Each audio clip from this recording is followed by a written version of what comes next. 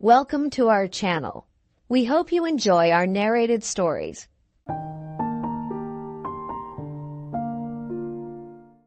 Book the First, Sewing. Chapter 1, The One Thing Needful. Now, what I want is facts. Teach these boys and girls nothing but facts. Facts alone are wanted in life, plant nothing else, and root out everything else. You can only form the minds of reasoning animals upon facts. Nothing else will ever be of service to them. This is the principle upon which I bring up my own children, and this is the principle upon which I bring up these children. Stick to facts, sir. The scene was a plain, bare, monotonous vault of a schoolroom, and the speaker's square forefinger emphasized his observations by underscoring every sentence with a line on the schoolmaster's sleeve. The emphasis was helped by the speaker's square wall of a forehead, which had his eyebrows for its base, while his eyes found commodious cellarage in two dark caves overshadowed by the wall. The emphasis was helped by the speaker's mouth, which was wide, thin, and hard-set. The emphasis was helped by the speaker's voice, which was inflexible, dry, and dictatorial. The emphasis was helped by the speaker's hair, which bristled on the skirts of his bald head, a plantation of furs to keep the wind from its shining surface, all covered with knobs like the crust of a plum pie, as if the head had scarcely warehouse room for the hard facts stored inside. The speaker's obstinate carriage, square coat, square legs, square shoulders, nay, his very neckcloth, trained to take him by the throat with an unaccommodating grasp, like a stubborn fact, as it was, all helped the emphasis. In this life we want nothing but facts, sir, nothing but facts. The speaker, and the schoolmaster, and the third grown person present all backed a little, and swept with their eyes the inclined plane of little vessels then and there arranged in order, ready to have imperial gallons of facts poured into them until they were full to the brim. Chapter 2, Murdering the Innocents. Thomas Gradgrind, sir. A man of realities, a man of facts and calculations, a man who proceeds upon the principle that 2 and 2 are 4 and nothing over, and who is not to be talked into allowing for anything over.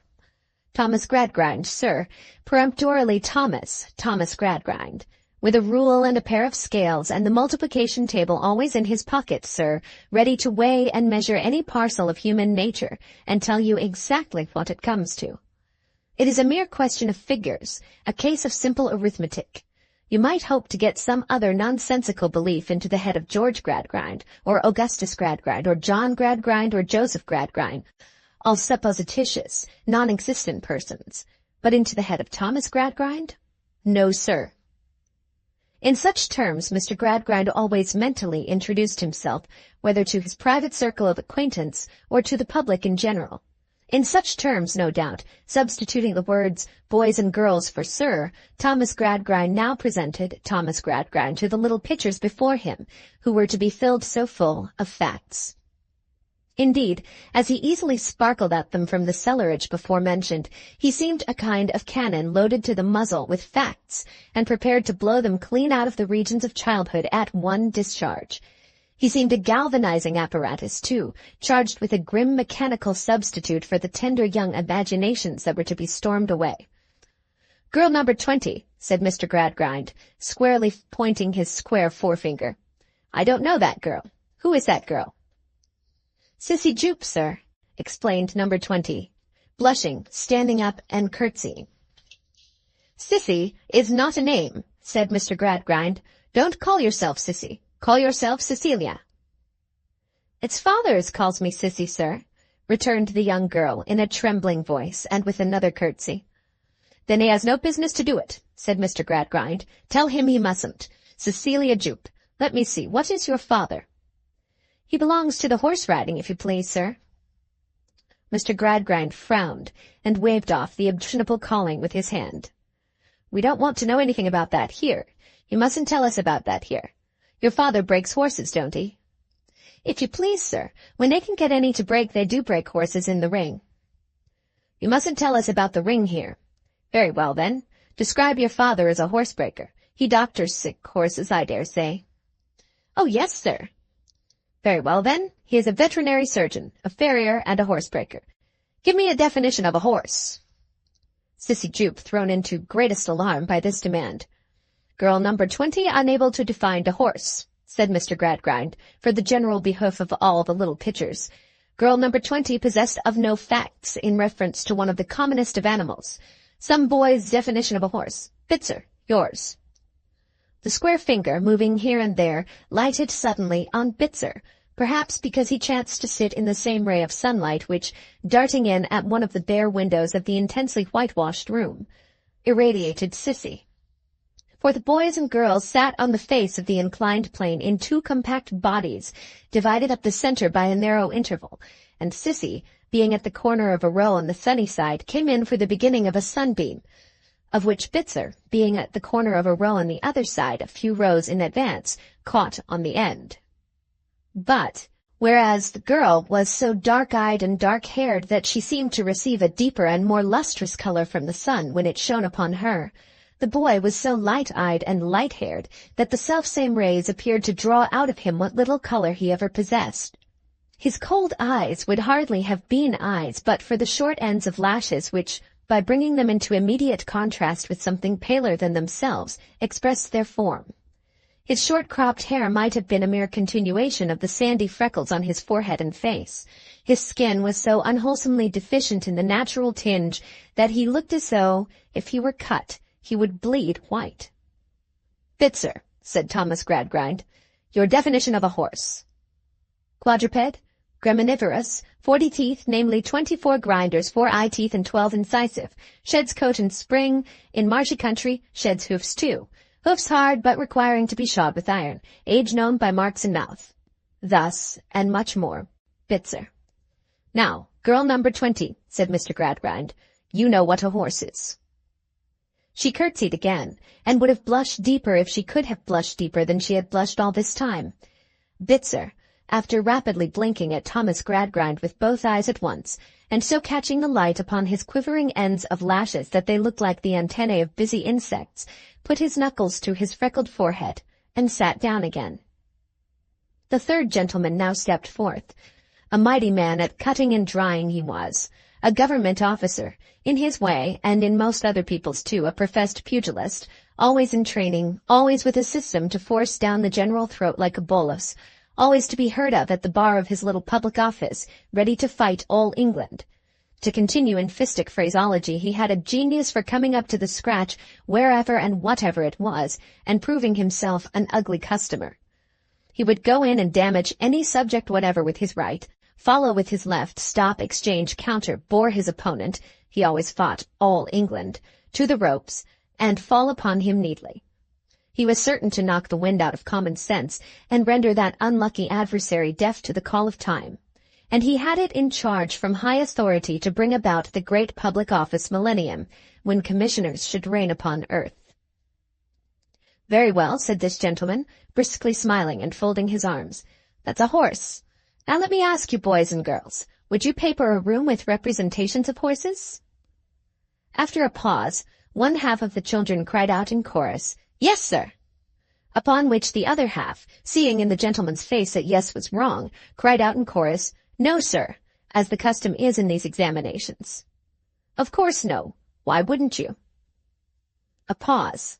One corpulent, slow boy with a wheezy manner of breathing ventured the answer, because he wouldn't paper a room at all but would paint it. You must paper it, said the gentleman rather warmly. You must paper it, said Thomas Gradgrind, whether you like it or not. Don't tell us you wouldn't paper it. What do you mean, boy? I'll explain to you then, said the gentleman, after another and dismal pause. Why wouldn't you paper a room with representations of horses? Do you ever see horses walking down the sides of rooms in reality? In fact, do you? Yes, sir, from one half. No, sir, from the other. Of course no, said the gentleman, with an indignant look at the wrong half. Why then, you are not to see anywhere what you don't see in fact. You are not to have anywhere what you don't have in fact. What is called taste is only another name for fact. Thomas Gradgrind nodded his approbation. This is a new principle, a discovery. A great discovery, said the gentleman. Now I'll try you again. Suppose you were going to carpet a room. Would you use a carpet having a representation of flowers upon it? There being a general conviction by this time that no, sir, was always the right answer to this gentleman, the chorus of no was very strong. Only a few feeble stragglers said yes, among them Sissy Jupe.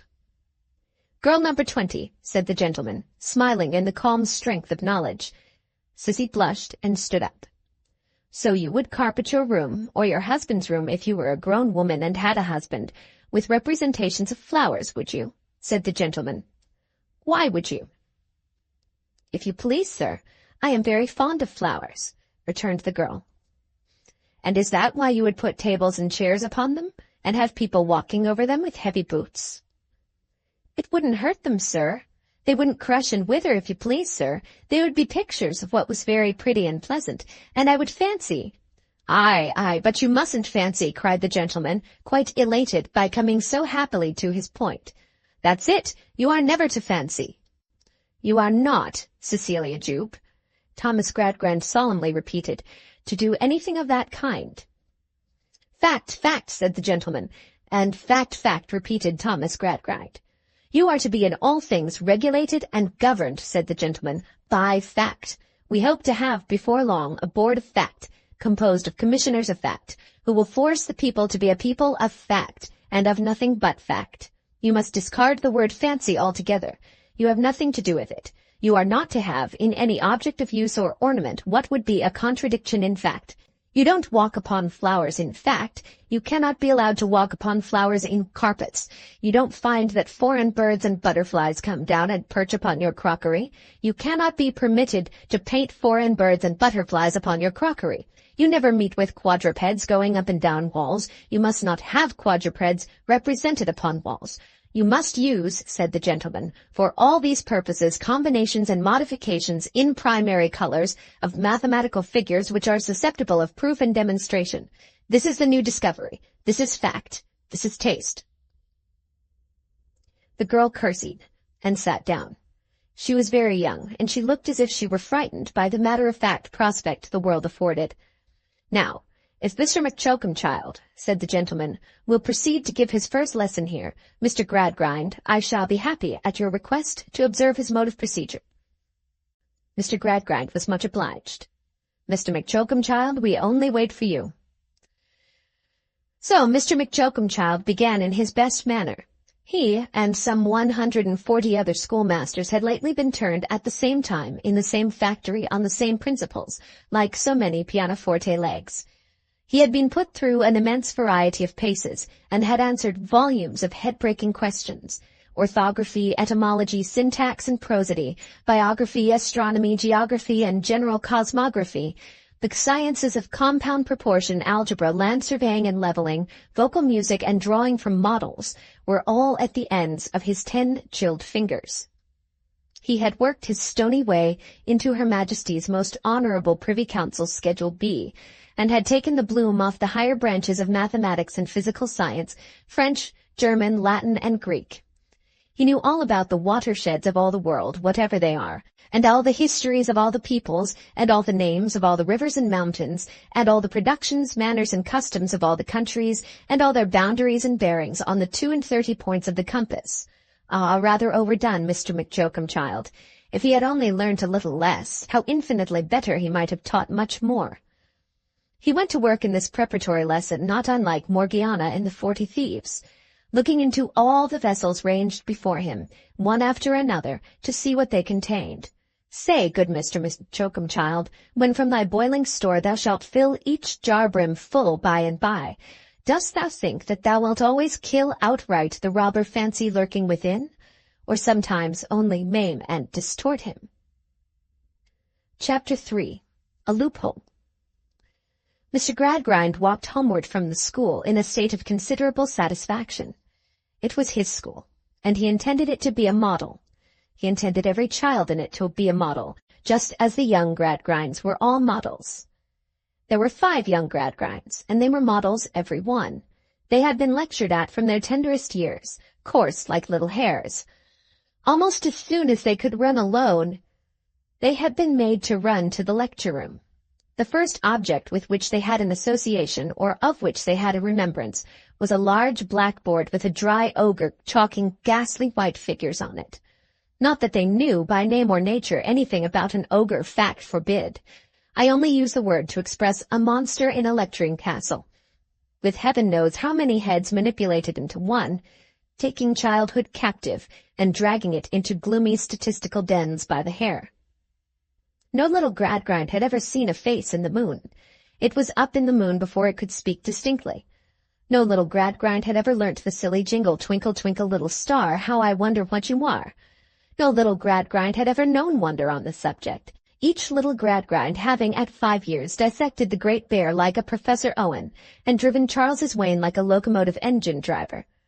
No little Gradgrind had ever associated a cow in a field with that famous cow with the crumpled horn who tossed the dog who worried the cat who killed the rat who ate the malt, or with that yet more famous cow who swallowed Tom Thumb.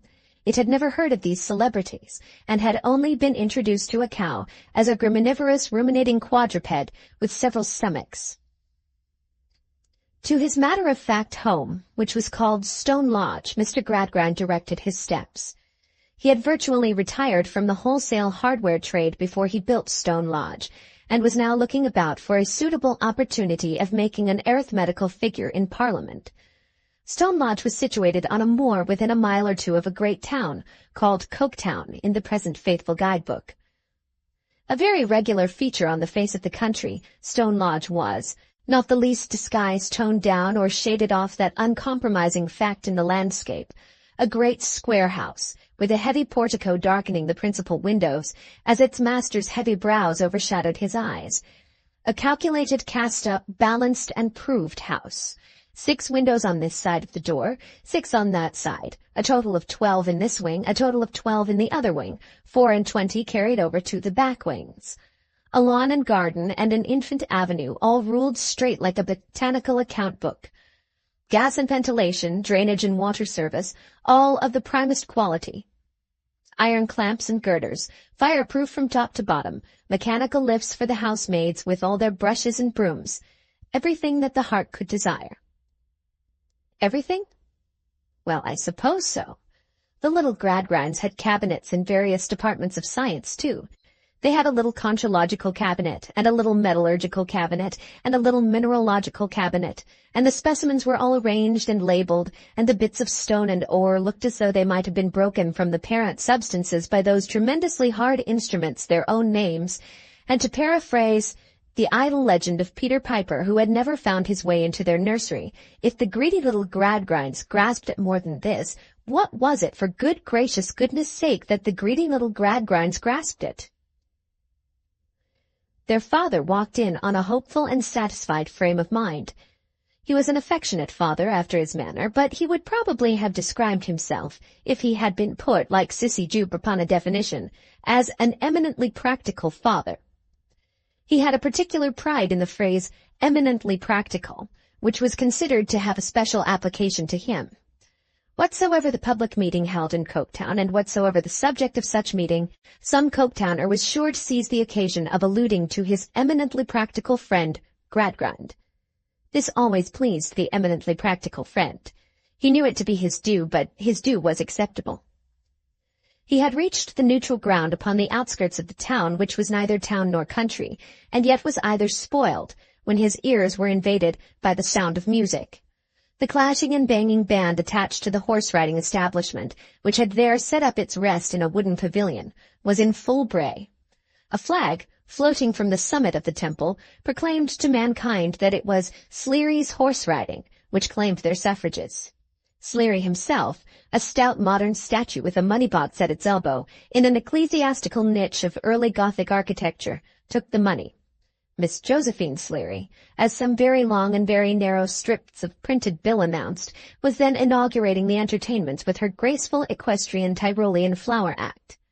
Among the other pleasing but always strictly moral wonders which must be seen to be believed, Signor Jupe was that afternoon to elucidate the diverting accomplishments of his highly trained performing dog Merrimus.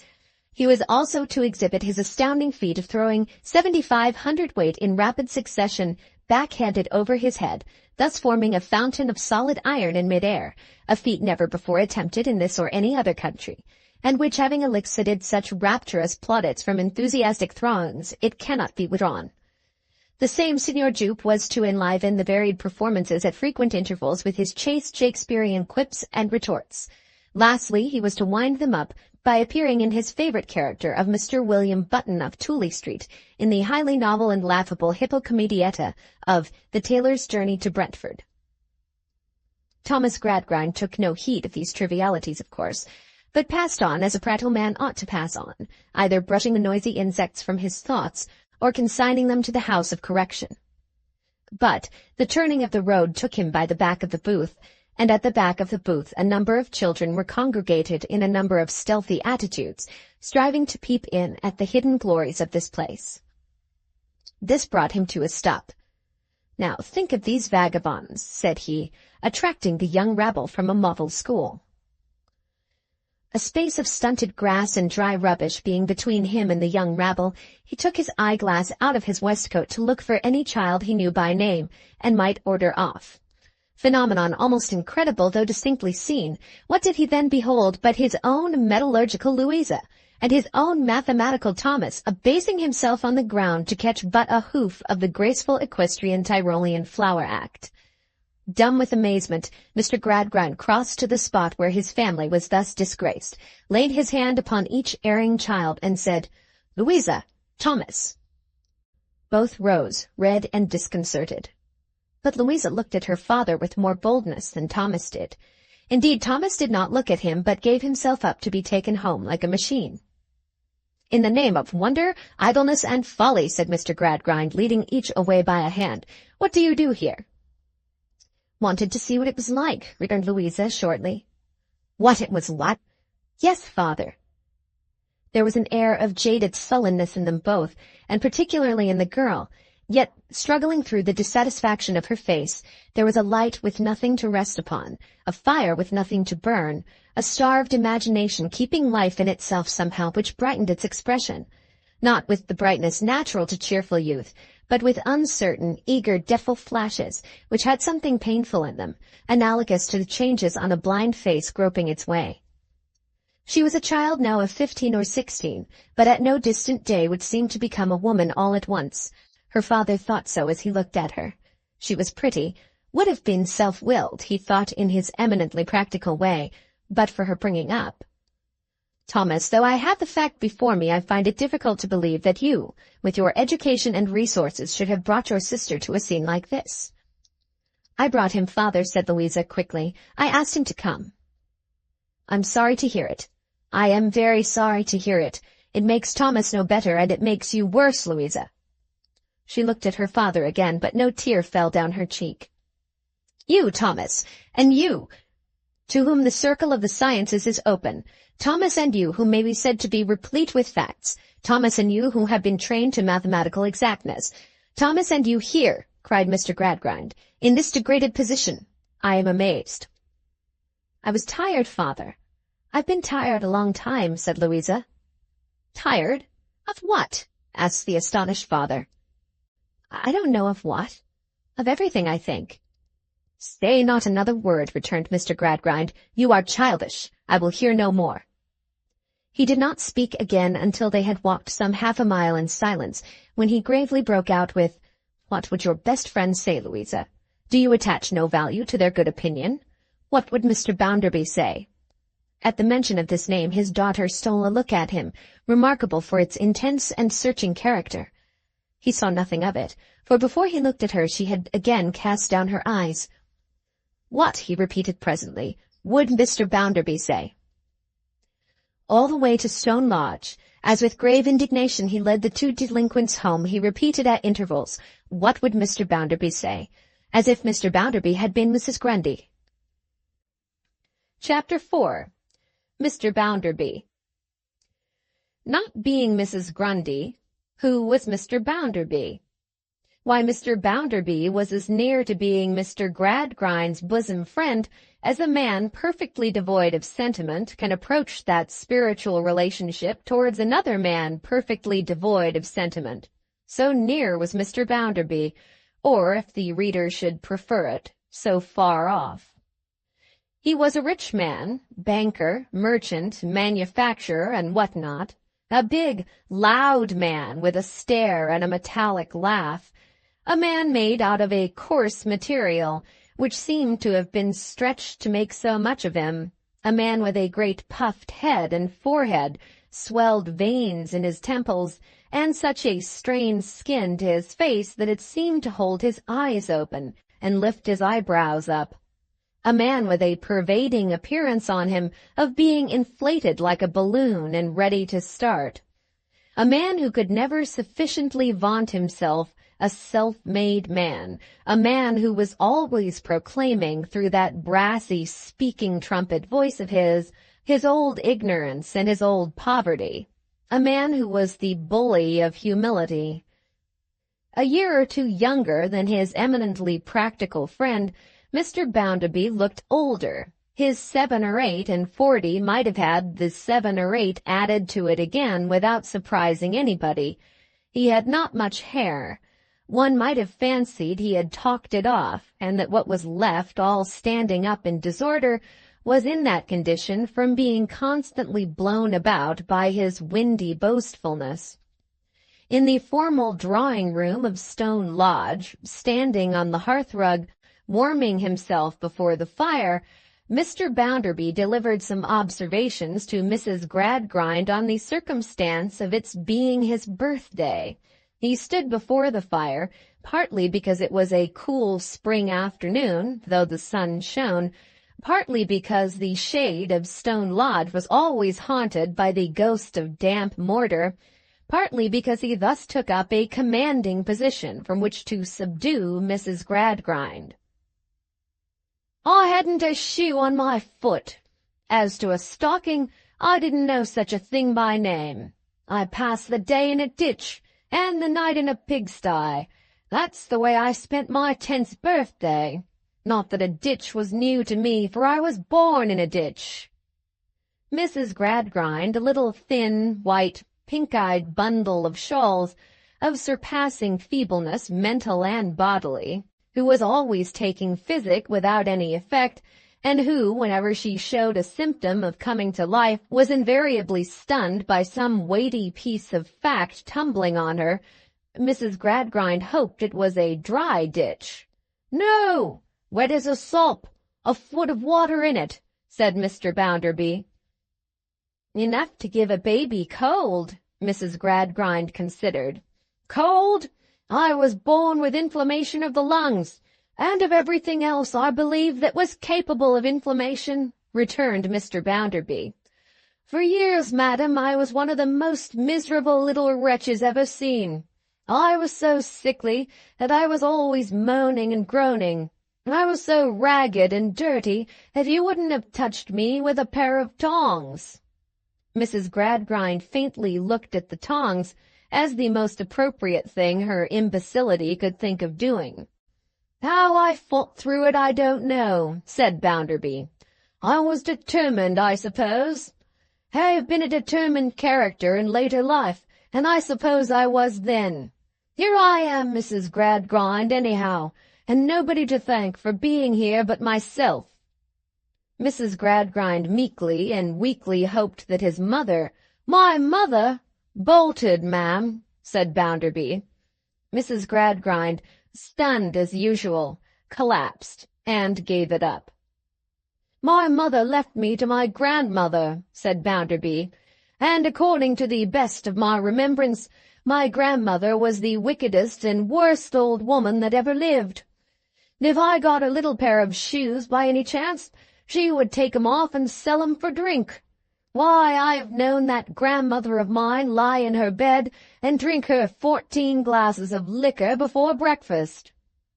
Mrs. Gradgrind, weakly smiling, and giving no other sign of vitality, looked, as she always did, like an indifferently executed transparency of a small female figure, without enough light behind it.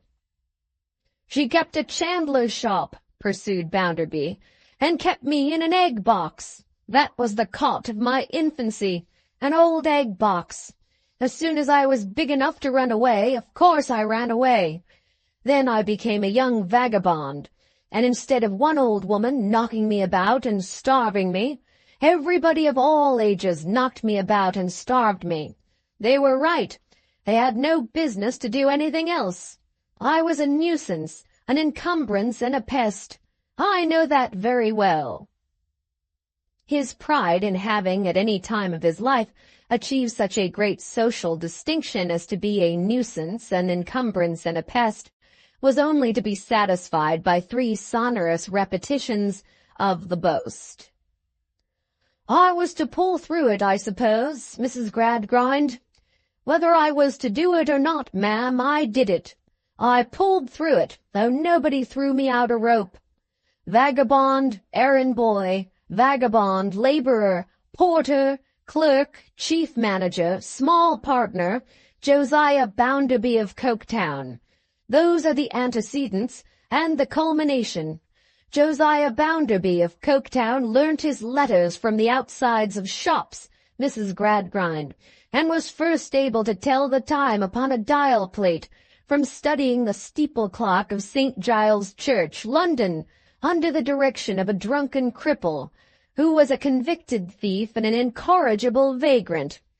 Tell Josiah Bounderby of Coketown of your district schools and your model schools and your training schools and your whole kettle of fish schools, and Josiah Bounderby of Coketown tells you plainly, all right, all correct, he hadn't such advantages, but let us have hard-headed, solid-fisted people. The education that made him won't do for everybody, he knows well. Such and such his education was, however, and you may force him to swallow boiling fat, but you shall never force him to suppress the facts of his life." Being heated when he arrived at this climax, Josiah Bounderby of Coketown stopped. He stopped just as his eminently practical friend, still accompanied by the 2 young culprits, entered the room. His eminently practical friend, on seeing him, stopped also and gave Louisa a reproachful look that plainly said, "Behold your Bounderby." "Well," blustered Mr. Bounderby, "what's the matter? What is young Thomas in the dumps about?" He spoke of young Thomas, but he looked at Louisa. "We were peeping at the circus," muttered Louisa haughtily, without lifting up her eyes, "and father caught us." "And Mrs. Gradgrind," said her husband in a lofty manner, "I should as soon have expected to find my children reading poetry." "Dear me," whimpered Mrs. Gradgrind. "How can you, Louisa and Thomas? I wonder at you. I declare you're enough to make one regret ever having had a family at all. I have a great mind to say I wish I hadn't. Then what would you have done, I should like to know?" Mr. Gradgrind did not seem favorably impressed by these cogent remarks. He frowned impatiently. "As if, with my head in its present throbbing state, you couldn't go and look at the shells and minerals and things provided for you, instead of circuses," said Mrs. Gradgrind. "You know as well as I do, no young people have circus masters or keep circuses in cabinets or attend lectures about circuses. What can you possibly want to know of circuses, then? I am sure you have enough to do if that's what you want. With my head in its present state, I couldn't remember the mere names of half the facts you have got to attend to." "That's the reason," pouted Louisa. "Don't tell me the reason, because it can't be nothing of the sort," said Mrs. Gradgrind. "Go and be something illogical directly." Mrs. Gradgrind was not a scientific character, and usually dismissed her children to their studies with this general injunction to choose their pursuit. In truth, Mrs. Gradgrind's stock of facts in general was woefully defective, but Mr. Gradgrind, in raising her to her high matrimonial position, had been influenced by 2 reasons. Firstly, she was most satisfactory as a question of figures, and secondly, she had no nonsense about her. By nonsense he meant fancy, and truly it is probable she was as free from any alloy of that nature as any human being not arrived at the perfection of an absolute idiot ever was. The simple circumstance of being left alone with her husband and Mr. Bounderby was sufficient to stun this admirable lady again without collision between herself and any other fact. So she once more died away, and nobody minded her. "Bounderby," said Mr. Gradgrind, drawing a chair to the fireside, "you are always so interested in my young people, particularly in Louisa, that I make no apology for saying to you I am very much vexed by this discovery. I have systematically devoted myself, as you know, to the education of the reason of my family. The reason is, as you know, the only faculty to which the education should be addressed. And yet, Bounderby, it would appear from this unexpected circumstance of today, though in itself a trifling one, as if something had crept into Thomas's and Louisa's minds, which is, or rather which is not, I do not know that I can express myself better than by saying, which has never been intended to be developed, and in which their reason has no part." "There certainly is no reason in looking with interest at a parcel of vagabonds," returned Bounderby. "When I was a vagabond myself, nobody looked with any interest at me, I know that." "Then comes the question," said the eminently practical father, with his eyes on the fire, "in what has this vulgar curiosity its rise?" "I'll tell you in what. In idle imagination." "I hope not," said the eminently practical. "I confess, however, that the misgiving has crossed me on my way home." "In idle imagination, Gradgrind," repeated Bounderby. "A very bad thing for anybody, but a cursed bad thing for a girl like Louisa. I should ask Mrs. Gradgrind's pardon for strong expressions, but that she knows very well I am not a refined character. Whoever expects refinement in me will be disappointed.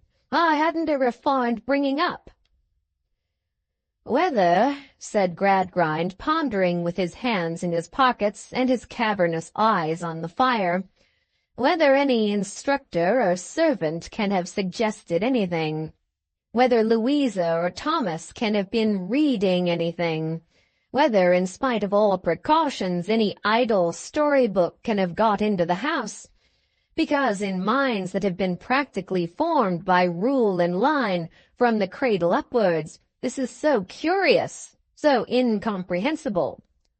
"Stop a bit," cried Bounderby, who all this time had been standing as before on the hearth, bursting at the very furniture of the room with explosive humility. "You have one of those strollers' children in the school."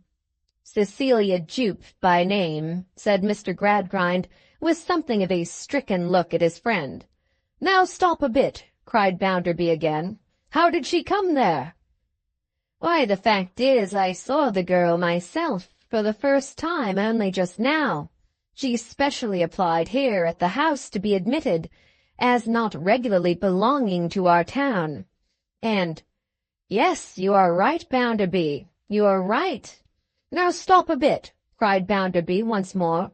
"Louisa saw her when she came?" "Louisa certainly did see her, for she mentioned the application to me. But Louisa saw her, I have no doubt, in Mrs. Gradgrind's presence." "Pray, Mrs. Gradgrind," said Bounderby, "what passed?" "Oh, my poor health," returned Mrs. Gradgrind. "The girl wanted to come to the school, and Mr. Gradgrind wanted girls to come to the school, and Louisa and Thomas both said that the girl wanted to come and that Mr. Gradgrind wanted girls to come, and how was it possible to contradict them when such was the fact?" "Now I tell you what, Gradgrind," said Mr. Bounderby, "turn this girl to the right about, and there's an end of it." "I am much of your opinion." "Do it at once," said Bounderby. "Has always been my motto from a child. When I thought I would run away from my egg-box and my grandmother, I did it at once. Do you the same. Do this at once." "Are you walking?" asked his friend. "I have the father's address. Perhaps he would not mind walking to town with me." "Not the least in the world," said Mr. Bounderby, "as long as you do it at once." So Mr. Bounderby threw on his hat. He always threw it on as expressing a man who had been far too busily employed in making himself to acquire any fashion of wearing his hat, and with his hands in his pockets, sauntered out into the hall. "I never wear gloves," it was his custom to say. "I didn't climb up the ladder in them. Shouldn't be so high up if I had." Being left to saunter in the hall a minute or two while Mr. Gradgrind went upstairs for the address, he opened the door of the children's study and looked into that serene floor-clothed apartment, which, notwithstanding its bookcases and its cabinets and its variety of learned and philosophical appliances, had much of the genial aspect of a room devoted to hair-cutting. Louisa languidly leaned upon the window looking out, without looking at anything, while young Thomas stood sniffing revengefully at the fire. Adam Smith and Malthus, two younger Gradgrinds, were out at lecture in custody, and little Jane, after manufacturing a good deal of moist pipe-clay on her face with slate pencil and tears, had fallen asleep over vulgar fractions. "It's all right now, Louisa. It's all right, young Thomas," said Mr. Bounderby. "You won't do so any more. I'll answer for its being all over with father. Well, Louisa, that's worth a kiss, isn't it?" "You can take one, Mr. Bounderby," returned Louisa, when she had coldly paused and slowly walked across the room and ungraciously raised her cheek towards him with her face turned away. "Always my pet, ain't you, Louisa?" said Mr. Bounderby. "Good-bye, Louisa." He went his way, but she stood on the same spot, rubbing the cheek he had kissed with her handkerchief until it was burning red. She was doing this 5 minutes afterwards. "What are you about, Lou?" her brother sulkily remonstrated. "You'll rub a hole in your face." "You may cut the piece out with your penknife if you like, Tom. I wouldn't cry." Chapter 5. The Keynote. Coketown, to which Messrs. Bounderby and Gradgrind now walked, was a triumph of fact. It had no greater taint of fancy in it than Mrs. Gradgrind herself. Let us strike the keynote, Coketown, before pursuing our tune. It was a town of red brick, or of brick that would have been red if the smoke and ashes had allowed it, but as matters stood, it was a town of unnatural red and black, like the painted face of a savage. It was a town of machinery and tall chimneys, out of which interminable serpents of smoke trailed themselves forever and ever, and never got uncoiled.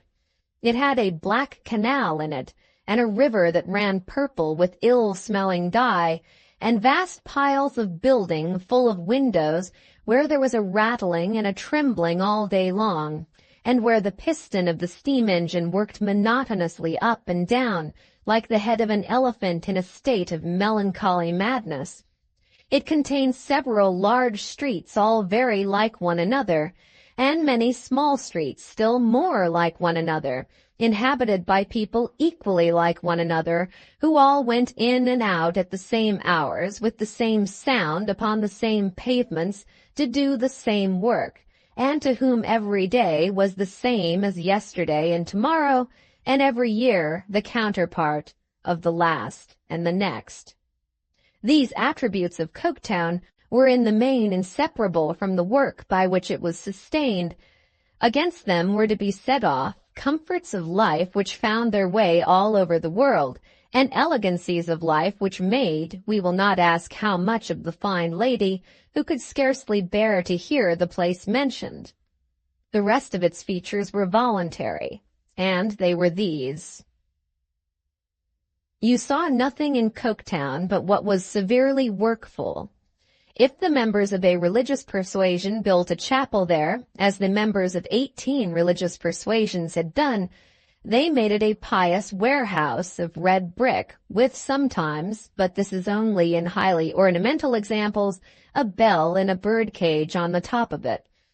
The solitary exception was the new church, a stuccoed edifice with a square steeple over the door, terminating in 4 short pinnacles like florid wooden legs. All the public inscriptions in the town were painted alike, in severe characters of black and white. The jail might have been the infirmary might have been the jail, the town hall might have been either or both or anything else, or anything that appeared to the contrary in the graces of their construction. Fact, fact, fact, everywhere in the material aspect of the town. Fact, fact, fact, everywhere in the immaterial.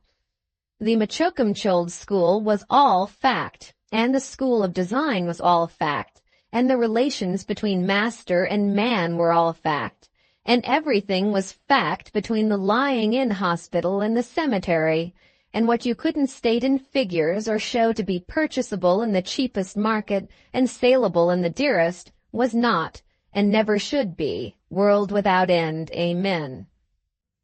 A town so sacred to fact and so triumphant in its assertion, of course got on well. Why, no, not quite well. No, dear me. No. Coketown did not come out of its own furnaces in all respects like gold that had stood the fire. First, the perplexing mystery of the place was, who belonged to the 18 denominations? Because whoever did, the laboring people did not. It was very strange to walk through the streets on a Sunday morning and note how few of them the barbarous jangling of bells that was driving the sick and nervous mad called away from their own quarter, from their own close rooms, from the corners of their own streets, where they lounged listlessly, gazing at all the church and chapel going, as at a thing with which they had no manner of concern. Nor was it merely the stranger who noticed this, because there was a native organization in Coketown itself whose members were to be heard of in the House of Commons every session, indignantly petitioning for acts of Parliament that should make these people religious by main force. Then came the Teetotal Society, who complained that these same people would get drunk, and showed in tabular statements that they did get drunk, and proved at tea parties that no inducement, human or divine, except a medal, would induce them to forego their custom of getting drunk. Then came the chemist and druggist with other tabular statements, showing that when they didn't get drunk they took opium. Then came the experienced chaplain of the jail, with more tabular statements, outdoing all the previous tabular statements and showing that the same people would resort to low haunts hidden from the public eye, where they heard low singing and saw low dancing and mayhap joined in it, and where A.B., aged 24 next birthday and committed for 18 months solitary, had himself said, not that he had ever shown himself particularly worthy of belief, his ruin began, as he was perfectly sure and confident that otherwise he would have been a tip-top moral specimen. Then came Mr. Gradgrind and Mr. Bounderby, the two gentlemen at this present moment walking through Coketown, and both eminently practical, who could on occasion furnish more tabular statements derived from their own personal experience and illustrated by cases they had known and seen, from which it clearly appeared, in short, it was the only clear thing in the case, that these same people were a bad lot altogether, gentlemen, that do what you would for them, they were never thankful for it, gentlemen, that they were restless, gentlemen, that they never knew what they wanted, that they lived upon the best and bought fresh butter and insisted on mocha coffee and rejected all but prime parts of meat, and yet were eternally dissatisfied and unmanageable. In short, it was the moral of the old nursery fable. There was an old woman, and what do you think? She lived upon nothing but victuals and drink. Victuals and drink were the whole of her diet, and yet this old woman would never be quiet.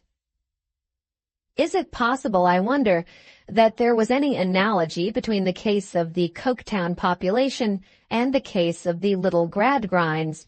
Surely none of us in our sober senses and acquainted with figures are to be told at this time of day that one of the foremost elements in the existence of the Coketown working people had been for scores of years deliberately set at naught. that there was any fancy in them demanding to be brought into healthy existence instead of struggling on in convulsions.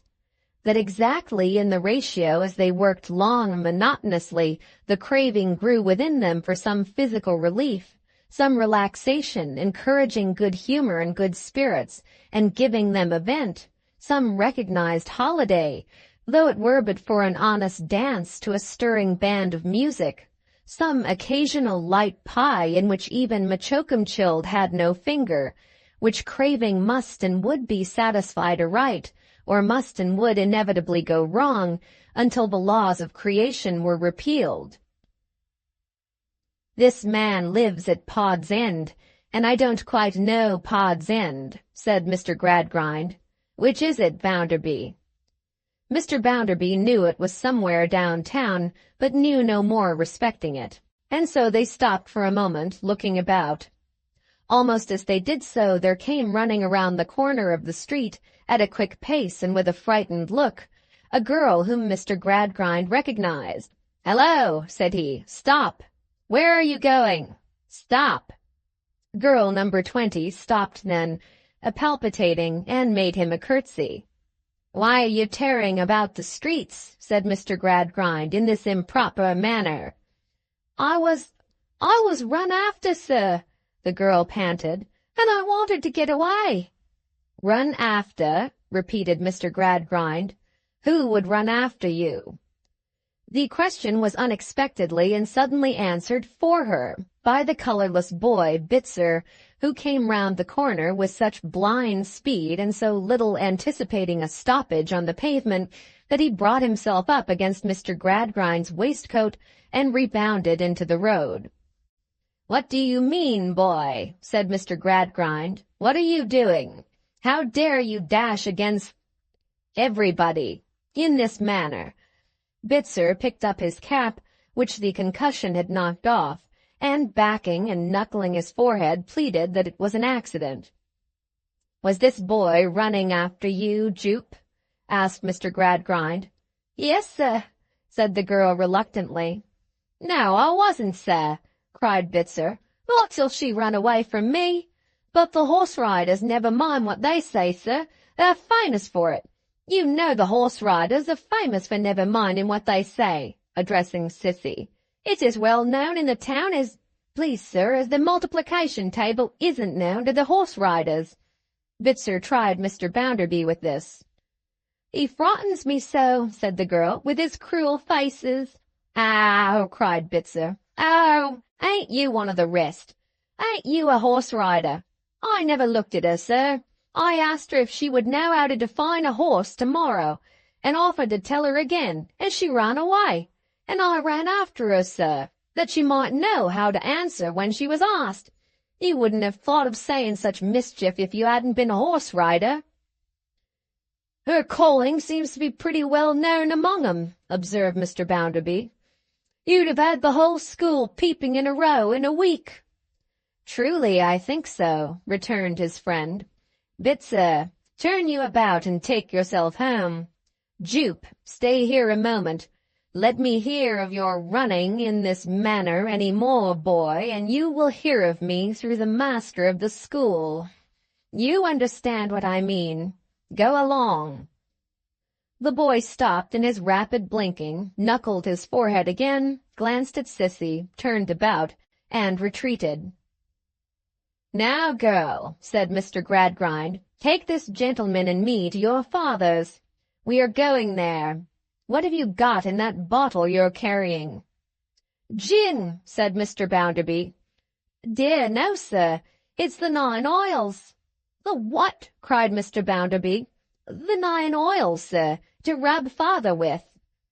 "Then," said Mr. Bounderby, with a short, loud laugh, "what in the devil do you rub your father with 9 oils for?" "It's what our people always use, sir, when they get any hurts in the ring," replied the girl, looking over her shoulder to assure herself that her pursuer was gone. "They bruise themselves very bad sometimes." "Serves 'em right," said Mr. Bounderby, "for being idle." She glanced up at his face with mingled astonishment and dread. "By George," said Mr. Bounderby, When I was 4 or 5 years younger than you, I had worse bruises upon me than 10 oils, 20 oils, 40 oils would have rubbed off. I didn't get 'em by posture-making, but by being banged about. There was no rope dancing for me. I danced on the bare ground and was larruped with the rope. Mr. Gradgrind, though hard enough, was by no means so rough a man as Mr. Bounderby. His character was not unkind, all things considered. It might have been a very kind one indeed if he had only made some round mistake in the arithmetic that balanced it years ago. He said, in what he meant for a reassuring tone as they turned down a narrow road, "And this is Pod's End, is it, Jupe?" "This it is, sir, and if you wouldn't mind, sir, this is the house." She stopped, at twilight, at the door of a mean little public-house with dim red lights in it, as haggard and as shabby as if, for want of custom, it had itself taken to drinking, and had gone the way all drunkards go, and was very near the end of it. "It's only crossing the bar, sir, and up the stairs, if you wouldn't mind, and waiting there for a moment till I get a candle. If you should hear a dog, sir, it's only Merrylegs, and he only barks." "Merrylegs and 9 oils, eh?" said Mr. Bounderby, entering last with his metallic laugh. "Pretty well this for a self-made man." Chapter 6. Sleary's Horsemanship. The name of the public-house was the Pegasus Arms. The Pegasus Legs might have been more to the purpose, but underneath the winged horse upon the sideboard, the Pegasus Arms was inscribed in Roman letters. Beneath that inscription again, in a flowing scroll, the painter had touched off the lines, "Good malt makes good beer, walk in and they'll draw it here. Good wine makes good brandy, give us a call and you'll find it handy." Framed and glazed upon the wall behind the dingy little bar was another Pegasus, a theatrical one, with real gauze let in for his wings, golden stars stuck on all over him, and his ethereal harness made of red silk. As it had grown too dusky without to see the sign, and as it had not grown light enough within to see the picture, Mr. Gradgrind and Mr. Bounderby received no offense from these idealities. They followed the girl up some steep corner stairs without meeting anyone, and stopped in the dark while she went on for a candle.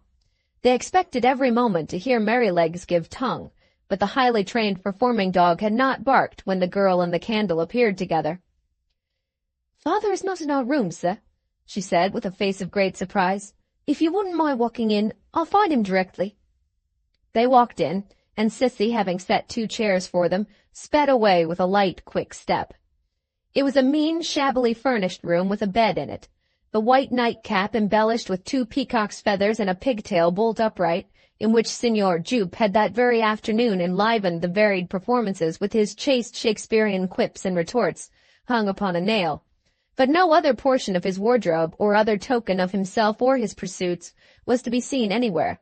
As to Merrylegs, that respectable ancestor of the highly trained animal who went aboard the Ark might have been accidentally shut out of it, for any sign of a dog that was manifest to eye or ear in the Pegasus Arms.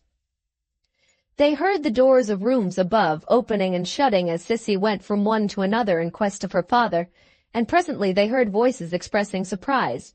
She came bounding down again in a great hurry, opened a battered and mangy old hair-trunk, found it empty, and looked round with her hands clasped and her face full of terror. "Father must have gone down to the booth, sir. I don't know why he should go there, but he must be there. I'll bring him in a minute." She was gone directly, without her bonnet, with her long, dark, childish hair streaming behind her. "What does she mean?" said Mr. Gradgrind. "Back in a minute. It's more than a mile off." Before Mr. Bounderby could reply, a young man appeared at the door, and introducing himself with the words, "By your leaves, gentlemen," walked in with his hands in his pockets. His face, close-shaven, thin, and sallow, was shaded by a great quantity of dark hair, brushed into a roll all round his head and parted up the center. His legs were very robust, but shorter than legs of good proportion should have been. His chest and back were as much too broad as his legs were too short. He was dressed in a Newmarket coat and tight-fitting trousers, wore a shawl round his neck, smelt of lamp oil, straw, orange peel, horse's provender, and sawdust, and looked a most remarkable sort of centaur, compounded of the stable and the playhouse. Where the one began and the other ended nobody could have told with any precision. This gentleman was mentioned in the bills of the day as Mr. E.W.B. Childers, so justly celebrated for his daring vaulting act as the wild huntsman of the North American prairies, in which popular performance a diminutive boy with an old face, who now accompanied him, assisted as his infant son, being carried upside down over his father's shoulder by one foot, and held by the crown of his head heels upwards in the palm of his father's hand, according to the violent paternal manner in which wild huntsmen may be observed to fondle their offspring. Made up with curls, wreaths, wings, white bismuth, and carmine, this hopeful young person soared into so pleasing a Cupid as to constitute the chief delight of the maternal part of the spectators. But in private, where his characteristics were a precocious cutaway coat and an extremely gruff voice, he became of the turfy. "By your leaves, gentlemen," said Mr. E.W.B. Childers, glancing round the room. "It was you, I believe, that were wishing to see Jupe." "It was," said Mr. Gradgrind. "His daughter is going to fetch him, but I can't wait. Therefore, if you please, I will leave a message for him with you." "You see, my friend," Mr. Bounderby put in, "we are the kind of people who know the value of time, and you are the kind of people who don't know the value of time." "I have not," retorted Mr. Childers, after surveying him from head to foot, "the honor of knowing you, but if you mean that you can make more money of your time than I can of mine, I should judge from your appearance that you're about right. And when you've made it, you can keep it too, I should think," said Cupid. "Kidderminster stow that," said Mr. Childers. Master Kidderminster was Cupid's mortal name. "What's he come here cheeking us for, then?" cried Master Kidderminster, showing a very irascible temperament. "If you want to cheek us, pay your ochre at the doors and take it out." "Kidderminster," said Mr. Childers, raising his voice. "Stow that." "Sir," to Mr. Gradgrind, "I was addressing myself to you. You may or you may not be aware, but perhaps you have not been much in the audience, that Jupe has missed his tip very often lately." "What has he missed?" asked Mr. Gradgrind, glancing at the potent Bounderby for assistance. "Missed his tip." "Offered at the Garters 4 times last night, and never done 'em once," said Master Kidderminster. "Missed his tip at the Banners, too, and was loose in his pony." "Didn't do what he ought to do, was short in his leaps and bad in his tumbling," Mr. Childers interpreted. "Oh," said Mr. Gradgrind, "that is tip, is it?" "In a general way, us missing his tip," Mr. E.W.B. Childers answered. "9 oils, merry legs, missing tips, garters, banners, and ponging, eh?" ejaculated Bounderby with his laugh of laughs. "Queer sort of company, too, for a man who's raised himself." "Lower yourself, then," retorted Cupid. "Oh, Lord, if you raise yourself so high as all that comes to, let yourself down a bit." "This is a very obtrusive lad," said Mr. Gradgrind, turning and knitting his brows on him. "We'd have had a young gentleman to meet you if we'd known you were coming," retorted Master Kidderminster, nothing abashed. "It's a pity you don't ever bespake being so particular. You're on the tight, Jeff, ain't you?"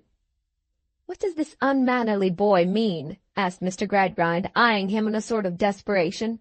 "By tight, Jeff?" "Now, get out," said Mr. Childers, thrusting his young friend from the room rather in the prairie manner. "Tight, Jeff, or slack, Jeff, it don't much signify. It's only tight rope and slack rope. You were going to give me a message for Jupe?" "Yes, I was." "Then," continued Mr. Childers quickly, "my opinion is he will never receive it. Do you know much of him?" "I never saw the man in my life." "I doubt if you ever will see him now. It's pretty plain to me he's off." "Do you mean that he has deserted his daughter?" "Aye, I mean," said Mr. Childers with a nod, "that he is cut. He was goose last night, he was goose the night before last, he was goose today. He's lately got in the way of always being goose, and he can't stand it." "Why has he been so very much goosed?" asked Mr. Gradgrind, forcing the word out of himself with great solemnity and reluctance. "His joints are turning stiff, and he's getting used up," said Childers. "He has his points as a cackler still, but he can't get a living out of him." "A cackler," Bounderby repeated. "Here we go again." "A speaker, if the gentleman likes it better," said Mr. E.W.B. Childers, superciliously throwing the interpretation over his shoulder and accompanying it with a shake of his long hair, which all shook at once. "Now, it's a remarkable fact, sir, that he cut that man deeper to know that his daughter knew of his being goose than to go through with it." "Good," interrupted Mr. Bounderby. "This is good, Gradgrind. A man so fond of his daughter that he runs away from her. This is devilish good. Ha, ha! Now I'll tell you what, young man, I haven't always occupied my present station in life. I know what these things are. You may be astonished to hear it, but my mother ran away from me." E.W.B. Childers replied pointedly that he was not at all astonished to hear it. "Very well," said Bounderby. "I was born in a ditch, and my mother ran away from me. Do I excuse her for it? No. Have I ever excused her for it? Not I. What do I call her for it? I call her probably the very worst woman that ever lived in the world, except my drunken grandmother. There's no family pride about me. There's no imaginative, sentimental humbug about me. I call a spade, and I call the mother of Josiah Bounderby of Coketown, without any fear or any favor, what I should call her if she had been the mother of Dick Jones of Wapping. So with this man. He's a runaway rogue and a vagabond. That's what he is in English." "It's all the same to me what he is or what he is not, whether in English or whether in French," retorted Mr. E.W.B. Childers, facing about.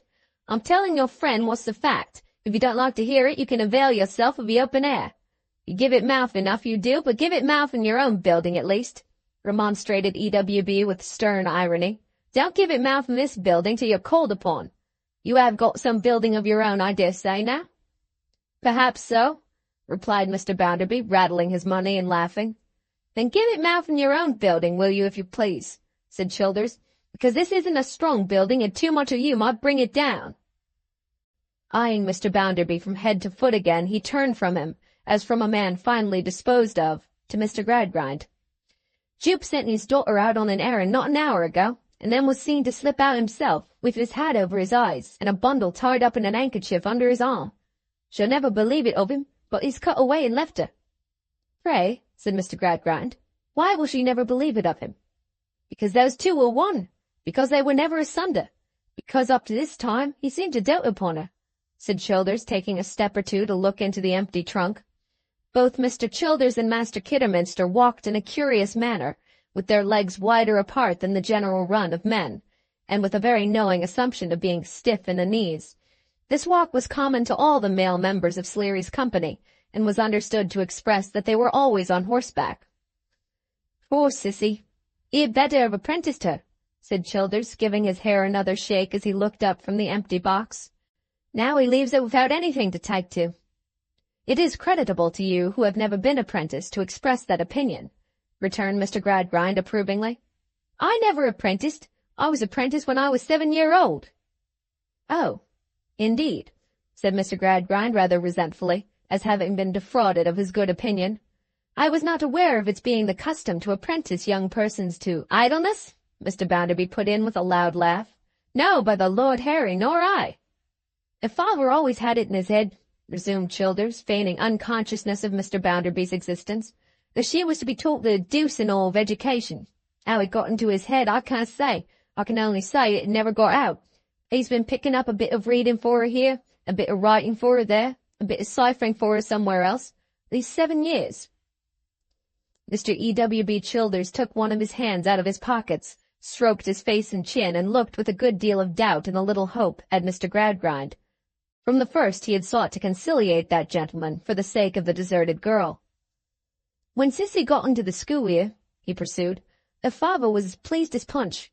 I couldn't altogether make out why myself, as we were not stationary here, being but comers and goers anywhere.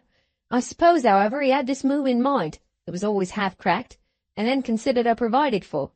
If you should happen to have looked in tonight for the purpose of telling him that you were going to do her any little service," said Mr. Childers, stroking his face again and repeating his look, "it will be very fortunate and well-timed, very fortunate and well-timed."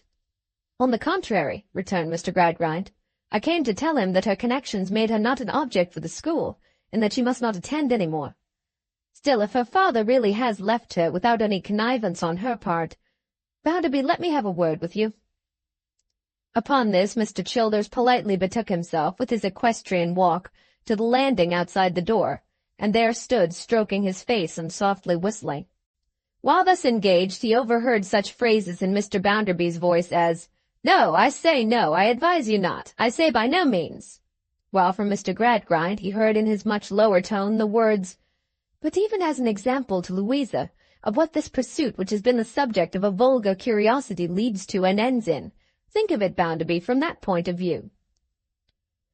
Meanwhile, the various members of Sleary's company gradually gathered together from the upper regions, where they were quartered, and from standing about talking in low voices to one another and to Mr. Childers, gradually insinuated themselves and him into the room.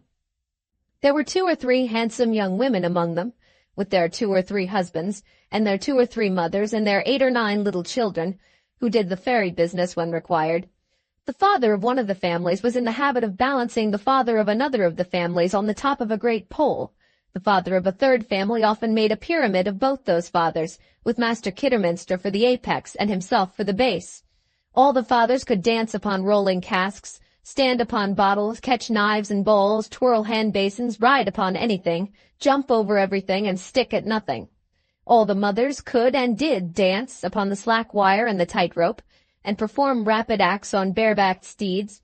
None of them were at all particular in respect of showing their legs, and one of them, alone in a Greek chariot, drove 6 in hand into every town they came to. They all assumed to be mighty rakish and knowing. They were not very tidy in their private dresses. They were not at all orderly in their domestic arrangements, and the combined literature of the whole company would have produced but a poor letter on any subject.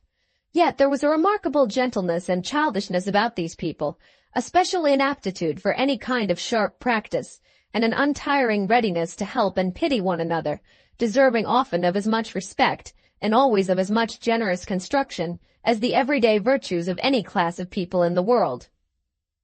Last of all appeared Mr. Sleary, a stout man, as already mentioned, with one fixed eye and one loose eye, a voice, if it can be called so, like the efforts of a broken old pair of bellows, a flabby surface, and a muddled head which was never sober and never drunk. "Squire," said Mr. Sleary, who was troubled with asthma, and whose breath came far too thick and heavy for the letter S. "Your servant. This is a bad piece of business, this is. You've heard of my clown and his dog being supposed to have morsed?" He addressed Mr. Gradgrind, who answered, "Yes." "Well, squire," he returned, taking off his hat and rubbing the lining with his pocket-handkerchief, which he kept inside for the purpose, "is it your intention to do anything for the poor girl, squire?" "I shall have something to propose to her when she comes back," said Mr. Gradgrind. "Glad to hear it, squire. Not that I want to get rid of the child, any more than I want to stand in her way. I'm willing to take a 'prentice, though at her age is late. My voice is a little husky, squire, and not easy heard by them as don't know me. But if you'd been chilled and heated and chilled and heated in the ring when you was young, as often as I have been, your voice wouldn't have lasted out, squire, no more than mine." "I dare say not," said Mr. Gradgrind. "What shall it be, squire, while you wait? Shall it be Sary? Give it a name, squire," said Mr. Sleary with hospitable ease. "Nothing for me, I thank you," said Mr. Gradgrind. "Don't say nothing, squire. What does your friend say? If you haven't taken your feed yet, have a glass of bitters." Here his daughter, Josephine, a pretty fair-haired girl of 18, who had been tied on a horse at 2 years old and had made a will at 12, which she always carried about her, expressive of her dying desire to be drawn to the grave by the 2 piebald ponies, cried, "Father, hush! She has come back." Then came Sissy Jupe, running into the room as she had run out of it, and when she saw them all assembled and saw their looks, and saw no father there, she broke into a most deplorable cry, and took refuge on the bosom of the most accomplished tightrope lady, herself in the family way, who knelt down on the floor to nurse her and to weep over her. "It's an eternal shame, upon my soul it is," said Sleary. "Oh, my dear father, my good, kind father, where are you gone? You are gone to try to do me some good, I know. You are gone away for my sake, I'm sure. And how miserable and helpless you'll be without me, poor, poor father, until you come back." It was so pathetic to hear her saying many things of this kind, with her face turned upward and her arms stretched out as if she were trying to stop his departing shadow and embrace it, that no one spoke a word until Mr. Bounderby, growing impatient, took the case in hand. "Now, good people all," said he, "this is wanton waste of time. Let the girl understand the fact. Let her take it from me, if you like, who have been run away from myself. Here, what's your name? Your father has absconded, deserted you, and you mustn't expect to see him again as long as you live." They cared so little for plain fact, these people, and were in that advanced state of degeneracy on the subject, that instead of being impressed by the speaker's strong common sense, they took it in extraordinary dudgeon. The men muttered, "Shame," and the women, "Brute," and Sleary in some haste communicated the following hint apart to Mr. Bounderby. I'll tell you what, Squire, to speak plain to you, my opinion is that you had better cut his thought and drop it. They're a very good-natured people, my people, but they're accustomed to being quick with their movements. And if you don't act upon my advice, I'm damned if I don't believe they'll piss you out of the winder. Mr. Bounderby being restrained by this mild suggestion, Mr. Gradgrind found an opening for his eminently practical exposition of the subject. It is of no moment, said he, whether this person is to be expected back at any time or the contrary. He's gone away, and there is no present expectation of his return. That, I believe, is agreed on all hands. That's agreed, Squire. Stick to that, from Sleary. Well then, I, who came here to inform the father of the poor girl, Jupe, that she could not be received in the school any more, in consequence of there being practical objections into which I need not enter, to the reception there of the children of persons so employed, am prepared in these altered circumstances to make a proposal. I am willing to take charge of you, Jupe, and to educate you and provide for you. The only condition, over and above your good behavior, I make is, that you decide now, at once, whether to accompany me or remain here. Also, that if you accompany me now, it is understood that you communicate no more with any of your friends who are here present. These observations comprise the whole of the case. At the same time, said Sleary, I must put in my word, Squire, so that both sides of the banner may be equally seen. If you like, Cecilia, to be prenticed, you know the nature of the work and you know your companions. Emma Gordon, in whose lap you're aligned at present, would be a mother to you, and Josephine would be a sister to you. I don't pretend to be of the angel breed myself, and I don't say but what when you missed your tip you'd find me cut up rough and swear an oath or two at you. But what I say, Squire, is that, good-tempered or bad-tempered, I never did a horse an injury yet, no more than swearing at him went, and that I don't expect I shall begin otherwise at my time of life, with a rider. I never was much of a cackler, Squire, but I have said my say. The latter part of the speech was addressed to Mr. Gradgrind, who received it with a grave inclination of his head, and then remarked, The only observation I will make to you, Jupe, in the way of influencing your decision, is that it is highly desirable to have a sound practical education, and that even your father himself, from what I understand, appears on your behalf to have known and felt that much. The last words had a visible effect upon her. She stopped in her wild crying, a little detached herself from Emma Gordon, and turned her face full upon her patron. The whole company perceived the force of the change, and drew a long breath together that plainly said, She will go. Be sure you know your own mind, Jupe, Mr. Gradgrind cautioned her. I say no more. Be sure you know your own mind. When father comes back, cried the girl, bursting into tears again after a minute's silence, how will he ever find me if I go away? You may be quite at ease, said Mr. Gradgrind calmly. He worked out the whole matter like a sum. You may be quite at ease, Jupe, on that score. In such a case your father, I apprehend, must find out Mr. Sleary. That's my name, Squire, not ashamed of it. Known all over England and all with paced way. Must find out Mr. Sleary, who would then let him know where you went. I should have no power of keeping you against his wish, and he would have no difficulty at any time in finding Mr. Thomas Gradgrind of Coketown. I am well known. Well known, assented Mr. Sleary, rolling his loose eye. You're one of the sort, Squire, that keep the precious sight of money out of the house. But never mind that at present. There was another silence, and then she exclaimed, sobbing with her hands before her face, Oh, give me my clothes, and let me go away before I break my heart. The women sadly bestirred themselves to get the clothes together. It was soon done, for they were not many, and to pack them in a basket which had often travelled with them. Sissy sat all the time upon the ground, still sobbing and covering her eyes. Mr. Gradgrind and his friend Bounderby stood near the door, ready to take her away. Mr. Sleary stood in the middle of the room with the male members of the company around him, exactly as he would have stood in the centre of the ring during his daughter Josephine's performance. He wanted nothing but his whip. The basket packed in silence, they brought her bonnet to her, and smoothed her disordered hair and put it on. Then they pressed about her and bent over her in very natural attitudes, kissing and embracing her, and brought the children to take leave of her, and were a tender-hearted, simple, foolish set of women altogether. Now, Jupe, said Mr. Gradgrind, if you are quite determined, come. But she had to take her farewell of the male part of the company yet, and every one of them had to unfold his arms, for they all assumed the professional attitude when they found themselves near Sleary, and give her a parting kiss, Master Kidderminster excepted, in whose young nature there was an original flavour of the misanthrope, who was also known to have harbored matrimonial views, and who moodily withdrew. Mr. Sleary was reserved until the last. Opening his arms wide, he took her by both hands, and would have sprung up and down after the riding-master manner of congratulating young ladies on their dismounting from a rapid act, but there was no rebound in Sissy, and she only stood before him, crying. "Good-bye, my dear," said Sleary.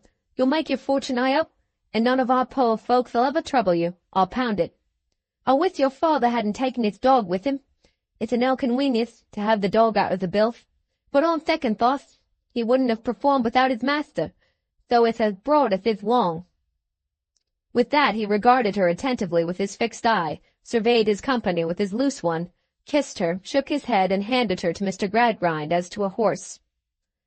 "There's he is, squire," he said, sweeping her with a professional glance as if she were being adjusted in her seat, "and so do you justice. Good-bye, Cecilia." "Good-bye, Cecilia. Good-bye, Sissy. God bless you, dear," in a variety of voices from all over the room. But the riding-master had observed the bottle of the 9 oils in her bosom, and he now interposed with, "Leave the bottle, my dear. It's large to carry. It will be of no use to you now. Give it to me." "No, no," she said in another burst of tears. "Oh, no. Pray let me keep it for father till he comes back.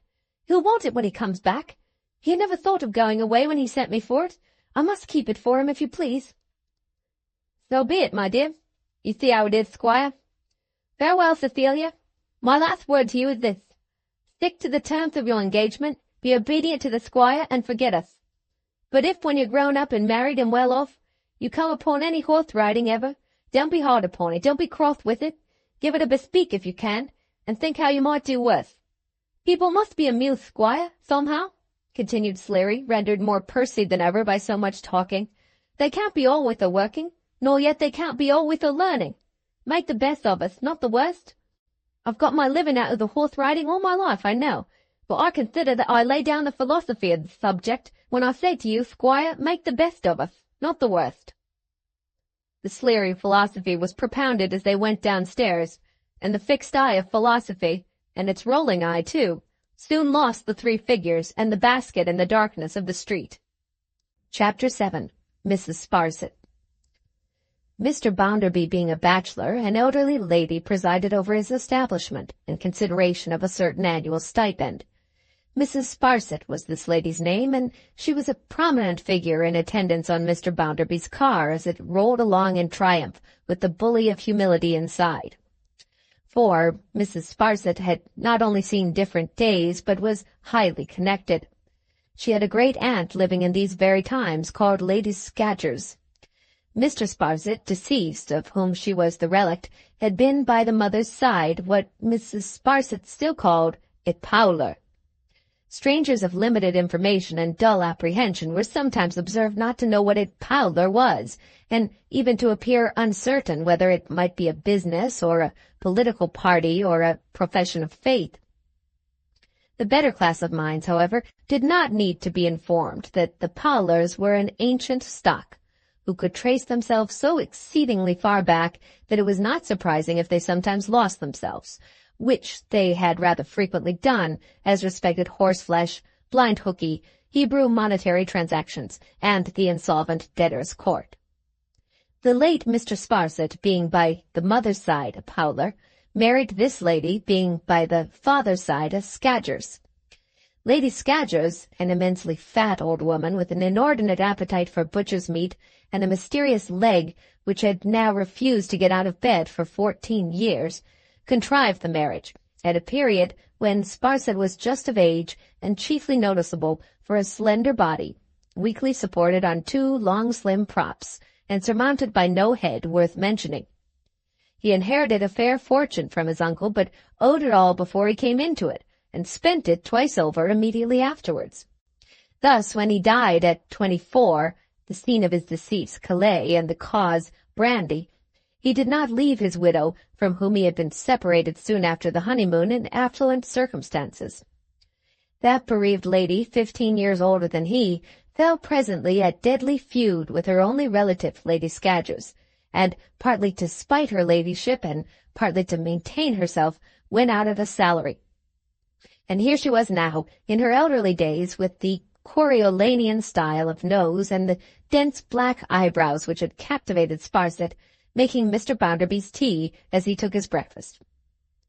If Bounderby had been a conqueror, and Mrs. Sparsit a captive princess whom he took about as a feature in his state processions, he could not have made a greater flourish with her than he habitually did.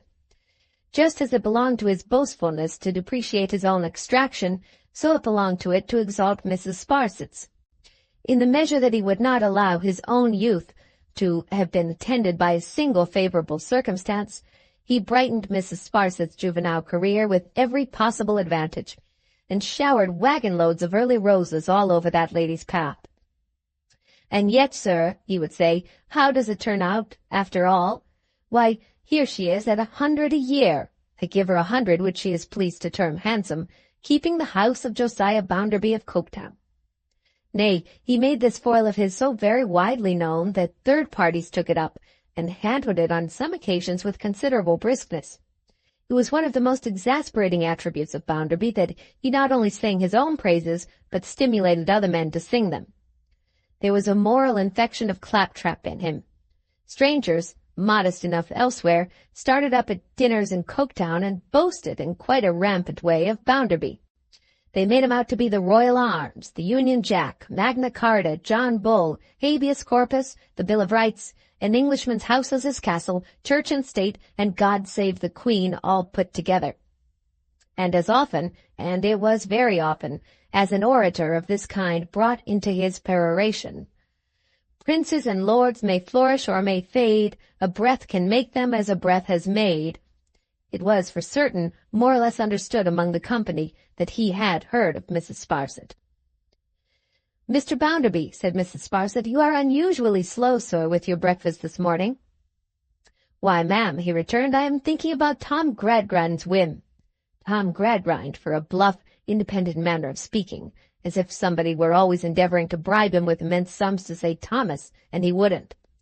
"Tom Gradgrind's whim, ma'am, of bringing up the tumbling girl."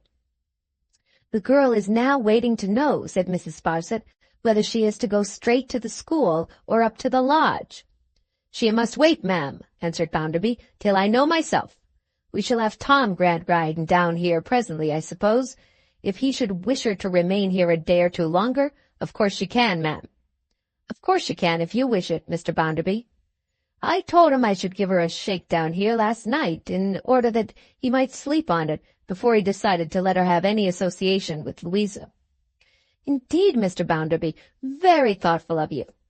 Mrs. Sparsit's Coriolanian nose underwent a slight expansion of the nostrils, and her black eyebrows contracted as she took a sip of tea. "It's tolerably clear to me," said Bounderby, "that the little puss can get small good out of such companionship." "Are you speaking of young Miss Gradgrind, Mr. Bounderby?" "Yes, ma'am, I'm speaking of Louisa."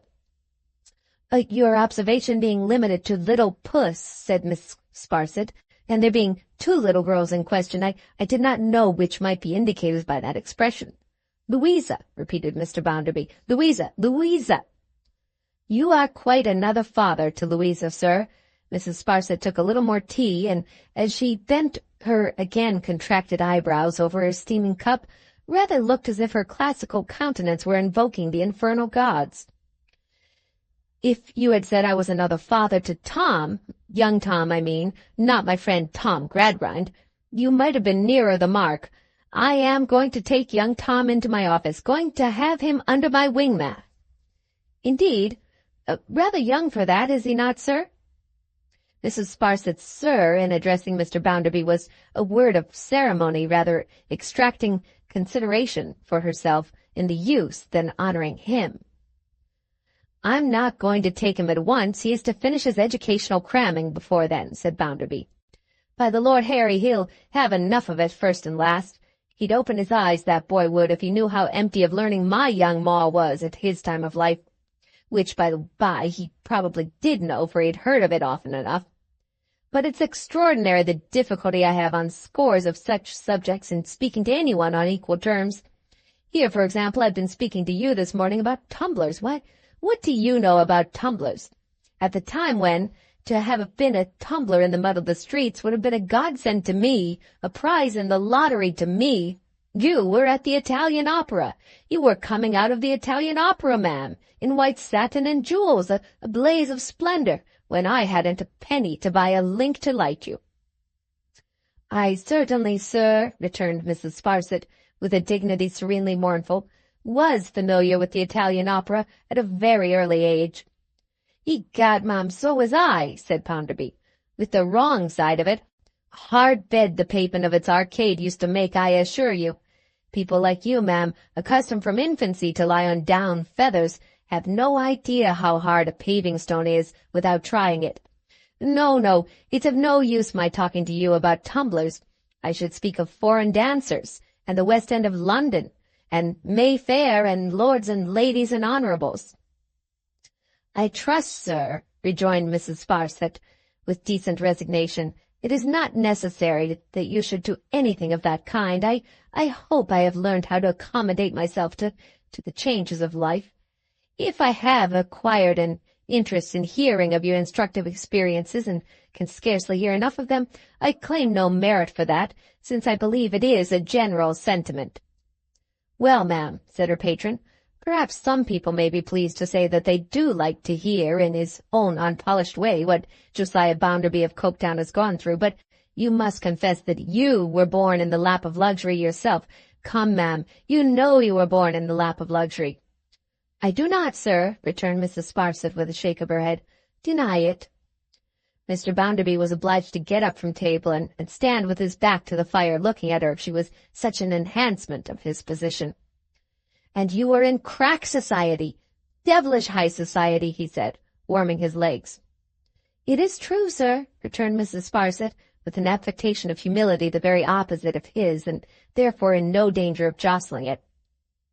"You were in the tip-top fashion, and all the rest of it," said Mr. Bounderby. "Yes, sir," returned Mrs. Sparsit, with a kind of social widowhood upon her. "It is unquestionably true."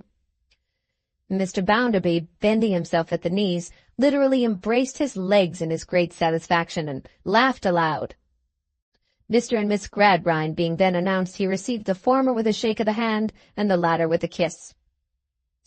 "Can Jupe be sent here, Bounderby?" asked Mr. Gradgrind. "Certainly." So Jupe was sent there. On coming in, she curtsied to Mr. Bounderby and to his friend Tom Gradgrind, and also to Louisa, but in her confusion unluckily omitted Mrs. Sparsit. Observing this, the blusterous Bounderby had the following remarks to make. "Now, I tell you what, my girl, the name of that lady by the teapot is Mrs. Sparsit. That lady acts as mistress of this house, and she is a highly connected lady. Consequently, if ever you come again into any room in this house, you will make a short stay in it, if you don't behave towards that lady in your most respectful manner. Now, I don't care a button what you do to me, because I don't affect to be anybody. So, far from having high connections, I have no connections at all, and I come of the scum of the earth, but towards that lady I do care what you do, and you shall do what is deferential and respectful, or you shall not come here." "I hope, Bounderby," said Mr. Gradgrind in a conciliatory voice, "that this was merely an oversight."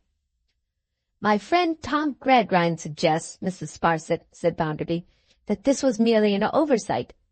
"Very likely. However, as you are aware, ma'am, I don't allow of even oversights towards you." "You are very good indeed, sir," returned Mrs. Sparsit, shaking her head with her state humility. "It is not worth speaking of."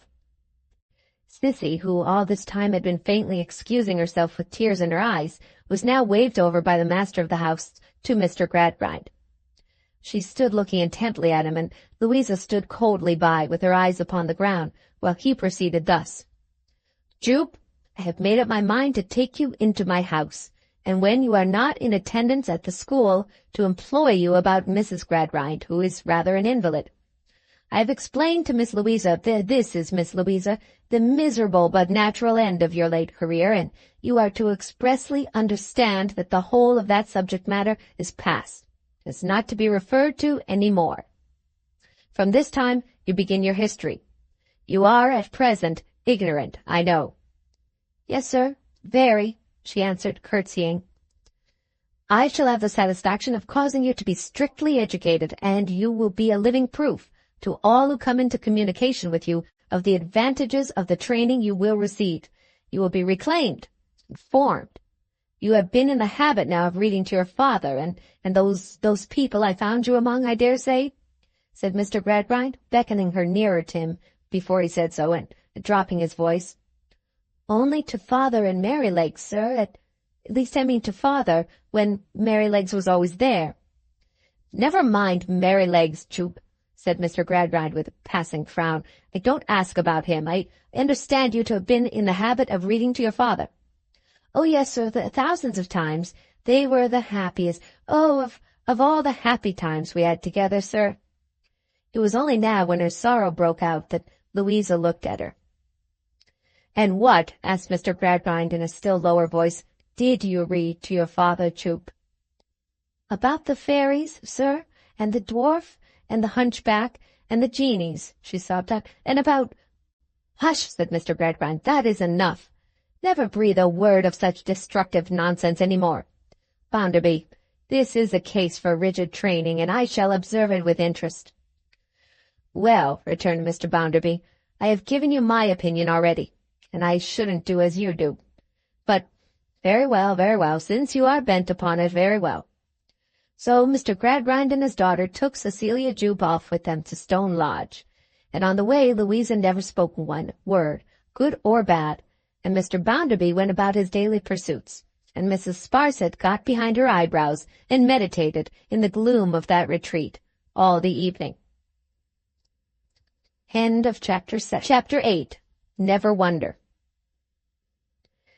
Let us strike the keynote again before pursuing the tune. When she was half a dozen years younger, Louisa had been overheard to begin a conversation with her brother one day by saying, "Tom, I wonder," upon which Mr. Gradgrind, who was the person overhearing, stepped forth into the light and said, "Louisa, never wonder."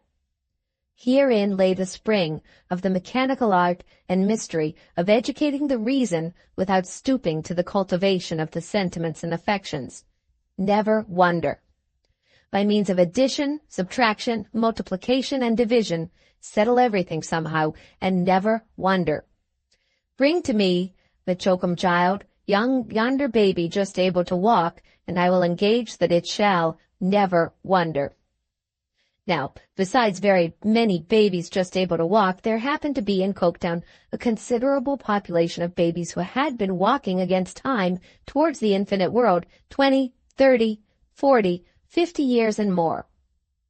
These portentous infants being alarming creatures to stalk about in any human society, the 18 denominations incessantly scratched one another's faces and pulled one another's hair by way of agreeing on the steps to be taken for their improvement, which they never did.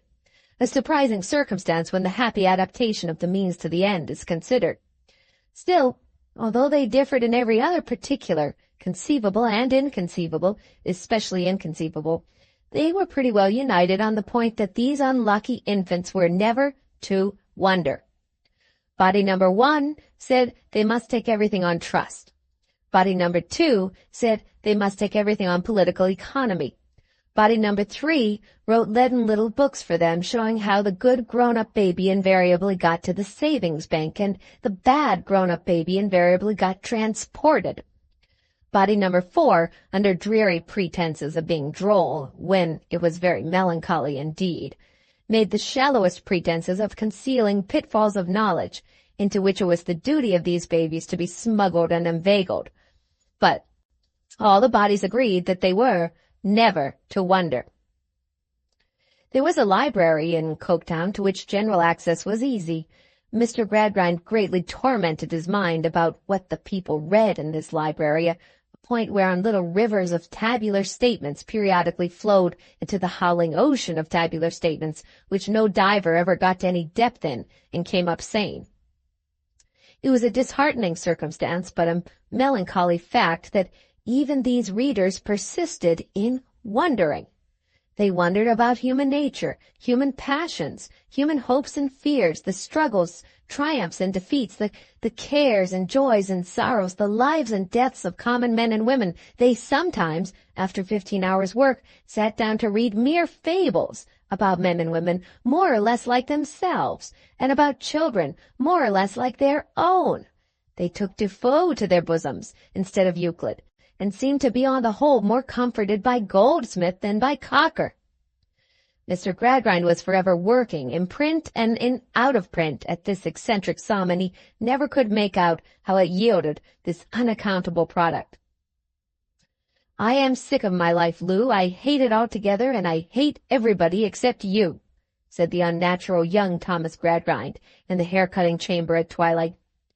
"You don't hate Sissy, Tom." "I hate to be obliged to call her Jupe, and she hates me," said Tom moodily. "No, she does not, Tom, I'm sure." "She must," said Tom. "She must just hate and detest the whole set out of us. They'll bother her head off, I think, before they have done with her. Already she's getting as pale as wax and as heavy as I am."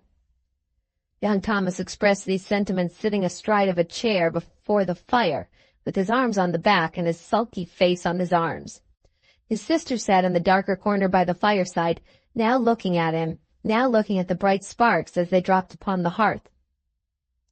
"As to me," said Tom, tumbling his hair all manner of ways with his sulky hands, "I am a donkey, that's what I am. I am as obstinate as one, I am more stupid than one, I get as much pleasure as one, and I should like to kick like one." "Not me, I hope, Tom." "No, Lou, I wouldn't hurt you.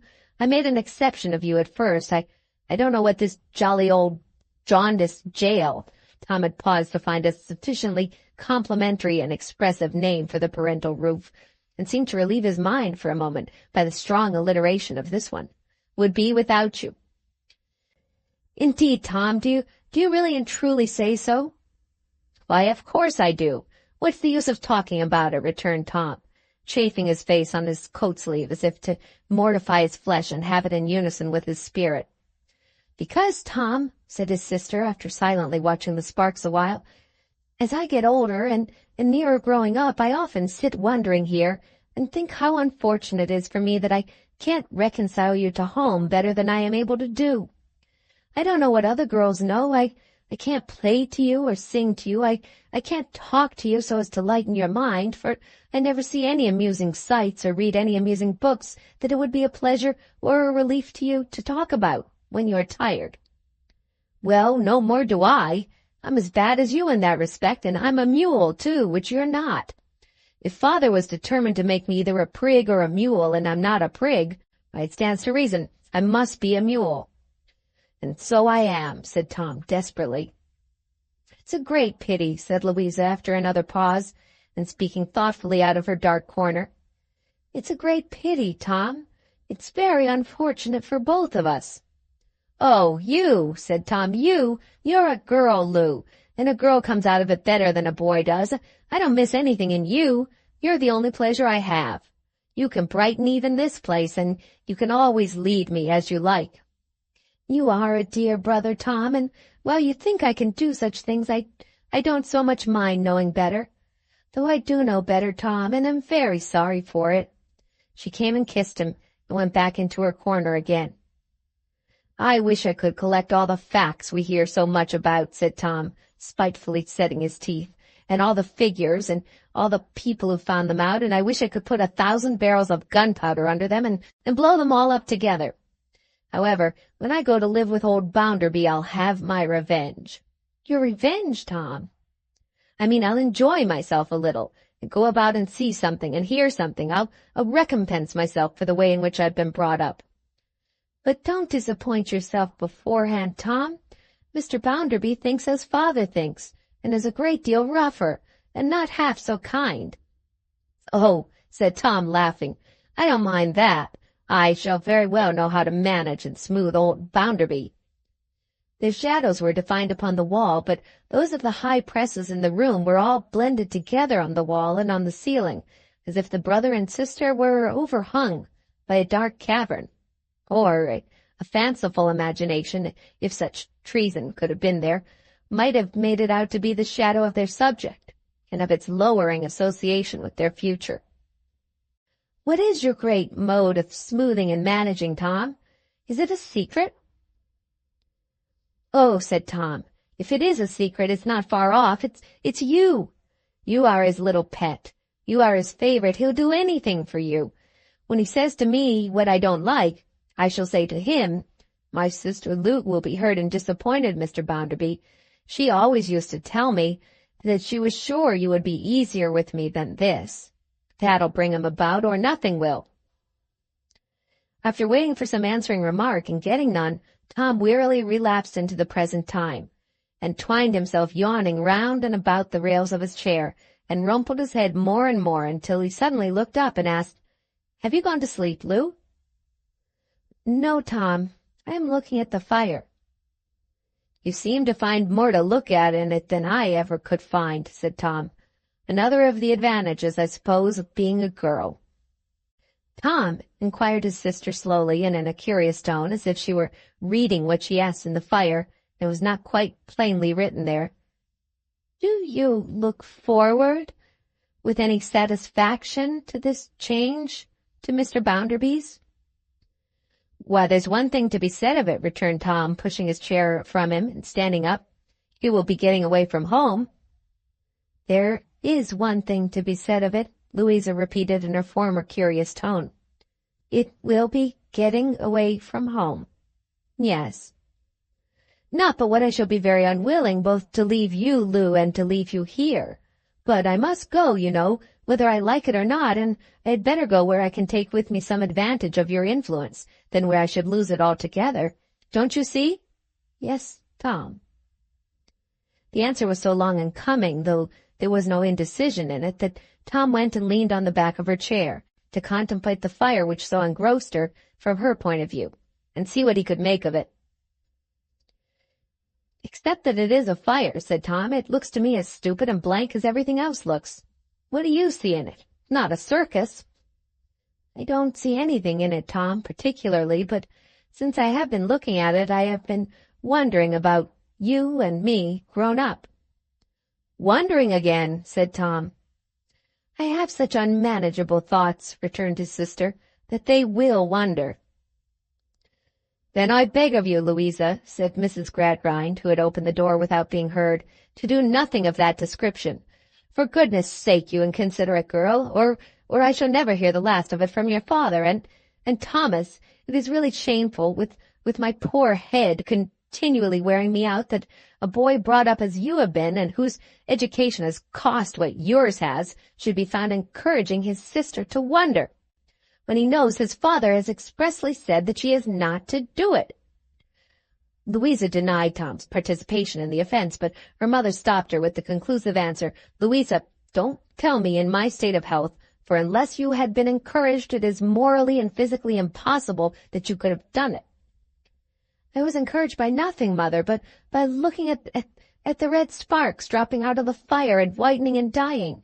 It made me think, after all, how short my life would be, and how little I could hope to do in it." "Nonsense," said Mrs. Gradgrind, rendered almost energetic. "Nonsense! Don't stand there and tell me such stuff, Louisa, to my face, when you know very well that if it was ever to reach your father's ears, I should never hear the last of it. After all the trouble that has been taken with you, after the lectures you have attended, and the experiments you have seen, after I have heard you myself, when the whole of my right side has been benumbed, going on with your master about combustion and calcination and calorification, and they say every kind of ation that could drive a poor invalid distracted, to hear you talking in this absurd way about sparks and ashes. I wish," whimpered Mrs. Gradgrind, taking a chair and discharging her strongest point before succumbing under these mere shadows of facts, "yes, I really do wish that I had never had a family, and then you would have known what it was to do without me." Chapter 9. Sissy's Progress. Sissy Jupe had not an easy time of it between Mr. M. Choakumchild and Mrs. Gradgrind, and was not without strong impulses in the first months of her probation to run away.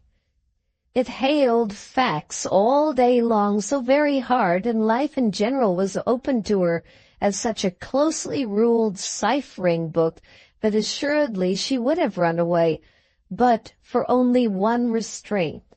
It is lamentable to think of, but this restraint was the result of no arithmetical process, was self-imposed in defiance of all calculation, and went dead against any table of probabilities that any actuary would have drawn up from the premises.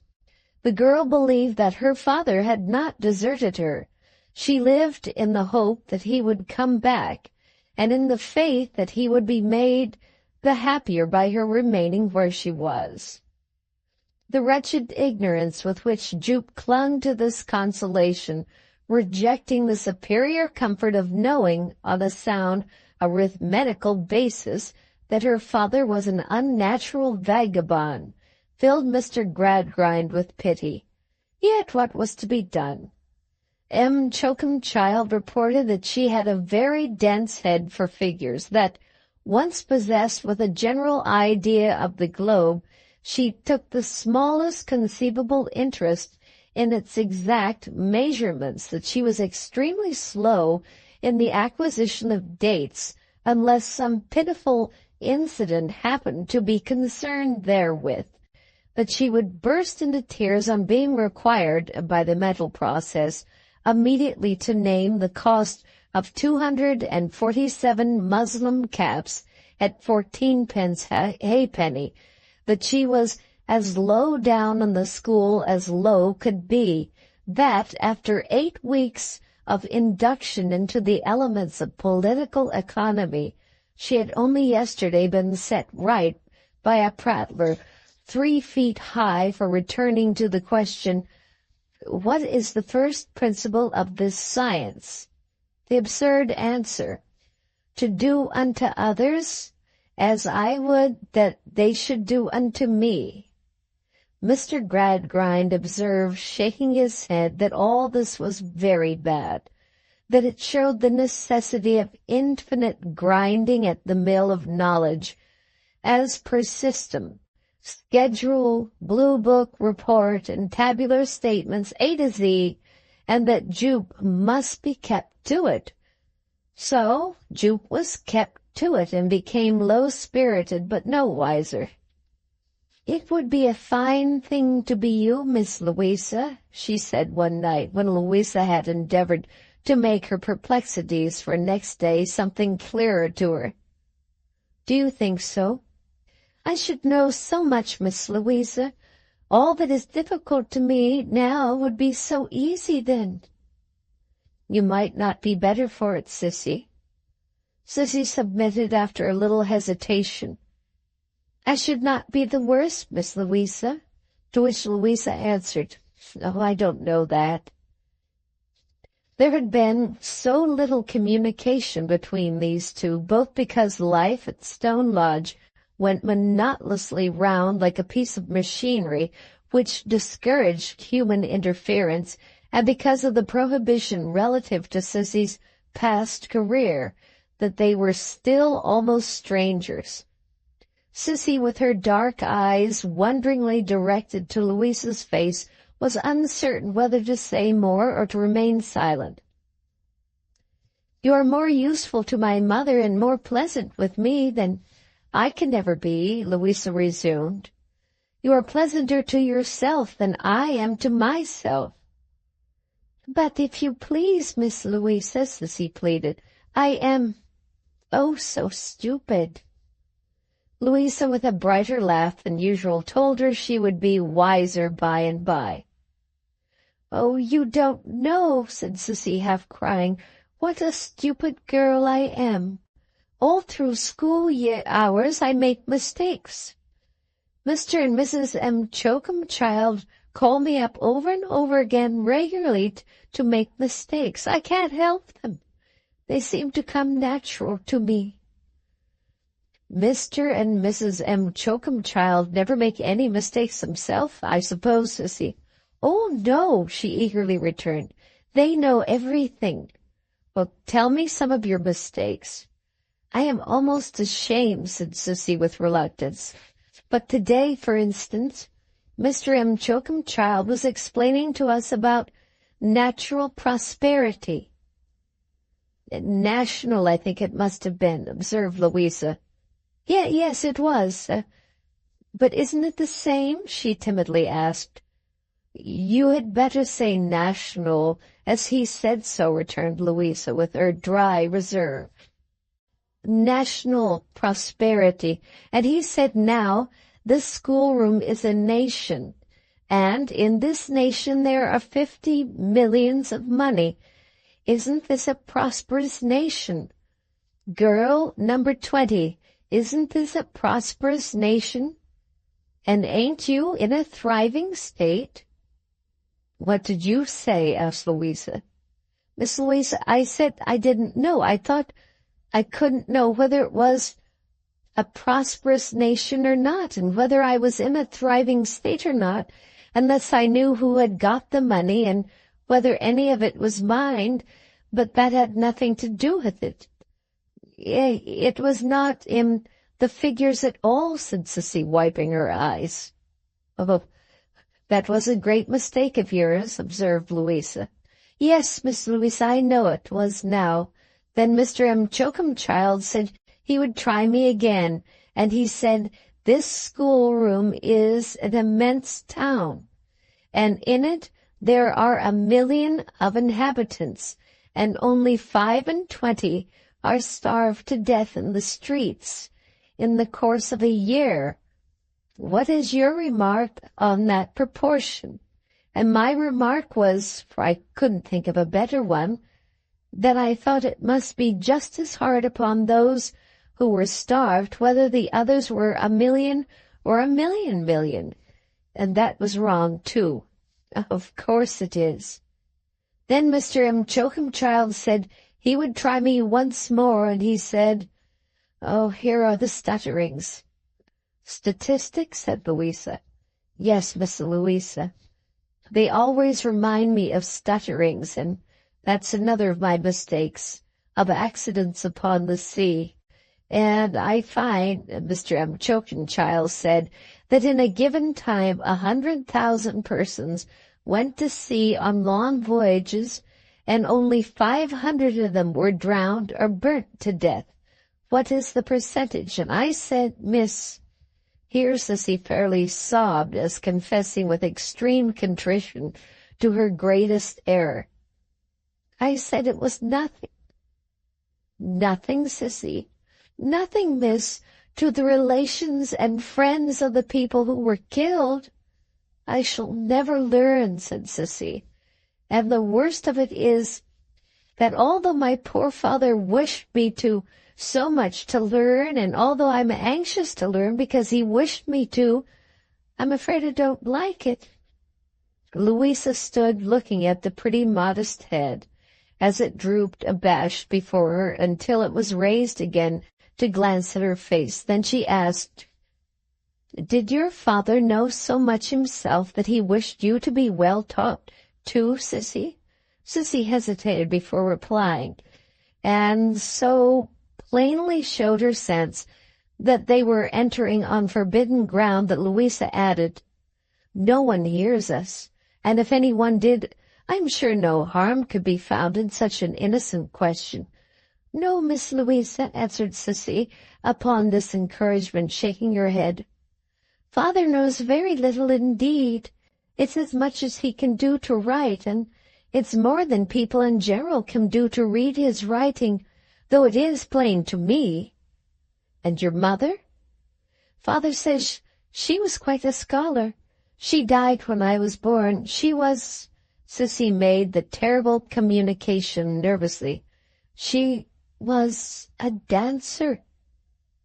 Did your father love her? Louisa asked these questions with a strong, wild, wandering interest peculiar to her, an interest gone astray like a banished creature and hiding in solitary places. Oh, yes, as dearly as he loves me. Father loved me first for her sake. He carried me about with him when I was quite a baby. We have never been asunder from that time. Yet he leaves you now, Sissy? Only for my good. Nobody understands him as I do. Nobody knows him as I do. When he left me for my good, he never would have left me for his own. I know he was almost broken-hearted with the trial. He will not be happy for a single minute till he comes back." "Tell me more about him," said Louisa. "I will never ask you again. Where did you live?" "Oh, we traveled about the country and had no fixed place to live in. Father's a—" Sissy whispered the awful word, "a clown." "To make the people laugh?" said Louisa with a nod of intelligence. "Yes, but they wouldn't laugh sometimes, and then father cried. Lately they very often wouldn't laugh, and he used to come home despairing. Father's not like most. Those who didn't know him as well as I do, and didn't love him as dearly as I do, might believe he was not quite right. Sometimes they played tricks upon him. They never knew how he felt them, and shrunk up when he was alone with me. He was far, far timider than they thought." "And you were his comfort through everything?" She nodded, with the tears rolling down her face. "I hope so. And father said I was. It was because he grew so scared and trembling, and because he felt himself to be a poor, weak, ignorant, helpless man. Those used to be his words, that he wanted me so much to know a great deal and be different from him. I used to read to him to cheer his courage, and he was very fond of that. They were wrong books. I am never to speak of them here, but we didn't know there was any harm in them." "And he liked them?" said Louisa, with her searching gaze on Sissy all the time. "Oh, very much. They kept him many times from what did him real harm, and often of a night he used to forget all his troubles, and wondering whether the Sultan would let the lady go on with the story, or would have her head cut off before it was finished." "And your father was always kind, to the last?" asked Louisa, contravening the great principle and wondering very much. "Always, always," returned Sissy, clasping her hands, "kinder than I can tell. He was angry only one night, and that was not to me, but Merrylegs, she whispered the awful fact, is his performing dog." "Why was he angry with the dog?" Louisa demanded. "Father, soon after they came home from performing, told Merrylegs to jump up on the backs of the 2 chairs and stand across them, which is one of his tricks. He looked at father and didn't do it at once. Everything of father's had gone wrong that night, and he hadn't pleased the public at all. He cried out that the very dog knew he was failing and had no compassion on him. Then he beat the dog, and I was frightened and said, 'Father, father, pray don't hurt the creature who is so fond of you. Oh, heaven forgive you, father, stop.' And he stopped, and the dog was bloody, and father lay down crying on the floor with the dog in his arms, and the dog licked his face." Louisa saw that she was sobbing, and going to her, kissed her, took her hand, and sat down beside her. "Finish by telling me how your father left you, Sissy. Now that I have asked you so much, tell me the end. The blame, if there is any blame, is mine, not yours." "My dear Miss Louisa," said Sissy, covering her eyes and sobbing yet, "I came home from school that afternoon and found poor father just come home too from the booth, and he sat rocking himself over the fire, as if he was in pain, and I said, 'Have you hurt yourself, father?' as he did sometimes, like they all did, and he said, 'A little, my darling.' And when I came to stoop down and look up at his face, I saw he was crying. The more I spoke to him, the more he hid his face, and at first he shook all over and said nothing but 'my darling' and 'my love.'" Here Tom came lounging in and stared at the two with a coolness not particularly savoring of interest in anything but himself, and not much of that at present. "I'm asking Sissy a few questions, Tom," observed his sister. You have no occasion to go away, but don't interrupt us for a moment, Tom, dear." "Oh, very well," returned Tom. "Only father has brought old Bounderby home, and I want you to come into the drawing-room, because if you come, there's a good chance old Bounderby's asking me to dinner, and if you don't, there's none. I'll come directly." "I'll wait for you," said Tom, "to make sure." Sissy resumed in a lower voice. "At last poor father said that he had given no satisfaction again, and never did give any satisfaction now, and that he was a shame and a disgrace, and I should have done better without him all along. I said all the affectionate things to him that came into my heart, and presently he was quiet, and I sat down by him and told him all about the school and everything that had been said and done there. When I had no more left to tell, he put his arms round my neck and kissed me a great many times.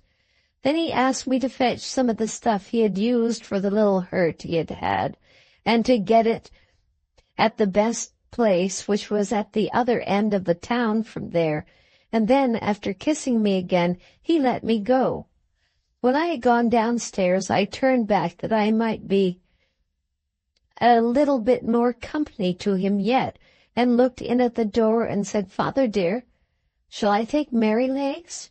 Father shook his head and said, 'No, Sissy, no. Take nothing that's known to be mine, my darling.' And I left him sitting by the fire. Then the thought must have come upon him, poor father, of going away to try something for my sake, for when I came back, he was gone. I say, look sharp for old Bounderby, Lou," Tom remonstrated. "There's nothing more to tell, Miss Louisa. I kept the 9 oils ready for him, and I know he will come back. Every letter that I see in Mr. Gradgrind's hands takes my breath away and blinds my eyes, for I think it comes from father, or from Mr. Sleary about father. Mr. Sleary promised to write as soon as ever father should be heard of, and I trust him to keep his word."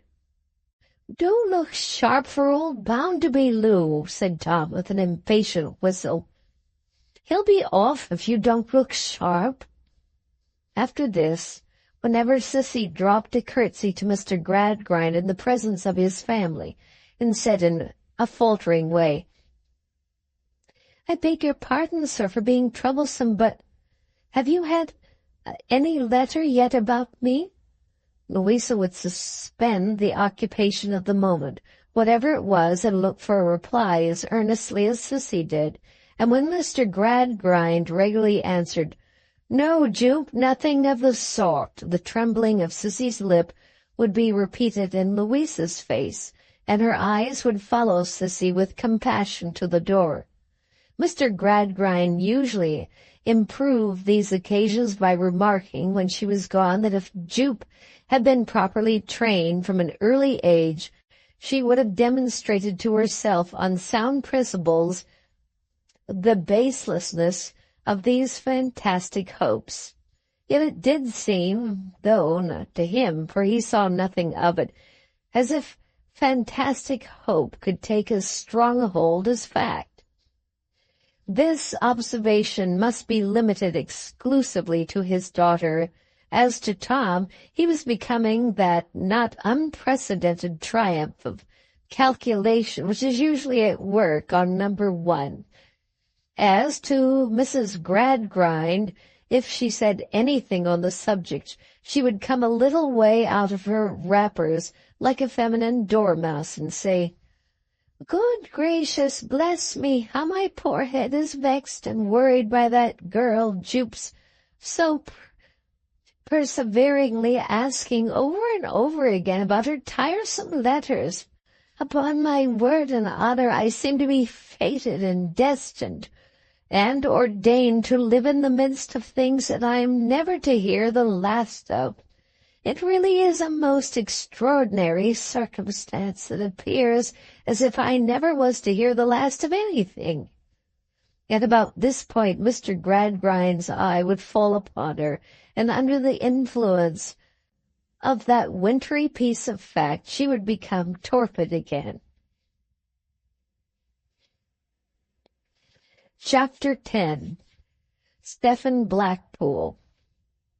I entertain a weak idea that the English people are as hard-worked as any people upon whom the sun shines.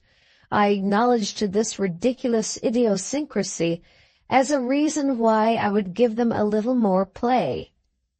In the hardest working part of Coketown, in the innermost fortifications of that ugly citadel where nature was as strongly bricked out as killing airs and gases were bricked in, at the heart of that labyrinth of narrow courts upon courts and close streets upon streets which had come into existence piecemeal, every piece in a violent hurry for some one man's purpose, and the whole an unnatural family, shouldering and trampling and pressing one another to death. In that last close nook of this great exhausted receiver, where the chimneys, for want of air to make a draught, were built in an immense variety of stunted and crooked shapes, as though every house put out a sign of the kind of people who might be expected to be born in it, among the multitude of Coketown, generically called the Hands, a race who would have found more favor with some people if Providence had seen fit to make them only hands, or, like the lower creatures of the seashore, only hands and stomachs, lived a certain Stephen Blackpool, 40 years of age. Stephen looked older, but he had had a hard life. It is said that every life has its roses and thorns. There seemed, however, to have been a misadventure or mistake in Stephen's case, whereby somebody else had become possessed of his roses, and he had become possessed of that same somebody else's thorns in addition to his own.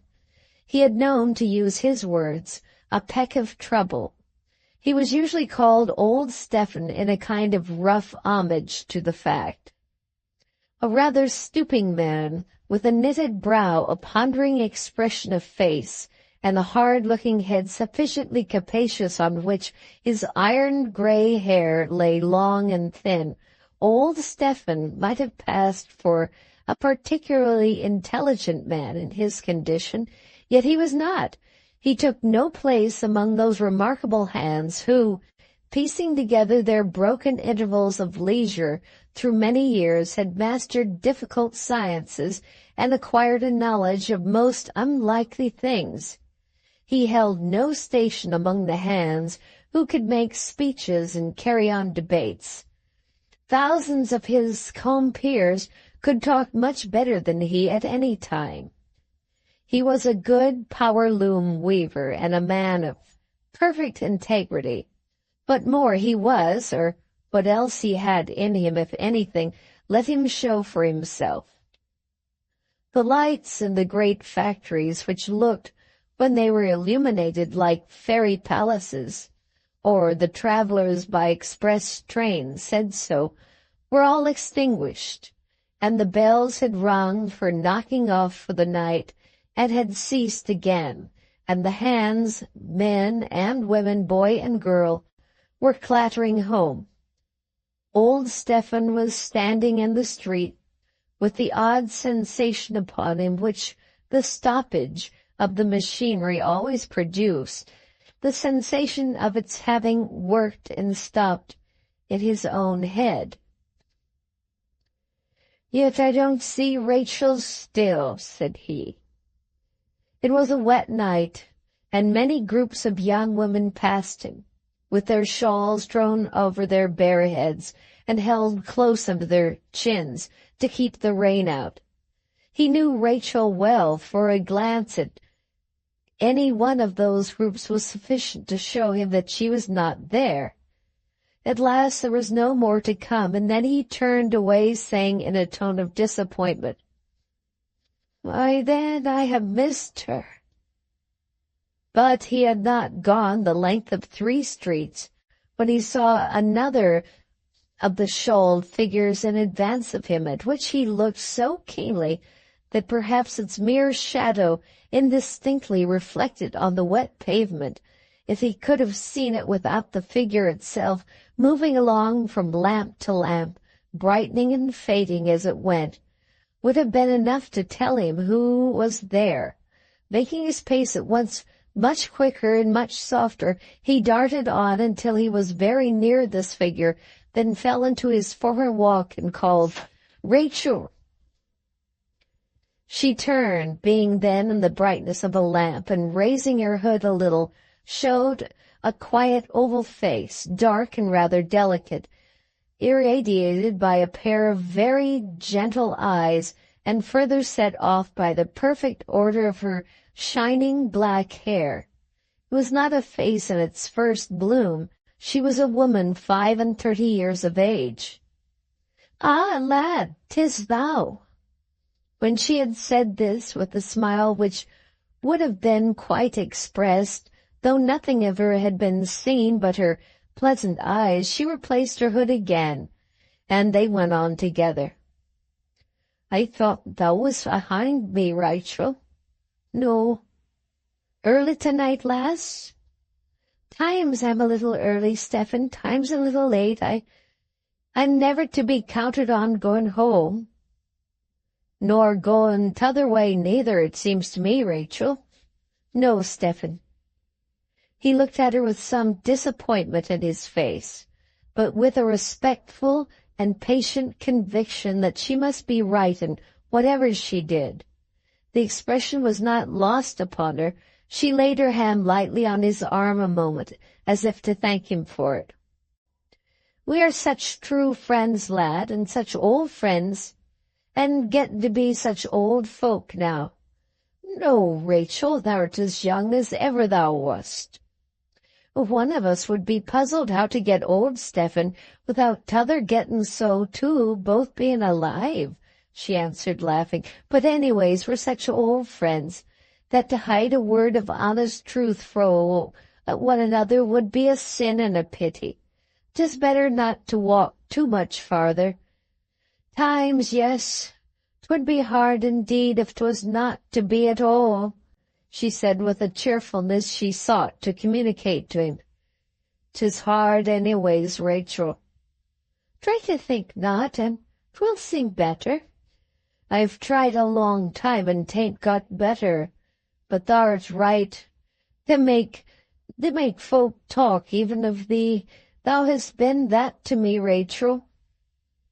Through so many years thou hast done me so much good, and heartened of me in that cheering way, that thy word is law to me. Ah, lass, and a bright good law, better than some real ones." "Oh, never fret about them, Stephen," she answered quickly, and not without an anxious glance at his face. "Let the laws be." "Yes," he said with a slow nod or two, "let 'em be, let everything be, let all sorts alone. 'Tis a muddle, and that's all." "Always a muddle," said Rachel, with another gentle touch upon his arm, as if to recall him out of the thoughtfulness in which he was biting the long ends of his loose neckerchief as he walked along. The touch had its instantaneous effect. He let them fall. Turning a smiling face upon her, he said, as he broke into a good-humored laugh, "Aye, Rachel, less. All is a muddle. That's where I stick. I come to the muddle many times and again, and I never get beyond it." They had walked some distance and were near their own homes. The woman's was the first reach. It was in one of the many small streets for which the favorite undertaker, who turned a handsome sum out of the poor, ghastly pump of the neighborhood, kept a black ladder, in order that those who had done their daily groping up and down the narrow streets might slide out of this working world by the windows. She stopped at the corner, and putting her hand in his, wished him good night. "Good night, dear lass. Good night." She went with her neat figure and her sober, womanly step down the dark street, and he stood looking after until she turned into one of the small houses. There was not a flutter of her coarse shawl, perhaps, but had its interest in this man's eyes, not a tone of her voice, but had its echo in his innermost heart.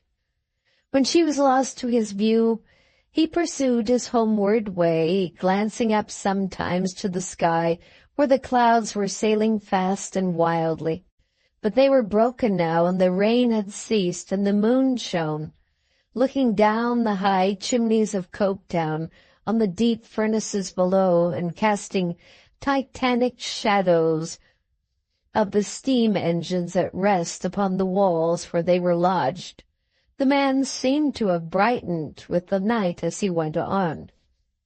His home in such another street as the first, saving that it was narrower, was over a little shop. How it came to pass that any people found it worth their while to sell or buy the wretched little toys mixed up in its window with cheap newspapers and pork — there was a leg to be raffled for tomorrow night — matters not here.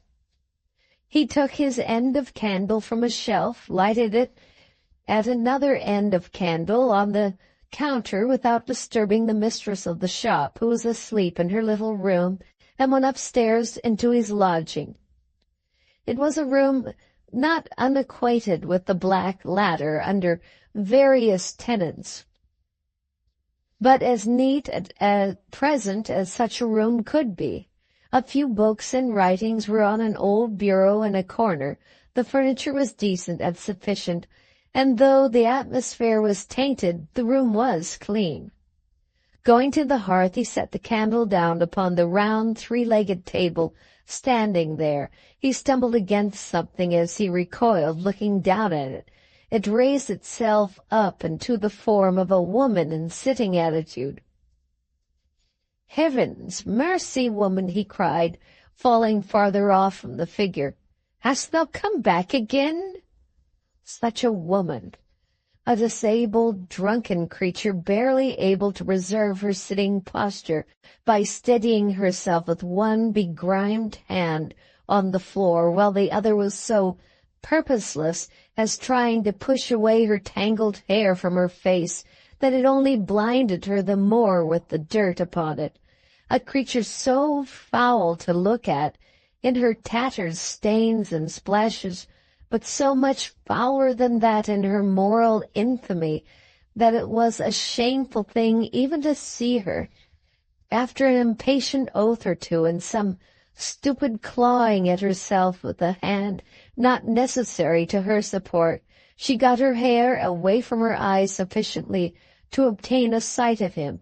Then she sat swaying her body to and fro and making gestures with her unnerved arm which seemed intended as the accompaniment to a fit of laughter, though her face was stolid and drowsy.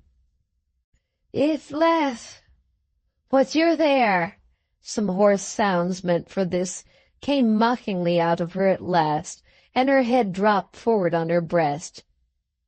"Back again?" she screeched after some minutes, as if he had that moment said it. "Yes, and back again, ever and ever so often. Back, yes, back, why not?" Roused by the unmeaning voice with which she cried it out, she scrambled up and stood supporting herself with her shoulders against the wall, dangling in one hand by the string of a dunghill fragment of a bonnet, and trying to look scornfully at him. "I'll sell thee off again, I'll sell thee off again, I'll sell thee off a score of times," she cried, with something between a furious menace and an effort at defiant dance. "Come awa from the bed." He was sitting on the side of it with his face hidden in his hands. "Come awa from it. 'Tis mine, and I've a right to it." As she staggered to it, he avoided her with a shudder and passed till his face was hidden, to the opposite end of the room. She threw herself upon the bed heavily and soon was snoring hard. He sunk into a chair and moved but once all that night. It was to throw a covering over her, as if his hands were not enough to hide her, even in the darkness. Chapter 11. No Way Out. The fairy palaces burst into illumination before pale morning showed the monstrous serpents of smoke trailing themselves over Coketown. A clattering of clogs upon the pavement, a rapid ringing of bells, and all the melancholy mad elephants, polished and oiled up for the day's monotony, were at their heavy exercise again. Stephen bent over his loom, quiet, watchful, and steady. A special contrast, as every man was in the forest of looms where Stephen worked, to the crashing, smashing, tearing piece of mechanism at which he labored. Never fear, good people of an anxious turn of mind, that art will consign nature to oblivion. Set anywhere, side by side, the work of God and the work of man, and the former, even though it be a troop of hands of very small account, will gain in dignity from the comparison. So many hundred hands in this mill, so many hundred horse steam power. It is known to the force of a single pound weight what the engine will do, but not all the calculators of the national debt can tell me the capacity for good or evil, for love or hatred, for patriotism or discontent, for the decomposition of virtue into vice or the reverse at any single moment in the soul of one of these its quiet servants, with the composed faces and the regulated actions. There is no mystery in it. There is an unfathomable mystery in the meanest of them, forever. Supposing we were to reverse our arithmetic for material objects, and to govern these awful unknown quantities by other means. The day grew strong and showed itself outside, even against the flaming lights within. The lights were turned out and the work went on. The rain fell and the smoke serpents, submissive to the curse of all that tribe, trailed themselves upon the earth.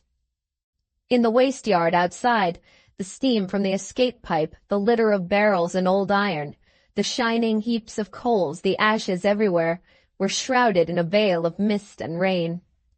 The work went on until the noon bell rang. More clattering upon the pavements, the looms and wheels and hands all out of gear for an hour. Stephen came out of the hot mill into the damp wind and cold wet streets, haggard and worn. He turned from his own class in his own quarter, taking nothing but a little bread as he walked along, towards the hill on which his principal employer lived, in a red house with black outside shutters, green inside blinds, a black street door up 2 white steps, Bounderby in letters very like himself upon a brazen plate, and a round brazen door handle underneath it, like a brazen full stop. Mr. Bounderby was at his lunch, so Stephen had expected. Would his servant say that one of the hands begged leave to speak to him? Message in return requiring name of such hand. Stephen Blackpool. There was nothing troublesome against Stephen Blackpool. Yes, he might come in. Stephen Blackpool in the parlor. Mr. Bounderby, whom he just knew by sight, at lunch on chop and sherry. Mrs. Sparsit netting at the fireside, in a side-saddle attitude, with one foot in a cotton stirrup. It was a part at once of Mrs. Sparsit's dignity and service not to lunch. She supervised the meal officially, but implied that in her own stately person she considered lunch a weakness. "Now, Stephen," said Mr. Bounderby, "what's the matter with you?" Stephen made a bow. "Not a servile one. These hands will never do that. Lord bless you, sir, you'll never catch them at that, if they have been with you 20 years. And as a complimentary toilet for Mrs. Sparsit, tucked his neckerchief ends into his waistcoat. "Now, you know," said Mr. Bounderby, taking some sherry, "we've never had any difficulty with you, and you've never been one of the unreasonable ones. You don't expect to be set up in a coach and six and to be fed on turtle soup and venison with a gold spoon, as a good many of them do." Mr. Bounderby always represented this to be the sole, immediate, and direct object of any hand who was not entirely satisfied. "And therefore I know already that you have not come here to make a complaint. Now you know, I am certain of that beforehand." "No, sir. Sure, I have no come for naught of the kind." Mr. Bounderby seemed agreeably surprised, notwithstanding his previous strong conviction. "Very well," he returned. "You're a steady hand, and I was not mistaken. Now let me hear what it's all about. As it's not that, let me hear what it is. What have you got to say? Out with it, lad." Stephen happened to glance toward Mrs. Sparsit. "I can go, Mr. Bounderby, if you wish it," said that self-sacrificing lady, making a feint of taking her foot out of the stirrup. Mr. Bounderby stayed her by holding a mouthful of chop in suspension before swallowing it and putting out his left hand. Then, withdrawing his hand and swallowing his mouthful of chop, he said to Stephen, "Now you know, this good lady is a born lady, a high lady. You are not to suppose because she keeps my house for me that she hasn't been very high up the tree, up at the top of the tree. Now if you have got anything to say that can't be said before a born lady, this lady will leave the room. If what you have got to say can be said before a born lady, this lady will stay where she is." "Sir, I hope I never had nowt to say not fitting for a born lady to hear, seeing I were born my sin," was the reply, accompanied with a slight flush. "Very well," said Mr. Bounderby, pushing away his plate and leaning back. "Fire away." "I ha' come," Stephen began, raising his eyes from the floor after a moment's consideration, "to ask you your advice. I need it o'ermuch. I were married on Easter Monday 19 years sin, long and dree. She were a young lass, pretty enow, with good accounts of her son. Well, she went bad, soon. Not along o' me, God knows I were not an unkind husband to her." "I have heard all this before," said Mr. Bounderby. "She took to drinking, left off working, sold the furniture, pawned the clothes, and played old gooseberry." "I were patient wi' her." "The more fool you, I think," said Mr. Bounderby in confidence to his wine-glass. "I were very patient wi' her. I tried to wean her frae it o'er and o'er again. I tried this, I tried that, I tried t'other. I ha' gone home many's the time and found all vanished as I had in the world, and her without a sense left to bless hersel, lying on bare ground. I had done it not once, not twice, 20 time." Every line in his face deepened as he said it, and put in its affecting evidence of the suffering he had undergone. "From bad to worse, from worse to worsen. She left me. She disgraced hersel in every ways bitter and bad. She come back. What could I do to hinder her? I ha' walked the streets nights long ere ever I'd go home. I ha' gone to the brig minded to fling mysel o'er and have no more on't. I ha' bore that much that I were old when I were young." Mrs. Sparsit, easily ambling along with her netting needles, raised the Coriolanian eyebrows and shook her head, as much as to say, "The great know trouble as well as the small. Please to turn your humble eye in my direction." "I ha' paid her to keep away from me. These 5 year I ha' paid her. I ha' gotten decent futurals about me again. I ha' lived hard and sad, but not ashamed and fearful the minutes o' my life. Last night I went home. There she lay upon my hearthstone. There she is." In the strength of his misfortune and the energy of his distress, he fired for the moment like a proud man. In another moment he stood as he had stood all the time, his usual stoop upon him, his pondering face addressed to Mr. Bounderby, with a curious expression on it, half shrewd, half perplexed, as if his mind were set upon unravelling something very difficult. His hat held tight in his left hand, which rested on his hip. His right arm, with a rugged propriety and force of action, very earnestly emphasizing what he said, not least so when it always paused, a little bent but not withdrawn, as he paused. "I was acquainted with all this, you know," said Mr. Bounderby, "except the last clause, long ago. It's a bad job, that's what it is. You had better have been satisfied as you were and not have got married. However, it is too late to say that." "Was it an unequal marriage, sir, in point of years?" asked Mrs. Sparsit. "You hear what this lady asks? Was it an unequal marriage in point of years, this unlucky job of yours?" said Mr. Bounderby. "Not e'en so. I were 21 myself. She were 29, but—" "Indeed, sir," said Mrs. Sparsit to her chief, with great placidity. "I inferred from its being so miserable a marriage that it was probably an unequal one in point of years." Mr. Bounderby looked very hard at the good lady in a sidelong way that had an odd sheepishness about it. He fortified himself with a little more sherry. "Well, why don't you go on?" he then asked, turning rather irritably on Stephen Blackpool. "I ha' come to ask you, sir, how I am to be ridded of this woman." Stephen infused a yet deeper gravity into the mixed expression of his attentive face. Mrs. Sparsit uttered a gentle ejaculation, as having received a moral shock. "What do you mean?" said Bounderby, getting up to lean his back against the chimney-piece. "What are you talking about? You took her for better or for worse? I must be ridden on her. I cannot bear it no more. I ha' lived under it so long, for that I hadn't the pity and comforting words of the best lass living or dead. Haply but for her, I should have gone battering mad. He wishes to be free to marry the female of whom he speaks, I fear, sir, observed Mrs. Sparsit in an undertone, and much dejected by the immorality of the people. I do. The lady says what's right. I do. I were comin' to it. I ha' read in the papers that great folk, far for 'em all, I wishes 'em no hurt, are not bonded together for better for worse so fast, but that they can be set free for their misfortunate marriages, and marry o'er again. When they do not agree, for that their tempers is ill-sorted, they has rooms o' one kind and another in their houses, above a bit, and they can live asunders. We folk ha' only one room, and we can't. When that won't do, they ha' got another cash, and they can say, this for you and that for me, and they can go their separate ways. We can't. Spite o' all that, they can be set free for smaller wrongs than mine. So I mun be ridden of this woman, and I want to know how. Know how, returned Mr. Bounderby. If I do her any hurt, sir, there's a law to punish me. Of course there is. If I flee from her, there's a law to punish me. Of course there is. If I marry t'other dear lass, there's a law to punish me. Of course there is. If I was to live with her and not marry her, saying such a thing could be, which it never could or would in her so good, there's a law to punish me and every innocent child belonging to me.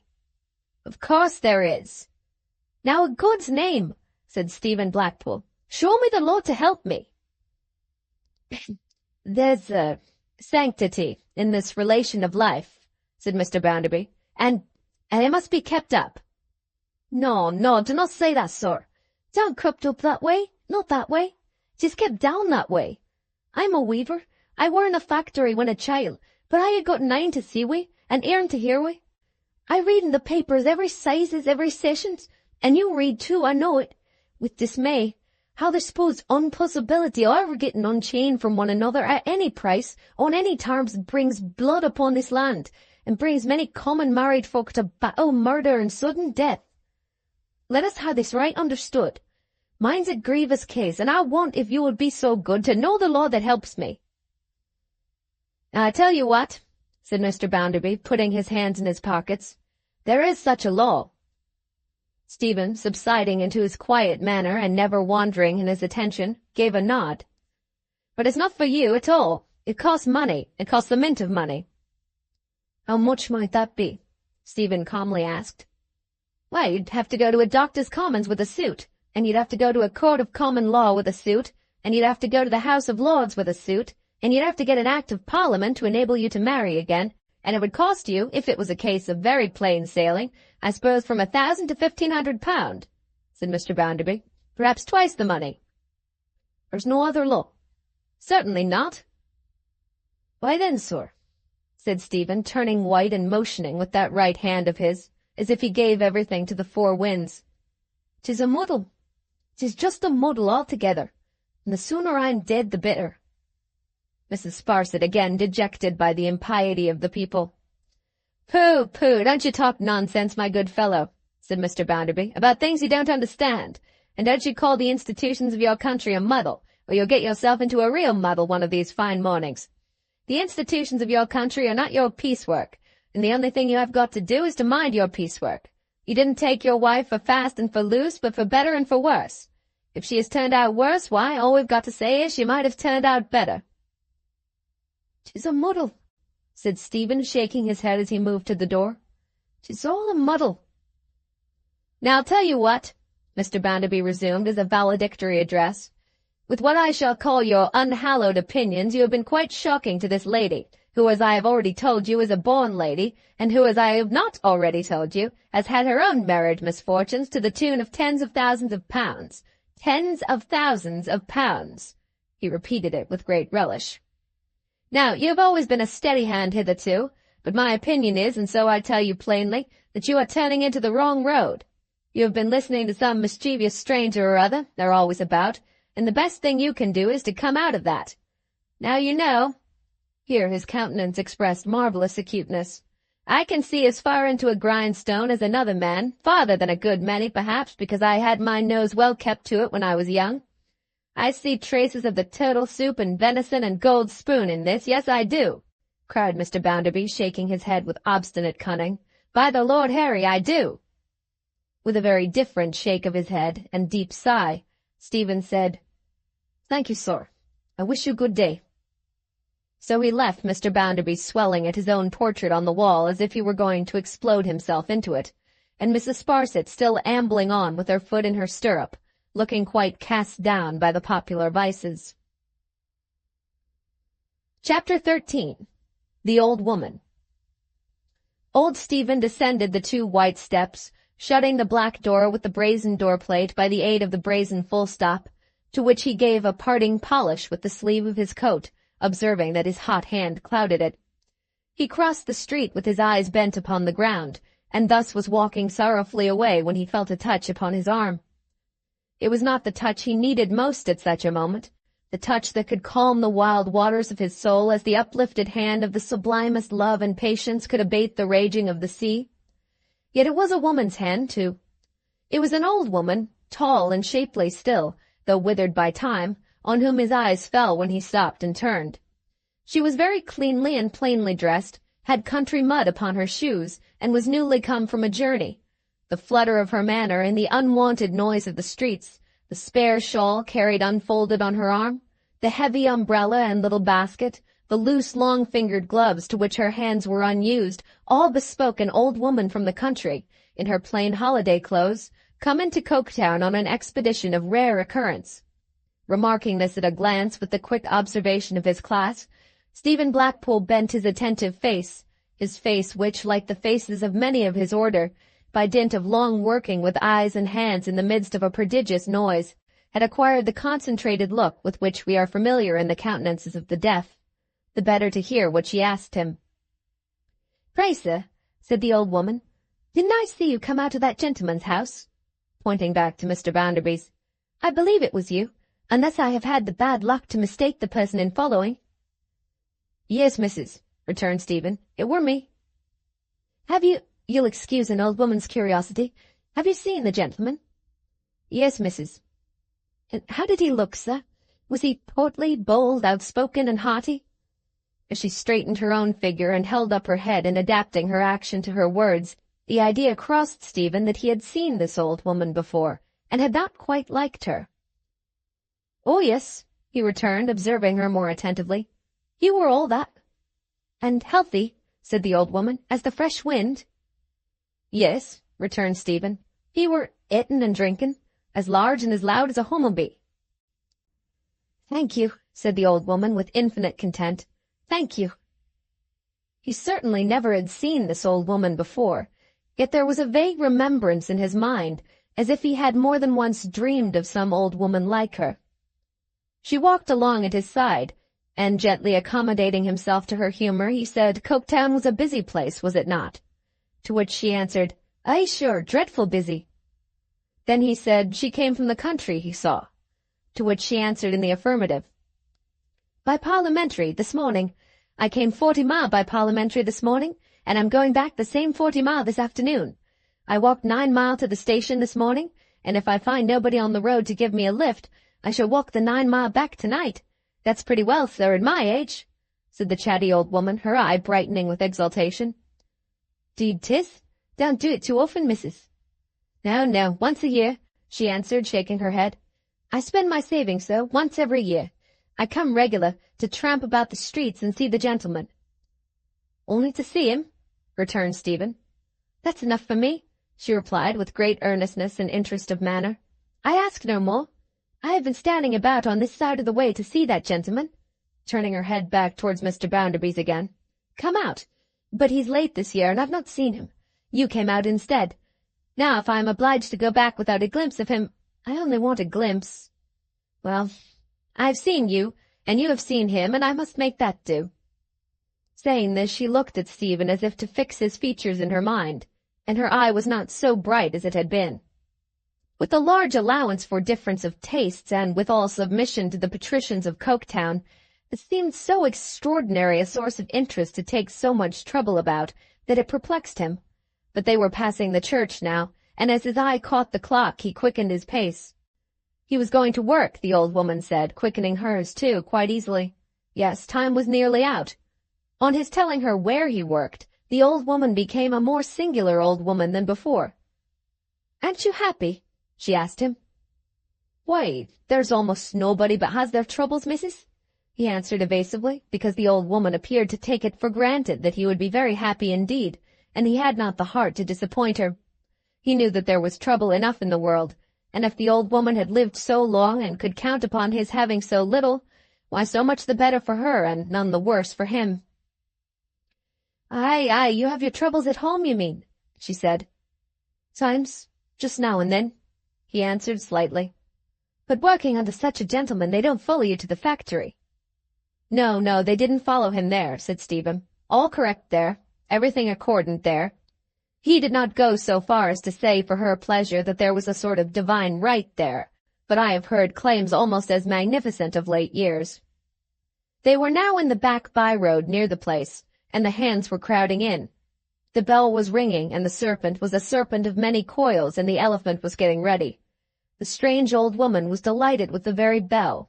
It was the beautifulest bell she had ever heard, she said, and sounded grand. She asked him, when he stopped good-naturedly to shake hands with her before going in, how long he had worked there. "A dozen years," he told her. "I must kiss the hand," said she, "that has worked in this fine factory for a dozen year." And she lifted it, though he would have prevented her, and put it to her lips. What harmony besides her age and her simplicity surrounded her he did not know, but even in this fantastic action there was a something neither out of time nor place, a something which it seemed as if nobody else could have made as serious, or done with such a natural and touching air. He had been at his loom full half an hour, thinking about this old woman, when, having occasion to move round the loom for its adjustment, he glanced through a window which was in his corner, and saw her still looking up at the pile of building, lost in admiration. Heedless of the smoke and mud and wet, and of her too long journey, she was gazing at it, as if the heavy thrum that issued from its many stories were proud music to her. She was gone by and by, and the day went after her, and the lights sprung up again, and the express whirled in full sight of the fairy palace over the arches near, little felt amid the jarring of the machinery, and scarcely heard above its crash and rattle. Long before then his thoughts had gone back to the dreary room above the little shop, and to the shameful figure heavy on the bed, but heavier on his heart. Machinery slackened, throbbing feebly like a fainting pulse, stopped. The bell again, the glare of light and heat dispelled, the factories looming heavy in the black, wet night, their tall chimneys rising up into the air like competing towers of Babel. He had spoken to Rachel only last night, it was true, and had walked with her a little way, but he had his new misfortune on him in which no one else could give him a moment's relief, and for the sake of it, and because he knew himself to want that softening of his anger which no voice but hers could effect, he felt he might so far disregard what she had said as to wait for her again. He waited, but she had eluded him. She was gone. On no other night in the year could he so ill have spared her patient face. Oh, better to have no home in which to lay his head, than to have a home and dread to go to it through such a cause. He ate and drank, for he was exhausted, but he little knew or cared what, and he wandered about in the chill rain, thinking, and brooding. No word of a new marriage had ever passed between them, but Rachel had taken great pity on him years ago, and to her alone he had opened his closed heart all this time on the subject of his miseries, and he knew very well that if he were free to ask her, she would take him. He thought of the home he might at that moment have been seeking with pleasure and pride, of the different man he might have been that night, of the lightness then in his now heavy-laden breast, of the then restored honor, self-respect, and tranquillity, all torn to pieces. He thought of the waste of the best part of his life, of the change it made in his character for the worst every day, of the dreadful nature of his existence, bound hand and foot to a dead woman and tormented by a demon in her shape. He thought of Rachel, how young when they were first brought together in these circumstances, how mature now, how soon to grow old. He thought of the number of girls and women she had seen marry, How many homes with children in them she had seen grow up around her, how she had contentedly pursued her own lone, quiet path for him, and how he had sometimes seen a shade of melancholy on her blessed face that smote him with remorse and despair. He set the picture of her up beside the infamous image of last night, and thought, could it be that the whole earthly course of one so gentle, good, and self-denying was subjugate to such a wretch as that? Filled with these thoughts, so filled that he had an unwholesome sense of growing larger, of being placed in some new and diseased relation towards the objects among which he passed, of seeing the iris round every misty light turn red, he went home for shelter. Chapter 13. Rachel. A candle faintly burned in the window to which the black ladder had often been raised for the sliding away of all that was most precious in this world to a striving wife and a brood of hungry babies, and Stephen added to his other thoughts the stern reflection that of all the casualties of his existence upon earth, not one was dealt out with so unequal a hand as death. The inequality of birth was nothing to it, for say that the child of a king and the child of a weaver were born tonight in the same moment. What was that disparity to the death of any human creature who was serviceable to or beloved by another, while this abandoned woman lived on? From the outside of his house he gloomily passed to the inside with suspended breath, and with a slow footstep. He went up to his door, opened it, and so into the room. Quiet and peace were there. Rachel was there, sitting by the bed. She turned her head, and the light of her face shone in upon the midnight of his mind. She sat by the bed, watching and tending his wife. That is to say, he saw that someone lay there, and he knew too well it must be she. But Rachel's hands had put a curtain up so that she was screened from his eyes. Her disgraceful garments were removed, and some of Rachel's were in the room. Everything was in its place and order as he'd always kept it. The little fire was newly trimmed, and the hearth was freshly swept. It appeared to him that he saw all this in Rachel's face, and looked at nothing besides. While looking at it, it was shut out from his view by the softened tears that filled his eyes, but not before he had seen how earnestly she looked at him, and how her own eyes were filled too. She turned again towards the bed, and, satisfying herself that all was quiet there, spoke in a low, calm, cheerful voice. "I'm glad you have come at last, Stephen. You are very late. I have been walking up and down." "I thought so. But 'tis too bad a night for that. The rain falls very heavy, and the wind has risen." The wind? True. It was blowing hard. Hark to the thunder in the chimney and the surging noise. To have been out in such a wind and not to have known it was blowing. I have been here once before today, Stephen. Landlady came round for me at dinner-time. There was someone here that needed looking to, she said. Indeed, she was right. All wandering and lost, Stephen, wounded too and bruised. He slowly moved to a chair and sat down, drooping his head before her. I came to do what little I could, Stephen. First, for that she worked with me when we were girls both, and for that you courted her and married her when I was her friend. He laid his furrowed forehead on his hand with a low groan. And next, for that I know your heart, and am right sure and certain that 'tis far too merciful to let her die, or even so much as suffer for want of aid. Thou knowest who said, Let him who is without sin amongst you cast the first stone at her. There have been plenty to do that. Thou art not a man to cast the last stone, Stephen, when she's brought so low. Oh, Rachel, Rachel! "Thou hast been a cruel sufferer, heaven reward thee," she said in compassionate accents. "I am thy poor friend with all my heart and mind." The wounds of which she had spoken seemed to be about the neck of the self-made outcast. She dressed them now, still without showing her. She steeped a piece of linen in a basin, into which she poured some liquid from a bottle, and laid it with a gentle hand upon the sore. The three-legged table had been drawn close to the bedside, and on it there were 2 bottles. This was one.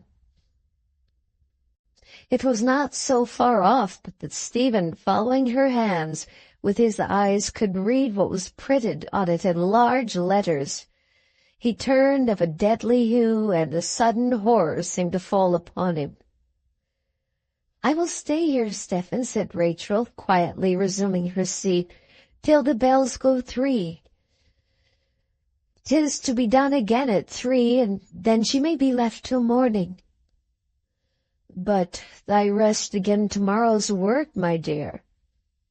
"I slept sound last night. I can wake many nights when I am put to it.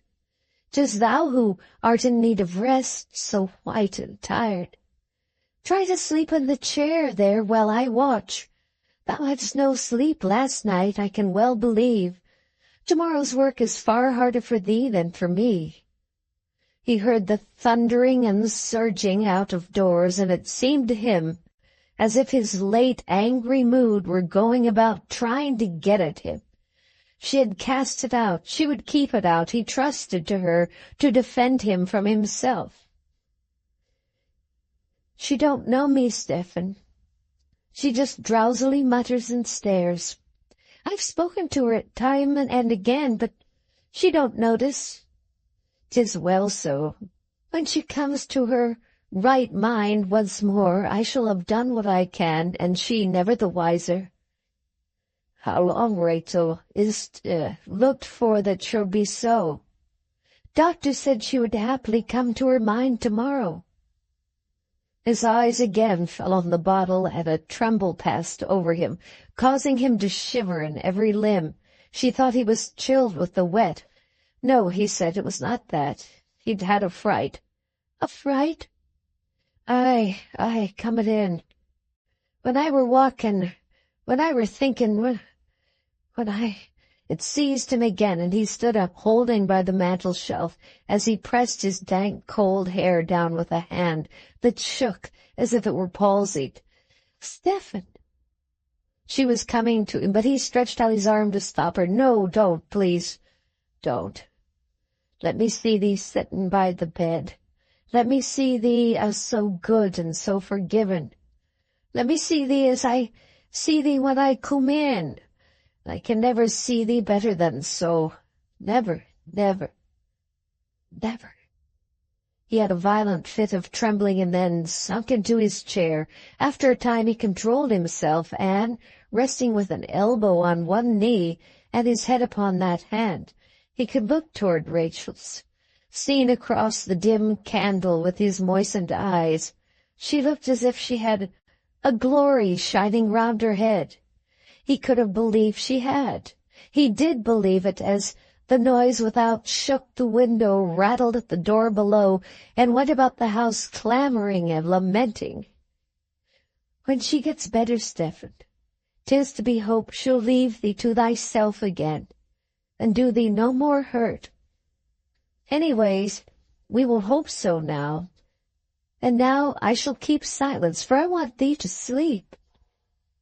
He closed his eyes, more to please her than to rest his weary head.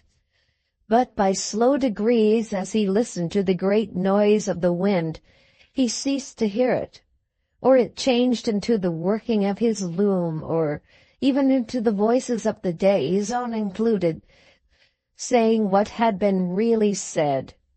Even this imperfect consciousness faded away at last, and he dreamed a long, troubled dream. He thought that he and someone on whom his heart had long been set, but she was not Rachel. That surprised him, even in the midst of his imaginary happiness, stood in the church being married. while the ceremony was performing, and while he recognized among the witnesses some whom he knew to be living, and many of whom he knew to be dead, darkness came on, succeeded by the shining of a tremendous light.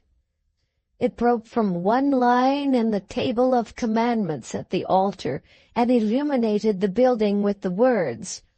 They were sounded through the church, too, as if they were voices in the fiery letters. Upon this the whole appearance before him and around him changed, and nothing was left as it had been but himself and the clergyman. They stood in the daylight before a crowd so vast that if all the people in the world could have been brought together into one space, they could not have looked, he thought, more numerous, and they all abhorred him, and there was not one pitying or friendly eye among the millions that were fastened on his face. He stood on a raised stage under his own loom, and, looking up at the shape the loom took, and hearing the burial service distinctly read, he knew that he was there to suffer death. In an instant what he stood on fell below him, and he was gone. Out of what mystery he came back to his usual life, to places that he knew, he was unable to consider. But he was back in those places by some means, and with this condemnation upon him, that he was never in this world or the next, through all the unimaginable ages of eternity, to look on Rachel's face or hear her voice. Wandering to and fro unceasingly without hope, and in search of he knew not what, he only knew that he was doomed to seek it. He was the subject of a nameless, horrible dread, a mortal fear of one particular shape which everything took. Whatsoever he looked at grew into that form sooner or later. The object of his miserable existence was to prevent its recognition by any one among the various people he encountered. Hopeless labor. If he led them out of rooms where it was, if he shut up drawers and closets where it stood, if he drew the curious from places where he knew it would be secreted, and got them out into the streets, the very chimneys of the mills assumed that shape, and round them was the printed word. The wind was blowing again. The rain was beating on the housetops, and the larger spaces through which he had strayed contracted to the four walls of his room. Saving that the fire had died out, it was as his eyes had closed upon it. Rachel seemed to have fallen into a doze in the chair by the bed.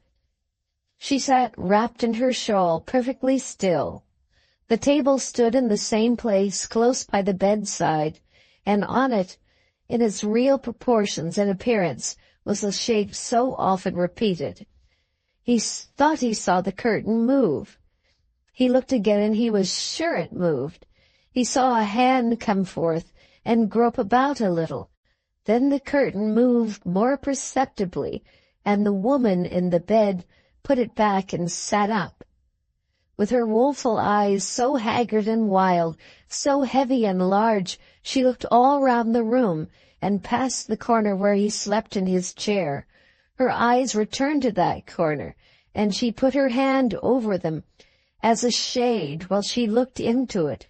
Again they went all round the room, scarcely heeding Rachel, if at all, and returned to that corner. He thought as she once more shaded them, not so much looking at him as looking for him, with a brutish instinct that he was there, that no single trace was left in those debauched features or in the mind that went along with them of the woman he had married 18 years before, but that he had seen her come to this by inches. He never could have believed her to be the same. So all this time, as if a spell were on him, he was motionless and powerless, except to watch her. Stupidly dozing or communing with her incapable self, but nothing, she sat for a little while with her hands at her ears and her head resting on them. Presently she resumed her staring round the room, and now for the first time her eyes stopped at the table with the bottles on it.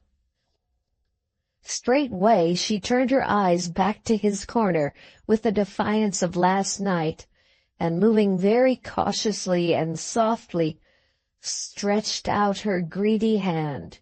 She drew a mug into the bed and sat for a while considering which of the two bottles she should choose. Finally, she laid her insensate grasp upon the bottle that had swift and certain death in it, and before his eyes pulled out the cork with her teeth. Dream or reality, he had no voice, nor had he the power to stir. If this be real, and her allotted time be not yet come, wake, Rachel, wake. She thought of that, too. She looked at Rachel, and very slowly, very cautiously, poured out the contents. The draught was at her lips. A moment, and she would be past all help. Let the whole world wake and come about her with its utmost power. But in that moment Rachel stirred, and started up with a suppressed cry. The creature struggled, struck her, seized her by the hair, but Rachel had the cup. Stephen broke out of his chair. "Rachel, am I waking or dreaming this dreadful night?" "'Tis all well, Stephen. I have been asleep myself. 'Tis near 3. Hush, I hear the bells." The wind had brought the sounds of the church clock to the window. They listened, and it struck 3. Stephen looked at her, saw how pale she was, noted the disorder of her hair and the red marks of fingers on her forehead. He felt assured that his senses of sight and hearing had been awake. She held the cup in her hand even now. "I thought it must be near 3, she said calmly, pouring from the cup into the basin and steeping the linen as before. "I am thankful I stayed. 'Tis done now, and I have put this on.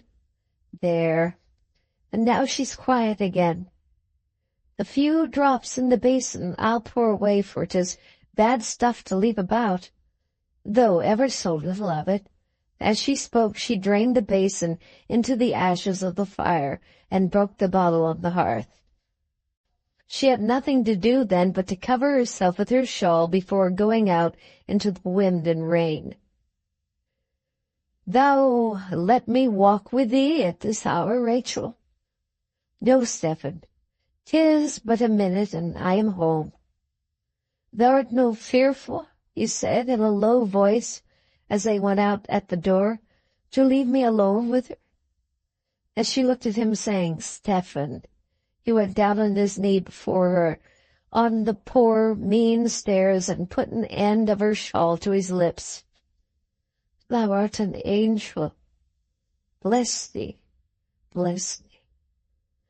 "I am as I have told thee, Stephen, thy poor friend." "Angels are not like me. Between them and a working woman full of faults there is a deep gulf set. My little sister is among them, but she's changed." She raised her eyes for a moment as she said the words, and then they fell again, in all their gentleness and mildness, on his face. "Thou changest me from bad to good. Thou makest me humbly wishful to be more like thee, and fearful to lose thee when this life is ours and a muddle cleared away. Thou'rt an angel. It may be thou hast saved my soul alive." She looked at him on his knee at her feet, with her shawl still in his hand, and the reproof on her lips died away when she saw the working of his face. "I come home desperate. I come home without a hope, and mad with thinking that when I said a word or complaint I was reckoned a unreasonable hand. I told thee I had had a fright. It was the poison bottle on the table. I never hurt a living creature, but happening so suddenly upon't, I throwed. How can I say what I might have done to myself or her or both?" She put her 2 hands on his mouth, With a face of terror to stop him from saying more, he caught them in his unoccupied hand, and holding them, and still clasping the border of her shawl, said hurriedly, "But I see thee, Rachel, settin' by the bed, and I has seen thee all this night in my troublous sleep, and I had known thee still to be there. Evermore I will see thee there. I nevermore will see her or think of her, but thou shalt be beside her. I nevermore will see or think of anything that angers me, but thou art so much better than me shalt be by the side on't.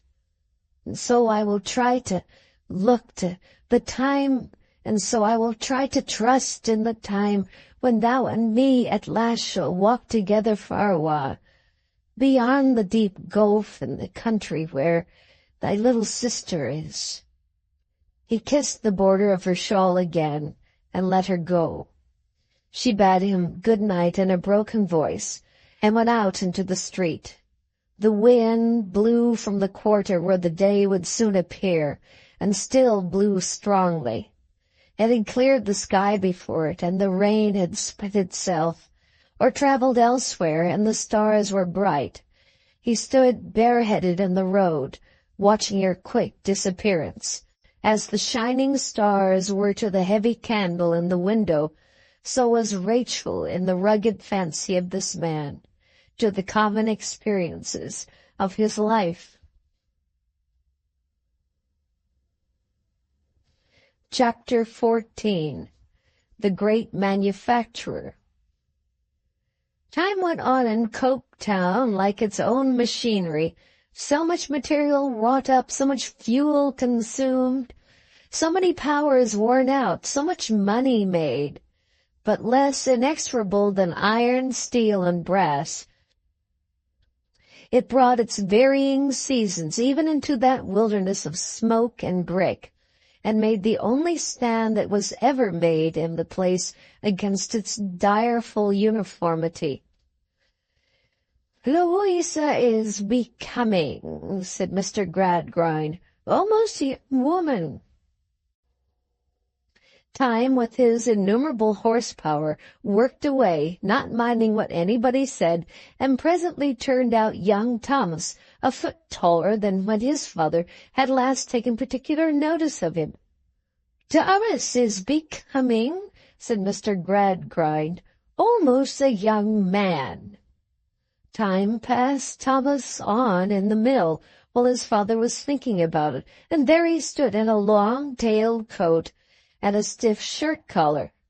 "Really," said Mr. Gradgrind, "the period has arrived when Thomas ought to go to Bounderby." Time, sticking to him, passed him on into Bounderby's bank, made him an inmate of Bounderby's house, necessitated the purchase of his first razor, and exercised him diligently in his calculations relative to number 1. The same great manufacturer, always with an immense variety of work on hand in every stage of development, passed Sissy onward in his mill, and worked her up into a very pretty article indeed. "I fear, Job," said Mr. Gradgrind, "that your continuance at the school any longer would be useless." "I'm afraid it would, sir," Sissy answered with a curtsy. "I cannot disguise from you, Job," said Mr. Gradgrind, knitting his brow, "that the result of your probation there has disappointed me, has greatly disappointed me. You have not acquired under Mr. and Mrs. McChoakumchild anything like that amount of exact knowledge which I looked for. You are extremely deficient in your facts.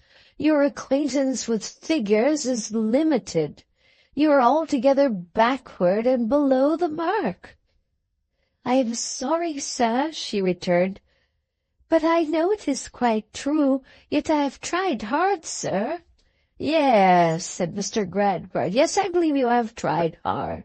I have observed you, and I can find no fault in that respect. Thank you, sir.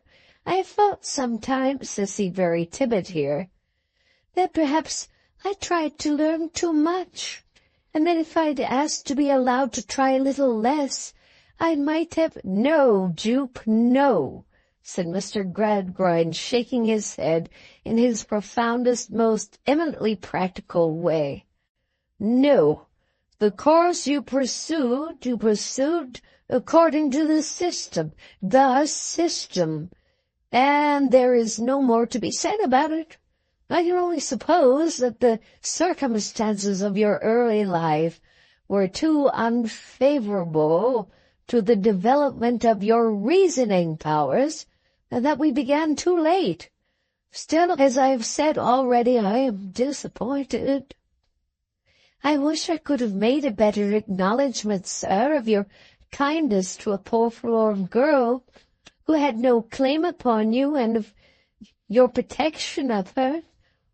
Don't shed tears, said Mr. Gradgrind. Don't shed tears. I don't complain of you. You are an affectionate, earnest, good young woman, and we must make that do. Thank you, sir, very much, said Sissy with a grateful curtsy.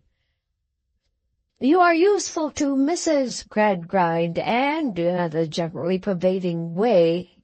You are serviceable in the family also, so I understand from Miss Louisa, and indeed so I've observed myself. I therefore hope, said Mr. Gradgrind, that you can make yourself happy in those relations.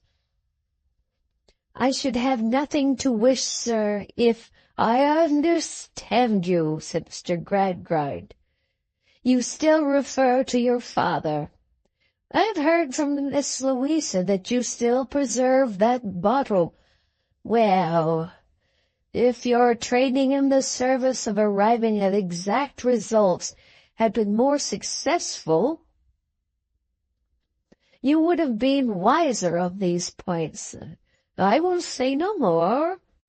He really liked Sissy too well to have contempt for her. Otherwise he held her calculating powers in such very slight estimation that he must have fallen upon that conclusion. Somehow or other he'd become possessed by an idea that there was something in this girl which could hardly be set forth in a tabular form.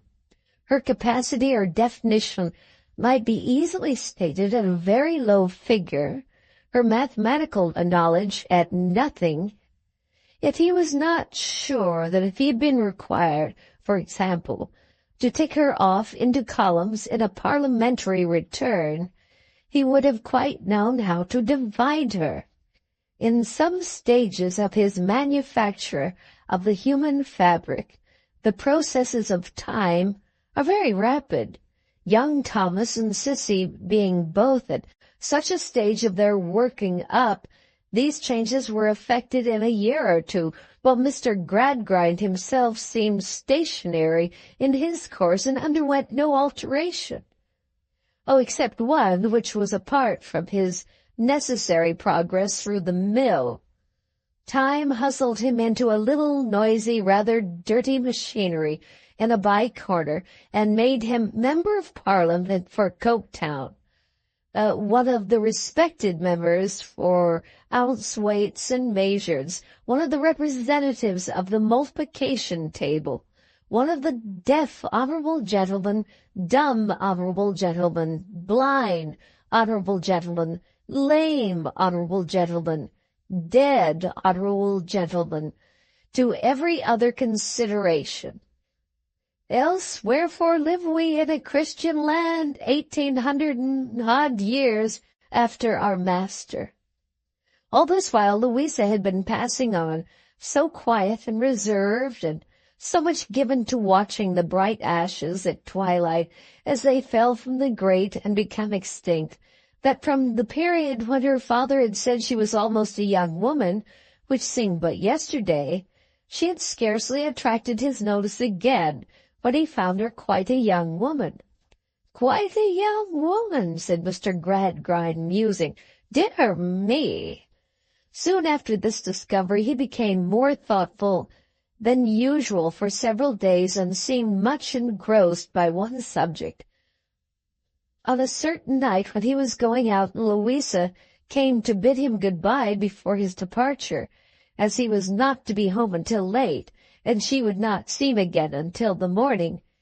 He held her in his arms, looking at her in his kindest manner, and said, "My dear Louisa, you are a woman." She answered with an odd, quick, searching look of the night when she was found at the circus, then cast down her eyes. "Yes, father." "My dear," said Mr. Gradgrind, "I must speak with you alone and seriously. Come to me in my room after breakfast tomorrow, will you?" "Yes, father." "Your hands are rather cold, Louisa. Are you not well?" "Quite well, father." "And cheerful?" She looked at him again and smiled in her peculiar manner. "I am as cheerful, father, as I usually am, or usually have been." "Ah, that's well," said Mr. Gradgrind. So he kissed her and went away, and Louisa returned to the serene apartment of the hair-cutting character, and, leaning her elbow on her hand, looked again at the short-lived sparks that soon subsided into ashes. "Are you there, Lou?" said her brother, looking in at the door. He was quite a young gentleman of pleasure now, and not quite prepossessing one. "Dear Tom," she answered, rising and embracing him, "how long it is since you've been to see me!" "Why, I have been otherwise engaged, Lou. In the evenings and in the daytime old Bounderby has been keeping me at it rather, but I touch him up with you, and he comes it too strong, and so we preserve an understanding. I say, has father said anything in particular to you today or yesterday, Lou?" "No, Tom, but he told me tonight that he wished to do so in the morning." "Aha, that's what I mean," said Tom. "Do you know where he is tonight?" With a very deep expression. "No." "Then I'll tell you. He's with old Bounderby. They're having a regular confab together at the bank." "What, at the bank, do you think? Well, I'll tell you again. To keep Mrs. Sparsit's ears as far off as possible, I expect." With her hand upon her brother's shoulder, Louisa stood looking at the fire. Her brother glanced at her face with greater interest than usual, and, encircling her waist with his arm, drew her coaxingly to him. "You are very fond of me, ain't you, Lou?" "I am indeed, Tom, though you do let such long intervals go by without coming to see me." "Well, sister of mine," said Tom, "when you say that, you are near my thoughts. We might be so much oftener together, mightn't we? Always together almost, mightn't we? It would do me a great deal of good if you were to make up your mind to I know what, Lou. It would be a splendid thing for me. It would be uncommonly jolly." Her thoughtfulness baffled his cunning scrutiny. He could make nothing of her face.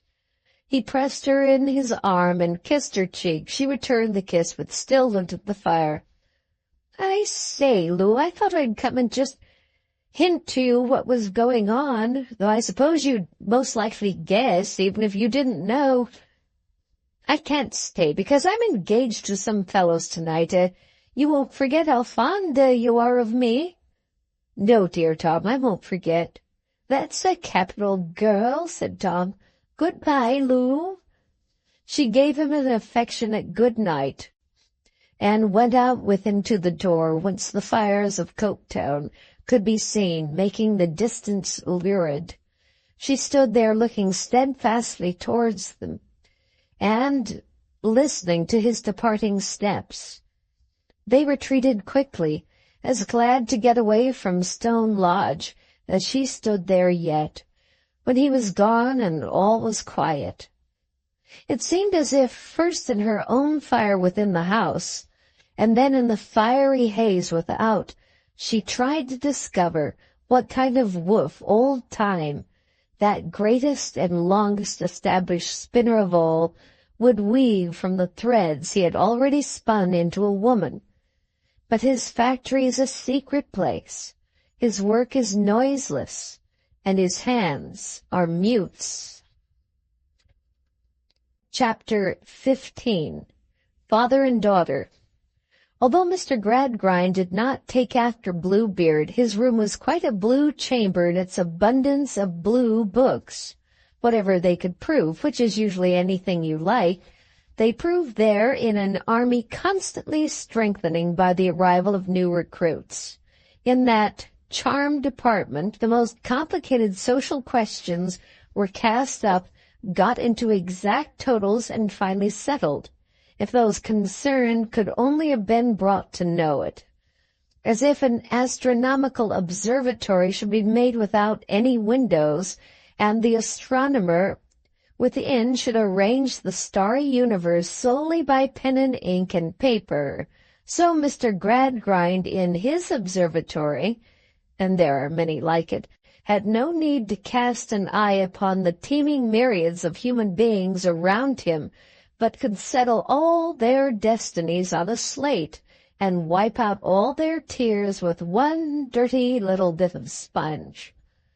To this observatory, then, a stern room with a deadly statistical clock in it which measured every second with a beat like a rap upon a coffin lid, Louisa repaired on the appointed morning. A window looked towards Coketown, and when she sat down near her father's table she saw the high chimneys and the long tracks of smoke looming in the heavy distance gloomily. "My dear Louisa," said her father, "I prepared you last night to give me your serious attention in the conversation we are now going to have together. You have been so well trained, and you do, I'm happy to say, so much justice to the education you have received, that I have perfect confidence in your good sense. You are not impulsive, you are not romantic. You are accustomed to view everything from the strong, dispassionate ground of reason and calculation. From that ground alone, I know you will view and consider what I am going to communicate." He waited as if he would have been glad that she said something, but she said never a word. "Louisa, my dear, you are the subject of a proposal of marriage that has been made to me." Again he waited, and again she answered not one word. This so far surprised him as to induce him gently to repeat, "A proposal of marriage, my dear?" To which she returned without any visible emotion whatever. "I hear you, father. I'm attending, I assure you." "Well," said Mr. Gradgrind, breaking into a smile after being for a moment at a loss, "you are even more dispassionate than I expected, Louisa, or perhaps you are not unprepared for the announcement I have it in my charge to make." "I cannot say that, father, until I hear it, prepared or unprepared. I wish to hear it all from you. I wish to hear you state it to me, father." Strange to relate, Mr. Gradgrind was not so collected at this moment as his daughter was. He took a paper knife in his hand, turned it over, laid it down, took it up again, and even then had to look along the blade of it, considering how to go on. "What you say, my dear Louisa, is perfectly reasonable. I have undertaken, then, to let you know that, in short, Mr. Bounderby has informed me that he has long watched your progress with particular interest and pleasure, and has long hoped that the time might ultimately arrive when he should offer you his hand in marriage. That time, to which he has so long, and certainly with great constancy, looked forward, is now come. Mr. Bounderby has made his proposal of marriage to me, and has entreated me to make it known to you, and to express his hope that you will take it into your favorable consideration. Silence between them. The deadly statistical clock very hollow, the distant smoke very black and heavy. "Father," said Louisa, "do you think I love Mr. Bounderby?" Mr. Gradgrind was extremely discomfited by this unexpected question. "Oh, well, my child," he returned, "I really cannot take upon myself to say." "Father," pursued Louisa in exactly the same voice as before, "do you ask me to love Mr. Bounderby?" "My dear Louisa, no, I ask nothing." "Father," she still pursued, "does Mr. Bounderby ask me to love him?" "Really, my dear," said Mr. Gradgrind, "it is difficult to answer your question." "Difficult to answer it, yes or no, father?" "Certainly, my dear, because—" Here was something to demonstrate, and it set him up again. "Because the reply depends so materially, Louisa, on the sense in which we use the expression. Now, Mr. Bounderby does not do you the injustice, and does not do himself the injustice, of pretending to anything fanciful, fantastic, or, I'm using synonymous terms, sentimental. Mr. Bounderby would have seen you grow up under his eyes to a very little purpose, if he could so far forget what is due to your good sense, not to say to his, as to address you from any such ground. Therefore, perhaps, the expression itself, I merely suggest this to you, my dear, may be a little misplaced. What would you advise me to use in its stead, father?"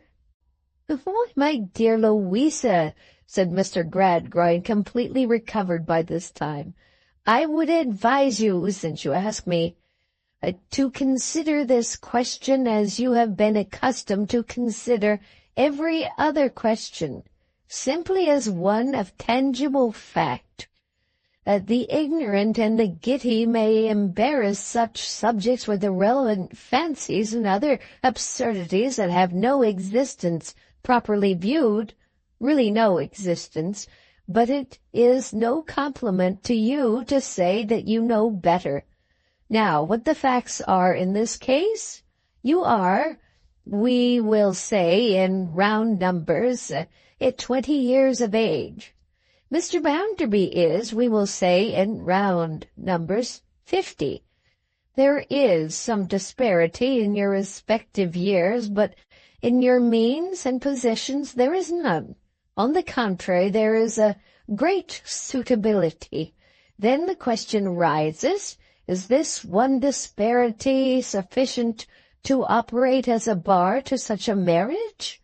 In considering this question, it is not unimportant to take into account the statistics of marriage, so far as they have yet been obtained in England and Wales.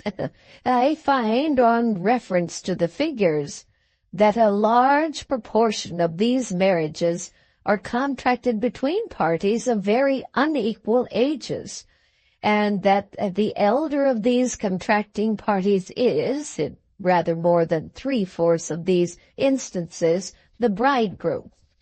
It is remarkable as showing the wide prevalence of this law that among the natives of the British possessions in India, also in a considerable part of China, and among the Kalmucks in Tartary, the best means of computation yet furnished us by travelers yield similar results. The disparity I've mentioned, therefore, almost ceases to be disparity, and virtually all but disappears." "What do you recommend, father?" asked Louisa, her reserved composure not in the least affected by these gratifying results. "That I should substitute for the term I used just now, for the misplaced expression?" "Louisa," returned her father, "it appears to me that nothing can be plainer." Confining yourself rigidly to fact, the question of fact you state to yourself is, does Mr. Bounderby ask me to marry him? Yes, he does. The sole remaining question then is, shall I marry him? I think nothing can be plainer than that. Shall I marry him? Repeated Louisa with great deliberation. Precisely, and it is satisfactory to me as your father, my dear Louisa, to know that you do not come to the consideration of that question with the previous habits of mind and habits of life that belong to many young women. No, father, she returned, I do not. I leave you to judge for yourself, said Mr. Gradgrind. I have stated the case as such cases are usually stated among practical minds. I have stated it as the case of your mother and myself was stated in its time. The rest, my dear Louisa, is for you to decide. From the beginning, she had sat looking at him fixedly. As he now leaned back in his chair and bent his deep-set eyes upon her in his turn, perhaps he might have seen one wavering moment in her, when she was impelled to throw herself upon his breast and give him the pent-up confidences of her heart. But to see it, he must have overleaped at a bound the artificial barriers he had for many years been erecting between himself and all those subtle essences of humanity which will elude the utmost cunning of algebra until the last trumpet ever to be sounded shall blow even algebra to wreck. The barriers were too many and too high for such a leap. With his unbending, utilitarian, matter-of-fact face, he hardened her again and, moment, shot away into the plumbless depths of the past to mingle with all the lost opportunities that are drowned there. Removing her eyes from him, she sat so long looking silently towards the town that he said at length, are you consulting the chimneys of Coketown works, Louisa? Well, there seems to be nothing there but languid and monotonous smoke.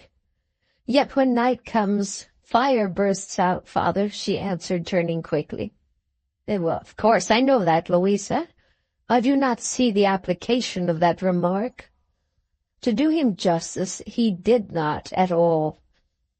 She passed it away with a slight motion of her hand, and concentrating her attention upon him again, said, Father, I have often thought that life is very short.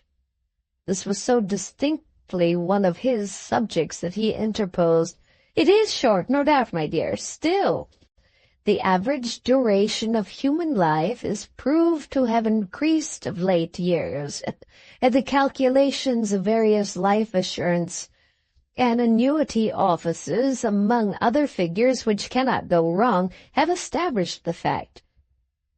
I speak of my own life, father.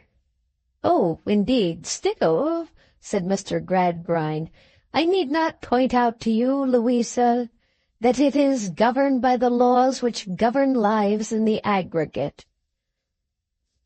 Whilst it lasts, I would wish to do the little I can and the little I am fit for. What does it matter? Mr. Gradgrind seemed rather at a loss to understand the last 4 words, replying, How matter? What matter, my dear? Mr. Bounderby, she went on, in a steady, straight way, without regarding this, asks me to marry him. The question I have to ask myself is, shall I marry him? That is so, father, is it not? You have told me so, father, have you not? Oh, certainly, my dear. Let it be so. Since Mr. Bounderby likes to take me thus, I am satisfied to accept his proposal.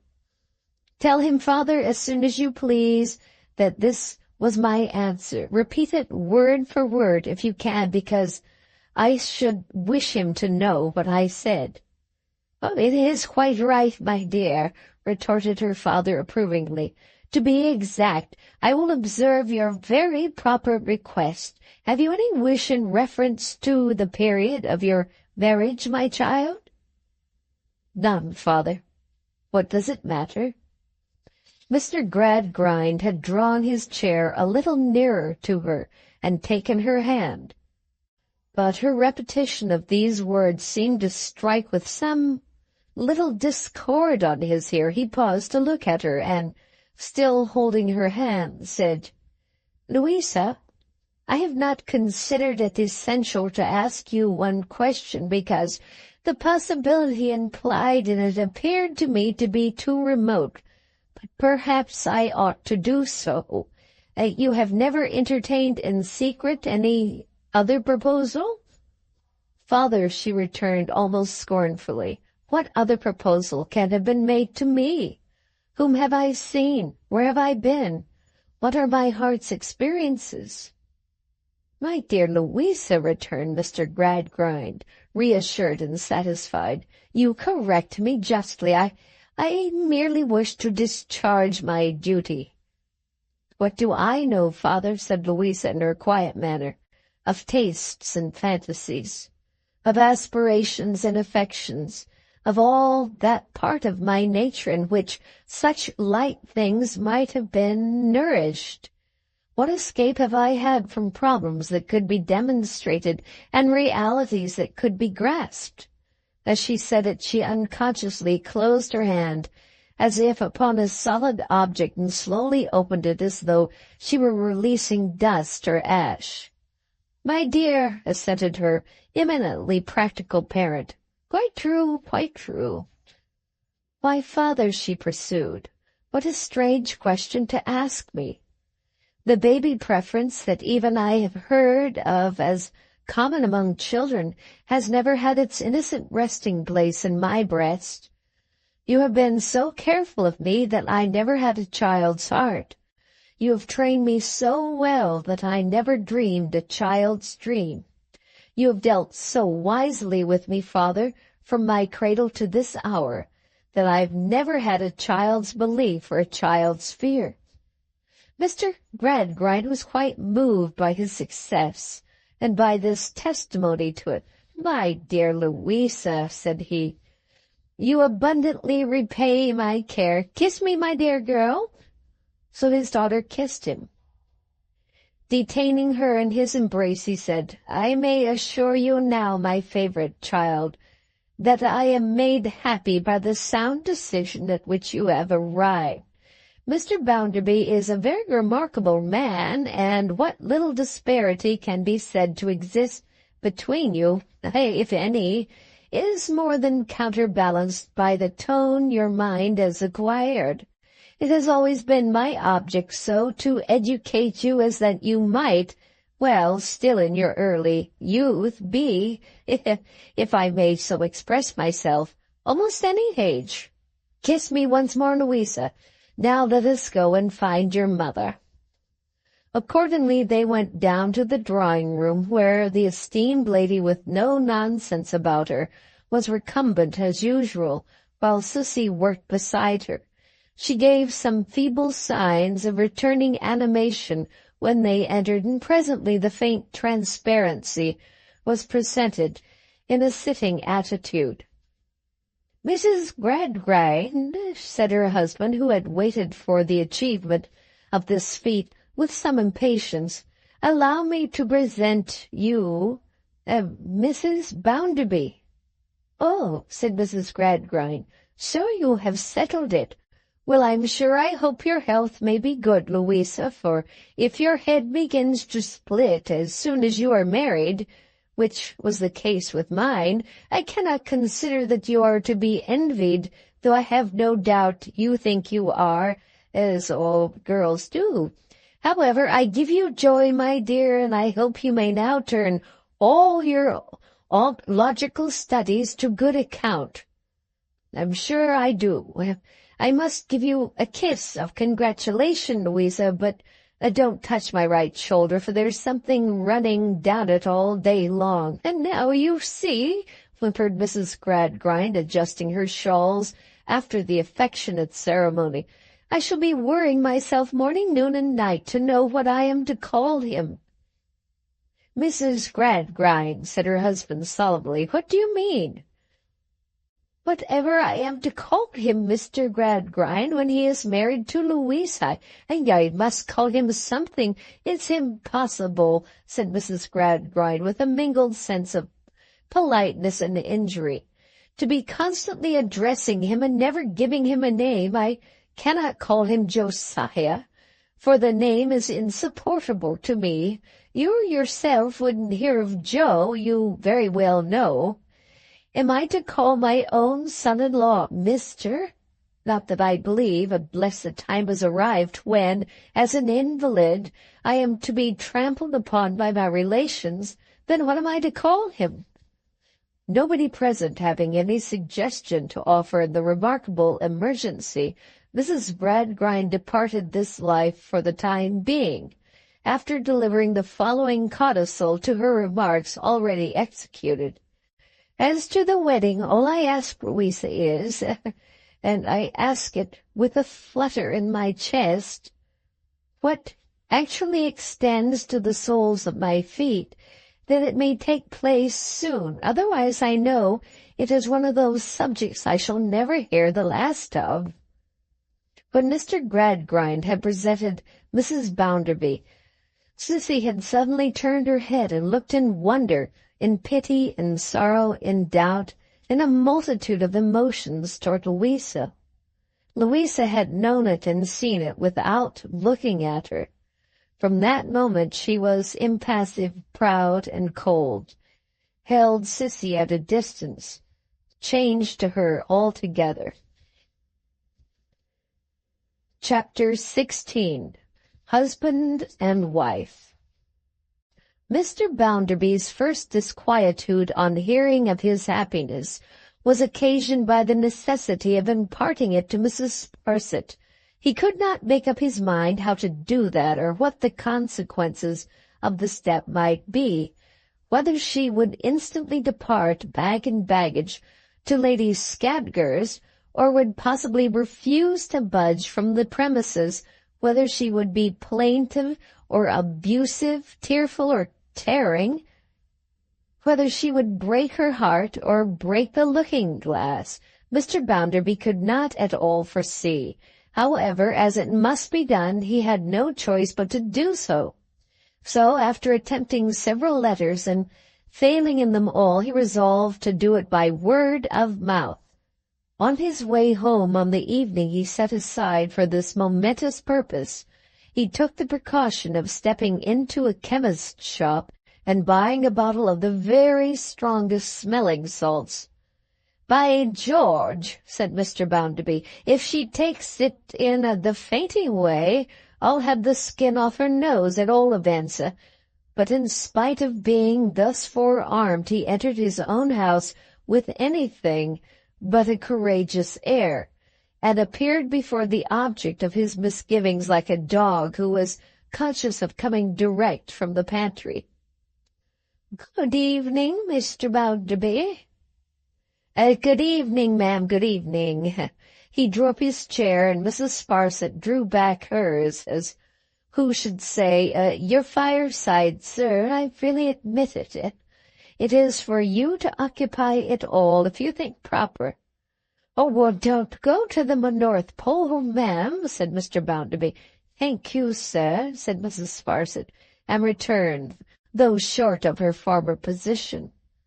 Mr. Bounderby sat looking at her as, with the points of a stiff, sharp pair of scissors, she picked out holes from some inscrutable ornamental purpose in a piece of canebrick, an operation which, taken in connection with the bushy eyebrows and the Roman nose, suggested with some liveliness the idea of a hawk engaged upon the eyes of a tough little bird. She was so steadfastly occupied that many minutes elapsed before she looked up from her work. When she did so, Mr. Bounderby bespoke her attention with a hitch of his head. "Mrs. Sparsit, ma'am," said Mr. Bounderby, putting his hands in his pockets and assuring himself with his right hand that the cork of the little bottle was ready for use, "I have on occasion to say to you that You are not only a lady born and bred, but a devilish sensible woman." "Sir," returned the lady, "this is indeed not the first time that you have honored me with similar expressions of your good opinion." "Mrs. Sparsit, ma'am," said Mr. Bounderby, "I am going to astonish you." "Yes, sir," returned Mrs. Sparsit interrogatively, and in the most tranquil manner possible. She generally wore mittens, and she now laid down her work and smoothed those mittens. "I am going, ma'am," said Mr. Bounderby, "to marry Tom Gradgrind's daughter." "Yes, sir," returned Mrs. Sparsit. "I hope you may be happy, Mr. Bounderby." "Oh, indeed, I hope you may be happy, sir." And she said it with such great condescension, as well as with such great compassion for him, that Bounderby, far more disconcerted than if she had thrown her work-box at the mirror, or swooned on the hearth-rug, corked up the smelling salts tight in his pocket, and thought, "Now confound this woman! Who could have ever guessed that she would take it in this way?" "I wish with all my heart, sir," said Mrs. Sparsit in a highly superior manner. Somehow she seemed in a moment to have established a right to pity him ever afterwards, "that you may be in all respects very happy." "Well, ma'am," returned Bounderby with some resentment in his tone, which was clearly lowered, though in spite of himself, "I am obliged to you. I hope I shall be." "Do you, sir?" said Mrs. Sparsit with great affability. "But naturally you do. Of course you do." A very awkward pause on Mr. Bounderby's part succeeded. Mrs. Sparsit sedately resumed her work, and occasionally gave a small cough, which sounded like the cough of conscious strength and forbearance. "Well, ma'am," resumed Mr. Bounderby, "under these circumstances I imagine it would not be agreeable to a character like yours to remain here, though you would be very welcome here." "Oh, dear, no, sir. I could on no account think of that." Mrs. Sparsit shook her head, still in her highly superior manner, and a little changed the small cough, coughing now as if the spirit of prophecy rose within her, but had better be coughed down. "However, ma'am," said Bounderby, "there are apartments at the bank where a born and bred lady, as keeper of the place, would be rather a catch than otherwise, and if the same terms—" "I beg your pardon, sir?" "You were so good as to promise that you would always substitute the phrase annual compliment." "Well, ma'am, annual compliment, if the same annual compliment would be acceptable there, why, I see nothing to part us unless you do." "Sir," returned Mrs. Sparsit, "the proposal is like yourself, and if the position I shall assume at the bank is one that I could occupy without descending lower in the social scale—" "Why, of course it is," said Bounderby. "If it was not, ma'am, you don't suppose that I should offer it to a lady who has moved in the society you have moved in? Not that I care for such society, you know, but you do." "Mr. Bounderby, you are very considerate. You'll have your own private apartments, and you'll have your coals and your candles and all the rest of it, and you'll have your maid to attend upon you, and you'll have your light porter to protect you, and you'll be what I take the liberty of considering precious comfortable," said Bounderby. "Sir," rejoined Mrs. Sparsit, "say no more. And yielding up my trust here, I shall not be freed from the necessity of eating the bread of dependence." She might have said the sweet bread, for the delicate article in a savory brown sauce was her favorite supper, and I would rather receive it from your hand than from any other. Therefore, sir, I accept your offer gratefully and with many sincere acknowledgments for past favors. And I hope, sir, said Mrs. Sparsit, concluding in an impressively compassionate manner, I fondly hope that Miss Gradgrind may be all you desire and deserve. Nothing moved Mrs. Sparsit from that position any more. It was in vain for Bounderby to bluster or to assert himself in any of his explosive ways. Mrs. Sparsit was resolved to have compassion on him as a victim. She was polite, obliging, cheerful, hopeful.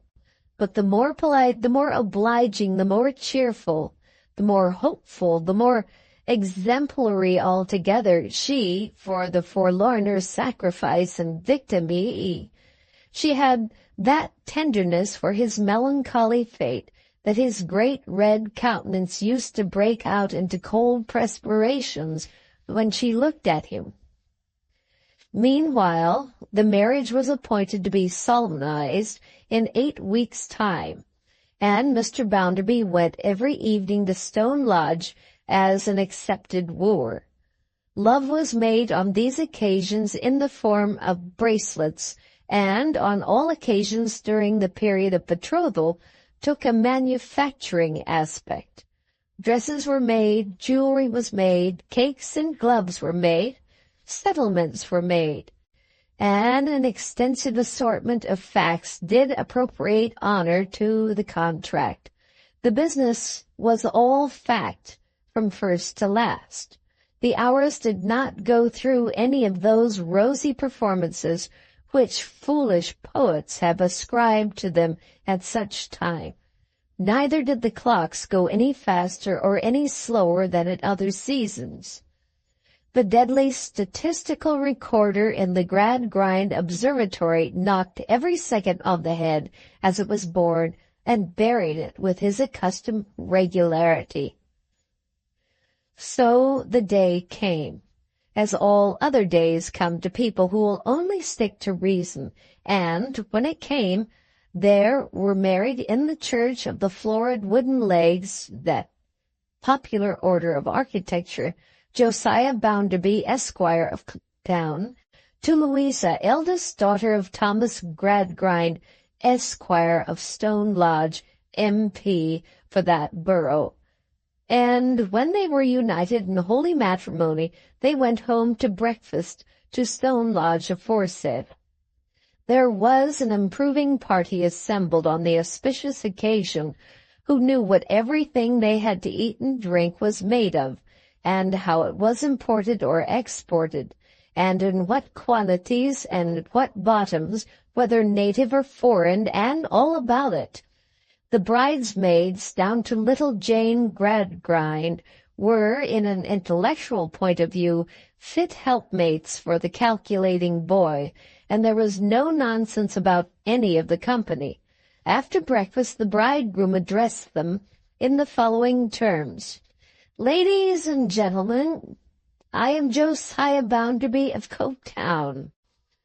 Since you have done my wife and myself the honor of drinking our healths and happiness, I suppose I must acknowledge the same, though as you all know me and know what I am, and what my extraction was. You won't expect a speech from a man who, when he sees a post, says, that's a post, and when he sees a pump, says, that's a pump, and is not to be got to call a post a pump, or a pump a post, or either of them a toothpick.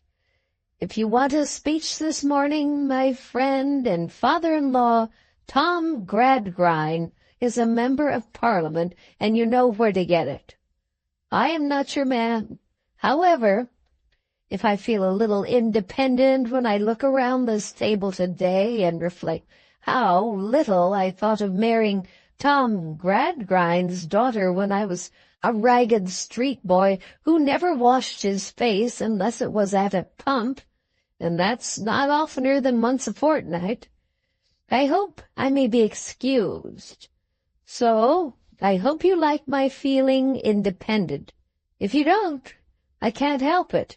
I do feel independent. Now, I have mentioned, and you have mentioned, that I am this day married to Tom Gradgrind's daughter. I'm very glad to be so. It has long been my wish to be so. I've watched her bringing up, and I believe she is worthy of me. At the same time, not to deceive you, I believe I am worthy of her.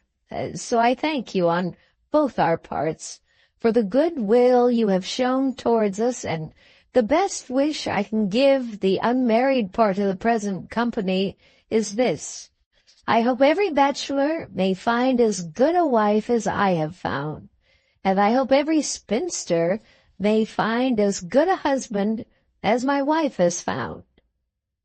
Shortly after which oration, as they were going on a nuptial trip to Lyon, in order that Mr. Bounderby might take the opportunity of seeing how the hands got on in those parts, and whether they, too, required to be fed with gold spoons, the happy pair departed for the railroad.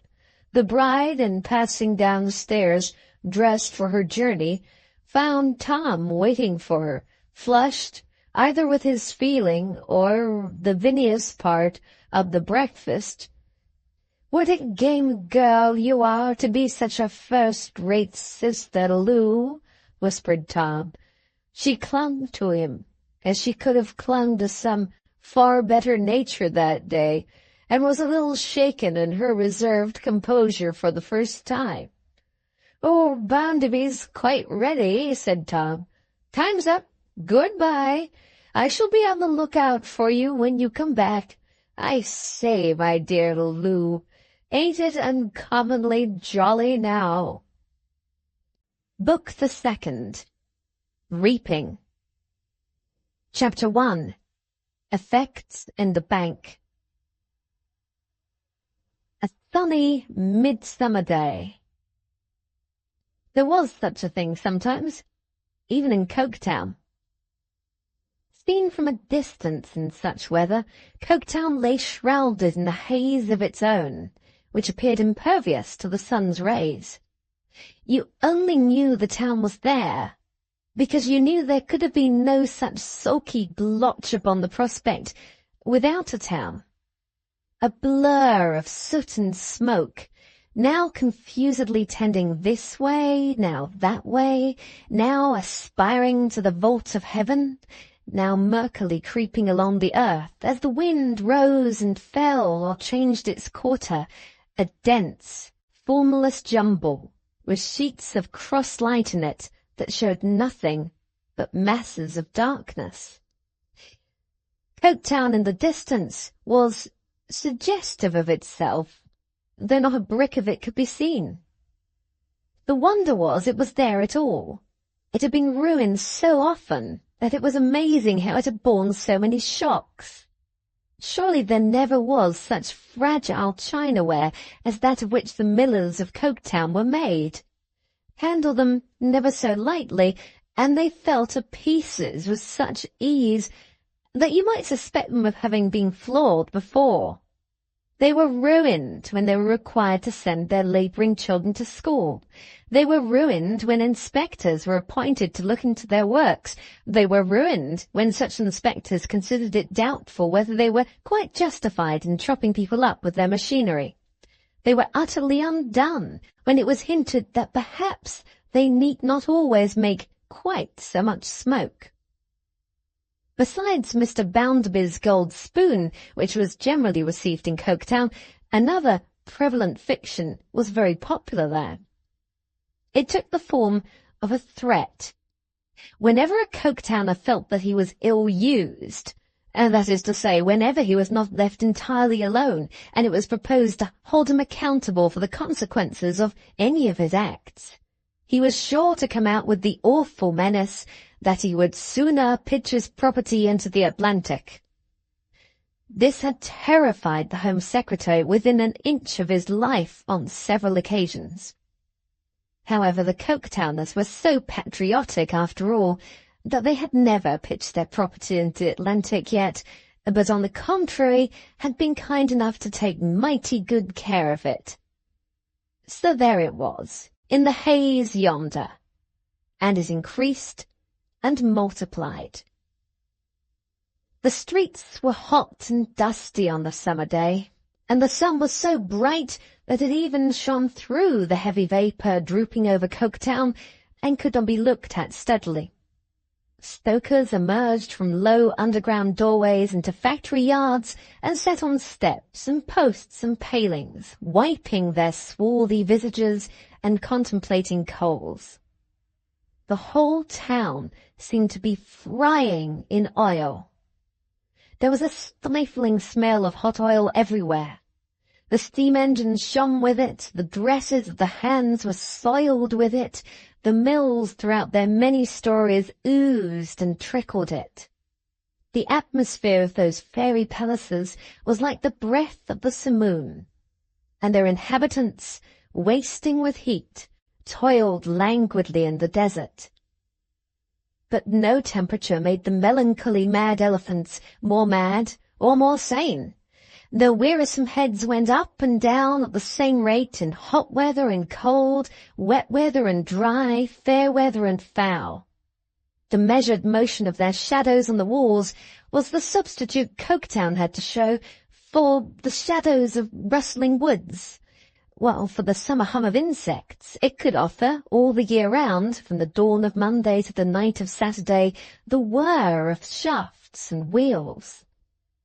Drowsily they whirred all through this sunny day, making the passenger more sleepy and more hot as he passed the humming walls of the mills. Sunblinds and sprinklings of water a little cooled the main streets and the shops, but the mills and the courts and alleys baked at a fierce heat.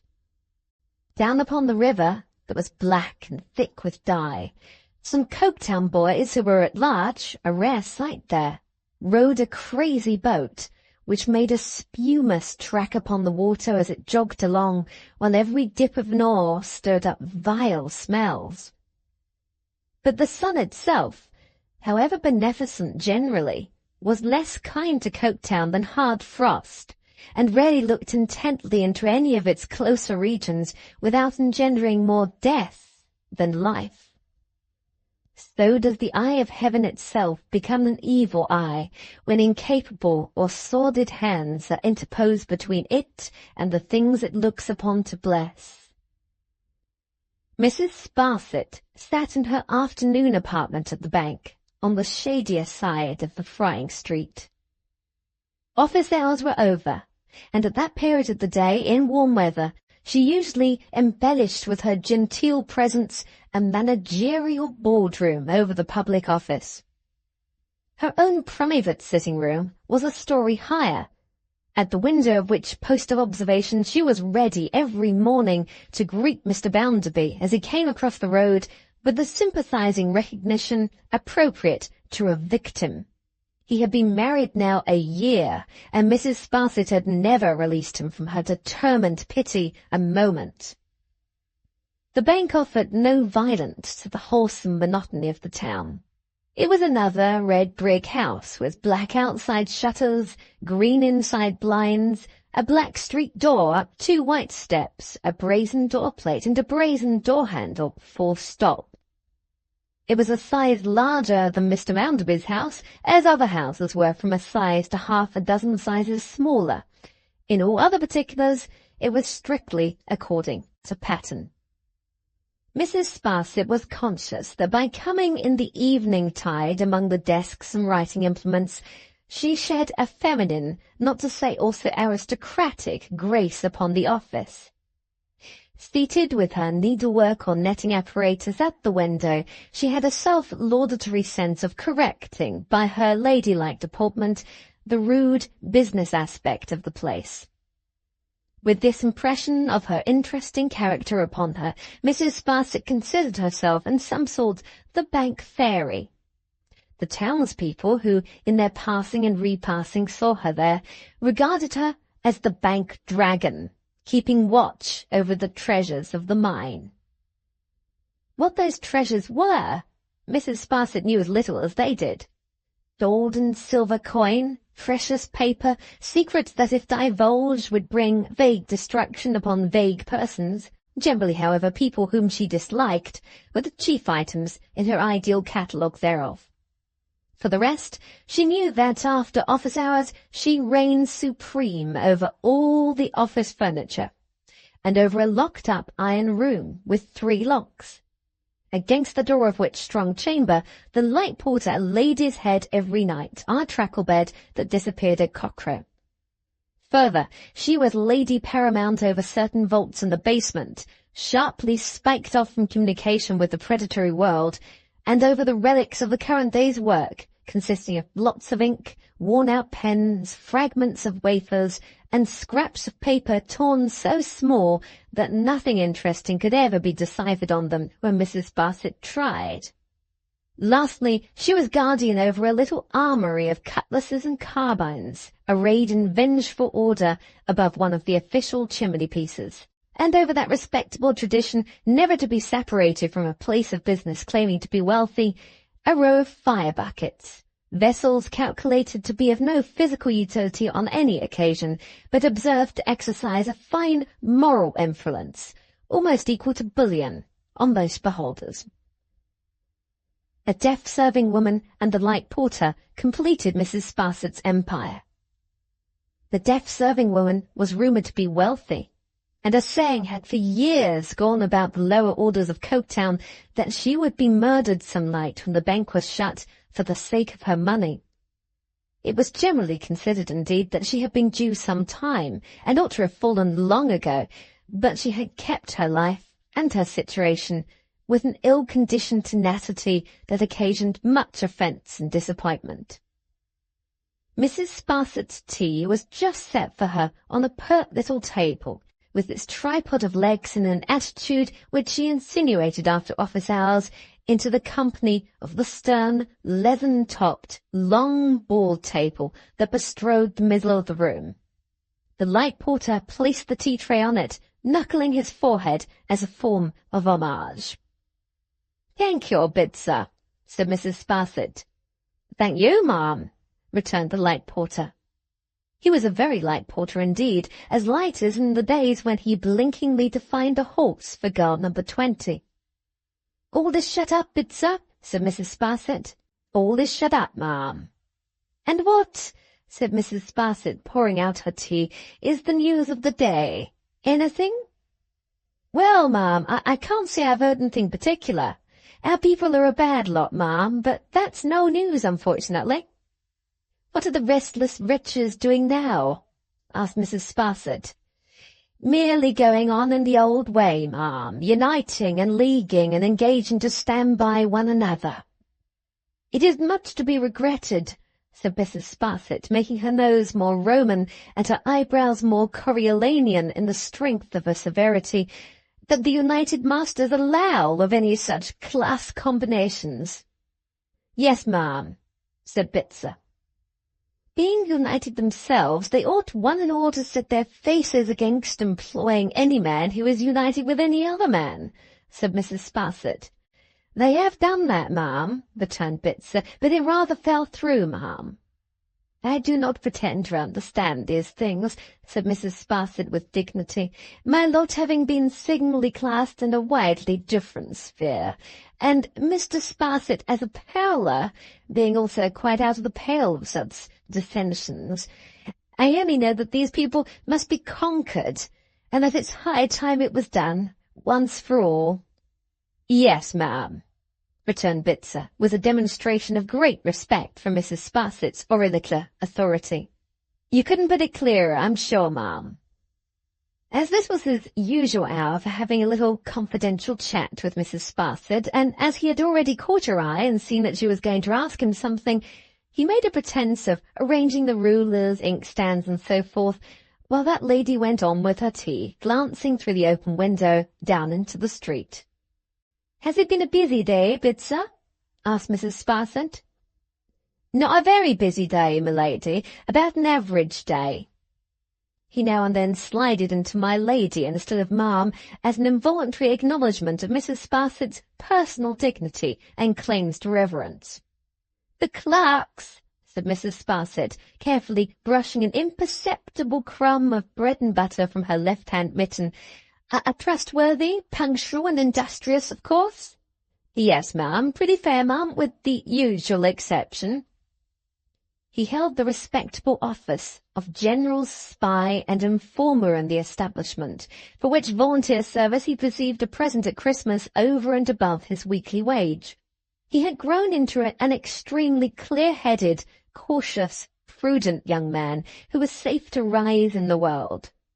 His mind was so exactly regulated that he had no affections or passions. All his proceedings were the result of the nicest and coldest calculation, and it was not without cause that Mrs. Sparsit habitually observed of him that he was a young man of the steadiest principle she had ever known. Having satisfied himself on his father's death that his mother had a right of settlement in Coketown, this excellent young economist had asserted that right for her with such a steadfast adherence to the principle of the case that she had been shut up in the workhouse ever since. It must be admitted that he allowed her £0.5 of tea a year, which was weak in him, first because all gifts have an inevitable tendency to pauperize the recipient, and secondly because his only reasonable transaction in that commodity would have been to buy it for as little as he could possibly give and sell it for as much as he could possibly get, it having been clearly ascertained by philosophers that in this is comprised the whole duty of man, not a part of man's duty, but the whole. Pretty fair, ma'am, with the usual exception, ma'am, repeated Bitzer. Ah, said Mrs. Sparsit, shaking her head over the teacup and taking a long gulp. Mr. Thomas, ma'am. I doubt Mr. Thomas very much, ma'am. I don't like his ways at all. Bitzer, said Mrs. Sparsit in a very impressive manner, do you recollect my having said anything to you respecting names? I beg your pardon, ma'am. It's quite true that you did object to names being used, and they're always best avoided. Please to remember that I have a charge here, said Mrs. Sparsit with her air of state. I held a trust here, Bitzer, under Mr. Bounderby. However improbable both Mr. Bounderby and myself might have deemed it years ago that he would ever become my patron, making me an annual compliment, I cannot but regard him in that light. From Mr. Bounderby I have received every acknowledgment of my social station, and every recognition of my family descent that I could possibly expect. More, far more. Therefore to my patron I will be scrupulously true. And I do not consider, I will not consider, I cannot consider, said Mrs. Sparsit, with the most extensive stock on hand of honour and morality, that I should be scrupulously true if I allowed names to be mentioned under this roof that are, unfortunately, most unfortunately, no doubt of that, connected with his. Bitzer knuckled his forehead again, and again begged pardon. No, Bitzer, continued Mrs. Sparsit, say an individual, and I will hear you. Say Mr. Thomas, and you must excuse me. With the usual exception, ma'am, said Bitzer, trying back, of an individual. Ah! Mrs. Sparsit repeated the ejaculation, the shake of the head over her teacup, and the long gulp, as taking up the conversation again at the point where it had been interrupted. An individual, ma'am, said Bitzer, has never been what he ought to have been since he first came into the place. He's a dissipated, extravagant idler. He's not worth his salt, ma'am. He wouldn't get it either if he hadn't a friend and relation at court, ma'am. Ah, said Mrs. Sparsit, with another melancholy shake of her head. I only hope, ma'am, pursued Bitzer, that his friend and relation may not supply him with the means of carrying on. Otherwise, ma'am, we know out of whose pocket that money comes. Ah, sighed Mrs. Sparsit again, with another melancholy shake of her head.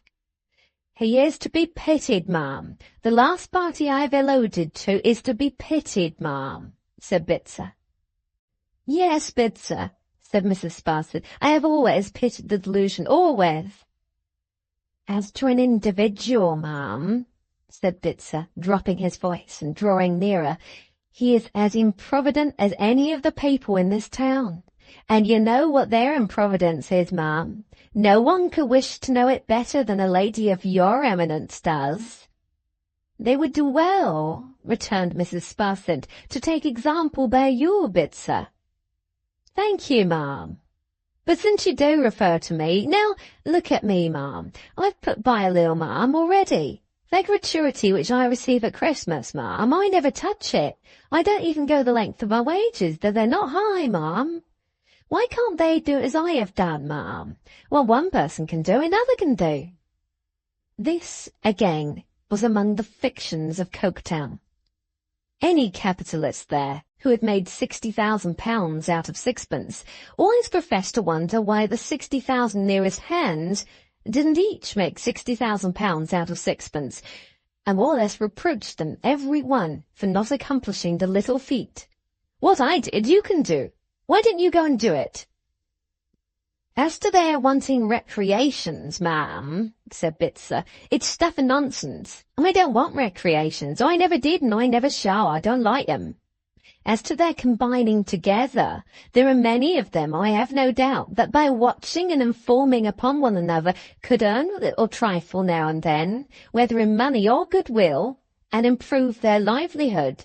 Then why don't they improve it, ma'am? It's the first consideration of a rational creature, and it's what they pretend to want." "Pretend, indeed," said Mrs. Sparsit. "I am sure we are constantly hearing, ma'am, till it becomes quite nauseous, concerning their wives and families," said Bitzer. "Why, look at me, ma'am. I don't want a wife and family. Why should they?" "Because they're improvident," said Mrs. Sparsit. "Yes, ma'am," returned Bitzer, "that's where it is. If they were more provident and less perverse, ma'am, what would they do?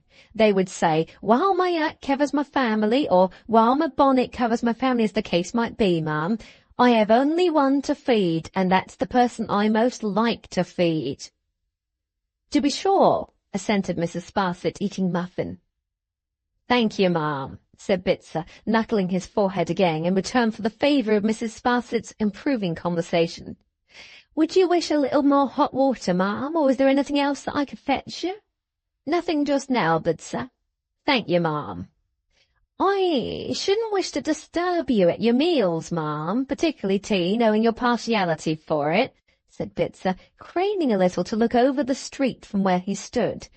"But there's a gentleman been looking up here for a minute or so, ma'am, and he has come across as if he was going to knock." "Ah, that is his knock, ma'am, no doubt." He stepped to the window, and looking out and drawing in his head again, confirmed himself with, "Yes, ma'am. Would you wish the gentleman to be shown in, ma'am?" "I don't know who it can be," said Mrs. Sparsit, wiping her mouth and arranging her mittens. "A stranger, ma'am, evidently." "What a stranger can want at the bank at this time of the evening, unless he comes upon some business for which he is too late, I don't know," said Mrs. Sparsit. "But I hold a charge in this establishment from Mr. Bounderby, and I will never shrink from it. If to see him is any part of the duty I have accepted, I will see him. Use your own discretion, Bitzer." Here the visitor, all unconscious of Mrs. Sparsit's magnanimous words, repeated his knock so loudly that the light porter hastened down to open the door, while Mrs. Sparsit took the precaution of concealing her little table, with all its appliances upon it, in a cupboard, and then decamped upstairs, that she might appear, if needful, with the greater dignity. "If you please, ma'am, the gentleman would wish to see you," said Bitzer, with his light eye at Mrs. Sparsit's keyhole. So Mrs. Sparsit, who had improved the interval by touching up her cap, took her classical features downstairs again, and entered the boardroom in the manner of a Roman matron going outside the city walls to treat with an invading general. The visitor, having strolled to the window, and being then engaged in looking carelessly out, was as unmoved by this impressive entry as man could possibly be. He stood whistling to himself with all imaginable coolness, with his hat still on, and a certain air of exhaustion upon him, in part arising from excessive summer, and in part from excessive gentility. For it was to be seen with half an eye that he was a thorough gentleman, made to the model of time, weary of everything, and putting no more faith in anything than Lucifer. "I believe, sir," quoth Mrs. Sparsit, You wish to see me?" "I beg your pardon," he said, turning and removing his hat. "Pray, excuse me." "Humph," thought Mrs. Sparsit as she made a stately bend. 35, good-looking, good figure, good teeth, good voice, good breeding, well-dressed, dark hair, bold eyes, all which Mrs. Sparsit observed in her womanly way, like the sultan who put his head in a pail of water, merely in dipping down and coming up again. "Please to be seated, sir," said Mrs. Sparsit. "Thank you. Allow me." He placed a chair for her, but remained himself carelessly lounging against the table. "I left my servant at the railway looking after the luggage, very heavy train, vast quantity of it in the van, and strolled on, looking about me. Exceedingly odd place. Would you allow me to ask you if it's always as black as this?" "In general, much blacker," returned Mrs. Sparsit in an uncompromising way. "Is it possible? Excuse me, you're not a native, I think." "No, sir," returned Mrs. Sparsit. "It was once my good or ill fortune, as it may be, before I became a widow, to move in a very different sphere. My husband was a Powler." "I beg your pardon, really," said the stranger. "Was—" Mrs. Sparsit repeated, "a Powler." "Powler family," said the stranger after reflecting a few moments. Mrs. Sparsit signified assent. The stranger seemed a little more fatigued than before.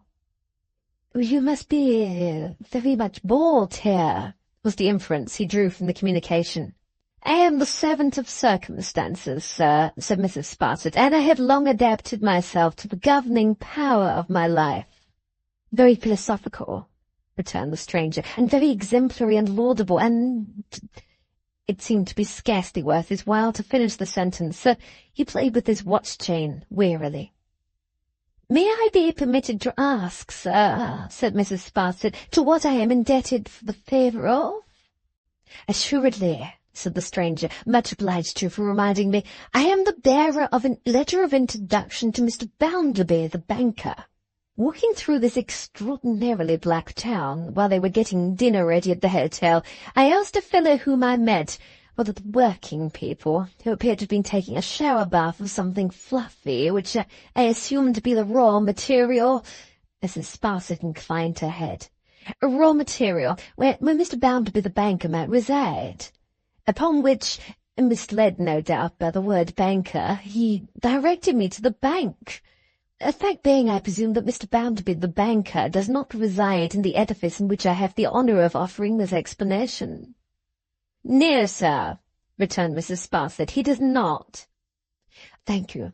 I had no intention of delivering my letter at the present moment, nor have I, but strolling on to the bank to kill time, and having the good fortune to observe at the window," towards which he languidly waved his hand, then slightly bowed, "a lady of a very superior and agreeable appearance, I considered that I could not do better than take the liberty of asking that lady where Mr. Bounderby the banker does live, which I accordingly venture, with all suitable apologies, to do."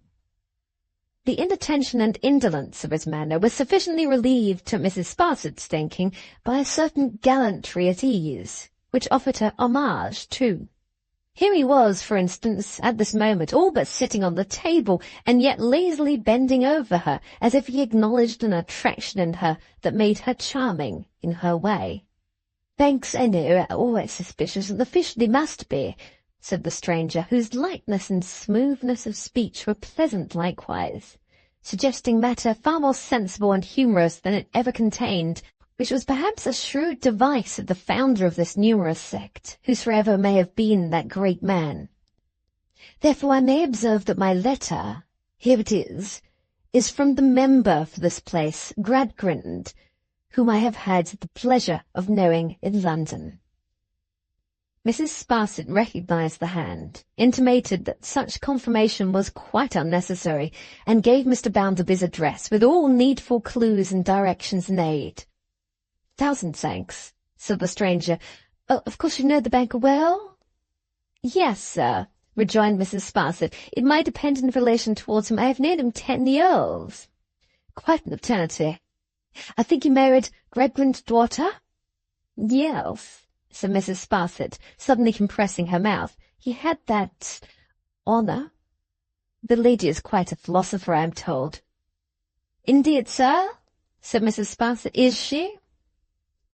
"Excuse my impertinent curiosity," pursued the stranger, fluttering over Mrs. Sparsit's eyebrows with a propitiatory air. "But you know the family and know the world. I am about to know the family, and may have much to do with them. Is the lady so very alarming? Her father gives her such a portentously hard-headed reputation that I have a burning desire to know. Is she absolutely unapproachable, repellently and stunningly clever?" "I see by your meaning smile you think not. You have poured balm into my anxious soul. As to age now, 40, 35? Mrs. Sparsit laughed outright. "Ha! At shit!" said she. "Not 20 when she was married?" "I give you my honour, Mrs. Powler," returned the stranger, detaching himself from the table, "that I never was so astonished in my life." It really did seem to impress him to the utmost extent of his capacity of being impressed. He looked at his informant for full a quarter of a minute, and appeared to have the surprise in his mind all the time. "I assure you, Mrs. Powler," he then said, much exhausted, "that the father's manner prepared me for a grim and stony maturity. I have obliged you of all things for correcting so absurd a mistake. Pray excuse my intrusion. Many thanks. Good day." He bowed himself out, and Mrs. Sparsit, hiding in the window curtain, saw him languishing down the street on the shady side of the way, observed of all the town. "What do you think of the gentleman, Bitzer?" she asked the light porter when he came to take away. "Spends a deal of money on his dress, ma'am." "It must be admitted," said Mrs. Sparsit, "that it's very tasteful." "Yes, ma'am," returned Bitzer, "if that's worth the money." "Besides which, ma'am," resumed Bitzer, while he was polishing the table, "he looks to me as if he gamed." "It's immoral to game," said Mrs. Sparsit. "It's ridiculous, ma'am," said Bitzer, "because the chances are against the players." Whether it was that the heat prevented Mrs. Sparsit from working, or whether it was that her hand was out, she did no work that night. She sat at the window when the sun began to sink behind the smoke. She sat there when the smoke was burning red, when the colour faded from it, when darkness seemed to rise slowly out of the ground and creep upward, upward, up to the housetops, up to the church steeple, up to the summits of the factory chimneys, up to the sky. Without a candle in the room, Mrs. Sparsit sat at the window with her hands before her, not thinking much of the sounds of evening, the whooping of boys, the barking of dogs, the rumbling of wheels, the steps and voices of passengers, the shrill street cries, the clogs upon the pavement when it was the hour for going by, the shutting up of shop shutters. Not until the light porter announced that her nocturnal sweetbread was ready did Mrs. Sparsit arouse herself from her reverie and convey her dense black eyebrows, by that time creased with meditation as if they needed ironing out, upstairs. "Oh, you fool!" said Mrs. Sparsit when she was alone at her supper. Whom she meant, she did not say, though she could scarcely have meant the sweetbread. Chapter 2. Mr. James Harthouse. The Gradgrind party wanted assistance in cutting the throats of the Graces. They went about recruiting, and where could they enlist recruits more hopefully than among the fine gentlemen who, having found out everything to be worth nothing, were equally ready for anything. Moreover, the healthy spirits who had mounted to this sublime height were attractive to many of the Gradgrind school. They liked fine gentlemen. They pretended they did not, but they did. They became exhausted in imitation of them, and they yawed in their speech like them. And they served out, with an enervated air, the little moldy rations of political economy on which they regaled their disciples. There never before was seen on earth such a wonderful hybrid race as was thus produced. Among the fine gentlemen not regularly belonging to the Gradgrind school, there was one of a good family and a better appearance, with a happy turn of humor, which had told immensely with the House of Commons on the occasion of his entertaining it with his and the Board of Directors' view of a railway accident, in which the most careful officers ever known, employed by the most liberal managers ever heard of, assisted by the finest mechanical contrivances ever devised, the whole in action on the best line ever constructed, had killed 5 people and wounded 32, by a casualty without which the excellence of the whole system would have been positively incomplete. Among the slain was a cow, and among the scattered articles unowned a widow's cap, and the honorable member had so tickled the House, which has a delicate sense of humor, by putting the cap on the cow, that it became impatient of any serious reference to the coroner's inquest, and brought the railway off with cheers and laughter. Now, this gentleman had a younger brother of still better appearance than himself, who had tried life as a cornet of dragoons, and found it a bore, and had afterwards tried it in the train of an English minister abroad, and found it a bore, and had then strolled to Jerusalem, and got bored there, and had then gone yachting about the world, and got bored everywhere. To whom this honorable and jocular member fraternally said one day, "Jem, there's a good opening among the hard fact fellows, and they want men. I wonder you don't go in for statistics." Jem, rather taken by the novelty of the idea and very hard up for a change, was as ready to go in for statistics as for anything else, so he went in. He coached himself up with a blue book or two, and his brother put it about among the hard fact fellows, and said, "If you want to bring in for any place a handsome dog who can make you a devilish good speech, look after my brother Jem, for he's your man." After a few dashes in the public meeting way, Mr. Gradgrind and a council of political sages approved of Jem, and it was resolved to send him down to Coketown, to become known there and in the neighborhood. Hence the letter Jem had last night shown to Mrs. Sparsit, which Mr. Bounderby now held in his hand, superscribed, "Josiah Bounderby, Esquire, Banker, Coketown, specially to introduce James Harthouse, Esquire, Thomas Gradgrind." Within an hour of the receipt of this dispatch and Mr. James Harthouse's card, Mr. Bounderby put on his hat and went down to the hotel. There he found Mr. James Harthouse looking out of window in a state of mind so disconsolate that he was already half disposed to go in for something else. "My name, sir," said his visitor, "is Josiah Bounderby of Coketown." Mr. James Harthouse was very happy indeed, though he scarcely looked so, to have a pleasure he had long expected. "Coketown, sir," said Bounderby, obstinately taking a chair, "is not the kind of place you have been accustomed to. Therefore, if you will allow me, or whether you will or not, for I am a plain man, I'll tell you something about it before we go any further. Mr. Harthouse would be charmed." "Don't be too sure of that," said Mr. Bounderby. "I don't promise it. First of all, you see our smoke.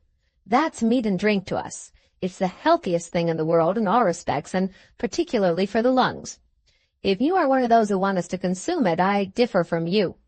We are not going to wear the bottoms of our boilers out any faster than we wear 'em out now, for all the humbugging sentiment in Great Britain and Ireland." By way of going in to the fullest extent, Mr. Harthouse rejoined, "Mr. Bounderby, I assure you I am entirely and completely of your way of thinking, on conviction." "I'm glad to hear it," said Bounderby. "Now, you have heard a lot of talk about the work in our mills, no doubt. You have? Very good. I'll state the fact of it to you. It's the pleasantest work there is, and it's the lightest work there is, and it's the best paid work there is. More than that, we couldn't improve the mills themselves unless we laid down Turkey carpets on the floors, which we're not a-going to do." Mr. Bounderby, perfectly right. "Lastly," said Bounderby, "as to our hands. There's not a hand in this town, sir, man, woman, or child, but has one ultimate object in life. That object is to be fed on turtle soup and venison with a gold spoon. Now, they're not a-going, none of them, ever to be fed on turtle soup and venison with a gold spoon, and now you know the place." Mr. Harthouse professed himself in the highest degree instructed and refreshed by this condensed epitome of the whole Coketown question. "Why, you see," replied Mr. Bounderby, "it suits my disposition to have a full understanding with a man, particularly with a public man when I make his acquaintance. I have only one thing more to say to you, Mr. Harthouse, before assuring you of the pleasure with which I shall respond, to the utmost of my poor ability, to my friend Tom Gradgrind's letter of introduction. You are a man of family. Don't you deceive yourself by supposing for a moment that I am a man of family. I'm a bit of dirty riffraff, and a genuine scrap of tag, rag, and bobtail." If anything could have exalted Jem's interest in Mr. Bounderby, it would have been this very circumstance, or so he told him. "So now," said Bounderby, "we may shake hands on equal terms. I say equal terms, because, although I know what I am, and the exact depth of the gutter I've lifted myself out of better than any man does, I am as proud as you are. I am just as proud as you are. Having now asserted my independence in a proper manner, I may come to how do you find yourself, and I hope you're pretty well." The better, Mr. Harthouse gave him to understand as they shook hands, for the salubrious air of Coketown. Mr. Bounderby received the answer with favour. "Perhaps you know," said he, "or perhaps you don't know, I married Tom Gradgrind's daughter. If you have nothing better to do than to walk up town with me, I shall be glad to introduce you to Tom Gradgrind's daughter." "Mr. Bounderby," said Jem, "you anticipate my dearest wishes."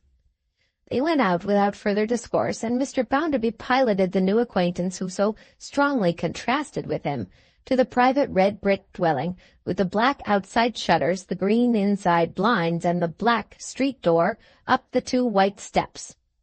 In the drawing-room of which mansion there presently entered to them the most remarkable girl Mr. James Harthouse had ever seen. She was so constrained, and yet so careless, so reserved, and yet so watchful, so cold and proud, and yet so sensitively ashamed of her husband's braggart humility, from which she shrunk as if every example of it were a cut or a blow, that it was quite a new sensation to observe her. In face she was no less remarkable than in manner. Her features were handsome, but their natural play was so locked up that it seemed impossible to guess at their genuine expression. Utterly indifferent, perfectly self-reliant, never at a loss, and yet never at her ease, with her figure in company with them there, and her mind apparently quite alone. It was of no use going in yet a while to comprehend this girl, for she baffled all penetration. From the mistress of the house the visitor glanced to the house itself. There was no mute sign of a woman in the room, no graceful little adornment, no fanciful little device, however trivial, anywhere expressed her influence. Cheerless and comfortless, boastfully and doggedly rich, there the room stared at its present occupants, unsoftened and unrelieved by the least trace of any womanly occupation. As Mr. Bounderby stood in the midst of his household gods, so those unrelenting divinities occupied their places around Mr. Bounderby, and they were worthy of one another, and well matched. "This, sir," said Bounderby, "is my wife, Mrs. Bounderby, Tom Gradgrind's eldest daughter, Lou. Mr. James Harthouse. Mr. Harthouse, Lou, has joined your father's muster-roll. If he is not Tom Gradgrind's colleague before long, I believe we shall at least hear of him in connection with one of our neighboring towns. You observe, Mr. Harthouse, that my wife is my junior. I don't know what she saw in me to marry me, but she saw something in me, I suppose, or she wouldn't have married me. She has lots of expensive knowledge, sir, political and otherwise. If you want to cram for anything, I should be troubled to recommend you to a better adviser than Lou Bounderby. To a more agreeable adviser, or one from whom he would be more likely to learn, Mr. Harthouse could never be recommended."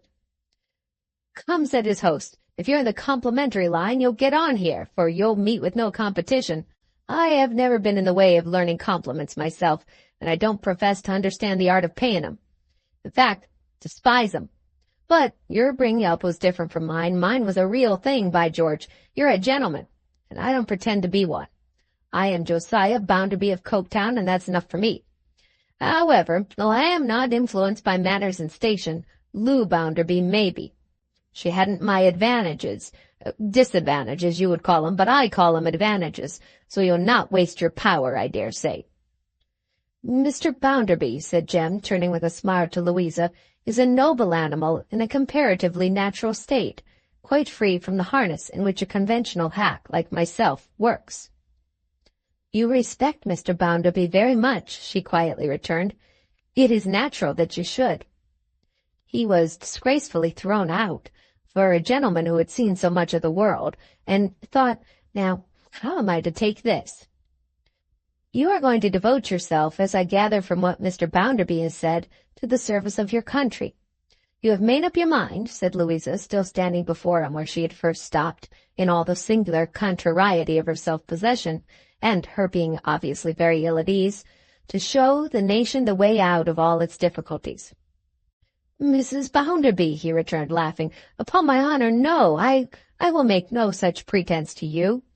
I have seen a little, here and there, up and down. I have found it all to be very worthless, as everybody has, and as some confess they have and some do not, and I am going in for your respected father's opinions, really because I have no choice of opinions, and may as well back them as anything else." "Have you none of your own?" asked Louisa. "I have not so much as the slightest predilection left. I assure you I attach not the least importance to any opinions. The result of the varieties of boredom I have undergone is a conviction, unless conviction is too industrious a word for the lazy sentiment I entertain on the subject, that any set of ideas will do just as much good as any other set, and just as much harm as any other set. There's an English family with a charming Italian motto, 'What will be, will be.' It's the only truth going." This vicious assumption of honesty and dishonesty, a vice so dangerous, so deadly, and so common, seemed, he observed, a little to impress her in his favor. He followed up the advantage by saying in his pleasantest manner, a manner to which she might attach as much or as little meaning as she pleased, "The side that can prove anything in a line of units, tens, hundreds, and thousands, Mrs. Bounderby, seems to me to afford the most fun, and to give a man the best chance. I am quite as much attached to it as if I believed it. I am quite ready to go in for it to the same extent as if I believed it, and what more could I possibly do if I did believe it?" "You are a singular politician," said Louisa. "Pardon me, I have not even that merit. We are the largest party in the state, I assure you, Mrs. Bounderby, if we all fell out of our adopted ranks and were reviewed together." Mr. Bounderby, who had been in danger of bursting in silence, interposed here with a project for postponing the family dinner till 6:30, and taking Mr. James Harthouse, in the meantime, on a round of visits to the voting and interesting notabilities of Coketown and its vicinity. The round of visits was made, and Mr. James Harthouse, with a discreet use of his blue coaching, came off triumphantly, though with a considerable accession of boredom. In the evening he found the dinner-table laid for 4, but they sat down only 3. It was an appropriate occasion for Mr. Bounderby to discuss the flavor of the ha'porth of stewed eels he had purchased in the streets at 8 years old, and also of the inferior water specially used for laying the dust, with which he had washed down that repast. He likewise entertained his guests over the soup and fish, with the calculation that he, Bounderby, had eaten in his youth at least 3 horses under the guise of polonies and saveloys. These recitals Jem, in a languid manner, received with "charming" every now and then, and they probably would have decided him to go in for Jerusalem again tomorrow, had he been less curious respecting Louisa. "Is there nothing," he thought, glancing at her as she sat at the head of the table, where her youthful figure, small and slight but very graceful, looked as pretty as if misplaced, "is there nothing that will move that face?" Yes, by Jupiter there was something, and here it was in an unexpected shape. Tom appeared. She changed as the door opened and broke into a beaming smile. A beautiful smile. Mr. James Harthouse might not have thought so much of it, but that he had wondered so long at her impassive face. She put out her hand, a pretty little soft hand, and her fingers closed upon her brother's, as if she would have carried them to her lips. "Aye, thought the visitor, this whelp is the only creature she cares for. So. The whelp was presented and took his chair. The appellation was not flattering, but not unmerited.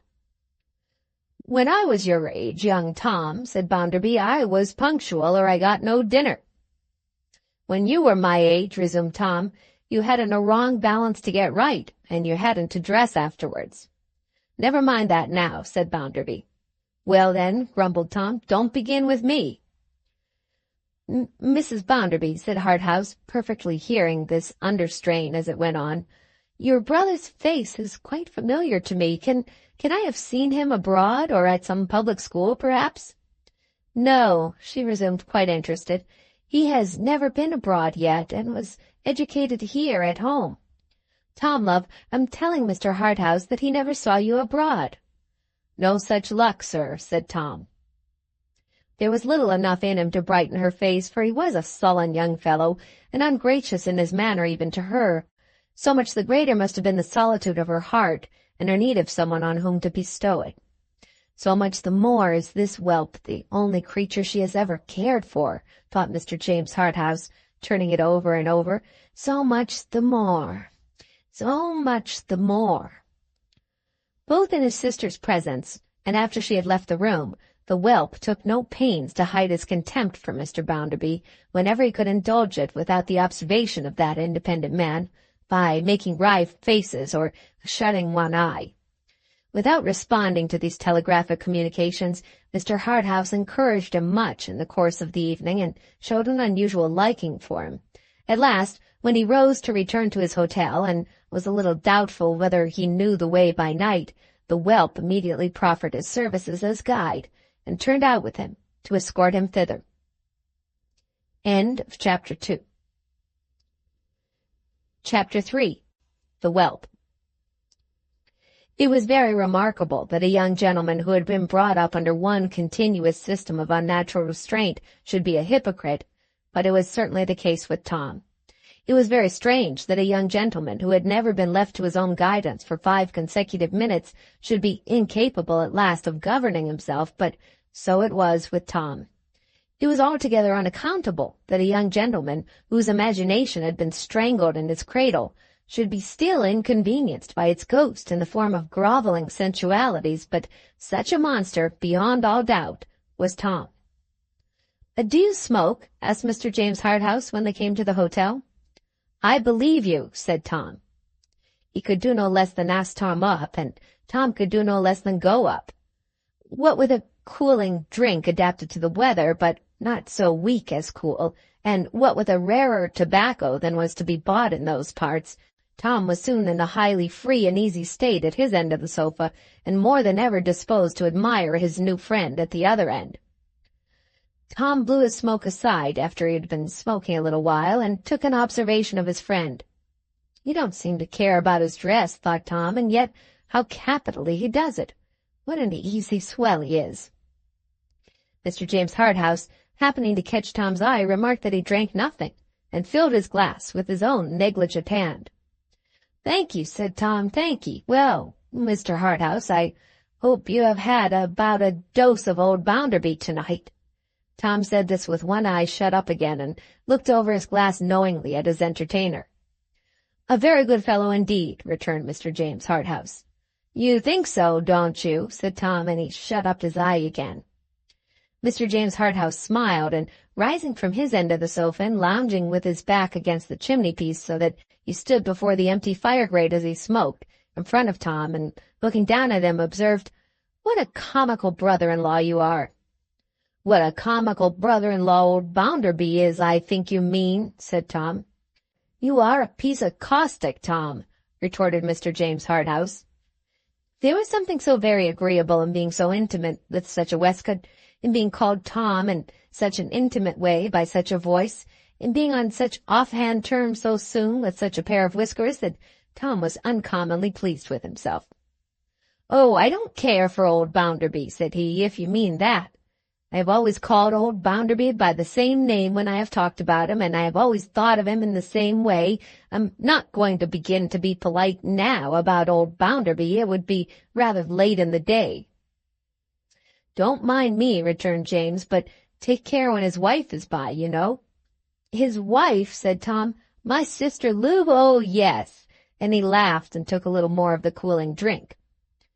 James Harthouse continued to lounge in the same place and attitude, smoking his cigar in his own easy way, and looking pleasantly at the whelp as if he knew himself to be a kind of agreeable demon who had only to hover over him, and he must give up his whole soul if required.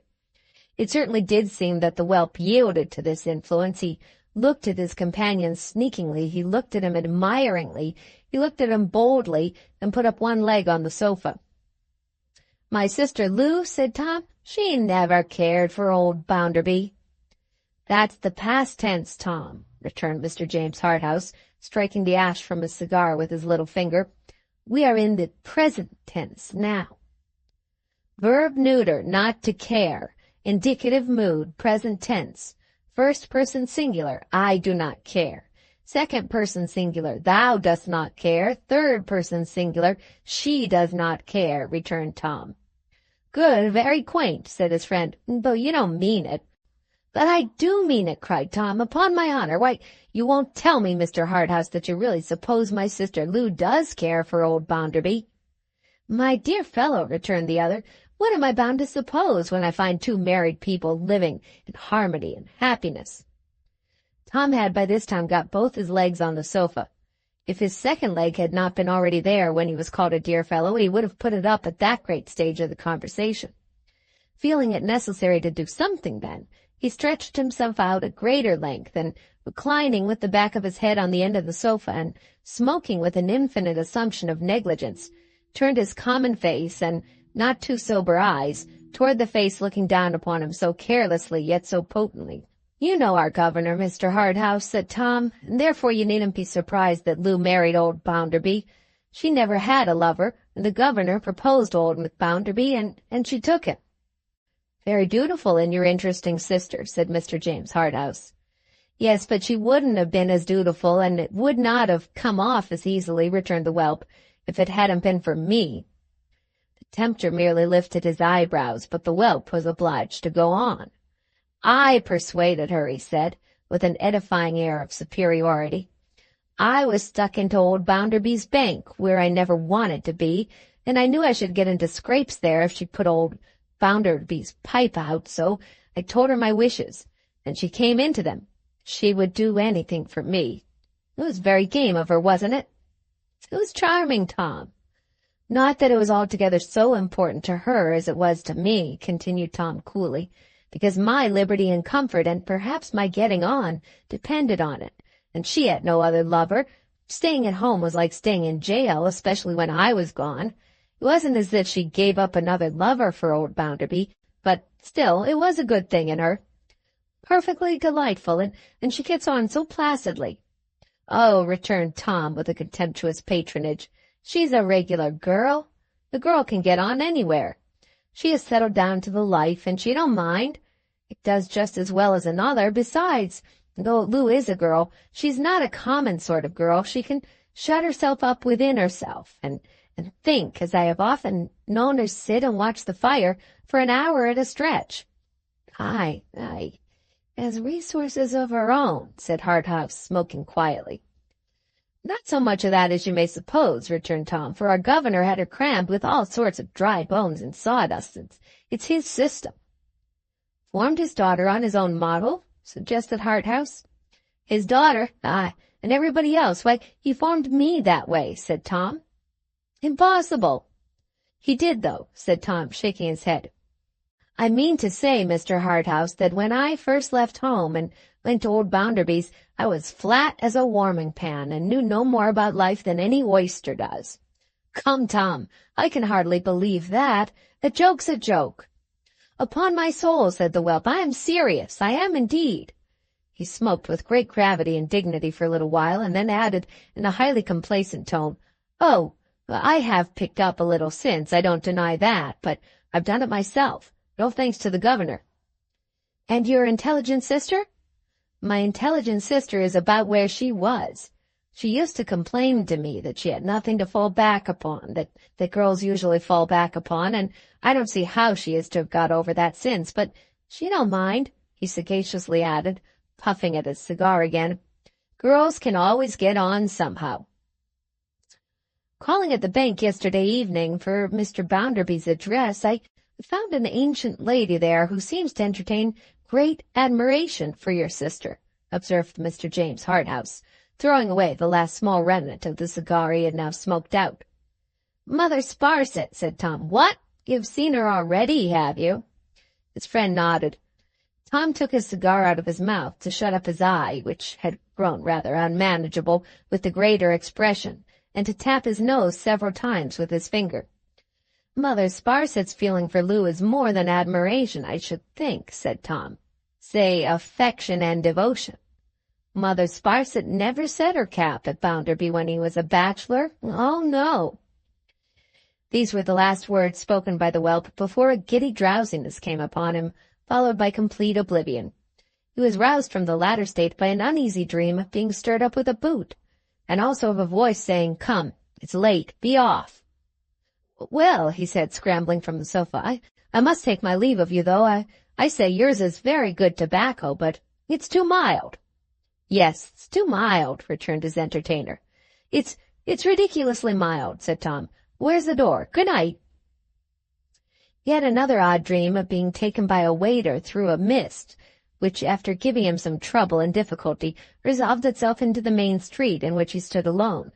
He then walked home pretty easily, though not yet free from an impression of the presence and influence of his new friend, as if he were lounging somewhere in the air, in the same negligent attitude, regarding him with the same look. The whelp went home, and went to bed.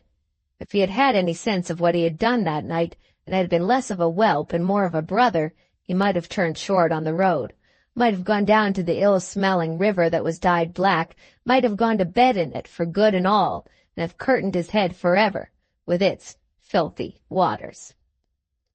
Chapter 4. Men and Brothers. "Oh, my friends, the downtrodden operatives of Coketown! Oh, my friends and fellow countrymen, the slaves of an iron-handed and a grinding despotism!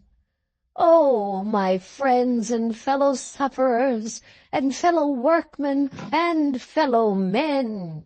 I tell you that the hour is come when we must rally round one another as one united power, and crumble into dust the oppressors that too long have battened upon the plunder of our families, upon the sweat of our brows, upon the labor of our hands, upon the strength of our sinews, upon the God-created, glorious rights of humanity, and upon the holy and eternal privileges of brotherhood." "Good! Hear, hear, hear! Hurrah!" and other cries arose in many voices from various parts of the densely crowded and suffocating close hall, in which the orator, perched on a stage, delivered himself of this and what other froth and fume he had in him. He had declaimed himself into a violent heat, and was as hoarse as he was hot, by dint of roaring at the top of his voice under a flaring gaslight, clenching his fists, knitting his brows, setting his teeth, and pounding with his arms. He had taken so much out of himself by this time that he was brought to a stop and called for a glass of water. As he stood there, trying to quench his fiery face with his drink of water, the comparison between the orator and the crowd of attentive faces turned towards him was extremely to his disadvantage. Judging him by nature's evidence, he was above the mass in very little but the stage on which he stood. In many great respects he was essentially below them. He was not so honest, he was not so manly, he was not so good-humored. He substituted cunning for their simplicity, and passion for their safe, solid sense. An ill-made, high-shouldered man with lowering brows, and his features crushed into a habitually sour expression, he contrasted most unfavorably, even in his mongrel dress, with the great body of his hearers in their plain working clothes. Strange as it always is to consider any assembly in the act of submissively resigning itself to the dreariness of some complacent person, lord or commoner, whom 3/4 of it could by no human means raise out of the slough of inanity to their own intellectual level, it was particularly strange, and it was even particularly affecting to see this crowd of earnest faces, whose honesty in the main no competent observer free from bias could doubt, so agitated by such a leader. Good, hear, hear, hurrah! The eagerness, both of attention and intention, exhibited in all the countenances, made them a most impressive sight. There was no carelessness, no languor, no idle curiosity, none of the many shades of indifference to be seen in all other assemblies visible for one moment there, that every man felt his condition to be somehow or other worse than it might be, that every man considered it incumbent on him to join the rest towards the making of it better, that every man felt his only hope to be in his allying himself to the comrades by whom he was surrounded, and that in this belief, right or wrong, unhappily wrong then, the whole of that crowd were gravely, deeply, faithfully in earnest, must have been plain to any one who chose to see what was there, as the bare beams of the roof and the whitened brick walls. Nor could any such spectator fail to know in his own breast that these men, through their very delusions, showed great qualities, susceptible of being turned to the happiest and best account, and that to pretend, on the strength of sweeping axioms howsoever cut and dried, that they were astray wholly without cause, and of their own irrational wills, was to pretend that there could be smoke without fire, death without birth, harvest without seed, anything or everything produced from nothing. The orator, having refreshed himself, wiped his corrugated forehead from left to right several times with his handkerchief, folded into a pad, and concentrated all his revived forces in a sneer of great disdain and bitterness. But, oh, my friends and brothers, oh, men and Englishmen, the downtrodden operatives of Coketown, what shall we say of that man, that working man, that I should find it necessary to so libel the glorious name, who, being practically and well acquainted with the grievances and wrongs of you, the injured pith and marrow of this land, and having heard you with a noble and majestic unanimity that will make tyrants tremble, resolve for to subscribe to the funds of the United Aggregate Tribunal, and to abide by the injunctions issued by that body for your benefit, whatever they may be. What, I ask you, will you say that of working man, since such I must acknowledge him to be, who at such time deserts his post and sells his flag, who at such a time turns a traitor and a craven and a recreant, who at such a time is not ashamed to make to you the dastardly and humiliating avowal that he will hold himself aloof, and will not be one of those associated in the gallant stand for freedom and for right. The assembly was divided at this point. There were some groans and hisses, but the general sense of honor was much too strong for the condemnation of a man unheard.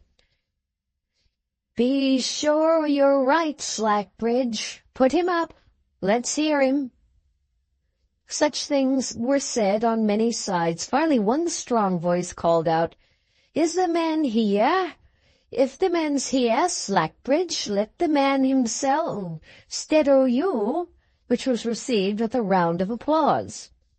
Slackbridge the orator looked about him with a withering smile, and holding out his right hand at arm's length, as the manner of all Slackbridges is, to still the thundering sea, waited until there was a profound silence. "Oh, my friends and fellow men," said Slackbridge then, shaking his head with violent scorn, "I do not wonder that you, the prostrate sons of labor, are incredulous of the existence of such a man. But he who sold his birthright for a mess of pottage existed, and Judas Iscariot existed, and Castlereagh existed, and this man exists."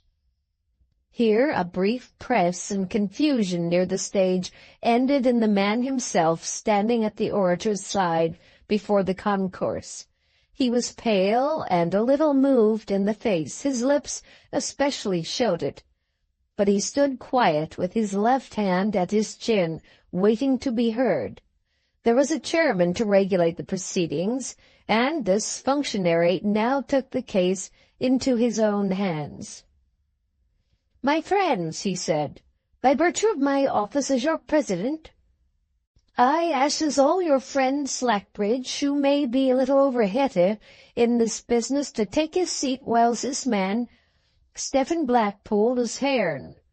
You all know this man, Stephen Blackpool, you know him, along all his misfortunes and his good name." With that the chairman took him frankly by the hand and sat down again. Slackbridge likewise sat down, wiping his hot forehead, always from left to right, and never the reverse way. "My friends," Stephen began in the midst of a dead calm, "I heard what been spoken o' me, and 'tis likely that I shan't mend it. But I'd liefer you to hear the truth concerning my son from my lips than from ony other man's, though I never could speak afore so many without being murdered and muddled." Slackbridge shook his head as if he would shake it off in his bitterness. "I am the one single hand in Bounderby's mill o' all the men there as don't come in wi' me the proposed regulations. I canna come in wi' 'em. My friends, I doubt they're doing you any good. Liquor they'll do you hurt." Slackbridge laughed, folded his arms, and frowned sarcastically. "But 'tain't so much for that as I stands out. If that were all, I'd come in wi' the rest. But I had my reasons, mine, you see, for being hindered, not only now, but always life long." Slackbridge jumped up and stood beside him, gnashing and tearing. "Oh, my friends, but this did I tell you, oh, my fellow countrymen, what warning but this did I give you, and how shows this recreant conduct in a man on whom unequal laws are known to have fallen heavy? Oh, you Englishmen, I ask you, how does this subordination show in one of yourselves, who is thus consenting to his own undoing, and to yours, and to your children's, and your children's children's?" There was some applause and some crying of shame upon the man, but the greater part of the audience were quiet. They looked at Stephen's worn face, rendered more pathetic by the homely emotions it evinced, and, in the kindness of their nature, they were more sorry than indignant. "'Tis this delegate's trade for to speak," said Stephen, "and he's paid for it, and he knows his work. Let him keep to it. Let him give no heed to what I hadn't to bear. That's not for him. That's not for nobody but me." There was propriety, not to say a dignity, in these words that made the hearers yet more quiet and attentive. The same strong voice called out, "Slackbridge, let the man be hearn, and hold thee tongue." Then the place was wonderfully still.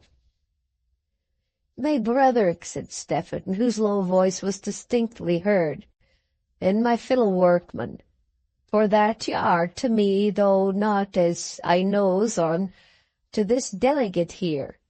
I but put a word to send, and I could send no more, if I was to speak till strike o' day. I know weel all what's afore me. I know weel that you are all resolved to have no more ado wi' a man who is not wi' you in this matter. I know weel that if I was a lying partridge ye the road, you'd feel it right to pass me by as a foreigner or stranger. What I ha-getten I mun's make the best on."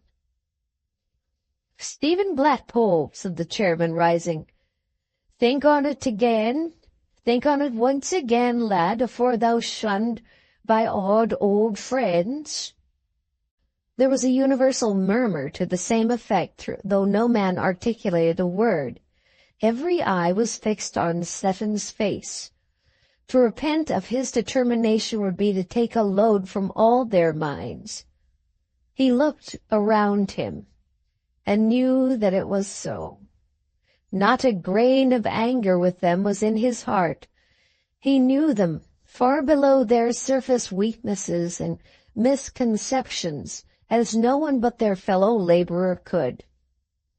"I have thought on it above a bit, sir. I simply cannot come in. I mun go the way as lays afore me. I mun take my leave of our here." He made a sort of reverence to them by holding up his arms, and stood for the moment in that attitude, not speaking until they slowly dropped at his sides. "Many's the pleasant word as some here has spoken wi' me. Many's the face I see here as I first seen when I were young and lighter heart than now. I had never had to fretch afore sin ever I were born, wi' any o' my like. Gone now's I have none now that's o' my making. You all call me traitor, and that, I mean to say," addressing Slackbridge, "but 'tis easier to call than make out, so let be." He had moved away a pace or two to come down from the platform, when he remembered something that he had not said, and returned again. "Haply," he said, turning his furrowed face slowly about, that he might, as it were, individually address the whole audience, those both near and distant. "Haply, when this question has been ta'en up and discussed, there'll be a threat to turn out if I'm let to work among you. I hope I shall die ere ever such a time comes, and I shall work solitary among you unless it comes. Truly, I mun do it, my friends. Not to brave you, but to live. I had no but work to live by, and wherever can I go, I who had worked sin I were no high in a Coketown here. I make no complaints o' being turned to the wall, or being outcastin', or overlooking for this time forward, but I hope I shall be let to work. If there is any right for me at all, my friends, I think 'tis that." Not a word was spoken. Not a sound was audible in the building, but the slight rustle of men moving a little apart, all along the center of the room, to open a means of passing out to the man with whom they had all bound themselves to renounce companionship, looking at no one and going his way with a lowly steadiness upon him that asserted nothing and sought nothing. Old Stephen, with all his troubles on his head, left the scene. Then Slackbridge, who had kept his oratorical arm extended during the going out, as if he were repressing with infinite solicitude and by a wonderful moral power the vehement passions of the multitude, applied himself to raising their spirits.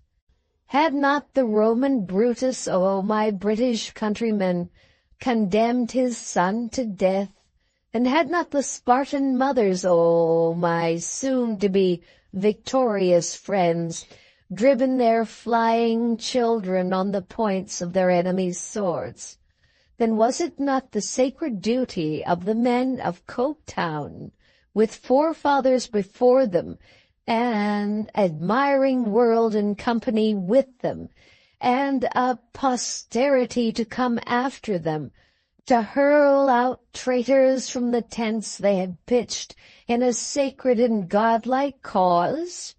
The winds of heaven answered yes, and bore yes east, west, north, and south, and consequently 3 cheers for the United Aggregate Tribunal. Slackbridge acted as a fugleman and gave the time. The multitude of doubtful faces, a little conscience-stricken, brightened at the sound and took it up. Private feeling must yield to the common cause. Hurrah! The roof yet vibrated with the cheering when the assembly dispersed.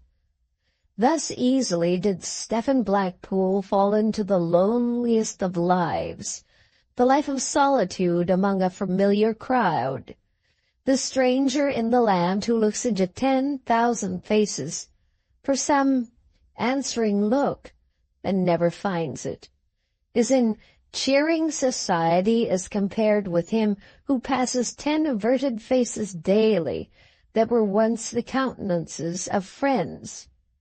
Such experience was to be Stephen's now in every waking moment of his life, at his work, on his way to it and from it, at his door, at his window, everywhere. By general consent, they even avoided that side of the street on which he habitually walked, and left it, of all the working men, to him only. He had been for many years a quiet, silent man, associating but little with other men, and used to companionship with his own thoughts. He had never known before the strength of the want in his heart for the frequent recognition of a nod, a look, a word, or the immense amount of relief that had been poured into it by drops through such small means. It was even harder than he could have believed possible to separate in his own conscience his abandonment by all his fellows from a hapless sense of shame and disgrace.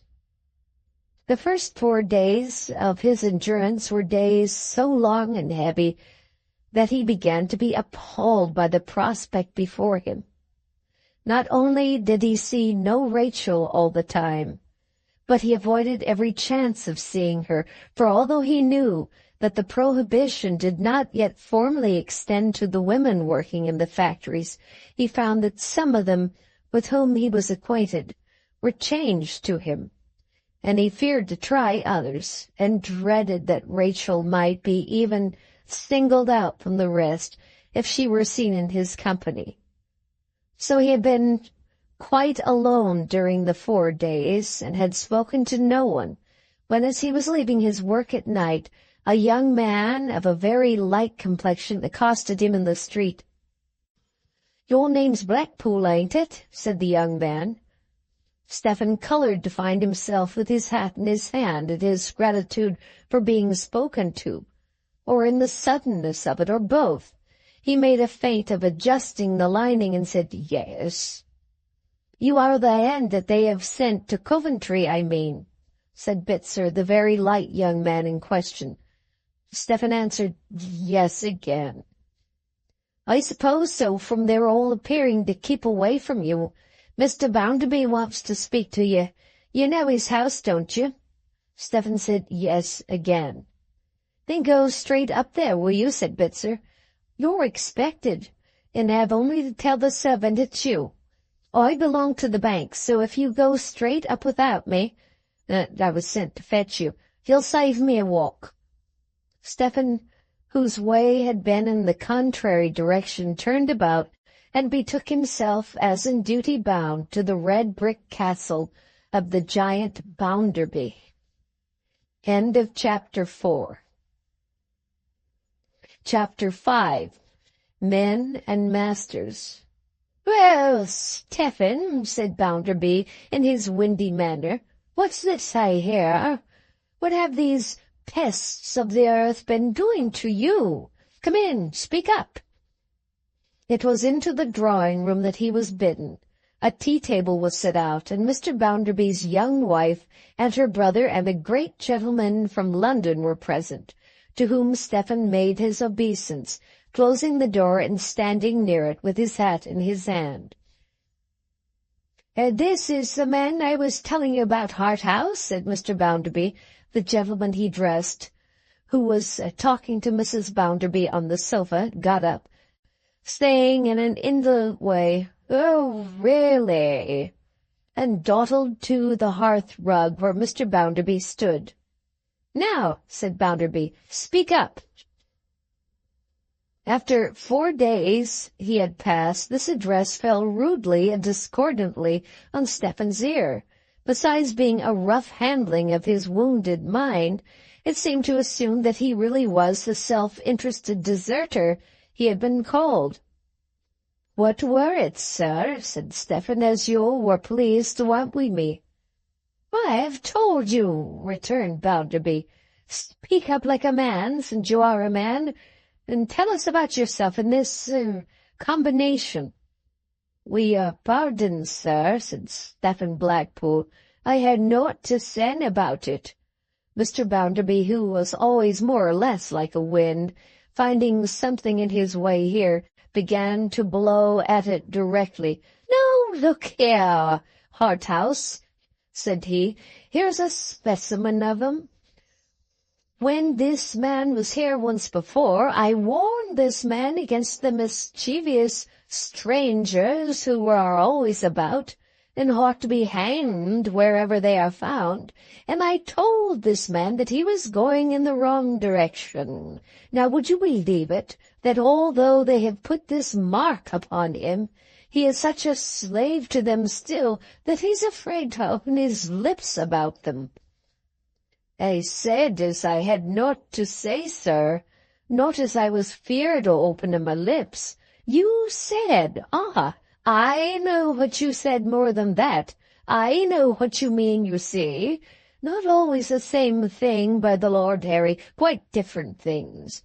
You had better tell us at once that fellow Slackbridge is not in the town, stirring up the people to mutiny, and that he is not a regular, qualified leader of the people, that is a most confounded scoundrel. You had better tell us so at once. You can't deceive me. You want to tell us so, why don't you?" "Oh, I'm as sorry as you, sir, when the people's leaders is bad," said Stephen, shaking his head. "They take such as offers. Happily 'tis not the smartest of their misfortunes when they can get no better." The wind began to get boisterous. "Now you'll think this pretty well, Harthouse," said Bounderby. "You'll think this tolerably strong, you'll say, upon my soul. This is a tidy specimen of what my friends have to deal with, but this is nothing, sir. You shall hear me ask this man a question. Pray, Mr. Blackpool," wind springing up very fast, "may I take the liberty of asking you how it happens that you refuse to be in this combination?" "How it happens? Ah," said Mr. Bounderby, with his thumbs in his arms of his coat, and jerking his head and shutting his eyes in confidence with the opposite wall. "How it happens? I'd liefer not come to it, sir, but sin you put the question, and not wanting to be a veiled manner, and I'll answer. I have passed a promise." "Not to me, you know," said Bounderby. Gusty weather with deceitful calms, one now prevailing. "Oh, no, sir, not to you. As for me, any consideration for me has had just nothing at all to do with it," said Bounderby, still in confidence with the wall. "If only Josiah Bounderby of Coketown had been in question, you would have joined and made no bones about it." "Why, yes, sir, 'tis true." "Though he knows," said Mr. Bounderby, now blowing a gale, "that these are a set of rascals and rebels whom transportation is too good for. Now, Mr. Harthouse, you have been knocking about in the world some time. Did you ever meet with anything like that man out in this blessed country?" And Mr. Bounderby pointed him out for inspection with an angry finger. "Nay, ma'am," said Stephen Blackpool, staunchly protesting against the words that had been used, and instinctively addressing himself to Louisa after glancing at her face. "Not rebels, not yet rascals, naught of the kind, ma'am, naught of the kind. They've not done me a kindness, ma'am, as I know and feel. But there are not a dozen men among 'em, ma'am, a dozen, not 6, but what believes as he has done his duty by the rest and by himself.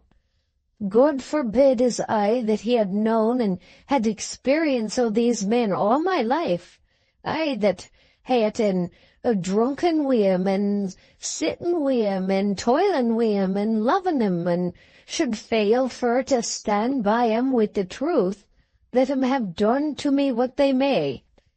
He spoke with the rugged earnestness of his place and character, deepened perhaps by a proud consciousness that he was faithful to his class under all their mistrust, but he fully remembered where he was, and did not even raise his voice. "No, ma'am, no. They're true to one another, faithful to one another, affectionate to one another, e'en to death. Be poor among 'em, be sick among 'em, grieve among 'em, for only the money causes that carries grief to a poor man's door, and they'll be tender wi' you, gentle wi' you, comfortable wi' you, Christian wi' you, be sure of that, ma'am. They'd be riven to bits ere ever they'd be different." "In short," said Bounderby, "it's because they are so full of virtues that they have turned you adrift. Go through with it while you are about it, out with it." "How 'tis, ma'am," resumed Stephen, appearing still to find his natural refuge in Louisa's face, "that what is best in us folk seems to turn us most to trouble and misfortune and mistake. I don't know, but 'tis so. I know 'tis, and I know, as I know the heavens is over me, I hint the smoke.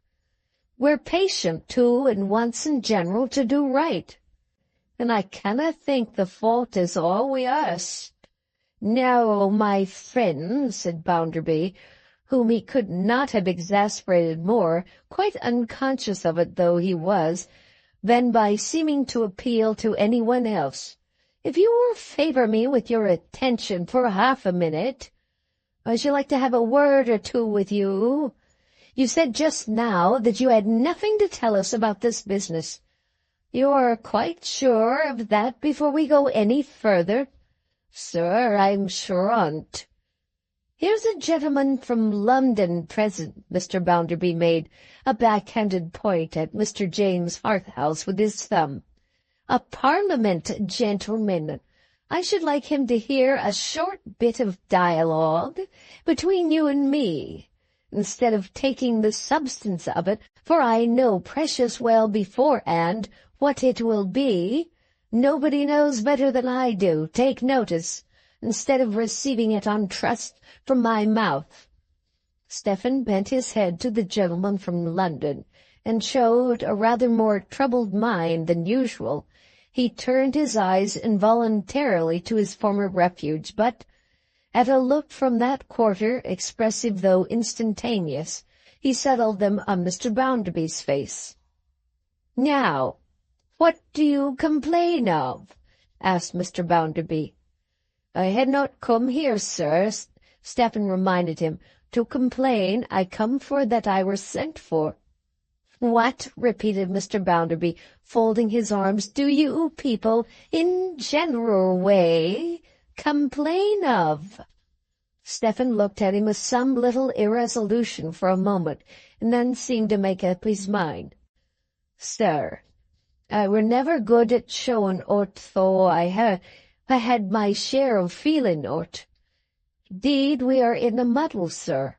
Look round town, so rich as 'tis, and see the numbers of people as have been broughten into being here for to weave and to card and to piece out a living.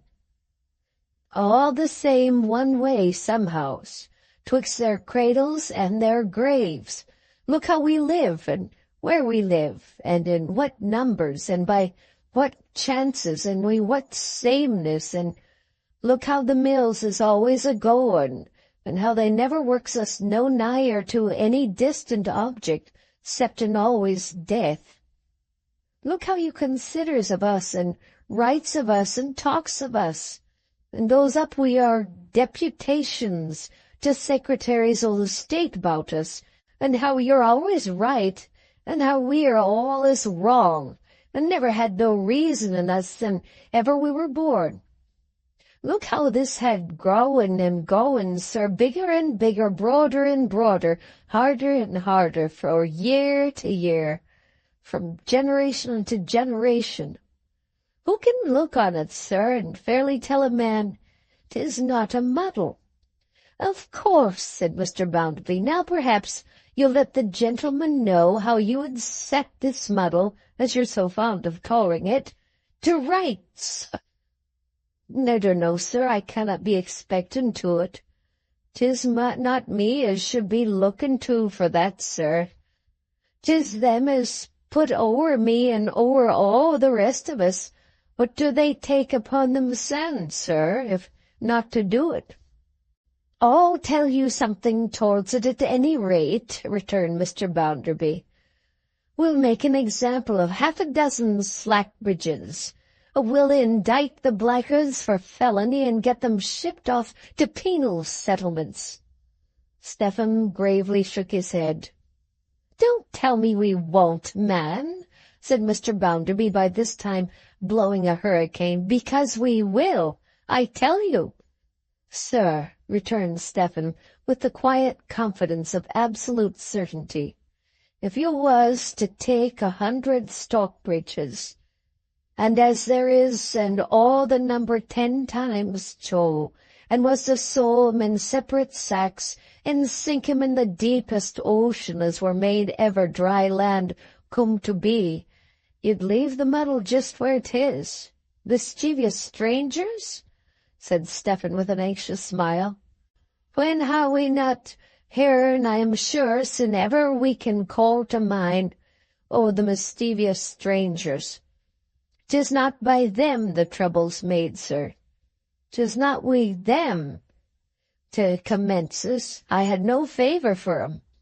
I had no reason to favour 'em, but 'tis hopeless and useless to dream of taking them for their trade, 'stead of taking their trade from them. That's about me in this room were here afore I come, and will be here when I am gone. Put that clock aboard a ship and pack it off to Norfolk Island, and the time will go on just the same. So 'tis wi' Slackbridge every bit.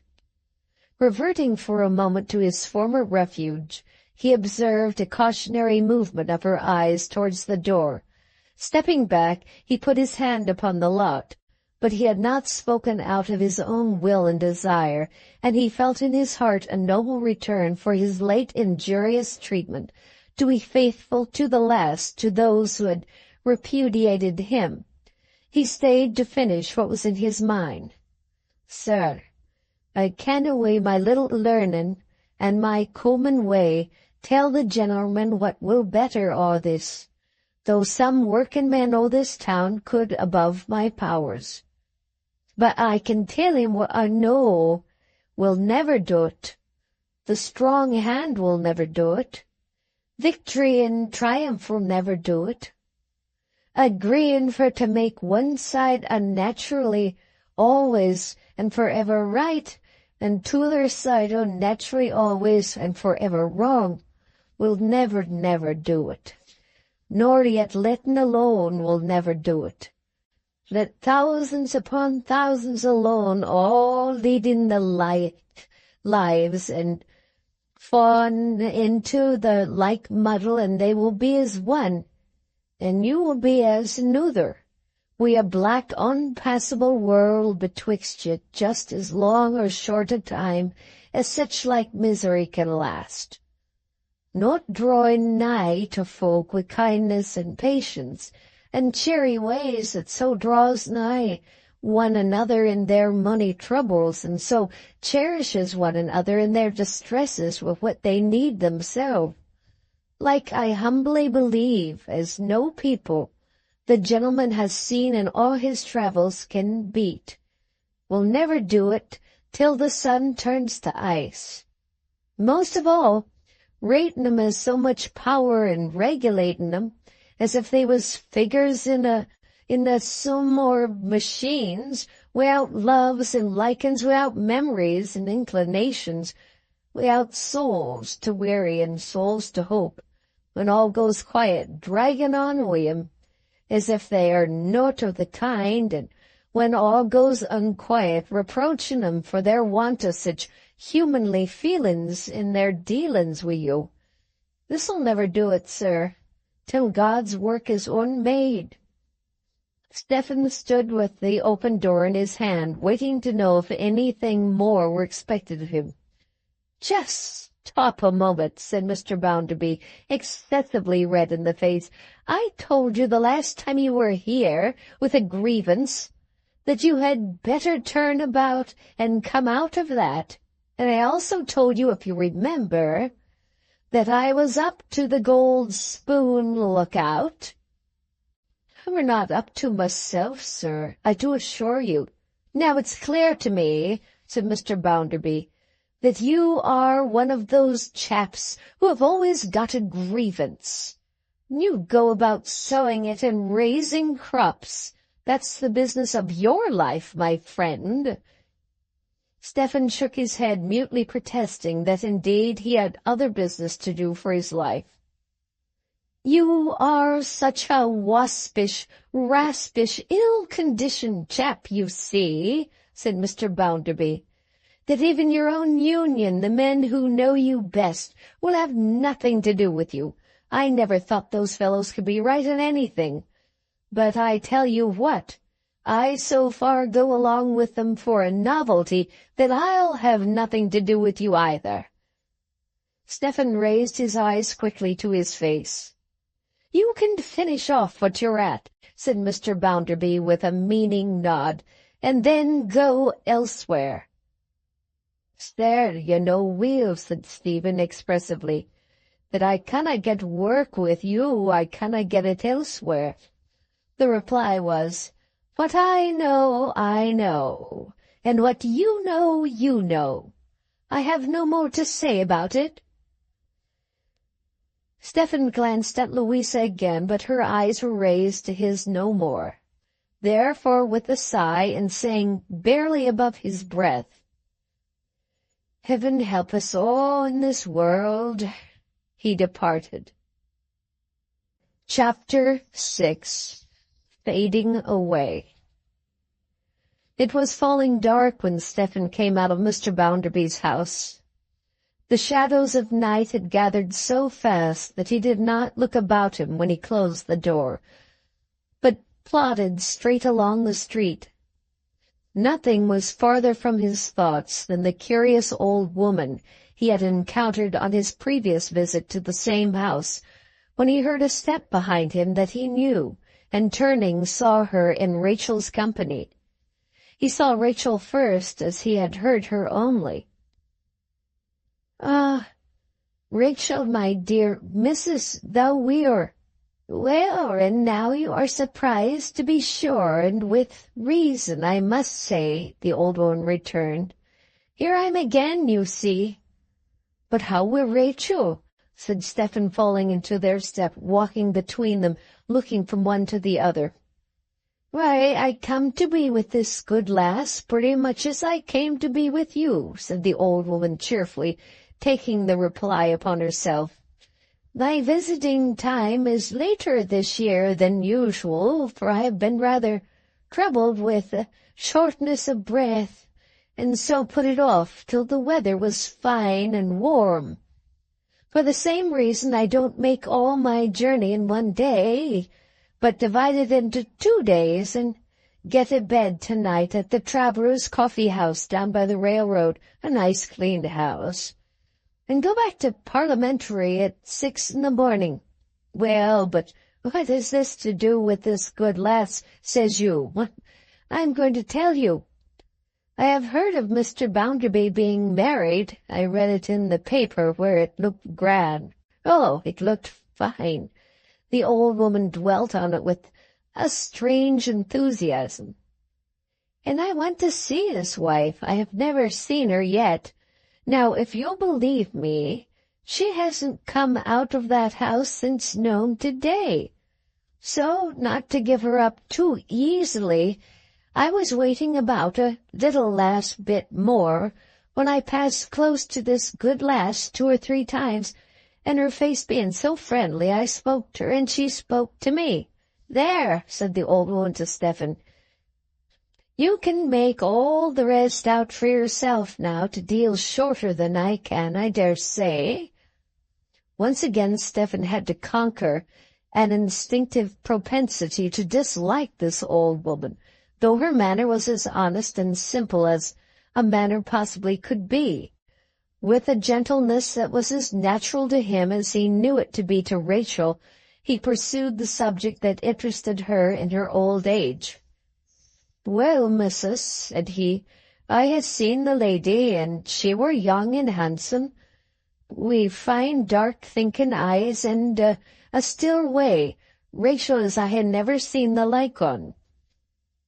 "Young and handsome, yes," cried the old woman, quite delighted. "As bonny as a rose, and what a happy wife." "Aye, missus, I suppose she be," said Stephen, but with a doubtful glance at Rachel.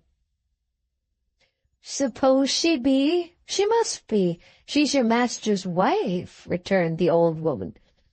Stephen nodded assent.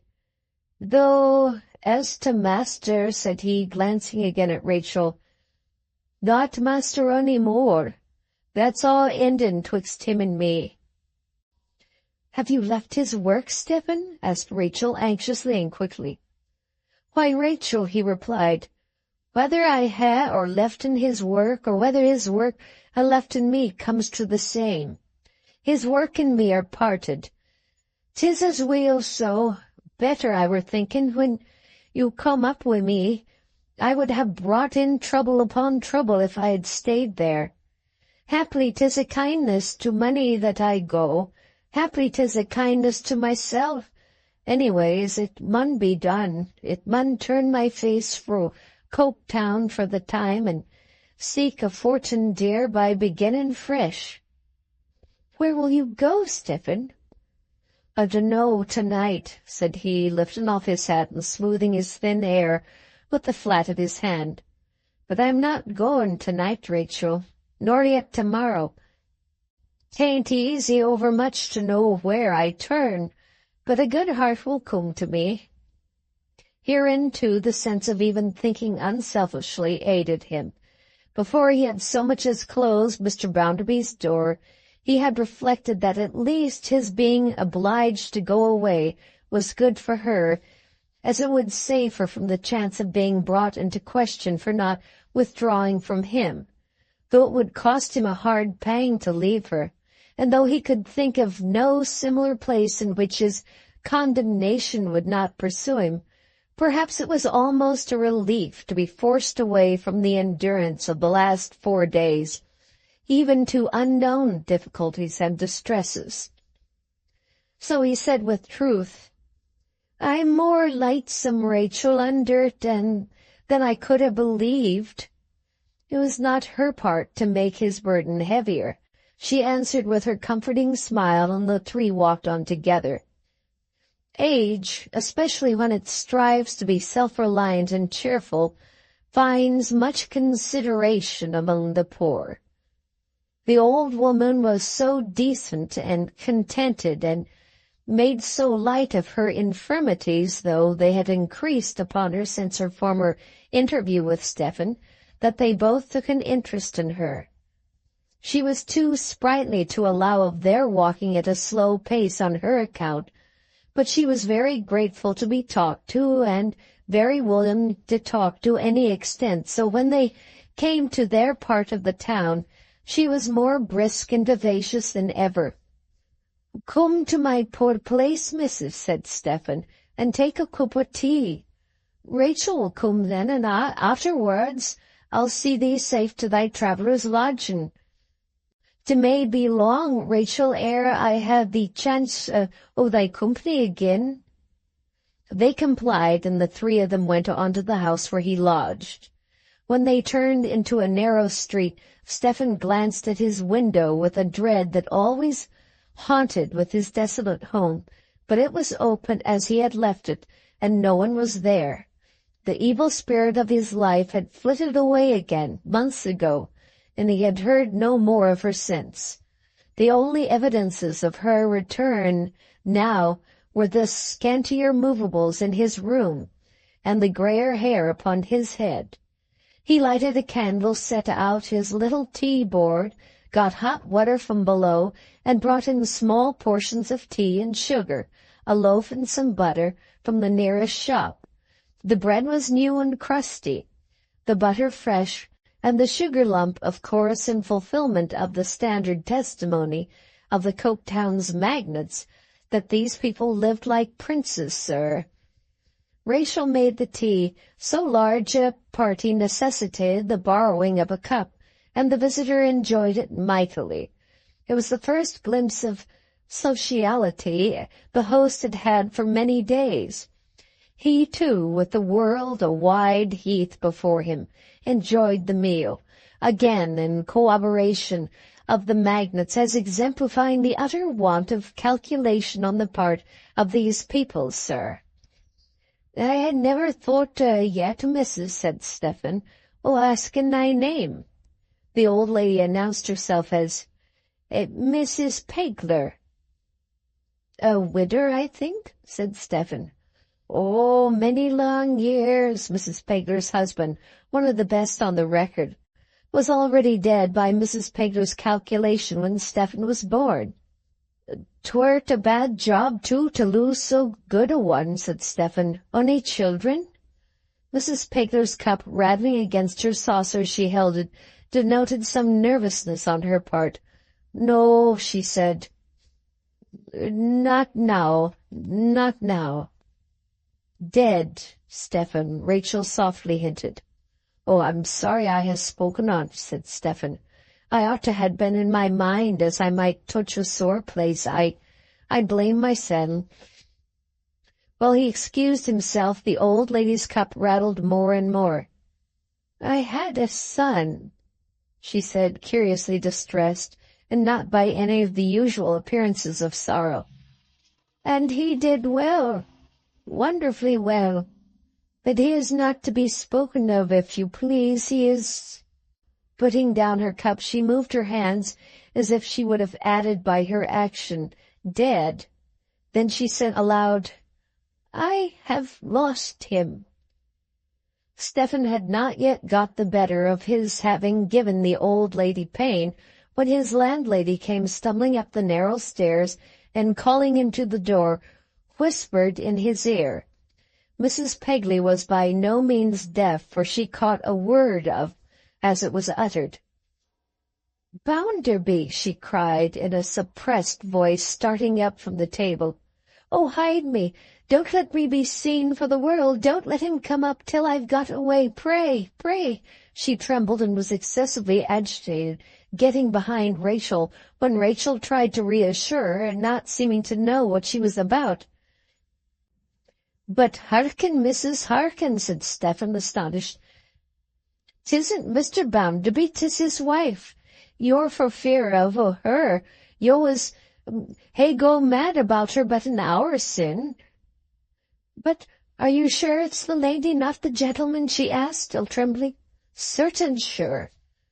Well then, pray don't speak to me, nor yet take any notice of me, said the old woman. Let me be quite to myself in this corner. Stephen nodded, looking to Rachel for an explanation which he was quite unable to give him, took the candle, went downstairs, in a few moments returned, lighting Louisa into the room. She was followed by the whelp. Rachel had risen and stood apart with her shawl and bonnet in her hand, when Stephen himself, profoundly astonished by this visit, put the candle on the table. Then he too stood, with his doubled hand upon the table, near it, waiting to be addressed. For the first time in her life, Louisa had come into one of the dwellings of the Coketown hands. For the first time in her life, she was face to face with anything like individuality and connection with them. She knew of their existence by hundreds and by thousands. She knew what results and work a given number of them would produce in a given space of time. She knew them in crowds passing to and from their nests like ants or beetles. But she knew from her reading infinitely more of the ways of toiling insects than of these toiling men and women. Something to be worked so much and paid so much, and there ended. Something to be infallibly settled by laws of supply and demand. Something that blundered against those laws and floundered into difficulty. Something that was a little pinched when wheat was dear, and overate itself when wheat was cheap. Something that increased at such a rate of percentage and yielded such another percentage of crime and such another percentage of pauperism. Something wholesale of which vast fortunes were made. Something that occasionally rose like a sea and did some harm and waste, chiefly to itself, and fell again. This she knew the Coketown hands to be, but she had scarcely thought more of separating them into units than of separating the sea itself into component drops.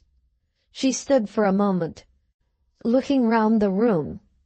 From the few chairs, the few books, the common prints, the bed, she glanced to the two women and to Stephen. I have come to speak to you in consequence of what passed just now. I should like to be serviceable to you if you will let me. Is this your wife? Rachel raised her eyes, and they sufficiently answered no, and dropped again. I remember, said Louisa, reddening at her mistake. I recollect now to have heard your domestic misfortunes spoken of, though I was not attending to the particulars at the time. It was not my meaning to ask a question that would give pain to anyone here. If I should ask any other question that may happen to have that result, give me credit, if you please, for being in ignorance how to speak to you as I ought. As Stephen had but a little while ago instinctively addressed himself to her, so she now instinctively addressed herself to Rachel. Her manner was short and abrupt, yet faltering and timid. He has told you what has passed between himself and my husband. You would be his first resource, I think. I have heard the end of it, young lady, said Rachel. Did I understand that being rejected by one employer, he would probably be rejected by all? I thought he said as much. The chances are very small, young lady, next to nothing for a man who gets a bad name among them. What shall I understand that you mean by a bad name? Oh, the name of being troublesome. Then by prejudices of his own class, and by the prejudices of the other, he has sacrificed alike? Are the two so deeply separated in this town that there is no place whatever for an honest workman between them? Rachel shook her head in silence. He fell into suspicion, said Louisa, with his fellow weavers, because he had made a promise not to be one of them. I think it must have been to you that he made that promise. Might I ask why he made it?" Rachel burst into tears. "I didn't seek it of him, poor lad. I prayed him to avoid trouble for his own good, little thinking he'd come to it through me. But I know he'd die 100 deaths ere he'd break his word. I know that of him well." Stephen had remained quietly attentive in his usual thoughtful attitude with his hand at his chin. He now spoke in a voice rather less steady than usual. "No one excepting myself can ever know what honor and what love and respect I bear to Rachel, or we what cause. When I passed that promise, I told her true. She were the angel of my life. 'Twere a solemn promise. 'Tis gone from me forever." Louisa turned her head to him and bent it with a deference that was new in her. She looked from him to Rachel, and her features softened. "What will you do?" she asked him, and her voice had softened too. "Well, mum," said Stephen, making the best of it with a smile, "when I have finished off, I mun quit this part and try another. Fortinet or misfortinet, a man can but try. There's naught to be done without trying, 'cept lying down and dying." "How will you travel?" "Afoot, my kind lady, afoot." Louisa colored, and a purse appeared in her hand. The rustling of a banknote was audible as she unfolded and laid it on the table. "Rachel, will you tell him, for you know how, without offense, that this is freely his, to help him on his way? Will you entreat him to take it?" "I canna do that, young lady," she answered, turning her head aside. "Bless you for thinking o' the poor lad with such tenderness, but 'tis for him to know his heart and what is right according to it." Louisa looked in part incredulous, in part frightened, in part overcome with quick sympathy when this man of so much self-command, who had been so plain and steady through the late interview, lost his composure in a moment and now stood with his hand before his face.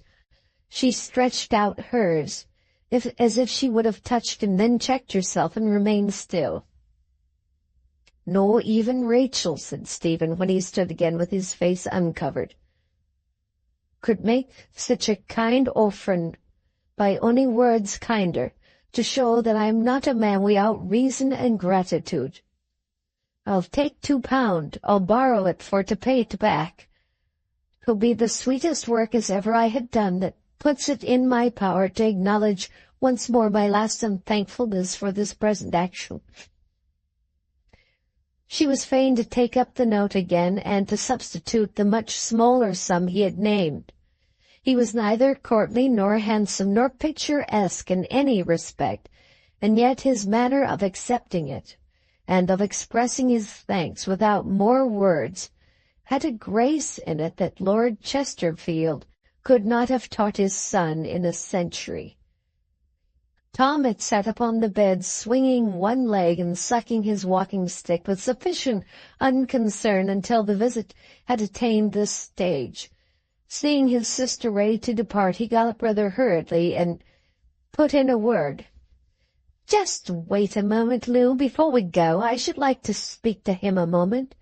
Something comes into my head. If you'll step out on the stairs, Blackpool, I'll mention it, and never mind a light, man."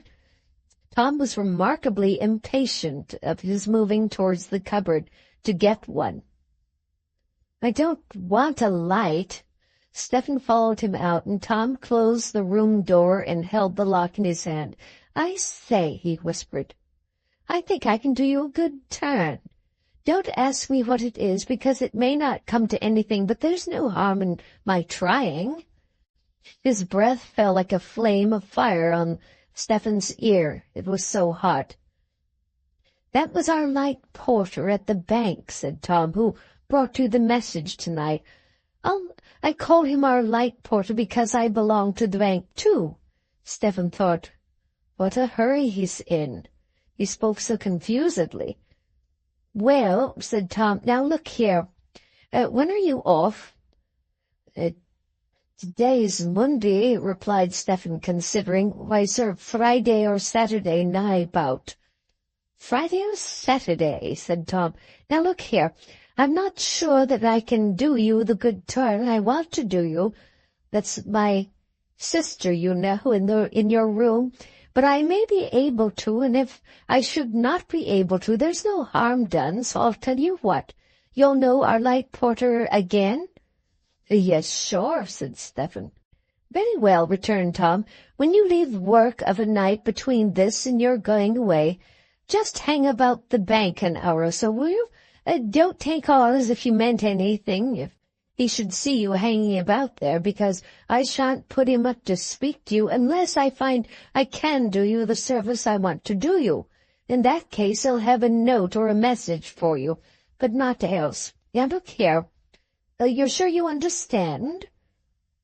He had wormed a finger in the darkness through a buttonhole of Stephen's coat, and was screwing that corner of the garment tight up round and round in an extraordinary manner. I understand, sir, said Stephen. Now look here, repeated Tom. Be sure you don't make any mistake then, and don't forget I shall tell my sister as we go home what I have in view, and she'll approve, I know. Now look here. You're all right, are you? You understand all about it? Very well, then. Come along, Lou. He pushed the door open as he called to her, but did not return into the room or wait to be lighted down the narrow stairs. He was at the bottom when she began to descend, and was in the street before she could take his arm. Mrs. Pegler remained in her corner until the brother and sister were gone, and until Stephen came back with a candle in his hand. She was in a state of inexpressible admiration of Mrs. Bounderby, and like an unaccountable old woman wept, because she was such a pretty dear. Yet Mrs. Pegler was so flurried lest the object of her admiration should return by chance, or anybody else should come, that her cheerfulness was ended for that night. It was late, too, to people who rose early and worked hard. Therefore the party broke up, and Stephen and Rachel escorted their mysterious acquaintance to the door of the Travellers' Coffee-house, where they parted from her. They walked back together to the corner of the street where Rachel lived, and as they drew nearer and nearer to it, silence crept upon them. When they came to the dark corner where their unfrequent meetings always ended, they stopped, still silent, as if both were afraid to speak. I shall strive to see thee again, Rachel, afore I go, but if not, thou wilt not, Stephen, I know. 'Tis better we make up our minds to be open wi' one another. Thou'rt always right, 'tis bolder and better. I have been thinking then, Rachel, that 'tis but a day or two that remains. 'Twere better for thee, my dear, not to be seen wi' me. To might bring thee into trouble for no good. 'Tis not for that, Stephen, that I mind. But thou knowest our old agreement. 'Tis for that. Well, well, said he, 'tis better anyways. Thou'lt write to me and tell me all that happened, Stephen? Yes, what can I say now but heaven be with ye? Heaven bless thee, heaven thank thee, and reward thee. May it bless thee, Stephen, too, in all thy wanderings, and send thee peace and rest at last. I told thee, my dear, said Stephen Blackpool, that night that I would never see or think o' anything that angered me, but thou, so much better than me, shouldst be beside it. Thou'rt beside it now. Thou makest me see it wi' better eye. Bless thee. Good night. Goodbye. It was but a hurried parting in a common street, yet it was sacred remembrance to these two common people. Utilitarian economists, skeletons of schoolmasters, commissioners of fact, genteel and used-up infidels, grabbers of many little dog's-eared creeds, the poor you have always with you. Cultivate in them, where there is yet time, the utmost graces of fancies and affections to adorn their lives so much in need of ornament, or, in the day of your triumph, when romance is utterly driven out of their souls, and they and a bare existence stand face to face, reality will take a wolfish turn and make an end of you. Stephen worked next day and the next, uncheered by a word from anyone, and shunned in all his comings and goings as before. At the end of the second day he saw land. At the end of the third his loom stood empty. He had overstayed his hour in the street outside the bank on each of the 2 first evenings, and nothing had happened there, good or bad. That he might not be remiss in his part of the engagement, he resolved to wait full 2 hours on his third and last night. There was the lady who had once kept Mr. Bounderby's house, sitting at the first-floor window as he had seen her before, and there was the light porter sometimes talking with her there, and sometimes looking over the blind below, which had bank upon it, and sometimes coming to the door and standing on the steps for a breath of air. When he first came out, Stephen thought he might be looking for him, and passed near, but the light porter only cast his winking eyes upon him slightly and said nothing. 2 hours were a long stretch of lounging about after a long day's labor. Stephen sat upon the step of a door, leaned against the wall under an archway, strolled up and down, listened for the church clock, stopped and watched children playing in the street. Some purpose or other is so natural to everyone that a mere loiterer always looks and feels remarkable. When the first hour was out, Stephen even began to have an uncomfortable sensation upon him of being for the time a disreputable character. Then came the lamplighter, and 2 lengthening lines of light all down the long perspective of the street, until they were blended and lost in the distance. Mrs. Sparsit closed the first-floor window, drew down the blind, and went upstairs. Presently a light went upstairs after her, passing first the fan-light of the door, and afterwards the 2 staircase windows on its way up. By and by one corner of the second-floor blind was disturbed, as if Mrs. Sparsit's eye were there. Also the other corner, as if the light porter's eye were on that side. Still no communication was made to Stephen. Much relieved when the 2 hours were at last accomplished, he went away at a quick pace, as to recompense for so much loitering. He had only to take leave of his landlady and lie down on the temporary bed upon the floor, for his bundle was made up for tomorrow, and all was arranged for his departure. He meant to be clear of the town very early, before the hands were in the streets. It was barely daybreak, when, with a parting look round his room, mournfully wondering whether he should ever see it again, he went out. The town was entirely deserted, as if the inhabitants had abandoned it, rather than hold communication with him. Everything looked wan at that hour. Even the coming sun made but a pale waste in the sky, like a sad sea.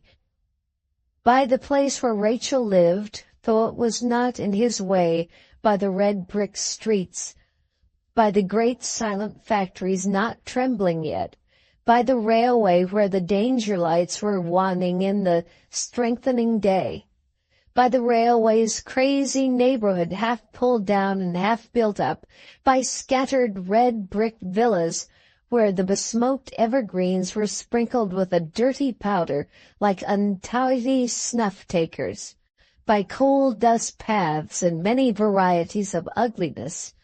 Stephen got to the top of the hill and looked back. Day was shining radiantly upon the town then, and the bells were going for the morning work. Domestic fires were not yet lighted, and the high chimneys had the sky to themselves, puffing out their poisonous volumes. They would not be long in hiding it. But for half an hour, some of the many windows were golden, which showed the Coketown people a sun eternally in eclipse through a medium of smoked glass. So strange the turn from the chimneys to the birds. So strange to have the road dust on his feet instead of the cold grit. So strange to have lived to this time of life, and yet to be beginning like a boy this summer morning. With these musings in his mind and his bundle under his arm, Stephen took his attentive face along the high road, and the trees arched over him, whispering that he left a true and loving heart behind. Chapter 7. Gunpowder. Mr. James Harthouse, going in for his adopted party, soon began to score. With the aid of a little more coaching for the political sages, a little more genteel listlessness for the general society, and a tolerable management of the assumed honesty in dishonesty, most effective and most patronized of the polite deadly sins, he speedily came to be considered of much promise. The not being troubled with earnestness was a grand point in his favor, enabling him to take to the hard fat fellows with as good a grace as if he had been born one of the tribe, and to throw all other tribes overboard as conscious hypocrites. Whom none of us believe, my dear Mrs. Bounderby, and who do not believe themselves. The only difference between us and the professors of virtue or benevolence or philanthropy, never mind the name, is that we know it is all meaningless and say so, while they know it equally and will never say so. Why should she be shocked or warned by this reiteration? It was not so unlike her father's principles and her early training that it need startle her. Where was the great difference between the two schools, when each chained her down to material realities and inspired her with no faith in anything else? What was there in her soul for James Harthouse to destroy, which Thomas Gradgrind had nurtured there in its state of innocence? It was even the worse for her at this pass that in her mind, implanted there before her eminently practical father began to form it, a struggling disposition to believe in a wider and nobler humanity than she had ever heard of, constantly strove with doubts and resentments. With doubts because the aspiration had been so laid waste in her youth, with resentments because of the wrong that had been done her, if it were indeed a whisper of the truth. Upon a nature long accustomed to self-suppression, thus torn and divided, the Harthouse philosophy came as a relief and justification. Everything being hollow and worthless, she had missed nothing and sacrificed nothing. What did it matter, she had said to her father when he proposed her husband. What did it matter, she said still. With a scornful self-reliance, she asked herself what did anything matter, and went on. Towards what?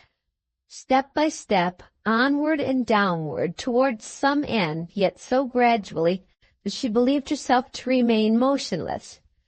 As to Mr. Harthouse, whither he tended, he neither considered nor cared.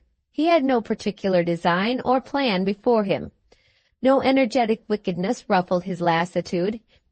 He was as much amused and interested at present as it became so fine a gentleman to be, perhaps even more than it would have been consistent with his reputation to confess. Soon after his arrival he languidly wrote to his brother, the honorable and jocular member, that the Bounderbys were great fun, and further that the female Bounderby, instead of being the Gorgon he had expected, was young and remarkably pretty. After that he wrote no more about them, and devoted his leisure chiefly to their house. He was very often in their house, in his flittings and visitings about the Coketown district, and was much encouraged by Mr. Bounderby. who was quite in Mr. Bounderby's gusty way to boast to all his world that he didn't care about your highly connected people, but that if his wife, Tom Gradgrind's daughter, did, she was welcome to their company. Mr. James Harthouse began to think it would be a new sensation if the face, which changed so beautifully for the whelp, would change for him. He was quick enough to observe. He had a good memory, and did not forget a word of the brother's revelations. He interwove them with everything he saw of the sister, and he began to understand her. To be sure, the better and profounder part of her character was not within his scope of perception, for in natures, as in seas, depth answers unto depth. But he soon began to read the rest with a student's eye. Mr. Bounderby had taken possession of a house and grounds about 15 miles from the town, and accessible within a mile or two by a railway striding on many arches over a wild country undermined by deserted coal shafts, and spotted at night by fires and black shapes of stationary engines at pits' mouths. This country, gradually softening towards the neighborhood of Mr. Bounderby's retreat, there mellowed into a rustic landscape, golden with heath and snowy with hawthorn in the spring of the year, and tremulous with leaves and their shadows all the summer-time. The bank had foreclosed a mortgage effected on the property, thus pleasantly situated, by one of the Coketown magnates, who, in his determination to make a shorter cut than usual to an enormous fortune, over-speculated himself by about £200,000. These accidents did sometimes happen in the best regulated families of Coketown, but the bankrupts had no connection whatever with the improvident classes. It afforded Mr. Bounderby supreme satisfaction to install himself in this snug little estate, and with demonstrative humility to grow cabbages in the flower garden. He delighted to live barrack fashion among the elegant furniture, and he bullied the very pictures with his origin. "Why, sir," he would say to a visitor, "I am told that Nickets, the late owner, gave £700 for that sea-beach. Now, to be plain with you, if I ever in the whole course of my life take 7 looks at it at £100 a look, it will be as much as I shall do. No, by George, I don't forget that I am Josiah Bounderby of Coketown. For years upon years the only pictures in my possession, or that I could have got into my possession by any means unless I stole 'em, were the engravings of a man shaving himself in a boot, on the blacking bottles that I was overjoyed to use in cleaning boots with, and that I sold when they were empty for a farthing apiece, and glad to get it." Then he would address Mr. Harthouse in the same style. "Harthouse, you have a couple of horses down here. Bring half a dozen more if you like, and we'll find room for 'em. There's stabling in this place for a dozen horses, and unless Nickets is belied, he kept the full number." "A round dozen of 'em, sir. When that man was a boy he went to Westminster School as a king's scholar, when I was principally living on garbage and sleeping in market baskets. Why, if I wanted to keep a dozen horses, which I don't, for one's enough for me, I couldn't bear to see 'em in their stalls here and think what my own lodging used to be. I couldn't look at 'em, sir, and not order 'em out. Yet so things come round. You see this place, you know what sort of a place it is. You are aware that there's not a completer place of its size in this kingdom or elsewhere.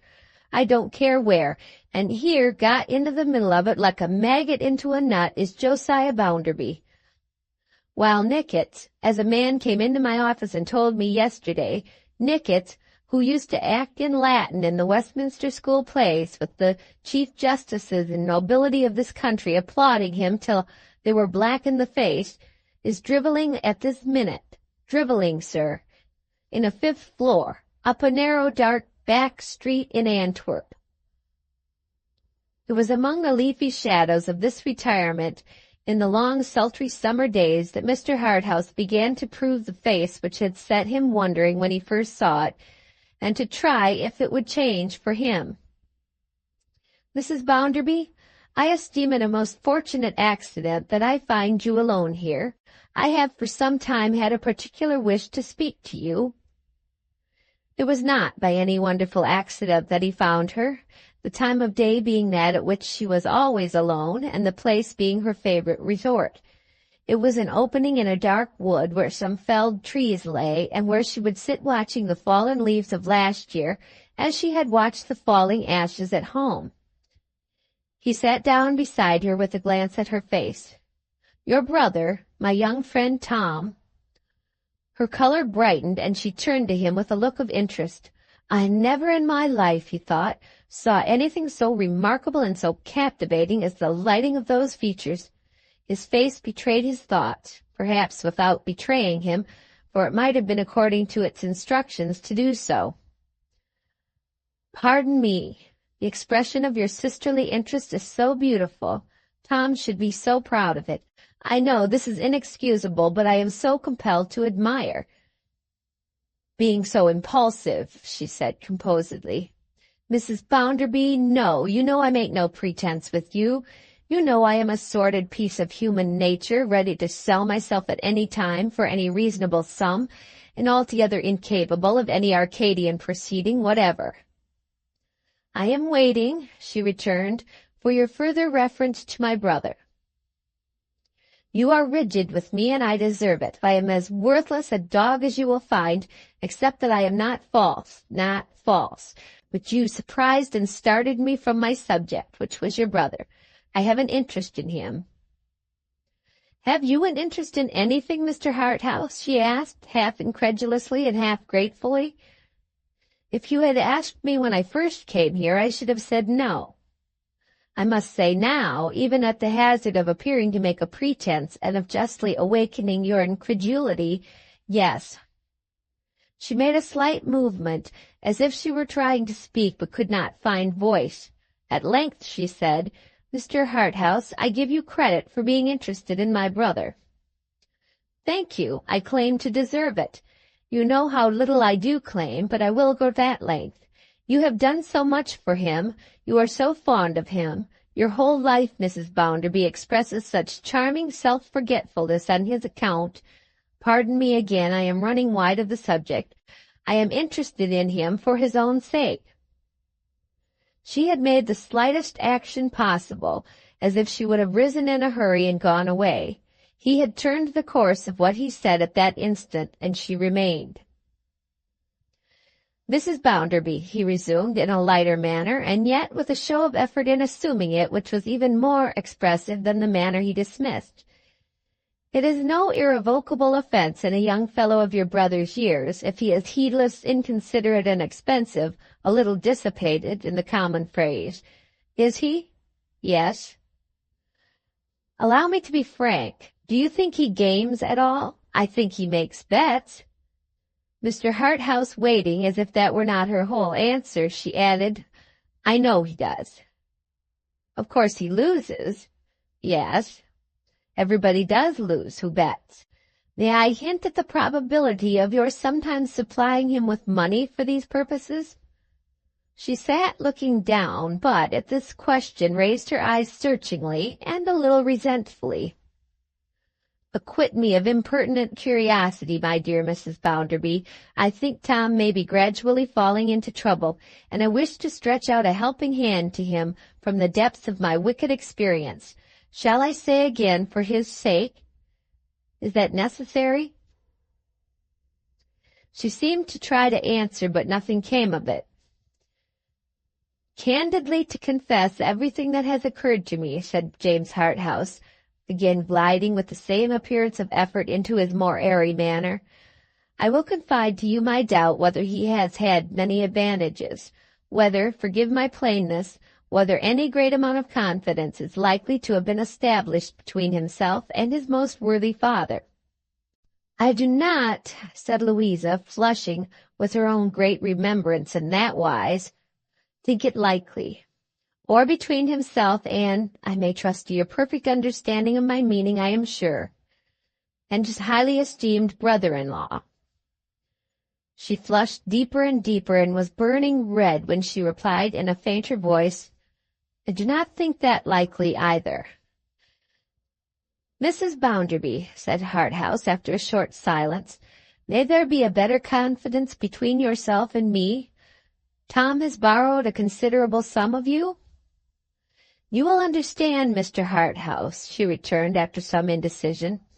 She had been more or less uncertain and troubled throughout the conversation, and yet had in the main preserved her self-contained manner. "You will understand that if I tell you what you press to know, it is not by way of complaint or regret. I would never complain of anything, and what I have done I do not in the least regret." So spirited, too, thought James Harthouse.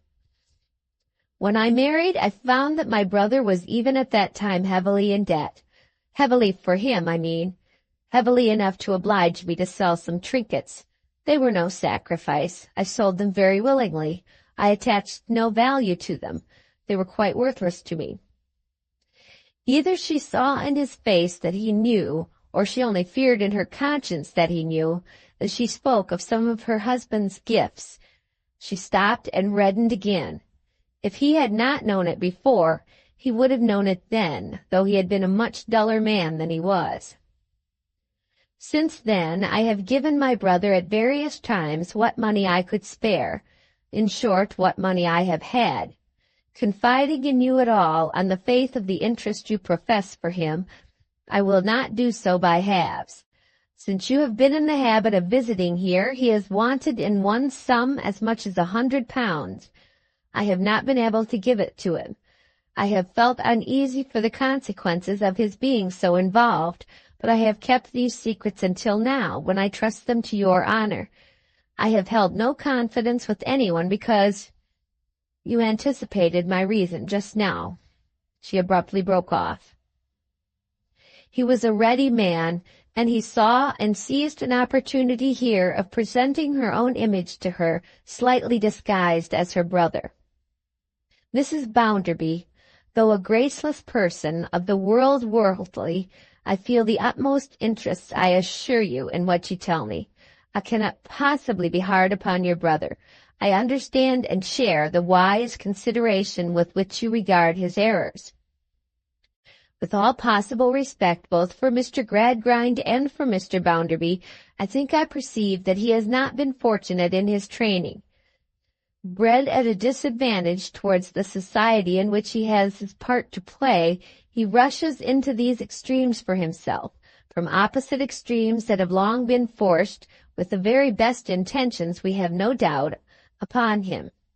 Mr. Bounderby's fine, bluff English independence, though a most charming characteristic, does not, as we have agreed, invite confidence.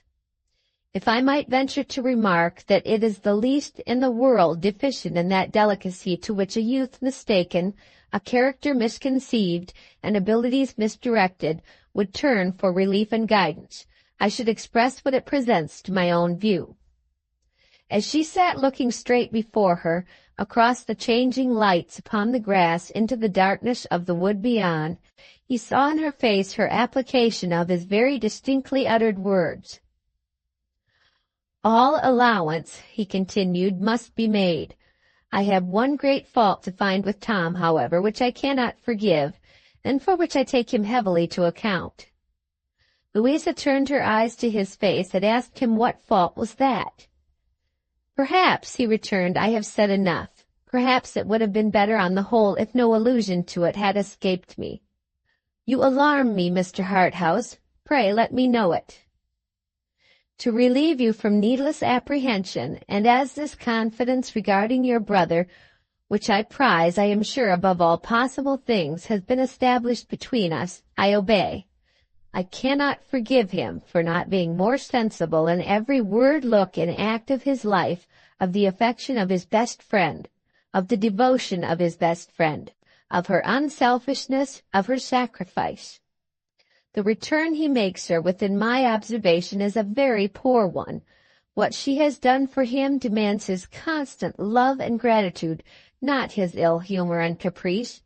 Careless fellow as I am not so indifferent, Mrs. Bounderby, as to be regardless of this vice in your brother, or inclined to consider it a venial offense." The wood floated before her, for her eyes were suffused with tears. They rose from a deep well long concealed, and her heart was filled with acute pain that found no relief in them. In a word, it is to correct your brother in this, Mrs. Bounderby, that I must aspire. My better knowledge of his circumstances, and my direction and advice in extricating them, rather valuable, I hope, as coming from a scapegrace on a much larger scale, will give me some influence over him, and all I gain I shall certainly use towards this end.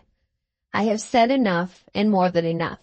I seem to be protesting that I am a sort of good fellow, when upon my honor I have not the least intention to make any protestation to that effect, and openly announce that I am nothing of the sort. Yonder among the trees, he added, having lifted up his eyes and looked about, for he had watched her closely until now, is your brother himself, no doubt, just come down. As he seems to be loitering in this direction, it may be as well perhaps to walk towards him and throw ourselves in his way. He has been very silent and doleful of late. Perhaps his brotherly conscience is touched, if there are such things as consciences, though upon my honor I hear of them much too often to believe in them. He assisted her to rise, and she took his arm, and they advanced to meet the whelp. He was idly beating the branches as he lounged along, or he stooped viciously to rip the moss from the trees with his stick. He was startled when they came upon him while he was engaged in this latter pastime, and his color changed.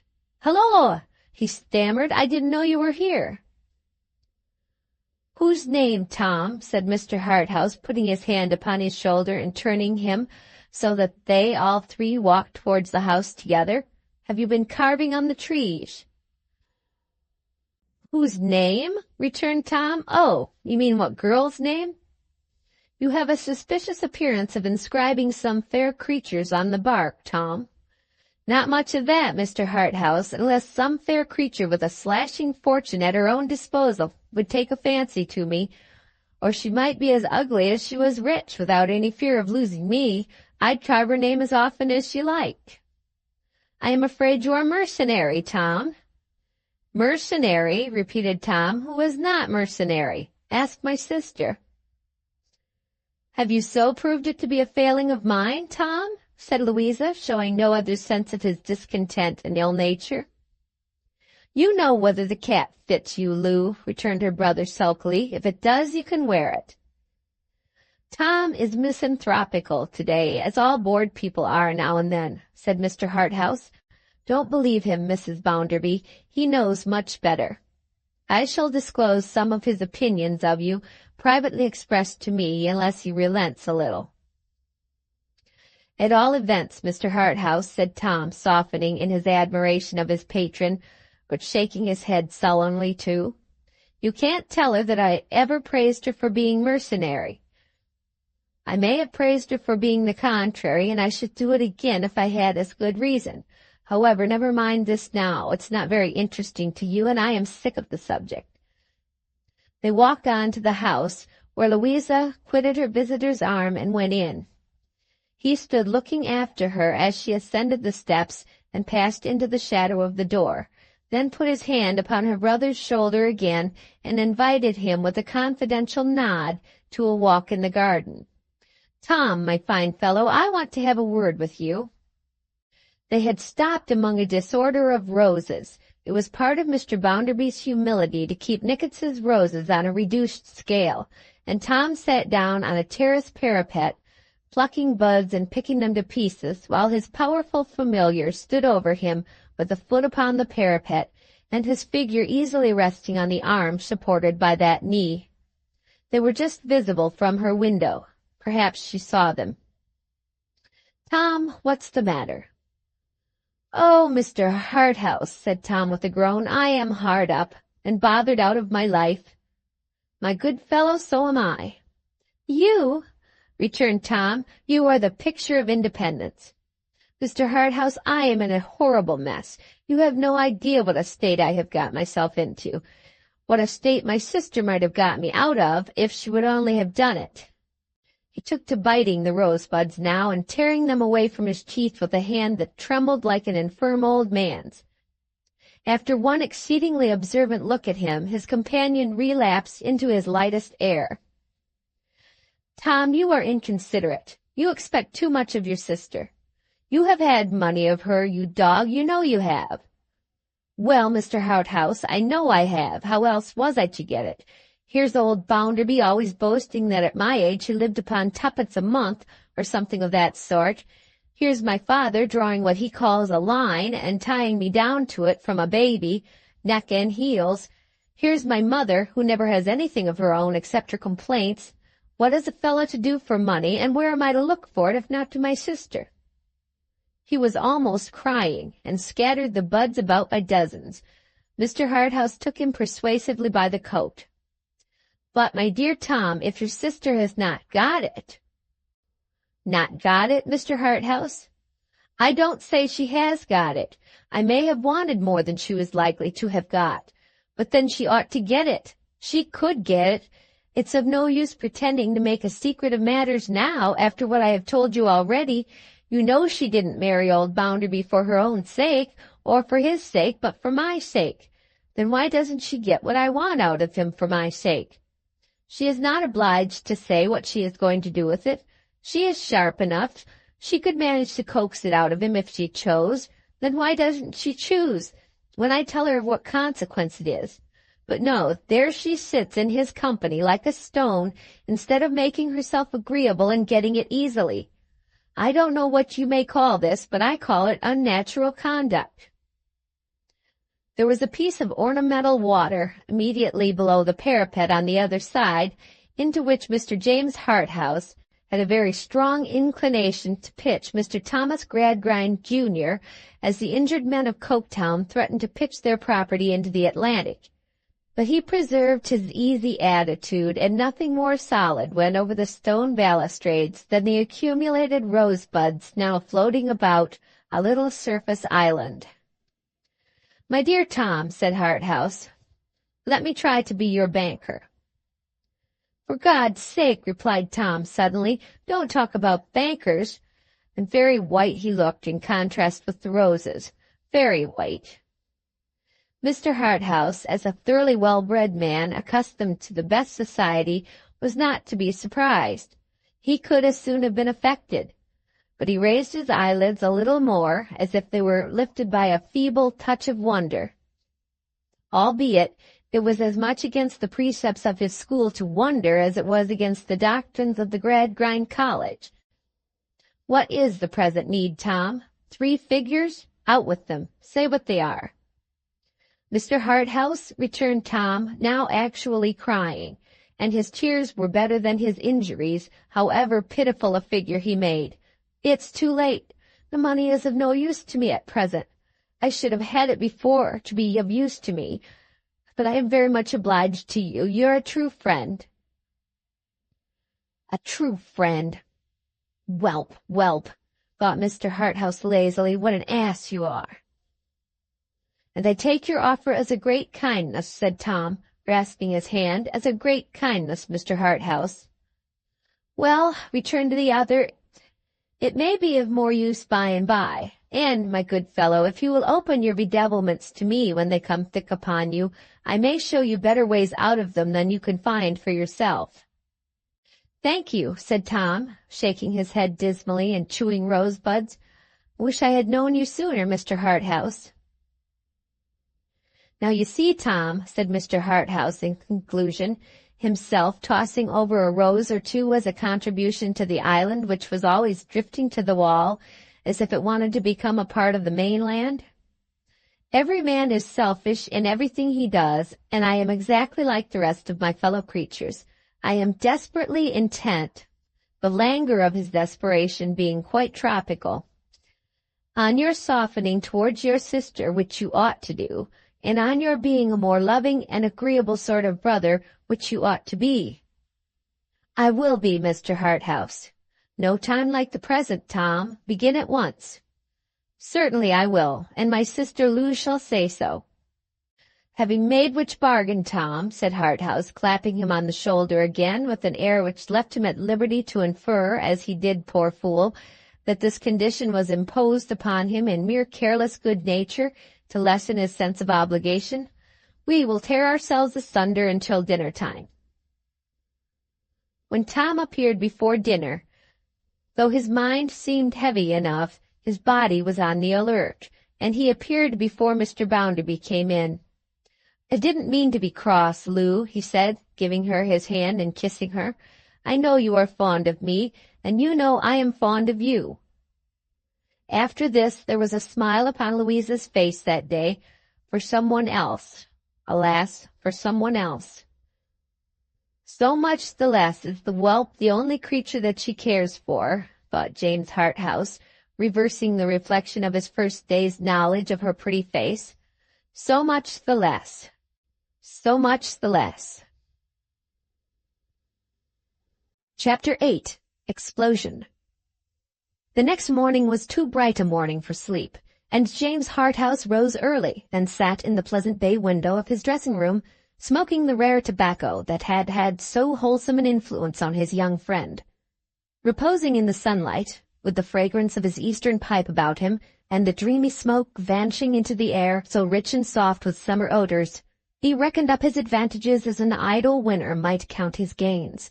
He was not at all bored for the time, and could give his mind to it.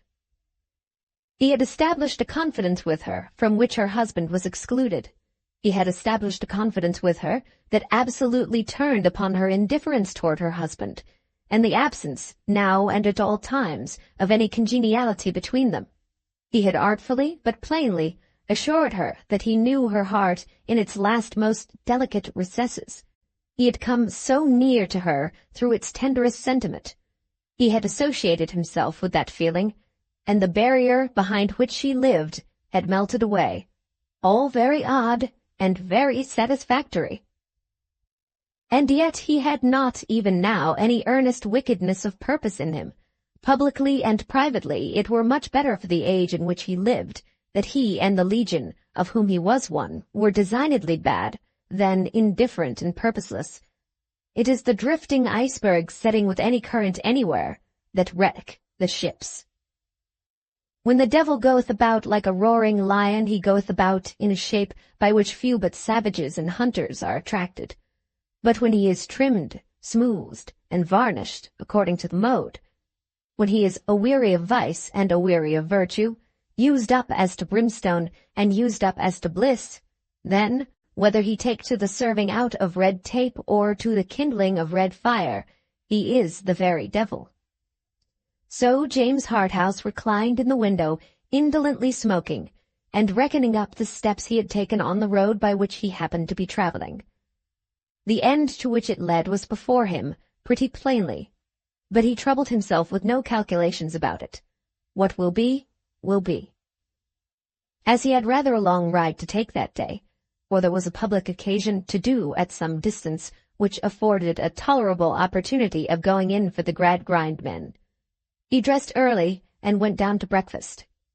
He was anxious to see if she had relapsed since the previous evening. No. He resumed where he had left off. There was a look of interest for him again. He got through the day as much or as little to his own satisfaction as was to be expected under the fatiguing circumstances, and came riding back at 6 o'clock. There was a sweep of some half-mile between the lodge and the house, and he was riding along at a foot-pace over the smooth gravel, once Nickets, when Mr. Bounderby burst out of the shrubbery with such violence as to make his horse shy across the road. "Harthouse!" cried Mr. Bounderby. "Have you heard?" "Heard what?" said Harthouse, soothing his horse, and inwardly favouring Mr. Bounderby with no good wishes. "Then you haven't heard." "I have heard you, and so is this brute. I have heard nothing else." Mr. Bounderby, red and hot, planted himself in the centre of the path before the horse's head, to explode his bombshell with more effect. "The bank's robbed!" "You don't mean it." "Robbed last night, sir. Robbed in an extraordinary manner. Robbed with a false key." "Of much?" Mr. Bounderby, in his desire to make the most of it, really seemed mortified by being obliged to reply, "Why, no, not of very much, but it might have been." "Of how much?" "Oh, as a sum, "If you stick to a sum of not more than £150, said Bounderby with impatience. "But it's not the sum, it's the fact. It's the fact of the bank being robbed, that's the important circumstance. I am surprised you don't see it." "My dear Bounderby," said James, dismounting, and giving his bridle to his servant, "I do see it, and am as overcome as you can possibly desire me to be by the spectacle afforded to my mental view. Nevertheless, I may be allowed, I hope, to congratulate you, which I do with all my soul, I assure you, on your not having sustained a greater loss." "Thank ye," replied Bounderby in a short, ungracious manner, "but I tell you what, it might have been £20,000. "I suppose it might." "Suppose it might! By the Lord, you may suppose so. By George," said Mr. Bounderby with sundry menacing nods and shakes of his head, "it might have been twice 20. There's no knowing what it would have been or wouldn't have been, as it was, but for the fellow's being disturbed." Louisa had come up now, and Mrs. Sparsit and Bitzer. "Here's Tom Gradgrind's daughter knows pretty well what it might have been if you don't," blustered Bounderby. "Dropped, sir, as if she was shot when I told her. Never knew her do such a thing before. Does her credit under the circumstances, in my opinion." She still looked faint and pale. James Harthouse begged her to take his arm, and as they moved on very slowly, asked her how the robbery had been committed. "Why, I am going to tell you," said Bounderby, irritably giving his arm to Mrs. Sparsit. "If you hadn't been so mighty particular about the sum, I should have begun to tell you before. You know this lady, for she is a lady, Mrs. Sparsit?" "I have already had the honor." "Very well. And this young man, Bitzer, you saw him too on the same occasion?" Mr. Harthouse inclined his head in assent, and Bitzer knuckled his forehead. "Very well. They live at the bank. You know they live at the bank, perhaps? Very well. Yesterday afternoon, at the close of business hours, everything was put away as usual. In the iron room that this young fellow sleeps outside of, there was, never mind how much, in the little safe in young Tom's closet, the safe used for petty purposes, there was £150 odd. £154.71, said Bitzer.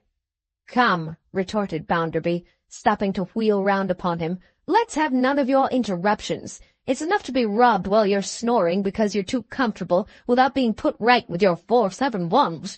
I didn't snore myself when I was your age, let me tell you. I hadn't victuals enough to snore, and I didn't 471, not if I knew it." Bitzer knuckled his forehead again in a sneaking manner, and seemed at once particularly impressed and depressed by the instance last given of Mr. Bounderby's moral abstinence. £150 odd, resumed Mr. Bounderby. "That sum of money young Tom locked in his safe, not a very strong safe, but that's no matter now. Everything was left all right. Some time in the night, while this young fellow snored— Mrs. Sparsit, ma'am, you say you have heard him snore?" "Sir," returned Mrs. Sparsit, "I cannot say that I have heard him precisely snore, and therefore must not make that statement. But on winter evenings, when he has fallen asleep at his table, I have heard him, what I should prefer to describe as partially choke.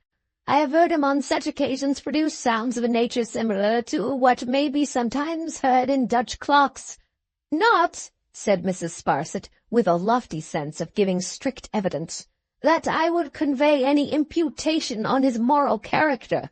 Far from it. I have always considered Bitzer a young man of the most upright principle, and to that I beg to bear my testimony."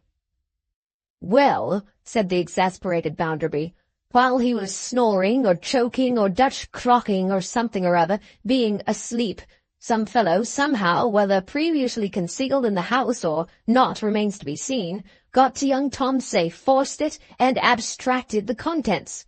Being then disturbed, they made off, letting themselves out at the main door and double-locking it again. It was double-locked, and the key under Mrs. Sparsit's pillow, with a false key, which was picked up in the street near the bank about 12 o'clock today. No alarm takes place till this chap Bitzer turns out this morning and begins to open and prepare the offices for business. Then, looking at Tom's safe, he sees the door ajar, and finds the lock forced and the money gone." "Where is Tom, by the by?" asked Harthouse, glancing round. "He's been helping the police," said Bounderby, "and stays behind at the bank. I wish these fellows had tried to rob me when I was at his time of life. They would have been out of pocket if they had invested 18 pence in the job, I can tell 'em that." "Is anybody suspected?" "Suspected? I should think there was somebody suspected. Egod," said Bounderby, relinquishing Mrs. Sparsit's arm to wipe his heated head.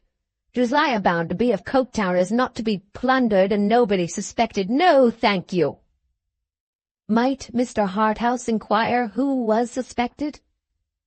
"Well," said Bounderby, stopping and facing about to confront them all, "I'll tell you. It's not to be mentioned everywhere. It's not to be mentioned anywhere, in order that the scoundrels concerned, there's a gang of 'em, may be thrown off their guard. So take this in confidence. Now wait a bit."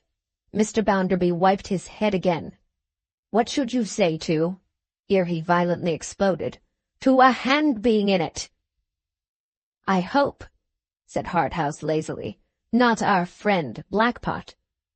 "Say pool instead of pot, sir," returned Bounderby, "and that's the man." Louisa faintly uttered some word of incredulity and surprise. "Oh, yes, I know," said Bounderby, immediately catching at the sound. "I know, I'm used to that, I know all about it.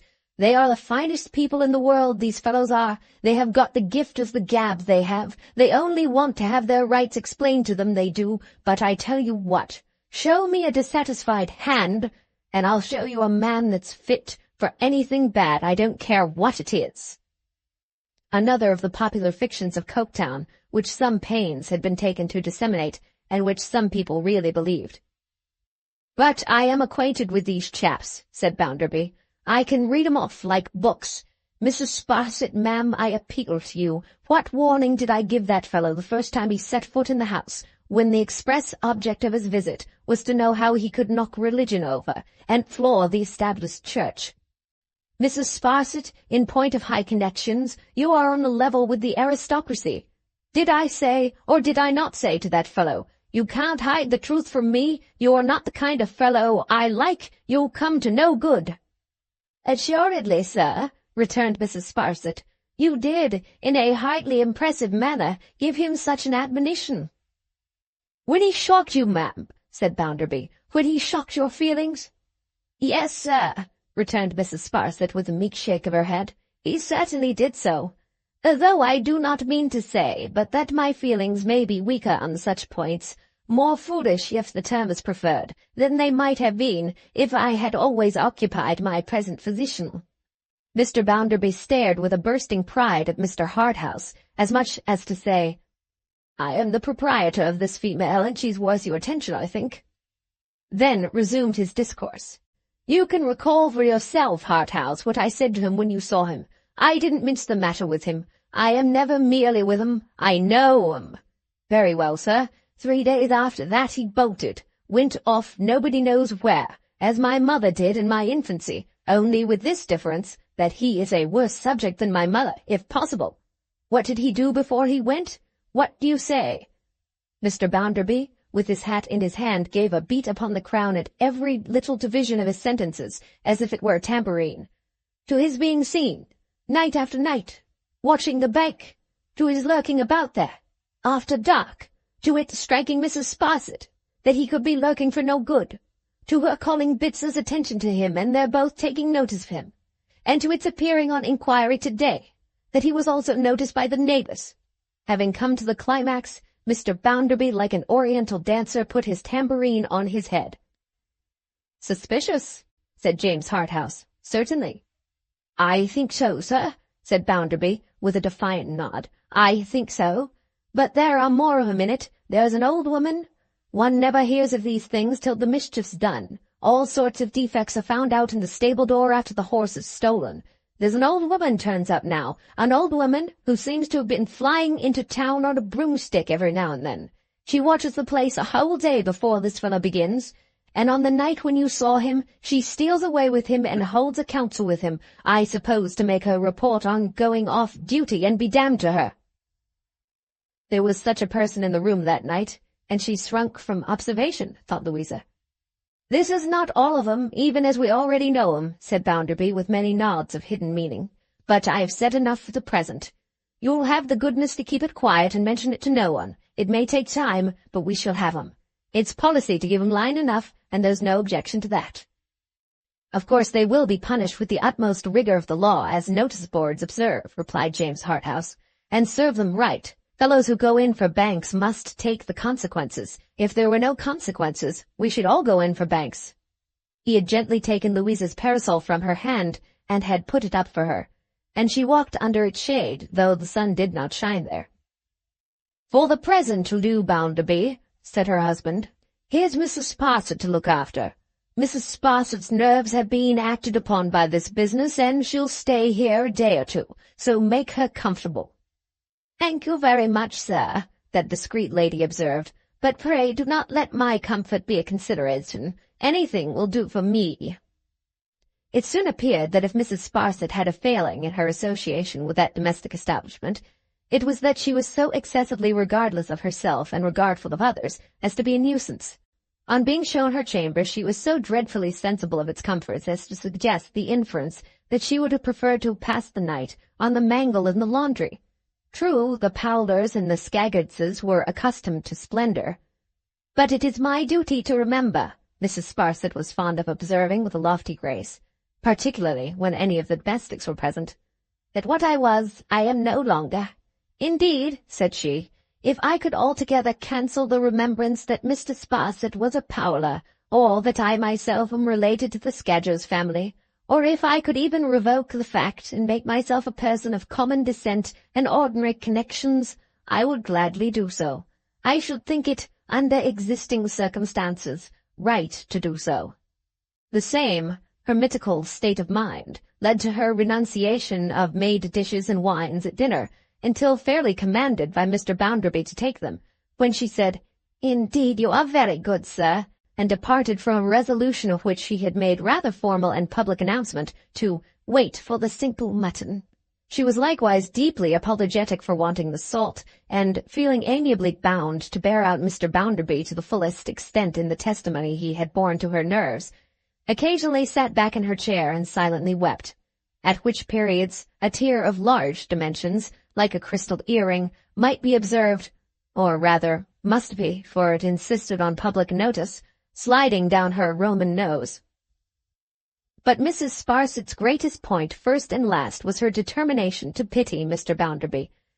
There were occasions when in looking at him she was involuntarily moved to shake her head, as who would say, Alas, poor Yorick! After allowing herself to be betrayed into these evidences of emotion, she would force a lambent brightness, and would be fitfully cheerful, and would say, You have still a good spirit, sir, I am thankful to find, and would appear to hail it as a blessed dispensation that Mr. Bounderby bore up as he did. One idiosyncrasy for which she often apologized, she found it excessively difficult to conquer. She had a curious propensity to call Mrs. Bounderby Miss Gradgrind, and yielded to it some 3 or 4 score times in the course of the evening. Her repetition of this mistake covered Mrs. Sparsit with modest confusion, but indeed, she said, it seemed so natural to say Miss Gradgrind, whereas to persuade herself that the young lady whom she had had the happiness of knowing from a child could be really and truly Mrs. Bounderby she found almost impossible. It was a further singularity of this remarkable case that the more she thought about it, the more impossible it appeared. The difference is, she observed, being such. In the drawing-room after dinner, Mr. Bounderby tried the case of the robbery, examined the witnesses, made notes of the evidence, found the suspected persons guilty, and sentenced them to the extreme punishment of law. That done, Bitzer was dismissed to town with instructions to recommend Tom to come home by the mail train. When candles were brought, Mrs. Sparsit murmured, Don't be low, sir. Pray let me see you cheerful, sir, as I used to do. Mr. Bounderby, upon whom these consolations had begun to produce the effect of making him, in a bull-headed blundering way, sentimental, sighed like some large sea animal. I cannot bear to see you so, sir, said Mrs. Sparsit. Try a hand at backgammon, sir, as you used to do when I had the honour of living under your roof. I haven't played backgammon, ma'am, said Mr. Bounderby, since that time. No, sir, said Mrs. Sparsit soothingly. I am aware that you have not. I remember that Miss Gradgrind takes no interest in the game, but I shall be happy, sir, if you will condescend. They played near a window opening on the garden. It was a fine night, not moonlight, but sultry and fragrant. Louisa and Mr. Harthouse strolled out into the garden, where their voices could be heard in stillness, though not what they said. Mrs. Sparsit, from her place at the backgammon board, was constantly straining her eyes to pierce the shadows without. "What's the matter, ma'am?" said Mr. Bounderby. "You don't see a fire, do you?" "Oh dear no, sir," returned Mrs. Sparsit. "I was thinking of the dew." "What have you got to do with the dew, ma'am?" said Mr. Bounderby. "It's not myself, sir," returned Mrs. Sparsit. "I am fearful of Miss Gradgrind's taking cold."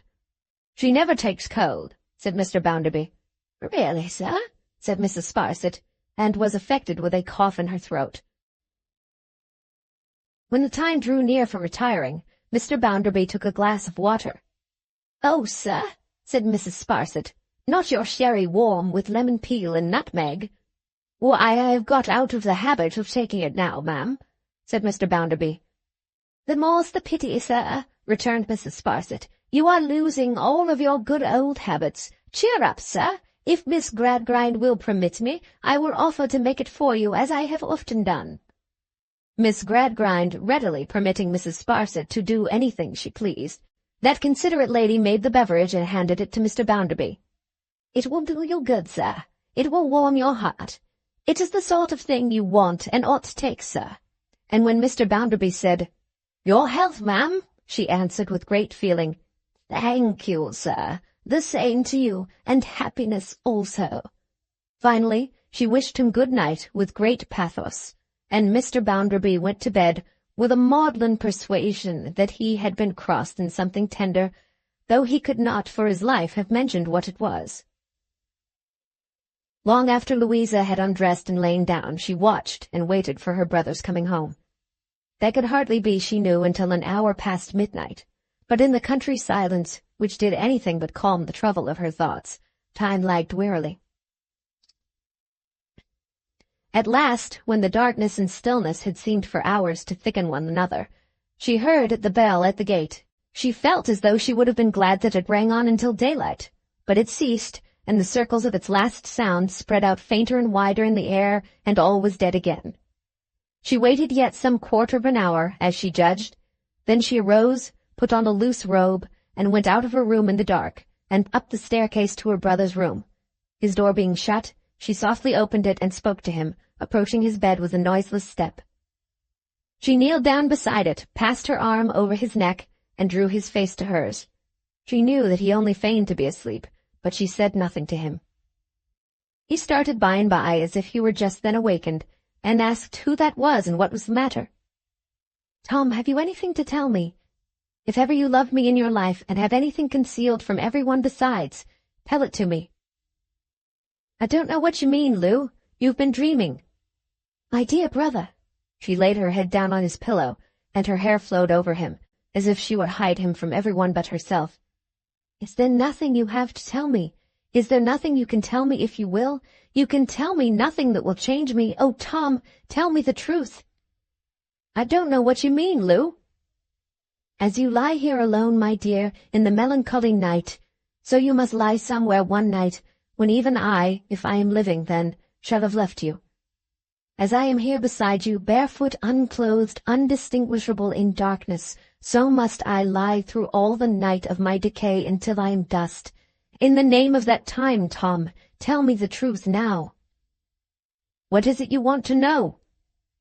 "You may be certain," in the energy of her love she took him to her bosom as if he were a child, "that I will not reproach you. You may be certain that I will be compassionate and true to you. You may be certain that I will save you at whatever cost. Oh, Tom, have you nothing to tell me? Whisper very softly. Say only yes, and I shall understand you." She turned her ear to his lips, but he remained doggedly silent. "Not a word, Tom." "How can I say yes, or how can I say no, when I don't know what you mean? Lou, you are a brave, kind girl, worthy, I begin to think, of a better brother than I am, but I have nothing more to say. Go to bed, go to bed." "You are tired," she whispered presently, more in her usual way. "Yes, I'm quite tired out." You've been so hurried and disturbed today. Have any fresh discoveries been made? Only those you have heard of from him. Tom, have you said to anyone that we made a visit to those people, and that we saw those three together? No. Didn't you yourself particularly ask me to keep it quiet when you asked me to go there with you? Yes, but I did not know then what was going to happen. Nor I neither. How could I? He was very quick upon her with this retort. Ought I to say, after what has happened, said his sister, standing by the bed, she had gradually withdrawn herself and risen, that I made that visit? Should I say so? Must I say so? Good heavens, Lou, returned her brother, you are not in the habit of asking my advice. Say what you like. If you keep it to yourself, I shall keep it to myself. If you disclose it, there's an end of it. It was too dark for either to see the other's face, but each seemed very attentive, and to consider before speaking. Tom, do you believe the man I gave the money to is really implicated in this crime? I don't know. I don't see why he shouldn't be. He seemed to me an honest man. Another person may seem to you dishonest, and yet not be so. There was a pause, for he had hesitated and stopped. In short, resumed Tom, as if he had made up his mind, if you come to that, perhaps I was so far from being altogether in his favor that I took him outside the door to tell him quietly that I thought he might consider himself very well off to get such a windfall as he had got from my sister, and I hoped he would make good use of it. You remember whether I took him out or not, I say nothing against the man. He may be a very good fellow, for anything I know. I hope he is. Was he offended by what you said? No, he took it pretty well. He was civil enough. Where are you, Lou? He sat up in bed and kissed her. Good night, my dear, good night. You have nothing more to tell me? No. What should I have? You wouldn't have me tell you a lie? I wouldn't have you do that tonight, Tom, of all the nights in your life. Many and much happier as I hope they will be. Thank you, my dear Lou. I am so tired that I'm sure I wonder I don't say anything to get to sleep. Go to bed, go to bed. Kissing her again, he turned round, drew the coverlet over his head, and lay as still as if that time had come by which she had adjured him. She stood for some time at the bedside before she slowly moved away. She stopped at the door, looked back when she had opened it, and asked him if he had called her. But he lay still, and she softly closed the door and returned to her room. Then the wretched boy looked cautiously up and found her gone, crept out of bed, fastened his door, and threw himself upon his pillow again, tearing his hair, morosely crying, grudgingly loving her, hatefully but impenitently spurning himself, and no less hatefully and unprofitably spurning all the good in the world. Chapter 9. Hearing the last of it. Mrs. Fawcett, lying by to recover the tone of her nerves in Mr. Bounderby's retreat, kept such a sharp lookout night and day under her Carolingian eyebrows that her eyes, like a couple of lighthouses on an iron-bound coast, might have warned all prudent mariners from that bold rock, her Roman nose, and the dark and craggy region in its neighborhood, but for the placidity of her manner, although it was hard to believe that her retiring for the night could be anything but a form. So severely wide awake were those classical eyes of earth, and so impossible did it seem that her rigid nose could yield to any relaxing influence. Yet her manner of sitting, smoothing her uncomfortable, not to say gritty mittens, they were constructed of a cool fabric, like a meat safe, or of ambling to unknown places of destination with her foot in her cotton stirrup, was so perfectly serene that most observers would have been constrained to suppose her a dove, embodied by some freak of nature in the earthly tabernacle of a bird of the hook-beaked order. She was a most wonderful woman for prowling about the house. How she got from story to story was a mystery beyond solution. A lady so decorous in herself, and so highly connected, was not to be suspected of dropping over the banisters or sliding down them, yet her extraordinary facility of locomotion suggested the wild idea. Another noticeable circumstance in Mrs. Sparsit was that she was never hurried. She would shoot with consummate velocity from the roof to the hall, yet would be in full possession of her breath and dignity on the moment of her arrival there. Neither was she ever seen by human vision to go at a great pace. She took very kindly to Mr. Arthurs, and had some pleasant conversation with him soon after her arrival. She made him a stately curtsy in the garden one morning before breakfast. "It appears but yesterday, sir," said Mrs. Sparsit, "that I had the honour of receiving you at the bank, when you were so good as to wish to be made acquainted by Mr. Bounderby's address. An occasion, I am sure, not to be forgotten by myself in the course of ages," said Mr. Arthurs, inclining his head to Mrs. Sparsit with the most indolent of all possible airs. "We live in a singular world, sir," said Mrs. Sparsit. "I have had the honour, by a coincidence of which I am proud, to have made a remark similar in effect, though not so epigrammatically expressed." "A singular world, I would say, sir," pursued Mrs. Sparsit, after acknowledging the compliment with a drooping of her dark eyebrows, not altogether so mild in its expression as her voice was in its dulcet tones. "As regards the intimacies we form at one time with individuals we were quite ignorant of at another. I recall, sir, that on that occasion you went so far as to say you were actually apprehensive of Mrs. Gradgrind. Your memory does me more honour than my insignificance deserves. I availed myself of your obliging hints to correct my timidity, and it is unnecessary to add that they were perfectly accurate. Mrs. Sparsit's talent in fact for anything requiring accuracy, with a combination of strength of mind and family, is too habitually developed to admit of any question." He was almost falling asleep over this compliment. It took him so long to get through, and his mind wandered so much in the course of its execution. "You found Miss Gradgrind. I really cannot call her Mrs. Bounderby. It's very absurd of me. As youthful as I described her?" asked Mr. Sparsit, sweetly. "You drew a portrait perfectly," said Mr. Arthurs. "Presented a dead image." "Very engaging, sir," said Mrs. Sparsit, causing her mittens slowly to revolve over one another. "Highly so. It used to be considered," said Mrs. Sparsit, "that Miss Gradgrind was wanting in animation, but I confess she appears to me considerably and strikingly improved in that respect."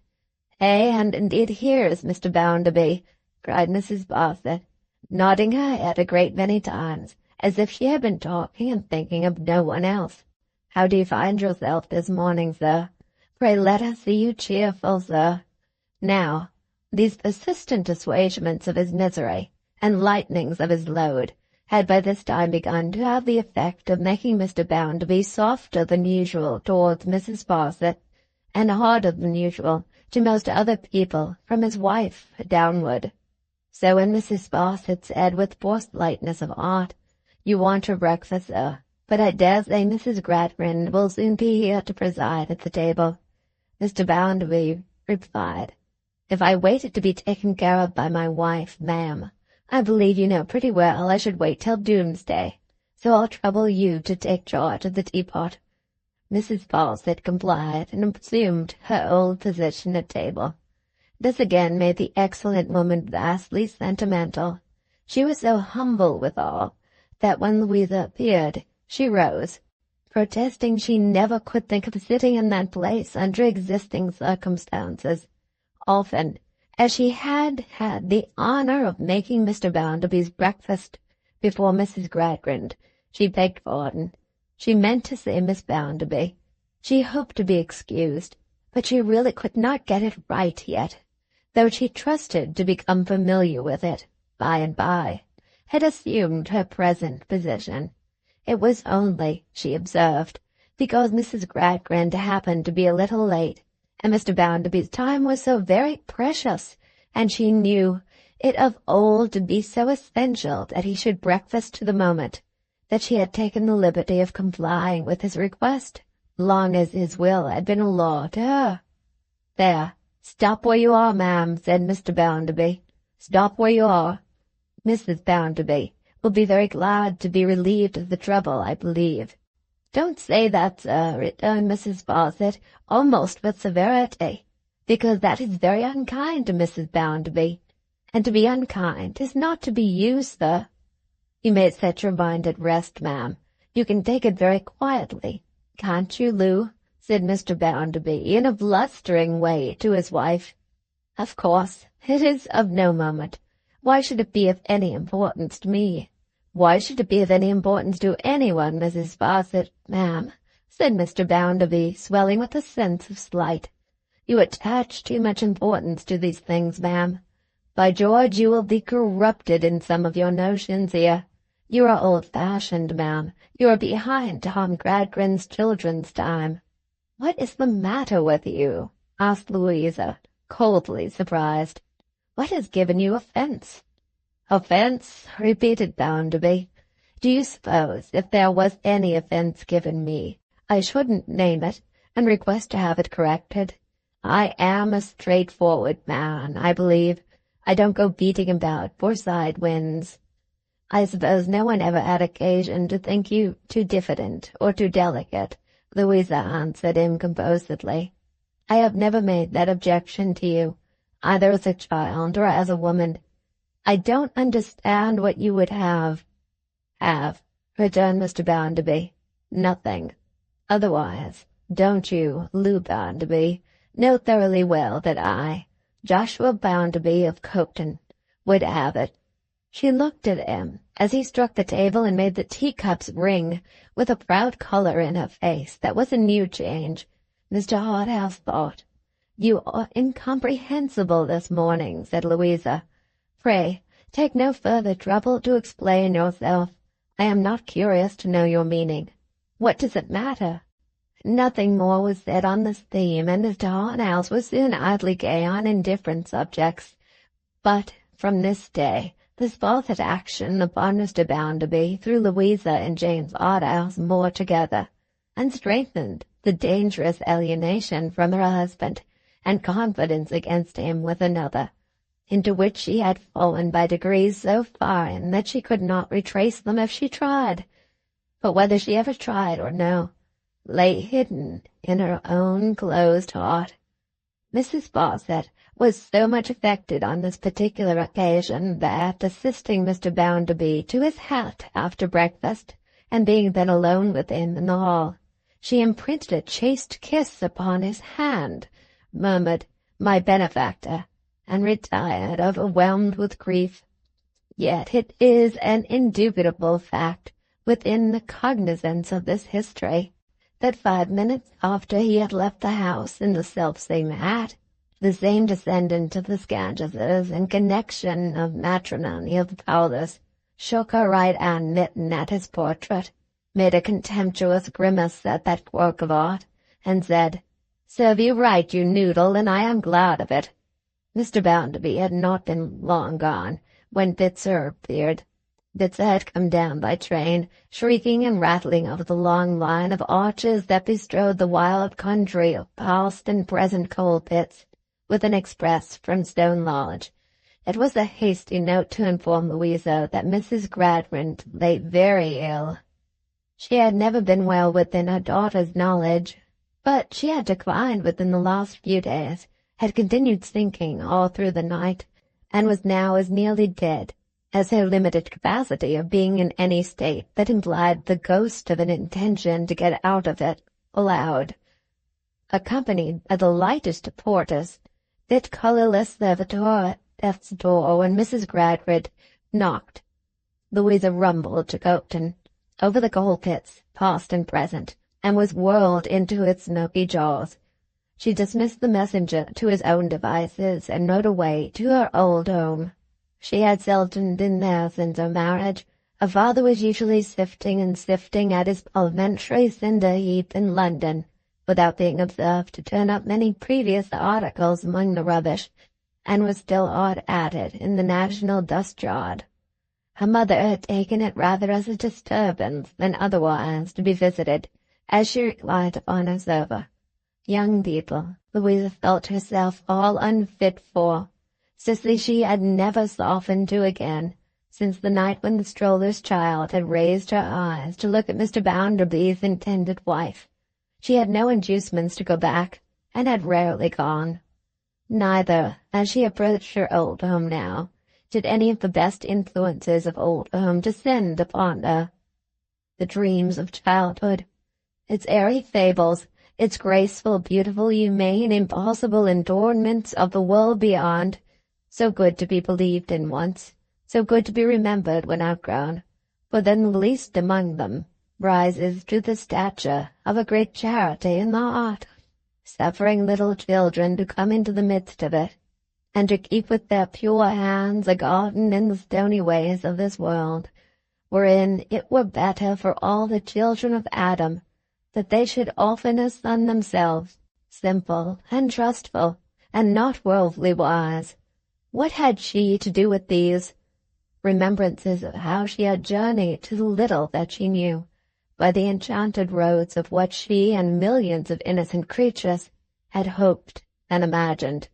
A vow, first coming upon reason through the tender light of fancy, she had seen it a beneficent god, deferring to gods as great as itself, not a grim idol, cruel and cold, with its victims bound hand and foot, but its big dumb shape set up for the sightless stare, never to be moved by anything but so many calculated tons of leverage.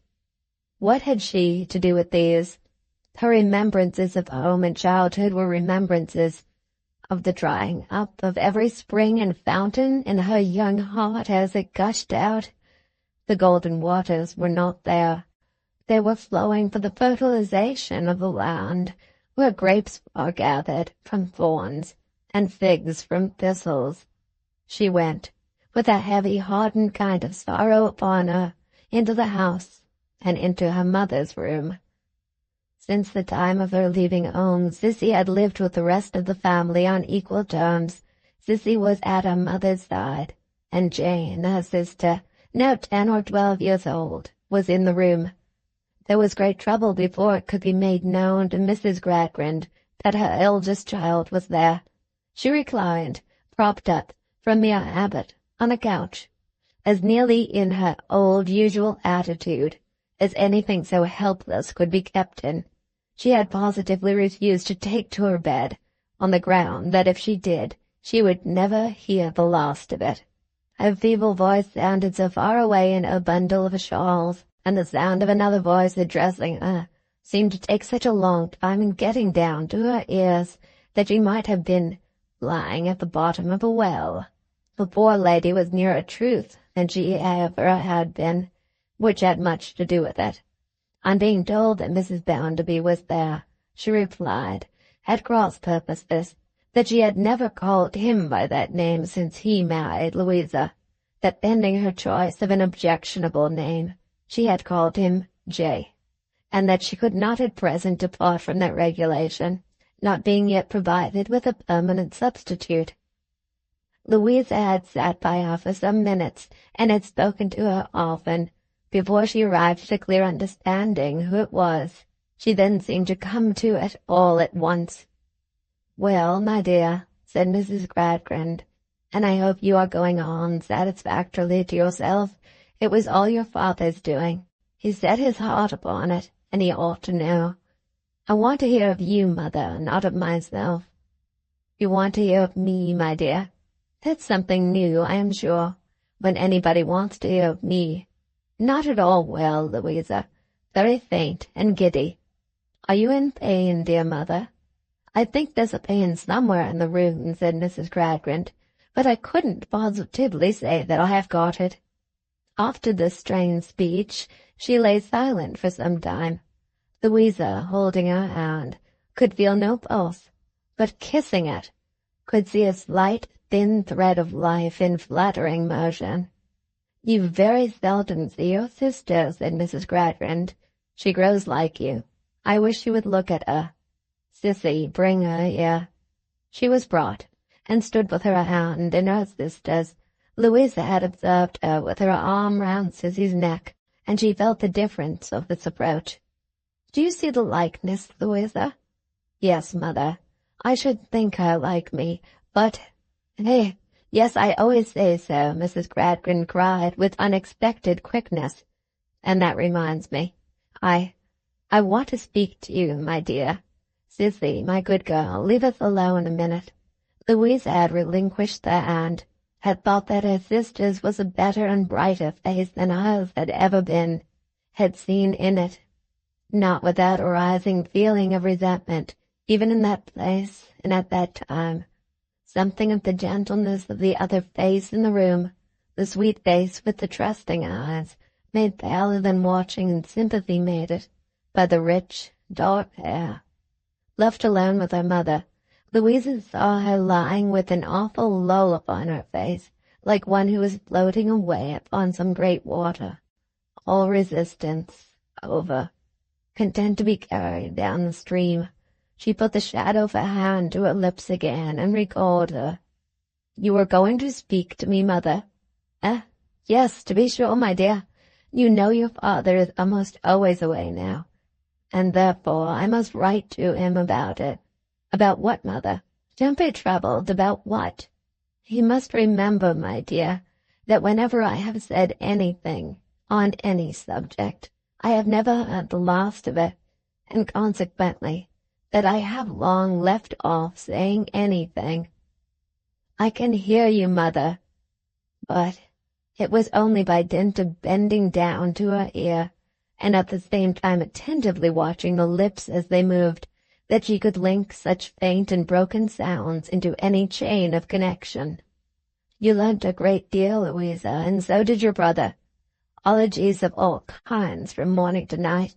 If there is any ology left of any description that has not been worn to rags in this house, all I can say is, I hope I shall never hear its name. I can hear you, mother, when you have strength to go on. This to keep her from floating away. But there is something, not an ology at all, that your father has missed or forgotten, Louisa. I don't know what it is. I have often sat with Sissy near me and thought about it. I shall never get its name now, but your father may. It makes me restless. I want to write to him to find out for God's sake what it is. Give me a pen, give me a pen. Even the power of restlessness was gone, except from the poor head, which would just turn from side to side. She fancied, however, that her request had been complied with, and that the pen she could not have held was in her hand. It matters little what figures of wonderful no meaning she began to trace upon her wrappers. The hand soon stopped in the midst of them. The light, that had always been feeble and dim behind the weak transparency, went out, and even Mrs. Gradgrind emerged from the shadow in which man walketh and disquieteth himself in vain, took upon of the dread solemnity of the sages and patriarchs. End of Chapter 9. Chapter 10. Mrs. Fawcett's Staircase. Mrs. Fawcett's nerves being slow to recover their tone, the worthy woman made a stay of some weeks in duration at Mr. Bounderby's retreat, where, notwithstanding her anchorite turn of mind based upon her becoming consciousness of her altered station, she resigned herself with noble fortitude to lodging, as one may say, in clover, and feeding on the fat of the land. During the whole term of this recess from the guardianship of the bank, Mrs. Fawcett was a pattern of consistency, continuing to take such pity on Mr. Bounderby to his face as is rarely taken on man, and to call his portrait a noodle to its face, with the greatest acrimony and contempt.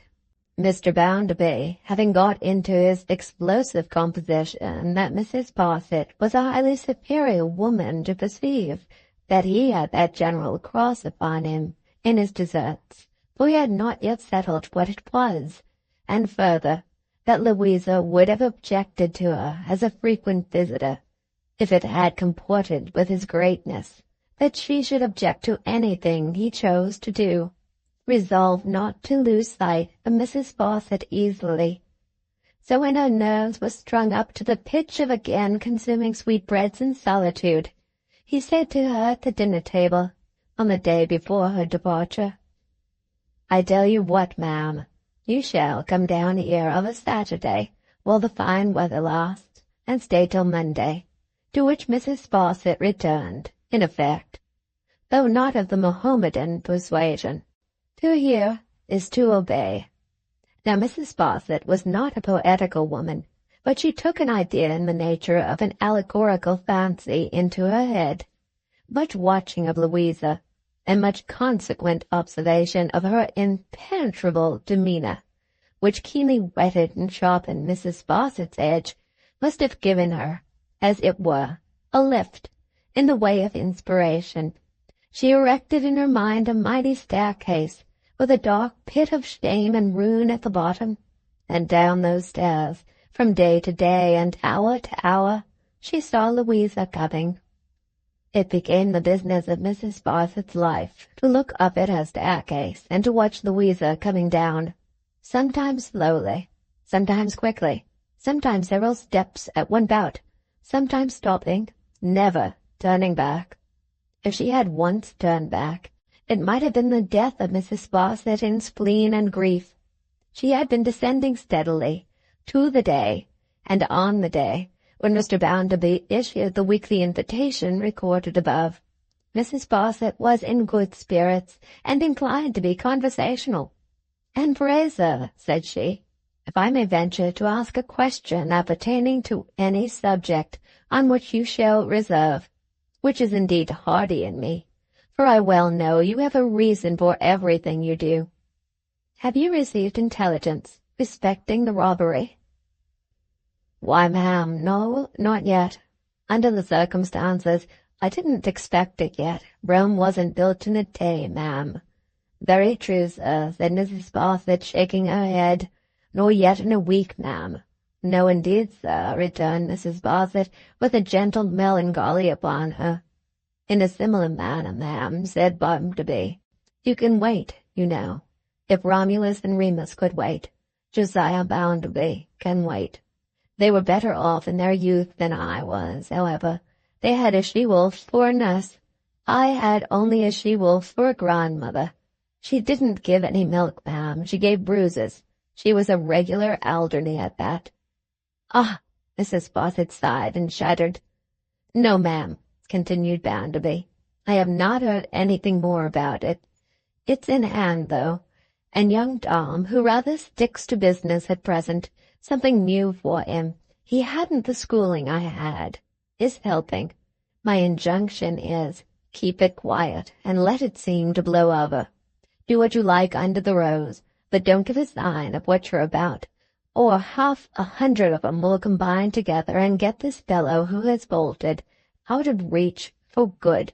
Keep it quiet, and the thieves will grow in confidence by little, and we shall have them." "Very sagacious indeed, sir," said Mrs. Sparsit. "Very interesting. The old woman you mentioned, sir?" "The old woman I mentioned, ma'am," said Bounderby, cutting the matter short, "as it were nothing to boast about, is not laid hold of. But she may take her oath she will be, if that is any satisfaction to her villainous old mind. In the meantime, ma'am, I am of opinion, if you ask me my opinion, that the less she is talked about, the better." The same evening, Mrs. Sparsit, in her chamber window, resting from her packing operations, looked towards her great staircase and saw Louisa still descending. She sat by Mr. Otto's in an alcove in the garden, talking very low. He stood leaning over her as they whispered together, and his face almost touched her hair. "If not quite," said Mrs. Sparsit, straining her hawk's eyes to the utmost. Mrs. Sparsit was too distant to hear a word of their discourse, or even to know that they were speaking softly, otherwise than from the expression of their figures, and what they said was this: "You recollect the man, Mr. Harthouse?" "Oh, perfectly. His face and his manner, and what he said. Perfectly. And an infinitely dreary person he appeared to me to be. Lengthy and prosy in the extreme, It was knowing to hold forth in the humble virtue school of eloquence. But I assure you, I thought at the time, my good fellow, you are overdoing this. It has been very difficult to me to think ill of that man. My dear Louisa, as Tom says, which he never did say, you know no good of the fellow? No, certainly, nor of any other such person. How can I, she returned, with more of the first manner on her than he had seen lately, when I know nothing of them, men or women. My dear Louisa, then consent to receive the submissive representation of your devoted friend, who knows something of several varieties of his excellent fellow creatures. For excellent they are, I am quite ready to believe, in spite of such little foibles as always helping themselves to what they can get hold of. This fellow talks. Well, every fellow talks. He professes morality. Well, all sorts of humbugs profess morality. From the House of Commons to the House of Correction, there is a general profession of morality, except among our people. It really is that exception which makes our people quite reviving. You saw and heard the case. Here was one of the fluffy classes pulled up extremely short by my esteemed friend Mr. Bounderby, who, as we know, is not possessed of that delicacy which would soften so tight a hand.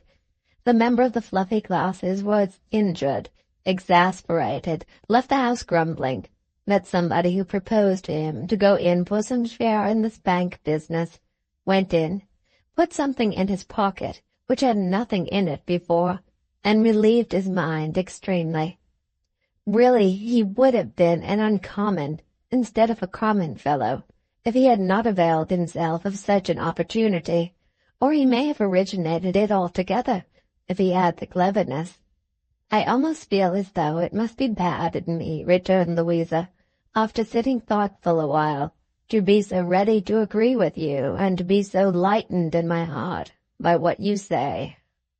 I only say what is reasonable, nothing worse. I have talked it over with my friend Tom more than once. Of course, I remain on terms of perfect confidence with Tom, and he is quite of my opinion, and I am quite of his. Will you walk? They strolled away, among the lanes beginning to be indistinct in the twilight, she leaning on his arm, and she little thought how she was going down, down, down Mrs. Fawcett's staircase. Night and day, Mrs. Fawcett kept it standing. When Louisa had arrived at the bottom and disappeared into the gulf, it might fall in upon her if it would, but until then there was to be a building before Mrs. Fawcett's eyes, and there Louisa always was upon it, and always gliding down, down, down. Mrs. Fawcett saw James Harthouse come and go. She heard of him here and there. She saw the changes of the face he had studied. She, too, remarked to the nicety how and when it clouded, how and when it cleared. She kept her black eyes wide open, with no touch of pity, with no touch of compunction, all absorbed in interest, in the interest of seeing her, ever drawing, with no hand to stay her, nearer and nearer to the bottom of this new giant's staircase. With all her deference for Mr. Bounderby, as contradistinguished from his portrait, Mrs. Fawcett had not the smallest intention of interrupting the descent. Eager to see it accomplished, and yet patient, she waited for the last fall, as for the ripeness and fullness of the harvest of her hopes. Hushed in expectancy, she kept her wary gaze upon the stairs, and seldom so much as darkly shook her right mitten, with her fist in it, at the figure coming down. Chapter 11. Lower and Lower. The figure descended the great stairs, steadily, steadily, always verging like a weight in deep water to the black gulf at the bottom. Mr. Gradgrind, apprised of his wife's decease, made an expedition from London, and buried her in a business-like manner. He then returned with promptitude to the national cinder-heap, and resumed his sifting for the odds and ends he wanted, and his throwing of the dust about into the eyes of other people who wanted other odds and ends. In fact, resumed his parliamentary duties. In the meantime, Mrs. Sparsit kept unwinking watch and ward. Separated from her staircase all the week by the length of iron road dividing Coketown from the country house, she yet maintained her cat-like observation of Louisa, through her husband, through her brother, through James Harthouse, through the outsides of letters and packets, through everything animate and inanimate that at any time went near the stairs. "Your foot on the last step, my lady," said Mrs. Sparsit, apostrophizing the descending figure with the aid of her threatening mitten, "and all your art shall never blind me." Art or nature, though, the original stock of Louisa's character or the graft of circumstances upon it, her curious reserve did baffle, while it stimulated one as sagacious as Mrs. Sparsit. There were times when Mr. James Harthouse was not sure of her. There were times when he could not read the face he had studied so long, and when this lonely girl was a greater mystery to him than any woman of the world with a ring of satellites to help her.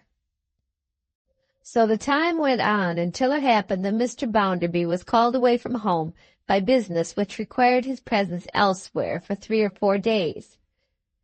It was on a Friday that he intimated this to Mrs. Sparsit at the bank, adding, "But you'll go down tomorrow, ma'am, all the same. You'll go down just as if I was there. It will make no difference to you."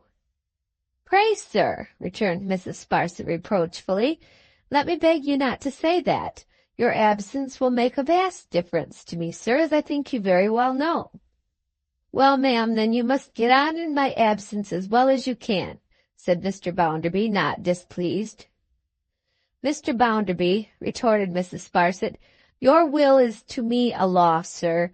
Otherwise it might be my inclination to dispute your kind commands, not feeling sure that it will be quite so agreeable to Miss Gradgrind to receive me, as it ever is to your own munificent hospitality. But you shall say no more, sir. I will go upon your invitation." "Why, when I invite you to my house, ma'am," said Bounderby, opening his eyes, "I should hope you want no other invitation."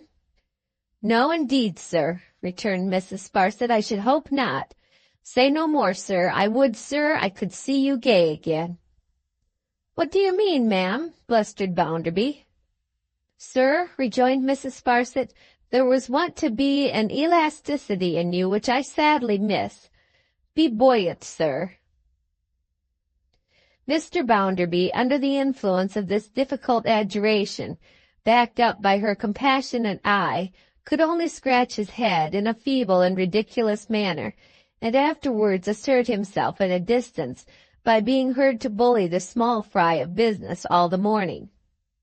"Bitzer," said Mrs. Sparsit that afternoon, when her patron was gone on his journey and the bank was closing, "present my compliments to young Mr. Thomas, and ask him if he would step up and partake of a lamb chop and walnut ketchup with a glass of India ale." Young Mr. Thomas, being usually ready for anything in that way, returned a gracious answer and followed on its heels. "Mr. Thomas," said Mrs. Sparsit, "these plain viands being on table, I thought you might be tempted." "Thank ye, Mrs. Sparsit," said the whelp, and gloomily fell to. "How is Mr. Harthouse, Mr. Tom?" asked Mrs. Sparsit. "Oh, he's all right," said Tom. "Where may he be at present?" Mrs. Sparsit asked in a light conversational manner, after mentally devoting the whelp to the Furies for being so uncommunicative. "He is shooting in Yorkshire," said Tom. "Sent Lou a basket half as big as a church yesterday." "The kind of gentleman now," said Mrs. Sparsit sweetly, "whom one might wager to be a good shot." "Crack," said Tom. He had long been a down-looking young fellow, but this characteristic had so increased of late that he never raised his eyes to any face for 3 seconds together. Mrs. Sparsit consequently had ample means of watching his looks, if she were so inclined. "Mr. Harthouse is a great favorite of mine," said Mrs. Sparsit, "as indeed he is of most people, May we expect to see him again shortly, Mr. Tom? Why, I expect to see him tomorrow, returned the whelp. Good news, cried Mrs. Sparsit blandly. I have got an appointment with him to meet him in the evening at the station here, said Tom, and I am going to dine with him afterwards, I believe. He is not coming down to the country house for a week or so, being due somewhere else. At least he says so. But I shouldn't wonder if he was to stop here over Sunday and stray that way. Which reminds me, said Mrs. Sparsit, would you remember a message to your sister, Mr. Tom, if I was to charge you with one? Well, I'll try, returned the reluctant whelp, if it isn't a long un. It is merely my respectful compliments, said Mrs. Sparsit, and I fear I may not trouble her with my society this week, being still a little nervous, and better perhaps by my poor self. Oh, if that's all, observed Tom, it wouldn't much matter even if I was to forget it, for Lou's not likely to think of you unless she sees you. Having paid for his entertainment with this agreeable compliment, he relapsed into a hang-dog silence until there was no more India ale left, when he said, Well, Mrs. Sparsit, I must be off, and went off. Next day, Saturday, Mrs. Sparsit sat at her window all day long, looking at the customers coming in and out, watching the postman, keeping an eye on the general traffic of the street, revolving many things in her mind, but above all keeping her attention on her staircase. The evening come, she put on her bonnet and shawl and went quietly out, having her reasons for hovering in a furtive way about the station by which a passenger would arrive from Yorkshire, and for preferring to peep into it round pillars and corners, and out of ladies' waiting-room windows, to appearing in its precincts openly. Tom was in attendance and loitered about until the expected train came in. It brought no Mr. Harthouse. Tom waited until the crowd had dispersed and the bustle was over, and then referred to a posted list of trains and took counsel with porters. That done, he strolled away idly, stopping in the street and looking up it and down it, and lifting his hat off and putting it on again, and yawning and stretching himself, and exhibiting all the symptoms of mortal weariness to be expected in one who had still to wait until the next train should come in, an hour and 40 minutes hence. This is a device to keep him out of the way, said Mrs. Sparsit, starting from the dull office window whence she had watched him last. Harthouse is with his sister now. It was the conception of an inspired moment, and she shot off with her utmost swiftness to work it out. The station for the country house was at the opposite end of the town. The time was short, the road not easy, but she was so quick in pouncing on a disengaged coach, so quick in darting out of it, producing her money, seizing her ticket, and diving into the train, that she was borne along the arches spanning the land of coal pits past and present, as if she had been caught up in a cloud and whirled away. All the journey, immovable in the air though never left behind, plain to the dark eyes of her mind as the electric wires which ruled a colossal strip of music paper out of the evening sky were plain to the dark eyes of her body. Mrs. Sparsit saw her staircase with the figure coming down, very near the bottom now, upon the brink of the abyss. An overcast September evening, just at nightfall, saw beneath its drooping eyelids Mrs. Sparsit glide out of her carriage, pass down the wooden steps of the little station into a stony road, cross it into a green lane, and become hidden in a summer growth of leaves and branches. One or two late birds sleepily chirping in their nests, and a bat heavily crossing and recrossing her, and the reek of her own tread in the thick dust that felt like velvet, were all Mrs. Sparsit heard or saw until she very softly closed a gate. She went up to the house, keeping within the shrubbery, and went round it, peeping between the leaves at the lower windows. Most of them were open, as they usually were in such warm weather, but there were no lights yet, and all was silent. She tried the garden with no better effect. She thought of the wood and stole towards it, heedless of long grass and briars, of worms, snails, and slugs, and all the creeping things that be. With her dark eyes and her hooked nose warily in advance of her, Mrs. Sparsit softly crushed her way through the thick undergrowth, so intent upon her object that she probably would have done no less if the wood had been a wood of adders. Hark! The smaller birds might have tumbled out of their nests, fascinated by the glittering of Mrs. Sparsit's eyes in the gloom, as she stopped and listened. Low voices close at hand, his voice and hers. The appointment was a device to keep the brother away. There they were yonder by the felled tree. Bending low among the dewy grass, Mrs. Sparsit advanced closer to them. She drew herself up and stood behind a tree like Robinson Crusoe in his ambuscade against the savages, so near to them that at a spring, and that no great one, she could have touched them both. He was there secretly, and had not shown himself at the house. He had come on horseback, and must have passed through the neighboring fields, for his horse was tied to the meadow side of the fence within a few paces. "My dearest love," said he, "what could I do? Knowing you were alone, was it possible that I could stay away?" "You may hang your head to make yourself more attractive. I don't know what they see in you when you hold it up," thought Mrs. Sparsit, "but you little think, my dearest love, whose eyes are on you." That she hung her head was certain. She urged him to go away. She commanded him to go away, but she neither turned her face to him nor raised it. Yet it was remarkable that she sat as still as ever the amiable woman in ambuscade had seen her sit at any period in her life.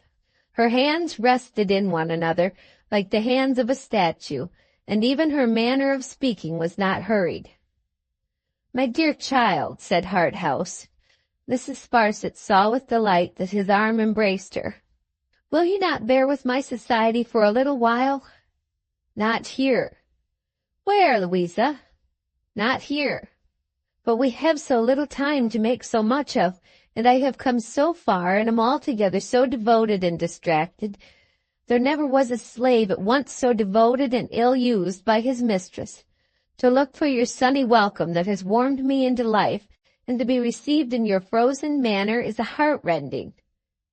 Am I to say again that I must be left to myself here? But we must meet, my dear Louisa. Where shall we meet?" They both started. The listener started guiltily, too, for she thought there was another listener among the trees. It was only rain, beginning to fall fast in heavy drops. "Shall I ride up to the house a few minutes hence, innocently supposing that its master is at home, and will be charmed to receive me?" "No." "Your cruel commands are implicitly to be obeyed, though I am the most unfortunate fellow in the world, I believe, to have been insensible to all other women, and to have fallen prostrate at last under the foot of the most beautiful, and the most engaging, and the most imperious. My dearest Louisa, I cannot go myself, or let you go in this hard abuse of your power." Mrs. Sparsit saw him detain her with his encircling arm, and heard him then and there, within her, Mrs. Sparsit's greedy hearing, tell her how he loved her, and how she was the stake for which he ardently desired to play away all that he had in life. The objects he had lately pursued turned worthless beside her. Such success as was almost in his grasp, he flung away from him like the dirt it was, compared with her. Its pursuit, nevertheless, if it kept him near her, or its renunciation if it took him from her, or flight if she shared it, or secrecy if she commanded it, or any fate or every fate, all was alike to him, so that she was true to him. The man who had seen how cast away she was, whom she had inspired at their first meeting with an admiration, an interest of which he had thought himself incapable, whom she had received into her confidence, who was devoted to her and adored her. All this and more in his hurry, and in hers, in the whirl of her own gratified malice, in the dread of being discovered, in the rapidly increasing noise of heavy rain among the leaves, and a thunderstorm rolling up. Mrs. Sparsit received into her mind set off with such an unavoidable halo of confusion and indistinctness that when at length he climbed the fence and led his horse away, she was not sure where they were to meet, or when, except that they had said it was to be that night.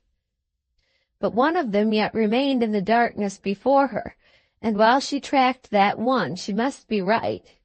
"Oh, my dearest love," thought Mrs. Sparsit, "you little think how well attended you are." Mrs. Sparsit saw her out of the wood, and saw her enter the house. What to do next?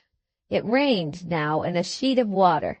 Mrs. Sparsit's white stockings were of many colors, green predominating. Prickly things were in her shoes. Caterpillars slung themselves in hammocks of their own making from various parts of her dress. Rills ran from her bonnet and her Roman nose. In such condition, Mrs. Sparsit stood hidden in the density of the shrubbery, considering what next. Lo, Louisa coming out of the house, hastily cloaked and muffled and stealing away. She elopes. She falls from the lowermost stair and is swallowed up in the gulf. Indifferent to the rain and moving with a quick, determined step, she struck into a side path parallel with the ride. Mrs. Sparsit followed in the shadow of the trees at but a short distance, for it was not easy to keep a figure in view going quickly through the umbrageous darkness. When she stopped to close the side gate without noise, Mrs. Sparsit stopped. When she went on, Mrs. Sparsit went on. She went by the way Mrs. Sparsit had come, emerged from the green lane, crossed the stony road, and ascended the wooden steps to the railroad. A train for Coketown would come through presently, Mrs. Sparsit knew, so she understood Coketown to be her first place of destination. In Mrs. Sparsit's limp and streaming state, no extensive precautions were necessary to change her usual appearance. But she stopped under the lee of the station wall, tumbled her shawl into a new shape, and put it on over her bonnet. So disguised, she had no fear of being recognized when she followed up the railroad steps and paid her money in the small office. Louisa sat waiting in a corner.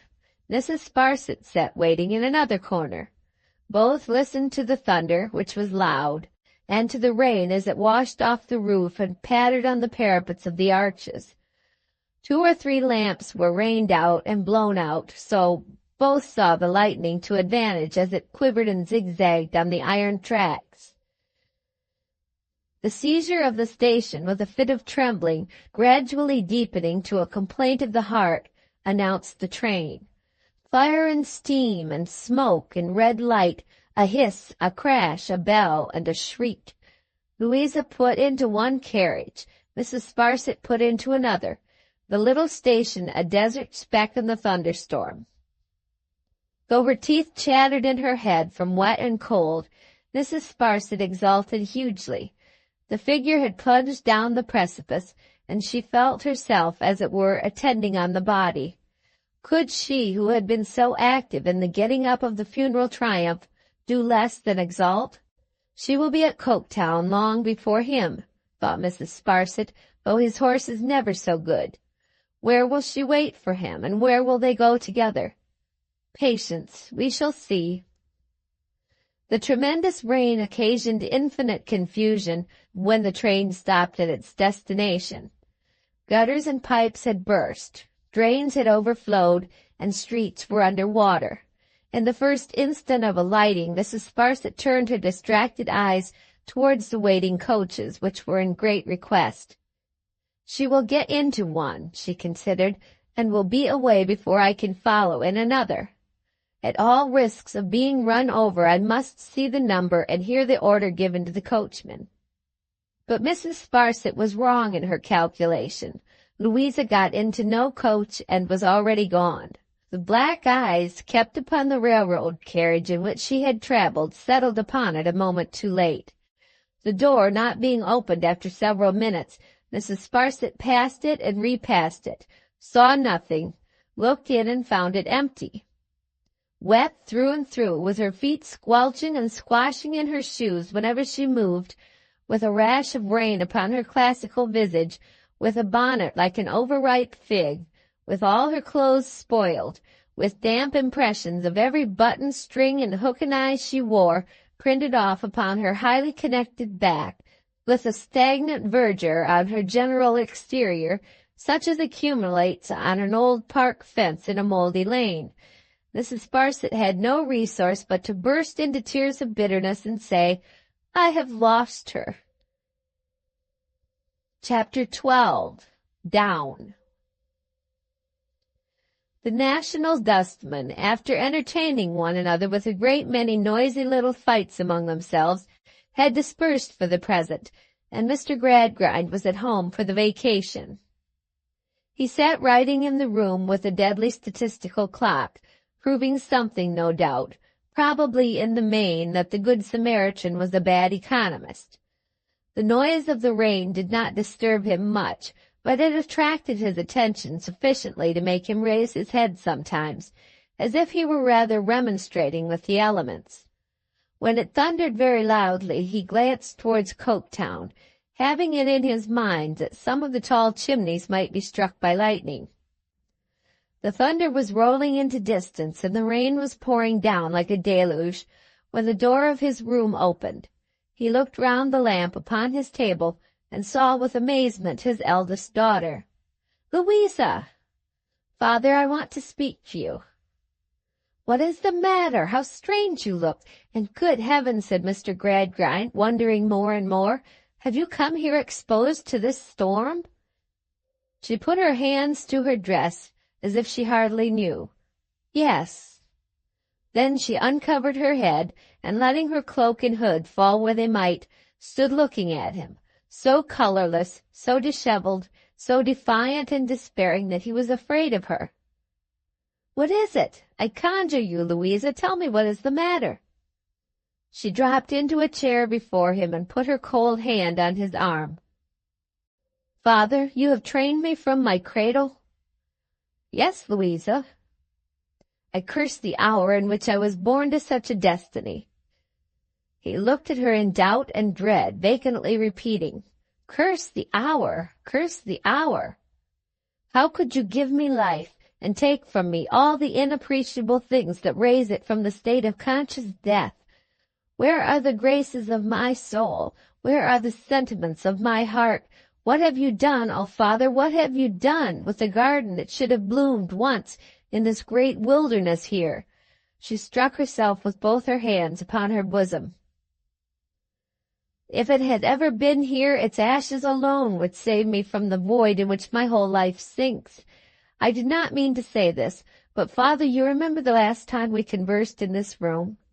He had been so wholly unprepared for what he heard now that it was with difficulty he answered, "Yes, Louisa." "What has risen to my lips now would have risen to my lips then, if you had given me a moment's help. I don't reproach you, Father. What you have never nurtured in me, you have never nurtured in yourself. But, oh, if you had only done so long ago, or if you had only neglected me, what a much better and much happier creature I should have been this day." On hearing this, after all his care, he bowed his head upon his hand and groaned aloud. "Father, if you had known when we were last together here what even I feared while I strove against it, as it has been my task from infancy to strive against every natural prompting that has arisen in my heart, if you had known that there lingered in my breast sensibilities, affections, weaknesses capable of being cherished into strength, defying all the calculations ever made by man, and no more known to his arithmetic than his Creator is, would you have given me to the husband whom I am now sure that I hate?" He said, "No, no, my poor child." "Would you have doomed me at any time to the frost and blight that have hardened and spoiled me? Would you have robbed me for no one's enrichment, only for the greater desolation of this world, of the immaterial part of my life, the spring and summer of my belief, my refuge from what is sordid and bad in the real things around me, my school in which I should have learned to be more humble and more trusting with them, and to hope in my little sphere to make them better? Oh, no, no, no, Louisa." Yet, father, if I had been stone blind, if I had groped my way by my sense of touch, and had been free, while I knew the shapes and surfaces of things, to exercise my fancy somewhat in regard to them, I should have been a million times wiser, happier, more loving, more contented, more innocent and human in all good respects than I am with the eyes I have. Now hear what I have come to say." He moved to support her with his arm. She rising as he did so, they stood close together, she with a hand upon his shoulder, looking fixedly in his face. "With a hunger and thirst upon me, father, which have never been for a moment appeased, with an ardent impulse towards some region where rules and figures and definitions were not quite absolute, I have grown up battling every inch of my way." "I never knew you were unhappy, my child." "Father, I always knew it. In this strife I have almost repulsed and crushed my better angel into a demon. What I have learned has left me doubting, misbelieving, despising, regretting what I have not learned, and my dismal resource has been to think that life would soon go by, and that nothing in it could be worth the pain and trouble of a contest." "And you so young, Louisa," he said with pity. "And I so young. In this condition, father, for I show you now, without fear or favor, the ordinary deadened state of my mind as I know it. You proposed my husband to me. I took him. I never made a pretense to him or you that I loved him. I knew, and father, you knew, and he knew that I never did. I was not wholly indifferent, for I had a hope of being pleasant and useful to Tom. I made that wild escape into something visionary, and have slowly found out how wild it was, but Tom had been the subject of all the little tenderness of my life. Perhaps he became so because I knew so well how to pity him. It matters little now, except as it may dispose you to think more leniently of his errors." As her father held her in his arms, she put her other hand upon his other shoulder, and still looking fixedly in his face, went on. "When I was irrevocably married, there rose up into rebellion against the tie the old strife, made fiercer by all those causes of disparity which arise out of our two individual natures, and which no general laws shall ever rule or state for me, father, until they shall be able to direct the anatomist where to strike his knife into the secrets of my soul." "Louisa," he said, and said imploringly, for he well remembered what had passed between them in their former interview. "I do not reproach you, father. I make no complaint. I am here with another object." "What can I do, child? Ask me what you will." "I am coming to it.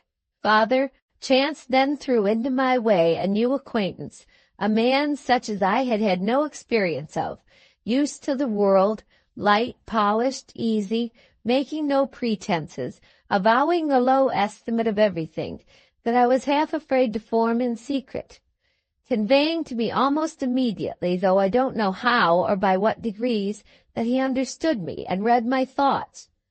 I could not find that he was worse than I.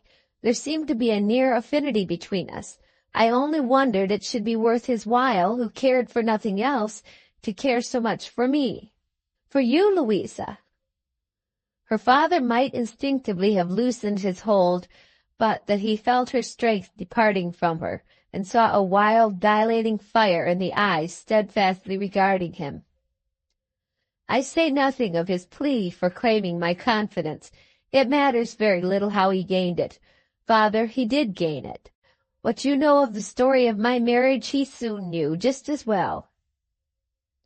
Her father's face was ashy white, and he held her in both his arms. "I have done no worse. I have not disgraced you. But if you ask me whether I have loved him or do love him, I tell you plainly, father, that it may be so. I don't know." She took her hands suddenly from his shoulders and pressed them both upon her side, while in her face, not like itself, and in her figure drawn up, resolute to finish by a last effort what she had to say, the feelings long suppressed broke loose. "This night, my husband being away, he has been with me, declaring himself my lover. This minute he expects me, for I could release myself of his presence by no other means. I do not know that I am sorry. I do not know that I am ashamed. I do not know that I am degraded in my own esteem. All that I know is your philosophy and your teaching will not save me. Now, Father, you have brought me to this. Save me by some other means." He tightened his hold in time to prevent her sinking on the floor, but she cried out in a terrible voice, "I shall die if you hold me. Let me fall upon the ground."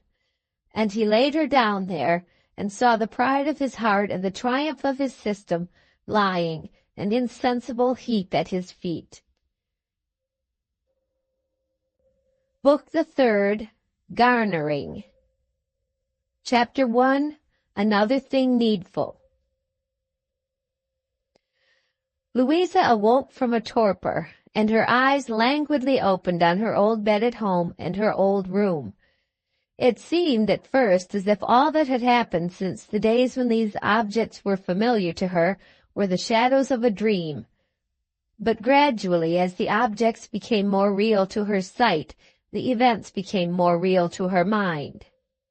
She could scarcely move her head for pain and heaviness. Her eyes were strained and sore, and she was very weak. A curious, passive inattention had such possession of her that the presence of her little sister in the room did not attract her notice for some time. Even when their eyes had met and her sister had approached the bed, Louisa lay for minutes looking at her in silence, and suffering her timidly to hold her passive hand before she asked, "When was I brought to this room?" "Last night, Louisa." "Who brought me here?" "Sissy, I believe." "Why do you believe so?"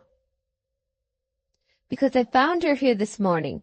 She didn't come to my bedside to wake me as she always does, and I went to look for her. She was not in her own room either, and I went looking for her all over the house until I found her here, taking care of you and cooling your head. Will you see Father? Sissy said I was to tell him when you woke." "What a beaming face you have, Jane," said Louisa, as her young sister, timidly still, bent down to kiss her. "Have I? I am very glad you think so. I am sure it must be Sissy's doing." The arm Louisa had begun to twine round her neck unbent itself. "You can tell Father if you will." Then, staying her for a moment, she said, "It was you who made my room so cheerful and gave it this look of welcome?" "Oh, no, Louisa. It was done before I came. It was—" Louisa turned upon her pillow and heard no more. When her sister had withdrawn, she turned her head back again and lay with her face towards the door until it opened and her father entered. He had a jaded, anxious look upon him, and his hand, usually steady, trembled in hers. He sat down at the side of the bed, tenderly asking how she was, and dwelling on the necessity of her keeping very quiet after her agitation and exposure to the weather last night. He spoke in a subdued and troubled voice, very different from his usual dictatorial manner, and was often at a loss for words. "My dear Louisa, my poor daughter." He was so much at a loss at that place that he stopped altogether. He tried again. "My unfortunate child." The place was so difficult to get over that he tried again. "It would be hopeless for me, Louisa, to endeavor to tell you how overwhelmed I have been, and still am, by what broke upon me last night. The ground on which I stand has ceased to be solid under my feet. The only support on which I leaned, and the strength of which it seemed, and still does seem, impossible to question, has given way in an instant. I am stunned by these discoveries. I have no selfish meaning in what I say, but I find the shock of what broke upon me last night to be very heavy indeed." She could give him no comfort herein. She had suffered the wreck of her whole life upon the rock. "I will not say, Louisa, that if you had by any happy chance undeceived me some time ago, it would have been better for us both, better for your peace and better for mine.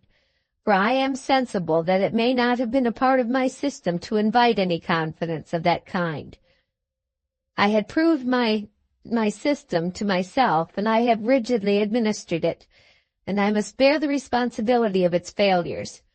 I only entreat you to believe, my favorite child, that I have meant to do right." He said it earnestly, and to do him justice, he had. Engaging fathomless deeps with his little mean excise rod, and in staggering over the universe with his rusty, stiff-legged compasses, he had meant to do great things. Within the limits of his short tether he had tumbled about, annihilating the flowers of existence with greater singleness of purpose than many of the blatant personages whose company he kept. "I am well assured of what you say, father. I know I have been your favorite child. I know you have intended to make me happy. I have never blamed you, and I never shall."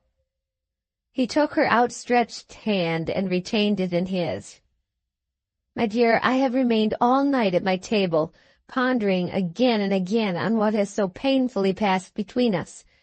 When I consider your character, when I consider that what has been known to me for hours has been concealed by you for years, when I consider under what immediate pressure it has been forced from you at last, I come to the conclusion that I cannot but mistrust myself." He might have added more than all when he saw the face now looking at him.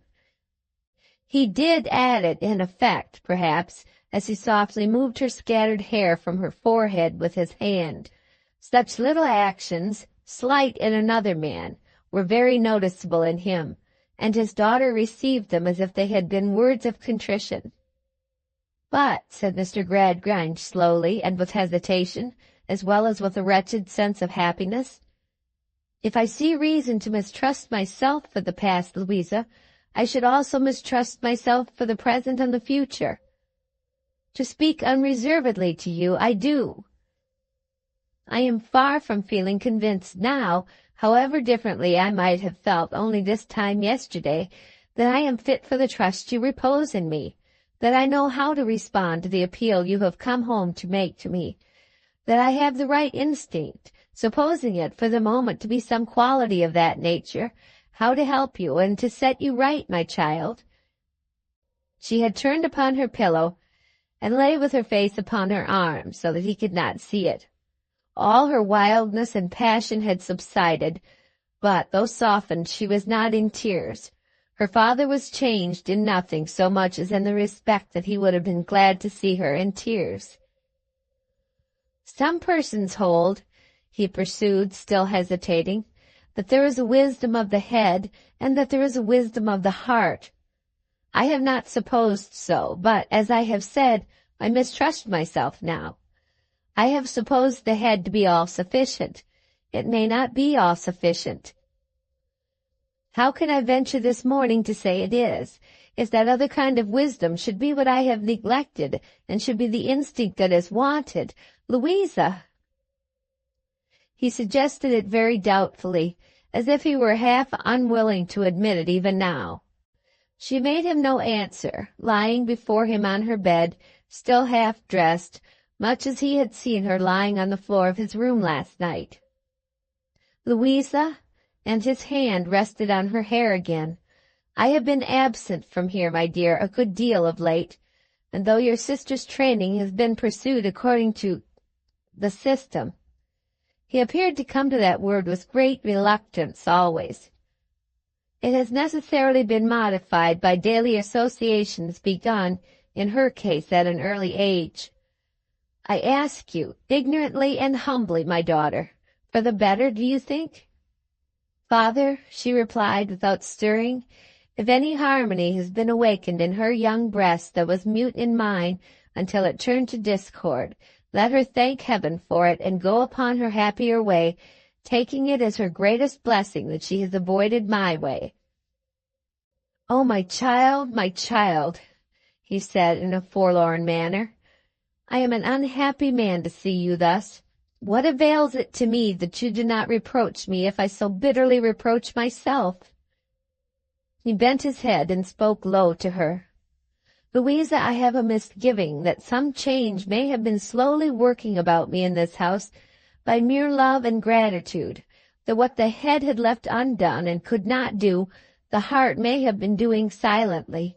Can it be so?" She made him no reply. "I am not too proud to believe it, Louisa. How could I be arrogant and you before me? Can it be so? Is it so, my dear?" He looked upon her once more, lying cast away there, and without another word went out of the room. He had not been long gone when she heard a light tread near the door, and knew that someone stood beside her. She did not raise her head. A dull anger that she should be seen in her distress, and that the involuntary look she had so resented should come to this fulfillment, smoldered within her like an unwholesome fire. All closely imprisoned forces rend and destroy. The air that would be healthful to the earth, the water that would enrich it, the heat that would ripen it, tear it when caged up. So in her bosom, even now, the strongest qualities she possessed, long turned upon themselves, became a heap of obduracy that rose against a friend.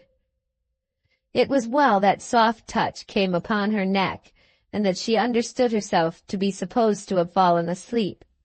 The sympathetic hand did not claim her resentment. Let it lie there, let it lie. It lay there, warming into life a crowd of gentler thoughts, and she rested. As she softened with the quiet and the consciousness of being so watched, some tears made their way into her eyes. The face touched hers, and she knew that there were tears upon it too, and she the cause of them. As Louisa feigned to rouse herself and sat up, Sissy retired, so that she stood placidly near the bedside. "I hope I have not disturbed you. I have come to ask if you would let me stay with you." "Why should you stay with me? My sister will miss you. You are everything to her." "Am I?" returned Sissy, shaking her head. "I would be something to you if I might." "What?" said Louisa, almost sternly. "Whatever you want most, if I could be that. At all events, I would like to try to be as near it as I can, and however far off that may be, I will never tire of trying. Will you let me?" "My father sent you to ask me." "No, indeed," replied Sissy. "He told me that I might come in now, but he sent me away from the room this morning, or at least—" She hesitated and stopped. "At least what?" said Louisa, with her searching eyes upon her. "I thought it best myself that I should be sent away, for I felt very uncertain whether you would like to find me here." "Have I always hated you so much?" "I hope not, for I have always loved you, and have always wished that you should know it. But you changed to me a little, shortly before you left home. Not that I wondered at it. You knew so much, and I knew so little, and it was so natural in many ways, going as you were among other friends, that I had nothing to complain of, and was not at all hurt." Her color rose as she said it, modestly and hurriedly. Louisa understood the loving pretense, and her heart smote her. "May I try?" said Sissy, emboldened to raise her hand to the neck that was insensibly drooping towards her. Louisa, taking down the hand that would have embraced her in another moment, held it in one of hers and answered. "First, Sissy, do you know what I am? I am so proud and so hardened, so confused and troubled, so resentful and unjust to everyone and to myself, that everything is stormy, dark, and wicked to me. Does not that repel you?" "No." "I am so unhappy, and all that should have made me otherwise is so laid waste, that if I had been bereft of sense to this hour, and instead of being as learned as you think me, had to begin to acquire the simplest truths, I could not want a guide to peace, contentment, honor, all the good of which I am quite devoid, more abjectly than I do. Does not that repel you?" "No." In the innocence of her brave affection and the brimming up of her old devoted spirit, the once deserted girl shone like a beautiful light upon the darkness of the other. Louisa raised the hand that it might clasp her neck and join its fellow there. She fell upon her knees, and clinging to this stroller's child, looked up at her almost with veneration. "Forgive me, pity me, help me, have compassion on my great need, and let me lay this head of mine upon a loving heart." "Oh, lay it here," cried Sissy, "lay it here, my dear." Chapter 2. Very Ridiculous. Mr. James Harthouse passed the whole night and a day in a state of so much hurry that the world, with its best glass in his eye, would scarcely have recognized him during that insane interval as the brother Jem of the honorable and jocular member. He was positively agitated. He several times spoke with an emphasis similar to the vulgar manner. He went in and went out in an unaccountable way, like a man without an object. He rode like a highwayman.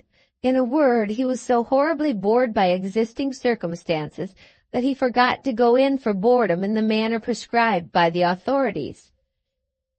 After putting his horse at Coketown through the storm, as if it were a leap, he waited up all night, from time to time ringing his bell with the greatest fury, charging the porter who kept watch with delinquency and withholding letters or messages that could not fail to have been entrusted to him, and demanding restitution on the spot. The dawn coming, the morning coming, and the day coming, and neither message nor letter coming with either, he went down to the country house. There the report was, Mr. Bounderby away and Mrs. Bounderby in town.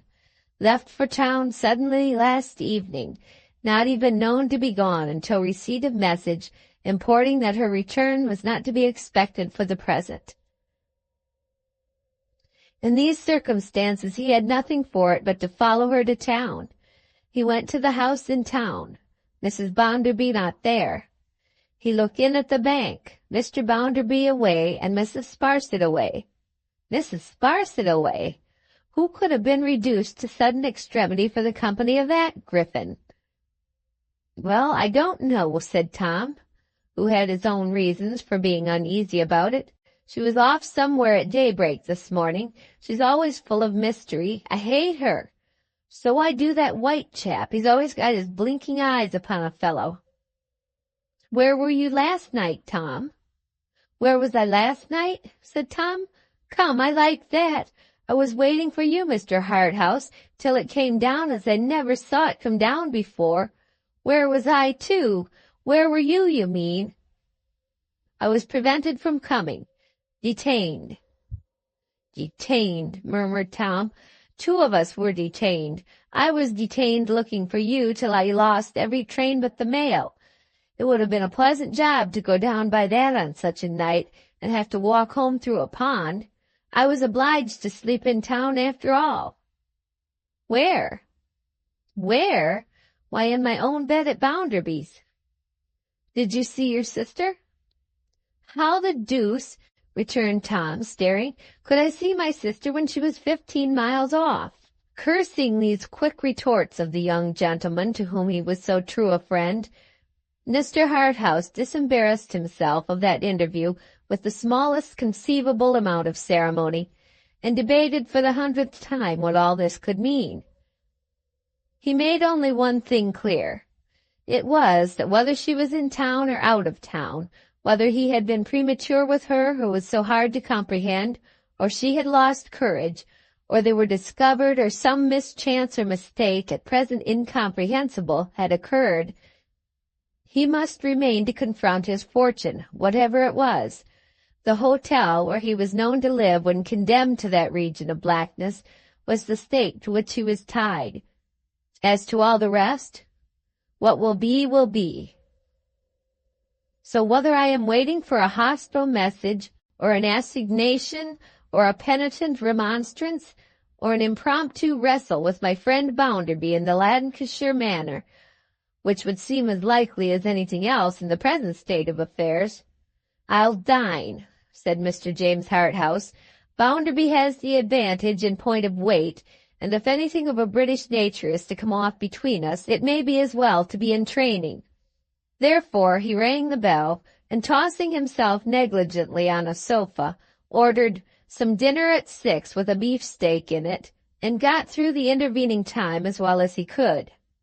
That was not particularly well, for he remained in the greatest perplexity, and as the hours went on and no kind of explanation offered itself, his perplexity augmented at compound interest.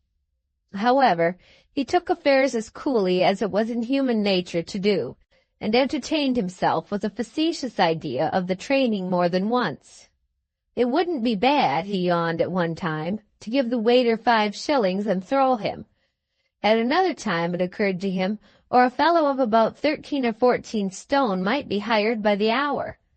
But these jests did not tell materially on the afternoon, or his suspense, and, sooth to say, they both lagged fearfully. It was impossible, even before dinner, to avoid often walking about in the pattern of the carpet, looking out of the window, listening at the door for footsteps, and occasionally becoming rather hot when any steps approached that room. But after dinner, when the day turned to twilight, and the twilight turned to night, and still no communication was made to him, it began to be, as he expressed it, like the Holy Office in slow torture. However, still true to his conviction that indifference was the genuine high breeding, the only conviction he had, he seized this crisis as the opportunity for ordering candles and a newspaper. He had been trying in vain for half an hour to read this newspaper, when the waiter appeared and said, at once mysteriously and apologetically, "Beg your pardon, sir. You're wanted, sir, if you please." A general recollection that this was the kind of thing the police said to the swell mob caused Mr. Harthouse to ask the waiter in return, with bristling indignation, what the devil he meant by wanted. "Beg your pardon, sir. Young lady outside, sir, wishes to see you." "Outside? Where?" "Outside this door, sir." Giving the waiter to the personage before mentioned, as a blockhead duly qualified for that consignment, Mr. Harthouse hurried into the gallery. A young woman whom he had never seen stood there, plainly dressed, very quiet, very pretty. As he conducted her into the room and placed a chair for her, he observed, by the light of the candles, that she was even prettier than he had at first believed. Her face was innocent and youthful, and its expression remarkably pleasant. She was not afraid of him, or in any way disconcerted. She seemed to have her mind entirely preoccupied with the occasion of her visit, and to have substituted that consideration for herself. "I speak to Mr. Harthouse?" she said when they were alone. "To Mr. Harthouse." He added in his mind, "And you speak to him with the most confiding eyes I ever saw, and the most earnest voice, though so quiet, I ever heard." "If I do not understand, and I do not, sir," said Sissy, "what your honor as a gentleman binds you to in other matters—" The blood really rose in his face as she began in these words, "I am sure I may rely upon it to keep my visit secret, and to keep secret what I am going to say. I will rely upon it, if you will tell me I may so far trust." "You may, I assure you." "I am young, as you see. I am alone, as you see. In coming to you, sir, I have no advice or encouragement beyond my own hope." He thought, "But that is very strong," as he followed the momentary upward glance of her eyes. He thought, besides, "This is a very odd beginning. I don't see where we are going." "I think," said Sissy, "you have already guessed whom I left just now." "I have been in the greatest concern and uneasiness during the last 24 hours, which have appeared as many years," he returned, "on a lady's account. The hopes I have been encouraged to form that you come to me from that lady do not deceive me, I trust. I left her within an hour. At her father's." Mr. Harthouse's face lengthened in spite of his coolness, and his perplexity increased. "Then I certainly," he thought, "do not see where we are going." "She hurried there last night. She arrived there in great agitation, and was insensible all through the night. I live at her father's, and was with her. You may be sure, sir, you will never see her again as long as you live." Mr. Harthouse drew a long breath, and if ever man found himself in the position of not knowing what to say, made the discovery beyond all question that he was so circumstanced. The childlike ingenuousness with which his visitor spoke, her modest fearlessness, her truthfulness which put all artifice aside, her entire forgetfulness of herself, and her earnest, quiet holding to the object with which she had come.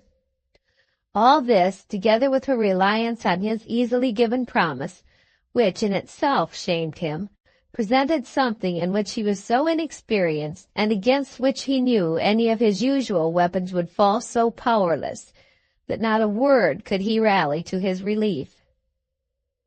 At last he said, "So startling an announcement, so confidently made, and by such lips, is really disconcerting in the last degree.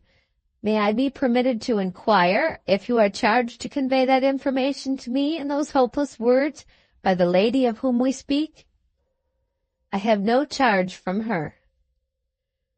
The drowning man catches at the straw. With no disrespect for your judgment, and with no doubt of your sincerity, excuse my saying that I cling to the belief that there is yet hope, that I am not condemned to perpetual exile from that lady's presence. "There is not the least hope. The first object of my coming here, sir, is to assure you that you must believe that there is no more hope of your ever speaking with her again than there would be if she had died when she came home last night."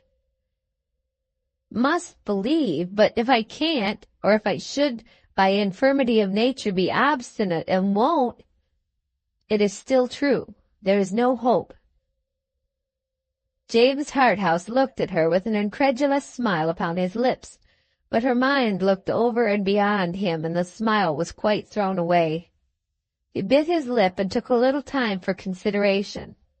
"Well, if it should unhappily appear," he said, "after due pains and duty on my part, that I am brought to a position so desolate as this banishment, I shall not become the lady's persecutor.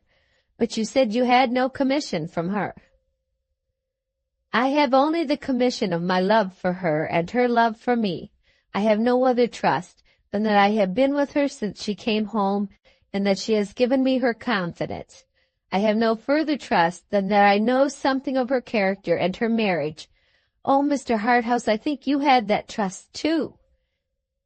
He was touched in the cavity where his heart should have been, in that nest of addled eggs where the birds of heaven would have lived if they had not been whistled away by the fervor of this reproach. "I am not a moral sort of fellow," he said, "and I never make any pretensions to the character of a moral sort of fellow. I am as immoral as need be.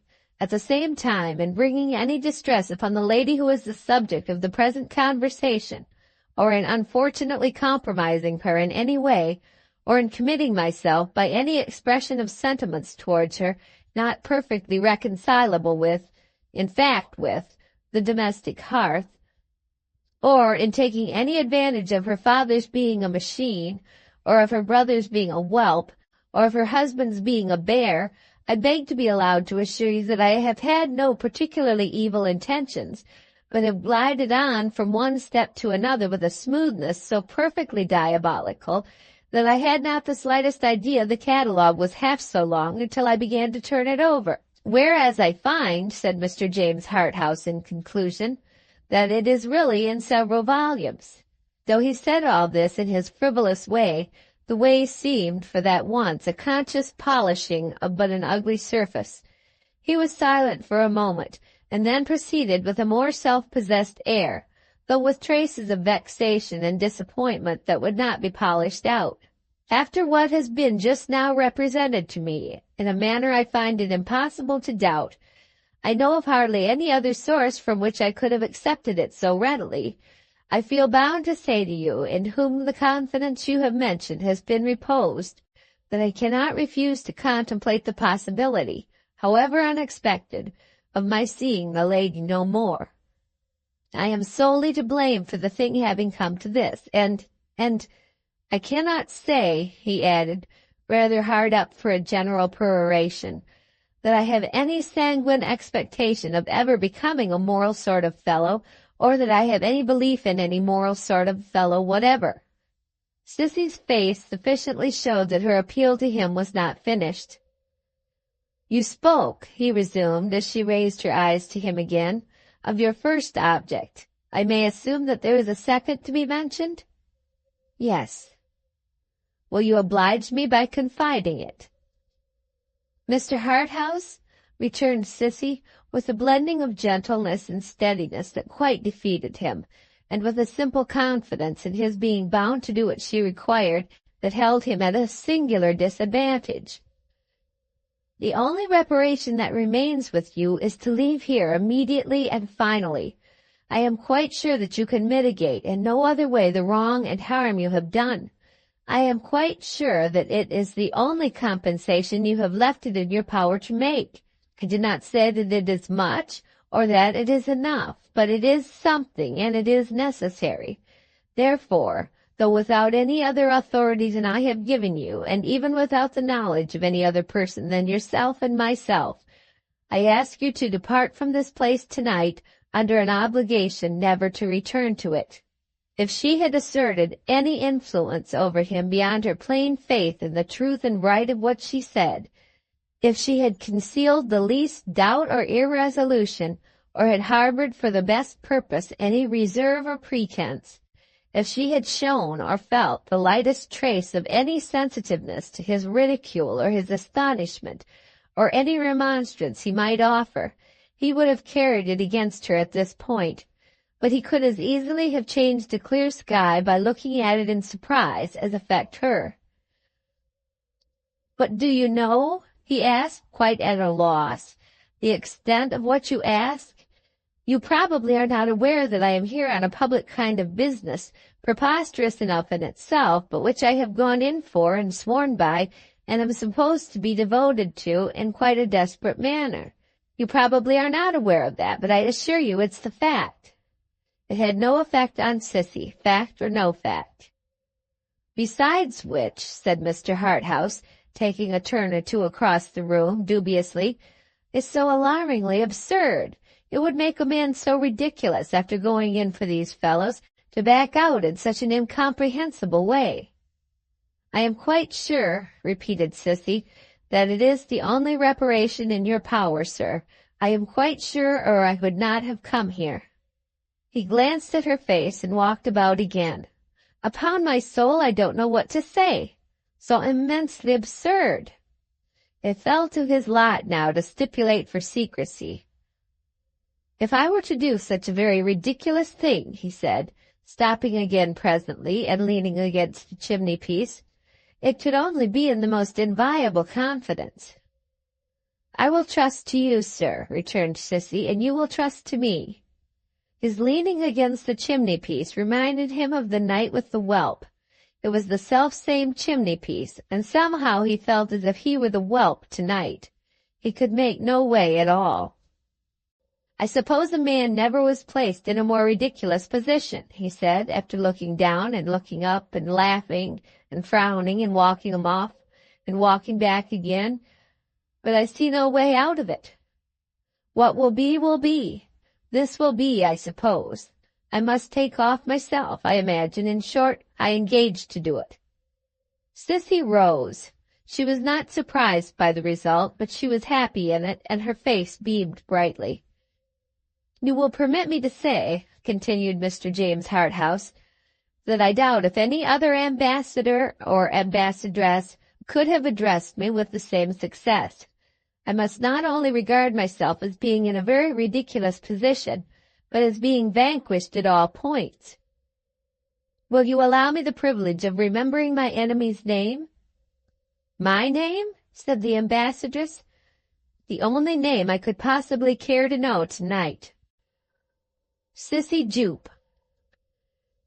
"Pardon my curiosity at parting. Related to the family?" "I am only a poor girl," returned Sissy. "I was separated from my father, he was only a stroller, and taken pity on by Mr. Gradgrind. I have lived in the house ever since." She was gone. It wanted this to complete the defeat, said Mr. James Harthouse, sinking with a resigned air on the sofa after standing transfixed a little while. The defeat may now be considered perfectly accomplished. Only a poor girl, only a stroller, only James Harthouse made nothing of, only James Harthouse a great pyramid of failure. The great pyramid put it into his head to go up the Nile. He took a pen upon the instant and wrote the following note in appropriate hieroglyphics to his brother. Dear Jack, all up at Coketown, bored out of the place and going in for camels. Affectionately, Jem. He rang the bell. Send my fellow here. Going to bed, sir. Tell him to get up and pack up. He wrote 2 more notes, one to Mr. Bounderby announcing his retirement from that part of the country and showing where he would be found for the next fortnight. The other, similar in effect, to Mr. Gradgrind. Almost as soon as the ink was dry upon their superscriptions, he had left the tall chimneys of Coketown behind and was in a railway carriage, tearing and glaring over the dark landscape. The moral sort of fellows might suppose that Mr. James Harthouse derived some comfortable reflections afterwards from this prompt retreat, as one of his few actions that made any amends for anything, and as a token to himself that he had escaped the climax of a very bad business. But it was not so at all. A secret sense of having failed and been ridiculous, a dread of what other fellows who went in for similar sorts of things would say at his expense if they knew it, so oppressed him that what was about the very best passage in his life was the one of all others he would not have owned to on any account, and the only one that made him ashamed of himself. Chapter 3. Very Decided. The indefatigable Mrs. Sparsit, with a violent cold upon her, her voice reduced to a whisper, and her stately frame so racked by continual sneezes that it seemed in danger of dismemberment, gave chase to her patron until she found him in the metropolis, and there, majestically sweeping in upon him at his hotel in St. James's Street, exploded the combustibles with which she was charged, and blew up. Having executed her mission with infinite relish, this high-minded woman then fainted away on Mr. Bounderby's coat collar. Mr. Bounderby's first procedure was to shake Mrs. Sparsit off and leave her to progress as she might through various stages of suffering on the floor. He next had recourse to the administration of potent restoratives, such as screwing the patient's thumbs, smiting her hands, abundantly watering her face, and inserting salt in her mouth. When these attentions had recovered her, which they speedily did, he hustled her into a fast train without offering any other refreshment, and carried her back to Coketown more dead than alive. Regarded as a classical ruin, Mrs. Sparsit was an interesting spectacle on her arrival at her journey's end, but considered in any other light, the amount of damage she had by that time sustained was excessive, and impaired her claims to admiration. Utterly heedless of the wear and tear of her clothes and constitution, and adamant to her pathetic sneezes, Mr. Bounderby immediately crammed her into a coach and bore her off to Stone Lodge. "Now, Tom Gradgrind," said Bounderby, bursting into his father-in-law's room late at night, "here's a lady here, Mrs. Sparsit. You know Mrs. Sparsit, who has something to say to you that will strike you dumb." "You have missed my letter," exclaimed Mr. Gradgrind, surprised by the apparition. "Missed your letter, sir," bawled Bounderby. "The present time is no time for letters. No man shall talk to Josiah Bounderby of Coketown about letters with his mind in the state it's in now." "Bounderby," said Mr. Gradgrind, in a tone of temperate remonstrance, "I speak of a very special letter I have written to you in reference to Louisa." "Tom Gradgrind," replied Bounderby, knocking the flat of his hand several times with great vehemence on the table, "I speak of a very special messenger that has come to me in reference to Louisa. Mrs. Sparsit, ma'am, stand forward."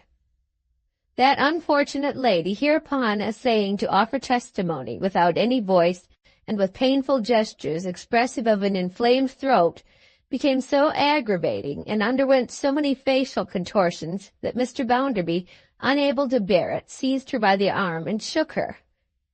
"If you can't get it out, ma'am," said Bounderby, "leave me to get it out. This is not a time for a lady, however highly connected, to be totally inaudible and seemingly swallowing marbles." Tom Gradgrind, Mrs. Sparsit latterly found herself by accident in a situation to overhear a conversation out of doors between your daughter and your precious gentleman friend, Mr. James Harthouse. "Indeed," said Mr. Gradgrind. "Ah, indeed," cried Bounderby, "and in that conversation—" "It is not necessary to repeat its tenor, Bounderby. I know what passed." "You do?" "Perhaps," said Bounderby, staring with all his might at his so quiet and persuasive father-in-law, "you know where your daughter is at the present time?" "Undoubtedly. She is here." "Here?" "My dear Bounderby, let me beg you to restrain these loud outbreaks on all accounts. Louisa is here. The moment she could detach herself from that interview with the person of whom you speak, and whom I deeply regret to have been the means of introducing to you, Louisa hurried here for protection. I myself had not been at home many hours when I received her, here, in this room. She hurried by the train to town. She ran from town to this house through a raging storm, and presented herself before me in a state of distraction. Of course she has remained here ever since. Let me entreat you, for your own sake and for hers, to be more quiet." Mr. Bounderby silently gazed about him for some moments in every direction except Mrs. Sparsit's direction, and then, abruptly turning upon the niece of Lady Scadgers, said to that wretched woman, "Now, ma'am, we shall be happy to hear any little apology you may think proper to offer for going about the country at express pace with no other luggage than a cock and a bull, ma'am." "Sir," whispered Mrs. Sparsit, "my nerves are at present too much shaken, and my health is at present too much impaired in your service to admit of my doing more than taking refuge in tears," which she did.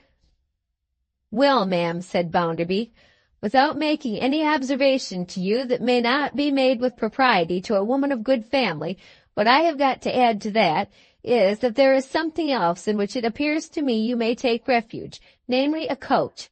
And the coach in which we came here being at the door, you'll allow me to hand you down to it and pack you home to the bank, where the best course for you to pursue will be to put your feet into the hottest water you can bear and take a glass of scalding rum and butter after you get into bed." With these words, Mr. Bounderby extended his right hand to the weeping lady and escorted her to the conveyance in question, shedding many plaintive sneezes by the way. He soon returned alone. "Now, as you showed me in your face, Tom Gradgrind, that you wanted to speak to me," he resumed, "here I am. But I am not in a very agreeable state, I tell you plainly, not relishing this business even as it is, and not considering that I am at any time as dutifully and submissively treated by your daughter as Josiah Bounderby of Coketown ought to be treated by his wife. You have your opinion, I dare say, and I have mine, I know. If you mean to say anything to me tonight that goes against this candid remark, you had better let it alone." Mr. Gradgrind, it will be observed, being much softened, Mr. Bounderby took particular pains to harden himself at all points. It was his amiable nature. "My dear Bounderby," Mr. Gradgrind began in reply. "Now, you'll excuse me," said Bounderby, "but I don't want to be too dear. That to start with. When I begin to be dear to a man, I generally find that his intention is to come over me. I am not speaking to you politely, but as you are aware, I am not polite. If you like politeness, you know where to get it. You have your gentleman friends, you know, and they'll serve you with as much of the article as you want. I don't keep it myself." "Bounderby," urged Mr. Gradgrind, "we are all liable to mistakes." "I thought you couldn't make 'em," interrupted Bounderby. "Perhaps I thought so, but I say we are all liable to mistakes, and I should feel sensible of your delicacy and grateful for it if you would spare me these references to Harthouse. I shall not associate him in our conversation with your intimacy and encouragement. Pray do not persist in connecting him with mine." I never mentioned his name, said Bounderby. Well, well, returned Mr. Gradgrind with a patient, even a submissive air, and he sat for a little while pondering. Bounderby, I see reason to doubt whether we have ever quite understood Louisa. Who do you mean by we? Let me say I, then, he returned, in answer to the coarsely blurted question. I doubt whether I have understood Louisa. I doubt whether I have been quite right in the manner of her education. There you hit it, returned Bounderby. There I agree with you. You have found it out at last, have you? Education. I'll tell you what education is. To be tumbled out of doors, neck and crop, and put upon the shortest allowance of everything except blows. That's what I call education. I think your good sense will perceive, Mr. Gradgrind remonstrated, in all humility, that whatever the merits of such a system may be, it would be difficult of general application to girls. I don't see it at all, sir, returned the obstinate Bounderby. Well, sighed Mr. Gradgrind, we will not enter into the question. I assure you I have no desire to be controversial. I seek to repair what is amiss, if I possibly can, and I hope you will assist me in a good spirit, Bounderby, for I have been very much distressed. I don't understand you yet, said Bounderby, with determined obstinacy, and therefore I won't make any promises. In the course of a few hours, my dear Bounderby, Mr. Gradgrind proceeded, in the same depressed and propitiatory manner, I appear to myself to have become better informed as to Louisa's character than in previous years. The enlightenment has been painfully forced upon me, and the discovery is not mine. I think there are— Bounderby, you will be surprised to hear me say this. I think there are qualities in Louisa which have been harshly neglected and a little perverted, and I would suggest to you that if you would kindly meet me in a timely endeavor to leave her to her better nature for a while, and to encourage it to develop itself by tenderness and consideration, it would be the better for the happiness of all of us. Louisa, said Mr. Gradgrind, shading his face with his hand, has always been my favorite child. The blusterous Bounderby crimsoned and swelled to such an extent on hearing these words that he seemed to be, and probably was, on the brink of a fit. With his very ears a bright purple, shot with crimson, he pent up his indignation, however, and said, You'd like to keep her here for a time?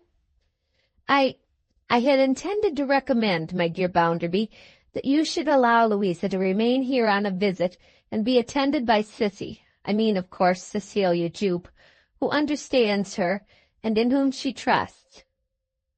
I gather from all this, Tom Gradgrind, said Bounderby, standing up with his hands in his pockets, that you are of opinion that there's what people call some incompatibility between Lou Bounderby and myself. I fear there is at present a general incompatibility between Louisa and almost all the relations in which I have placed her, was her father's sorrowful reply. Now look you here, Tom Gradgrind, said Bounderby the flushed, confronting him with his legs wide apart, his hands deeper in his pockets, and his hair like a hayfield wherein his windy anger was boisterous. You have said your say. I am going to say mine. I am a Coketown man. I am Josiah Bounderby of Coketown. I know the bricks of this town, and I know the works of this town, and I know the chimneys of this town, and I know the smoke of this town, and I know the hands of this town. I know 'em all pretty well. They're real.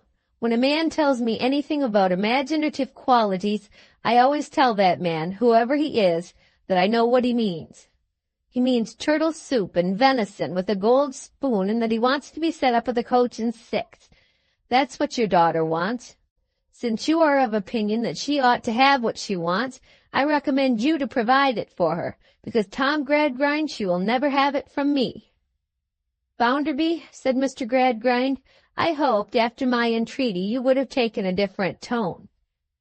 Just wait a bit, retorted Bounderby. You have said your say, I believe. I heard you out. Hear me out, if you please.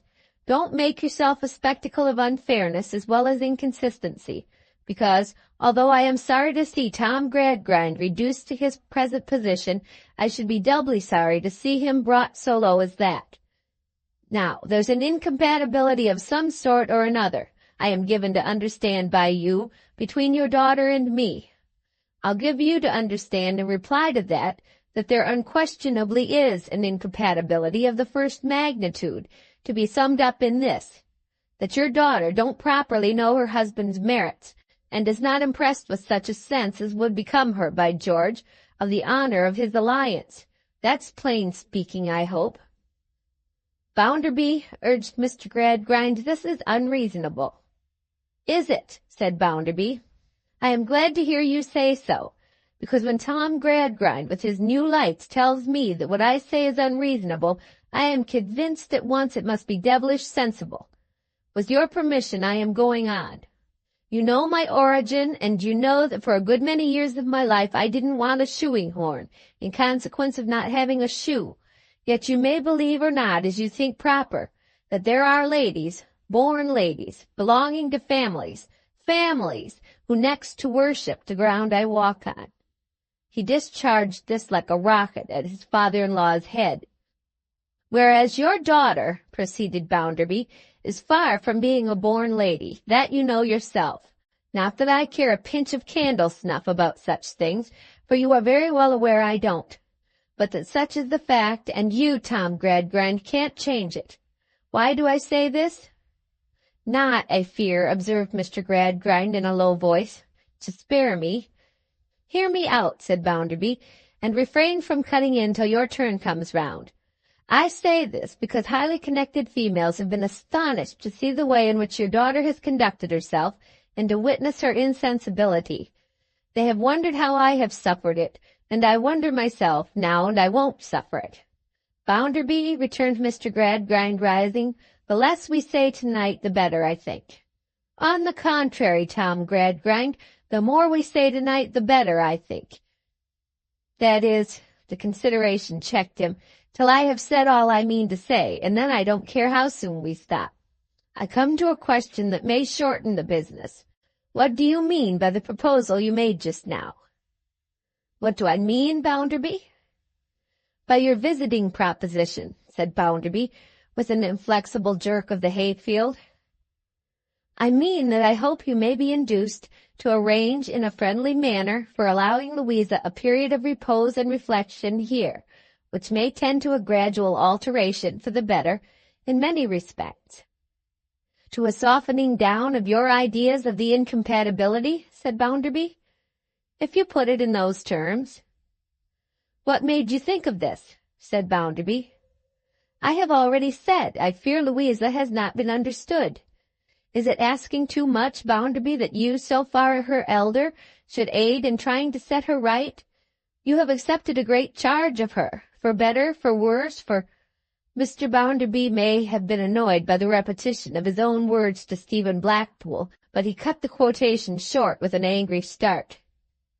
Come, said he, I don't want to be told about that. I know what I took her for as well as you do. Never you mind what I took her for, that's my lookout. I was merely going on to remark, Bounderby, that we may all be more or less in the wrong, not even excepting you, and that some yielding on your part, remembering the trust you have accepted, may not only be an act of true kindness, but perhaps a debt incurred towards Louisa. I think differently, blustered Bounderby. I am going to finish this business according to my own opinions. No, I don't want to make a quarrel of it with you, Tom Gradgrind. To tell you the truth, I don't think it would be worthy of my reputation to quarrel on such a subject. As to your gentleman friend, he may take himself off wherever he likes best. If he falls in my way, I shall tell him my mind. If he don't fall in my way, I shan't, for it won't be worth my while to do it. As to your daughter, whom I made Lou Bounderby, and might have done better by leaving Lou Gradgrind, if she don't come home tomorrow by 12 o'clock at noon, I shall understand that she prefers to stay away, and I shall send her wearing apparel and so forth over here, and you'll take charge of her for the future. What I shall say to people in general of the incompatibility that led to my so laying down the law will be this.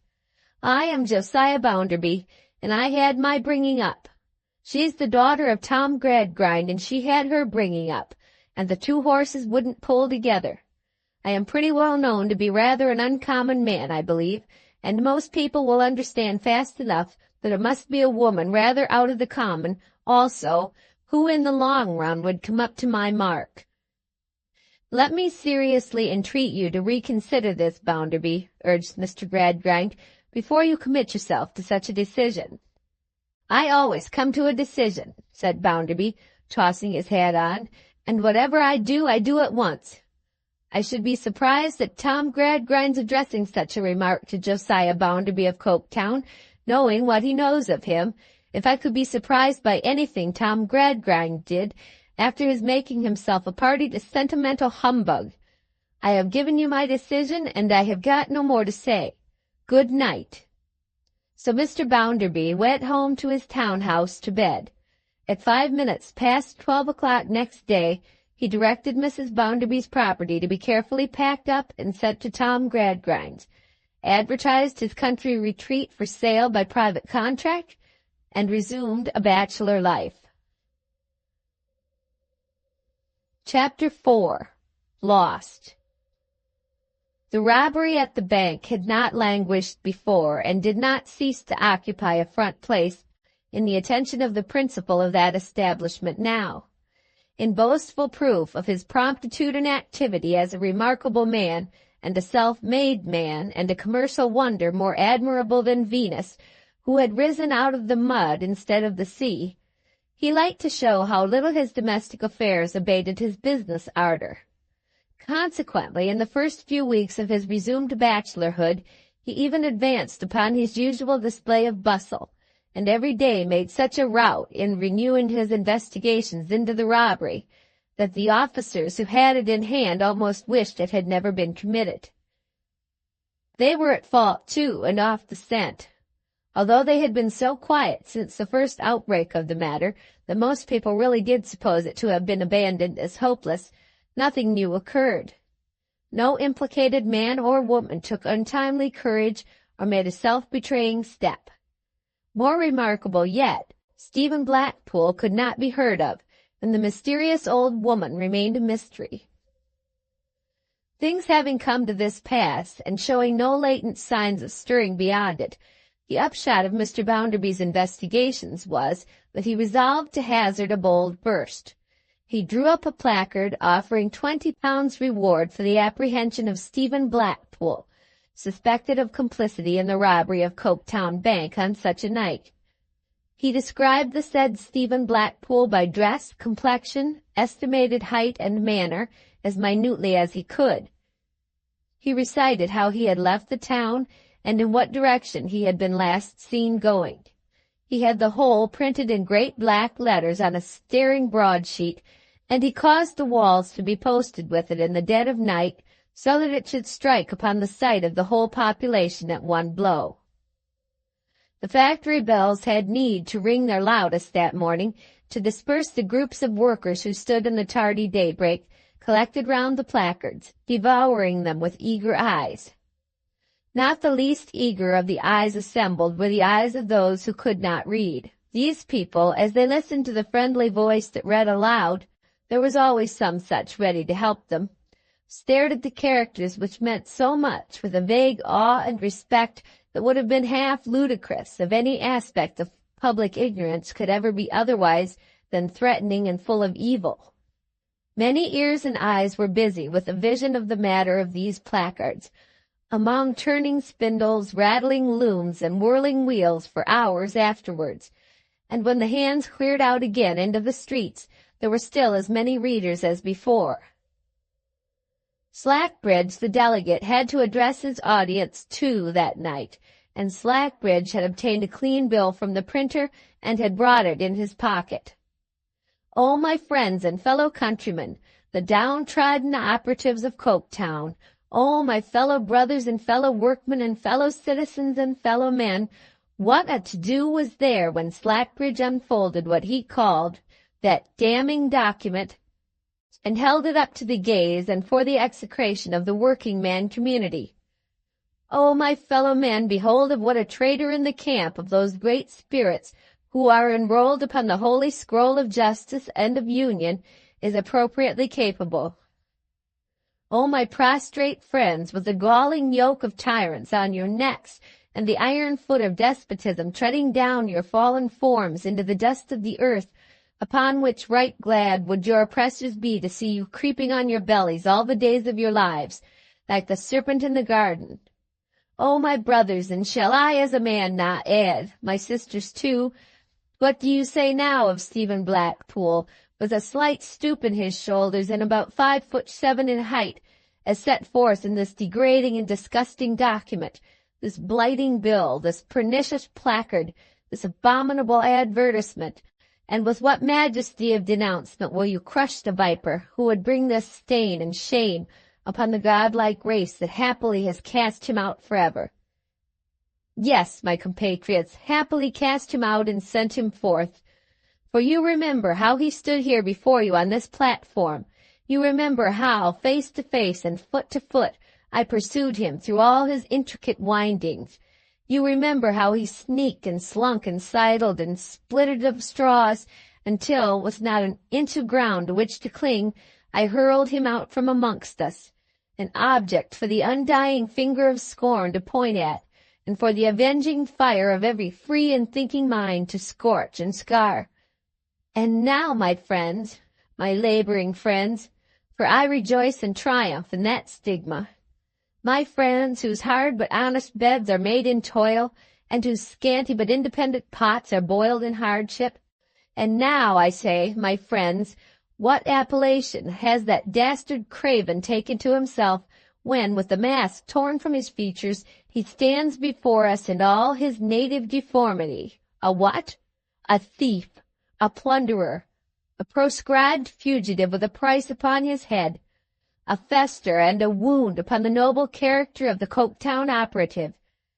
Therefore, my band of brothers, in a sacred bond, to which your children and your children's children yet unborn have set their infant hands and seals, I propose to you, on the part of the United Aggregate Tribunal, ever watchful for your welfare, ever zealous for your benefit, that this meeting does resolve that Stephen Blackpool, weaver, referred to in this placard, having been already solemnly disowned by the community of Coketown hands, the same are free from the shame of his misdeeds, and cannot, as a class, be reproached with his dishonest actions.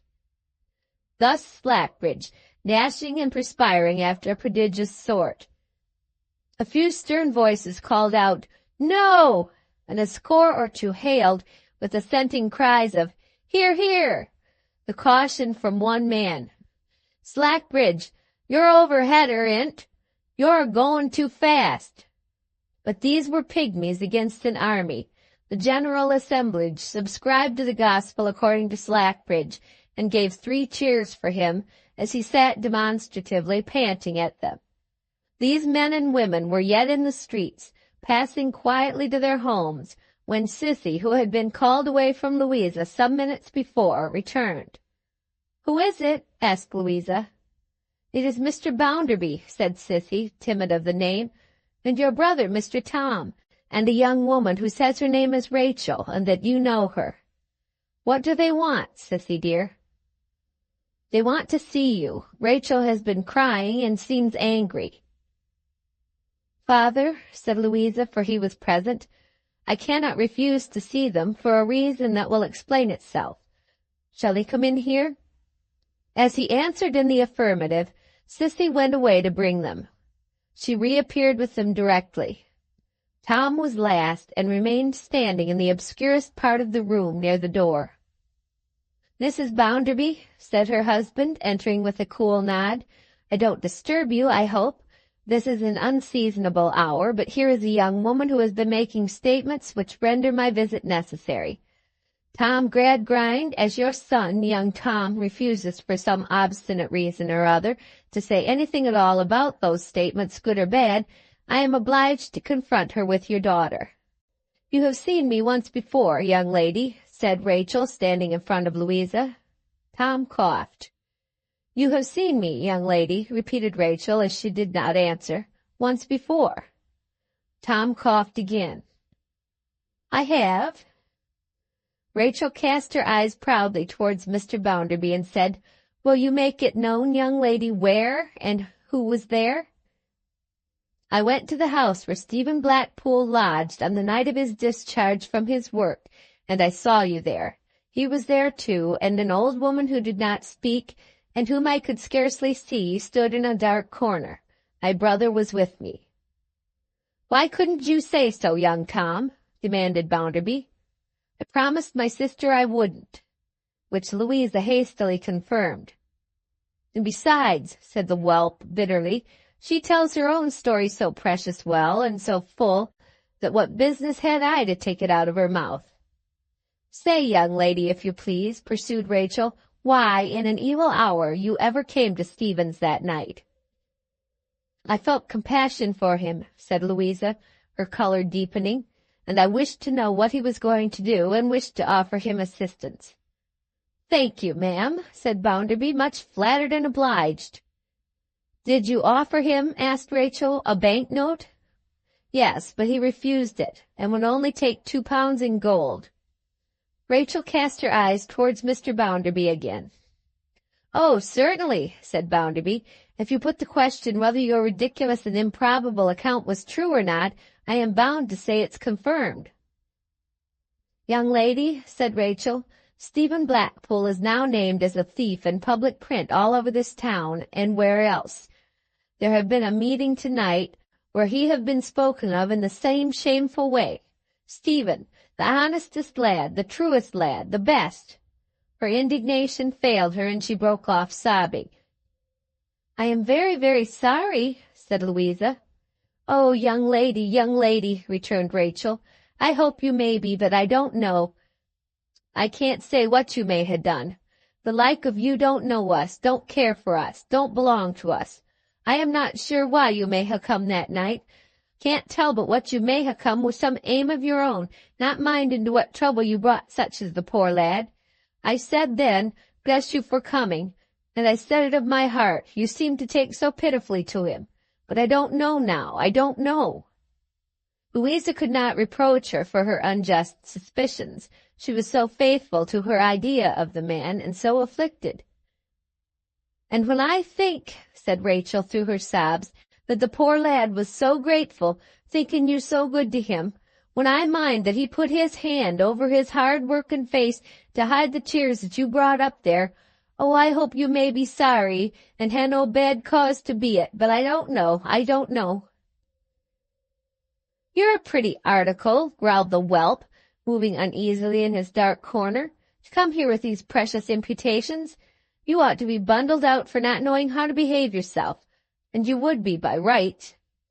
She said nothing in reply, and her low weeping was the only sound that was heard until Mr. Bounderby spoke.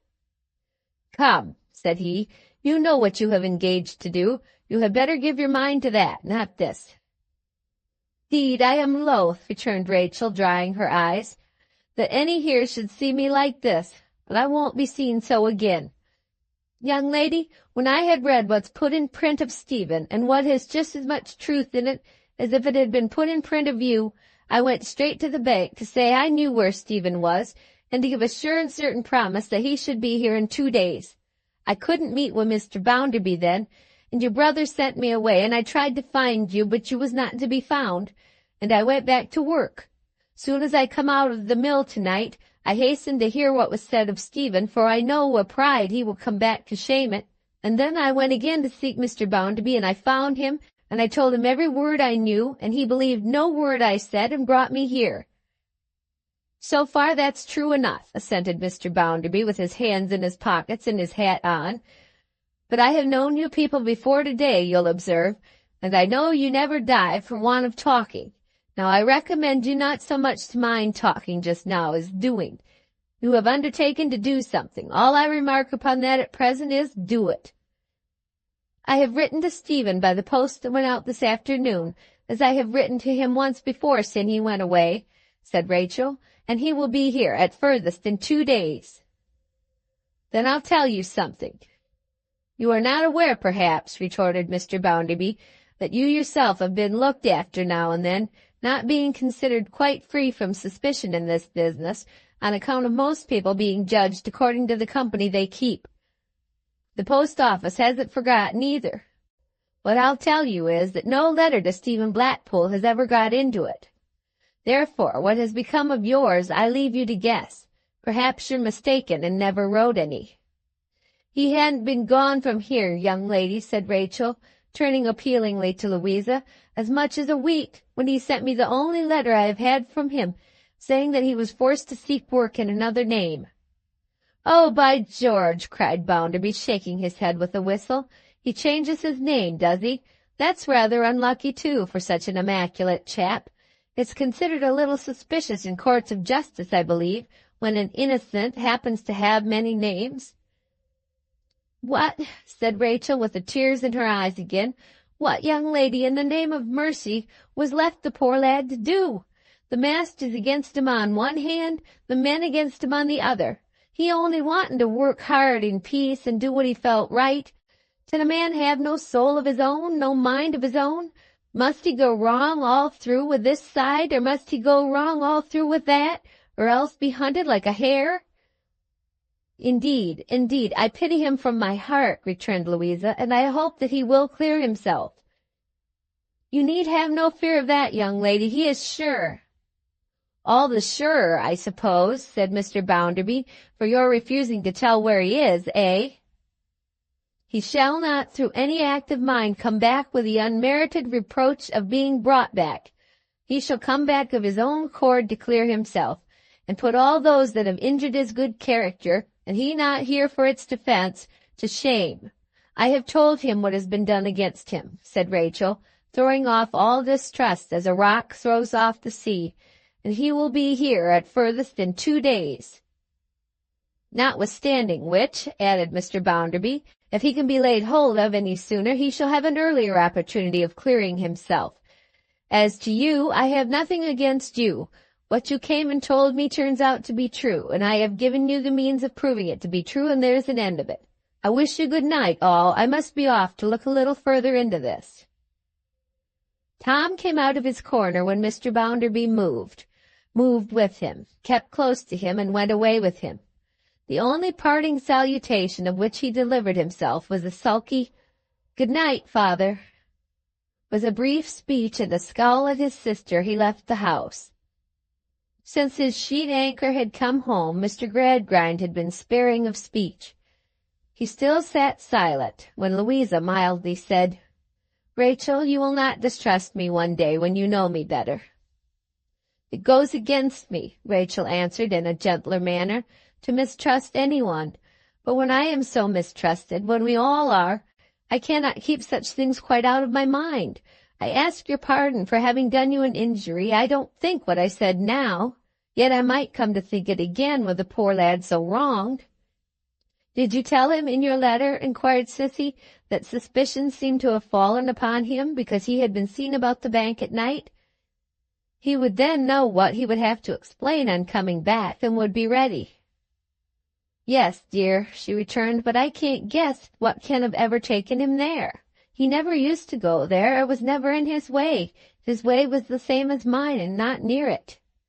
Sissy had already been at her side, asking her where she lived, and whether she might come tomorrow night to inquire if there were news of him. "I doubt," said Rachel, "if he can be here till next day." "Then I will come next night, too," said Sissy. When Rachel, assenting to this, was gone, Mr. Gradgrind lifted up his head and said to his daughter, "Louisa, my dear, I have never, that I know of, seen this man. Do you believe him to be implicated?" "I think I have believed it, father, though with great difficulty. I do not believe it now." "That is to say, you once persuaded yourself to believe it, from knowing him to be suspected.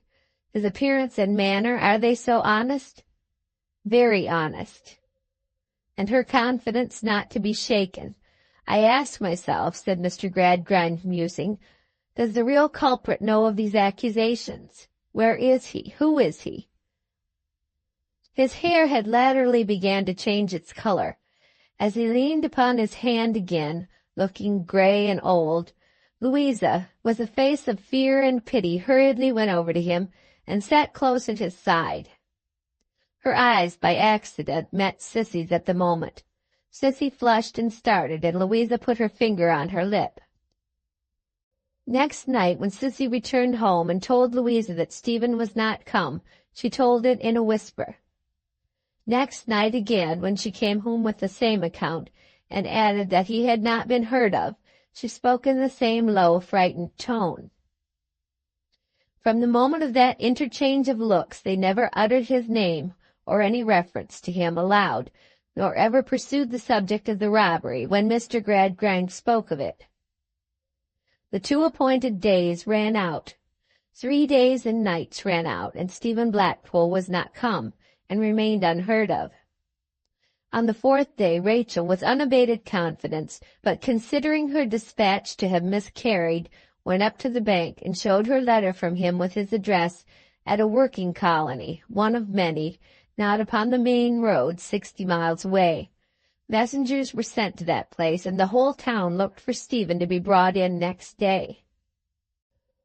During this whole time, the whelp moved about with Mr. Bounderby like his shadow, assisting in all the proceedings.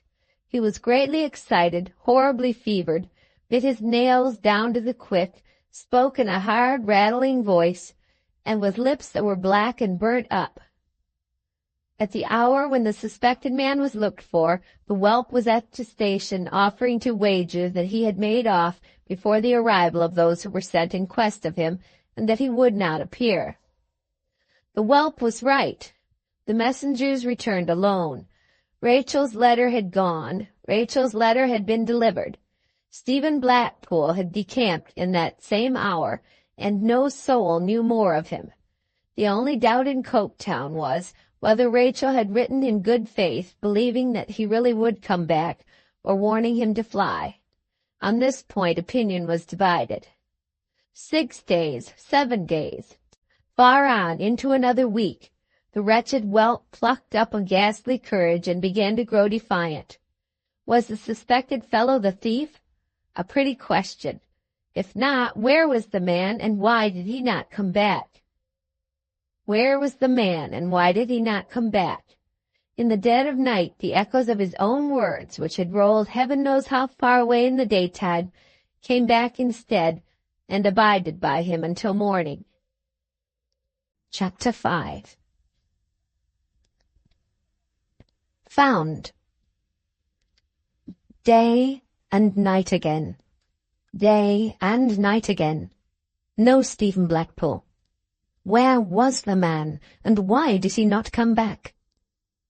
Every night, Sissy went to Rachel's lodging and sat with her in her small neat room. All day Rachel toiled, as such people must toil, whatever their anxieties. The smoke serpents were indifferent who was lost or found, who turned out bad or good. The melancholy mad elephants, like the hard fact men, abated nothing of their set routine whatever happened. Day and night again, day and night again, the monotony was unbroken. Even Stephen Blackpool's disappearance was falling into the general way and becoming as monotonous a wonder as any piece of machinery in Coketown. "I misdoubt," said Rachel, "if there is as many as 20 left in all this place who have any trust in the poor dear lad now." She said it to Sissy as they sat in her lodging, lighted only by the lamp at the street corner. Sissy had come there when it was already dark, to await her return from work, and they had since sat at the window where Rachel had found her, wanting no brighter light to shine on their sorrowful talk. "If it hadn't been mercifully brought about that I was to have you to speak to," pursued Rachel, "times are when I think my mind would not have kept right. But I get hope and strength through you. And you believe that, though appearances may rise against him, he'll be proof clear?" "I do believe so," returned Sissy, "with my whole heart. I feel so certain, Rachel, that the confidence you hold in yours against all discouragement is not like to be wrong. But I have no more doubt of him than if I had known him through as many years of trial as you have.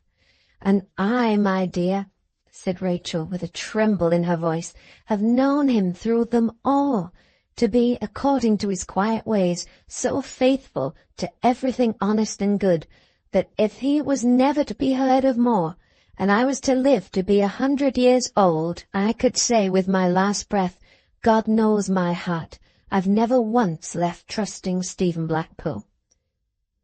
We all believe up at the lodge, Rachel, that he'll be freed from suspicion sooner or later.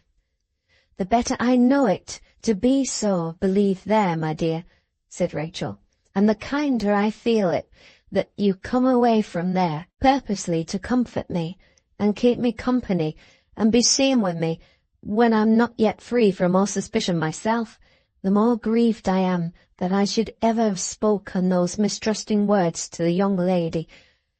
And yet, you don't mistrust her now, Rachel. Now that you've brought us more together, no.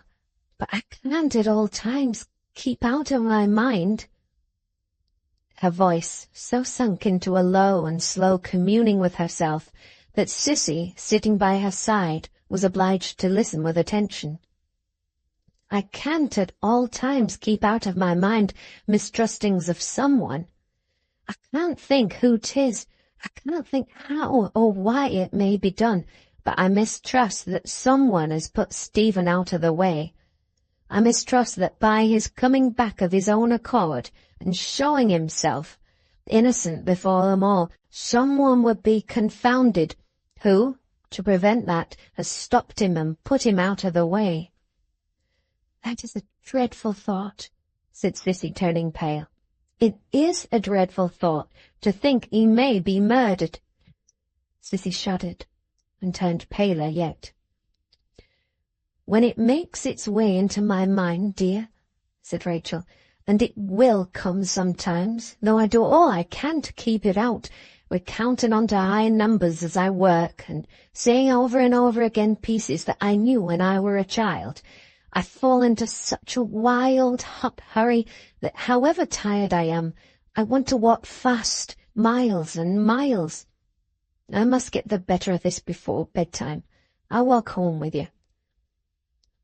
He might fall ill upon the journey back, said Sissy faintly, offering a worn-out scrap of hope, and in such a case there are many places on the road where he might stop. But he is in none of them. He has been sought for in all, and he's not there. True, was Sissy's reluctant admission. He'd walked the journey in 2 days. If he was footsore and couldn't walk, I sent him in the letter he got the money to ride, lest he should have none of his own to spare. Let us hope that tomorrow will bring something better, Rachel. Come into the air. Her gentle hand adjusted Rachel's shawl upon her shining black hair in the usual manner of her wearing it, and they went out. The night being fine, little knots of hands were here and there lingering at street corners, but it was supper time with the greater part of them, and there were but few people in the streets. You're not so hurried now, Rachel, and your hand is cooler. I get better, dear, if I can only walk and breathe a little fresh. Times when I can't, I turn weak and confused. But you must not begin to fear, Rachel, for you may be wanted at any time to stand by Stephen. Tomorrow is Saturday. If no news comes tomorrow, let us walk in the country on Sunday morning and strengthen you for another week. Will you go? Yes, dear. They were by this time in the street where Mr. Bounderby's house stood. The way to Sissy's destination led them past the door, and they were going straight towards it. Some train had newly arrived in Coketown, which had put a number of vehicles in motion, and scattered a considerable bustle about the town. Several coaches were rattling before them, and behind them as they approached, Mr. Bounderby's, and one of the latter drew up with such briskness as they were in the act of passing the house that they looked round involuntarily. The bright gaslight of Mr. Bounderby's steps showed them Mrs. Sparsit in the coach in an ecstasy of excitement, struggling to open the door. Mrs. Sparsit, seeing them at the same moment, called them to stop. "It's a coincidence," exclaimed Mrs. Sparsit as she was released by the coachman. "It's a providence. Come out, ma'am. Then said Mrs. Sparsit to someone inside, "Come out, or we'll have you dragged out." Hereupon no other than the mysterious old woman descended, whom Mrs. Sparsit incontinently collared. "Leave her alone, everybody!" cried Mrs. Sparsit with great energy. "Let nobody touch her. She belongs to me. Come in, ma'am." Then said Mrs. Sparsit, reversing her former word of command, "Come in, ma'am, or we'll have you dragged in." The spectacle of a matron of classical deportment seizing an ancient woman by the throat and hailing her into a dwelling-house would have been under any circumstances sufficient temptation to all true English stragglers, so blessed as to witness it, to force a way into that dwelling-house and see the matter out.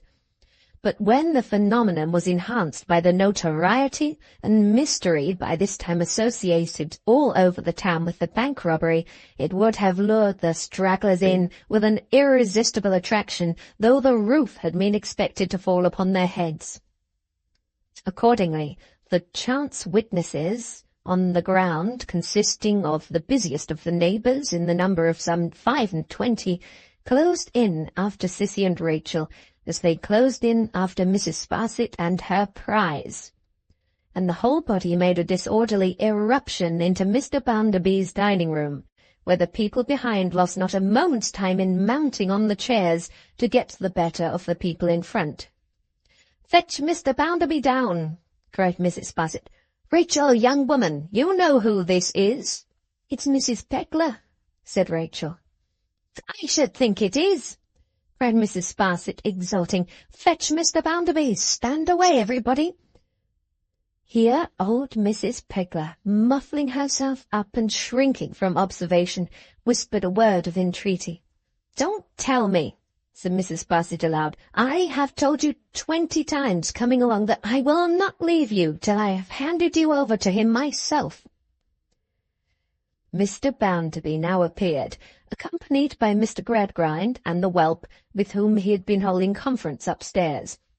Mr. Bounderby looked more astonished than hospitable at sight of this uninvited party in his dining-room.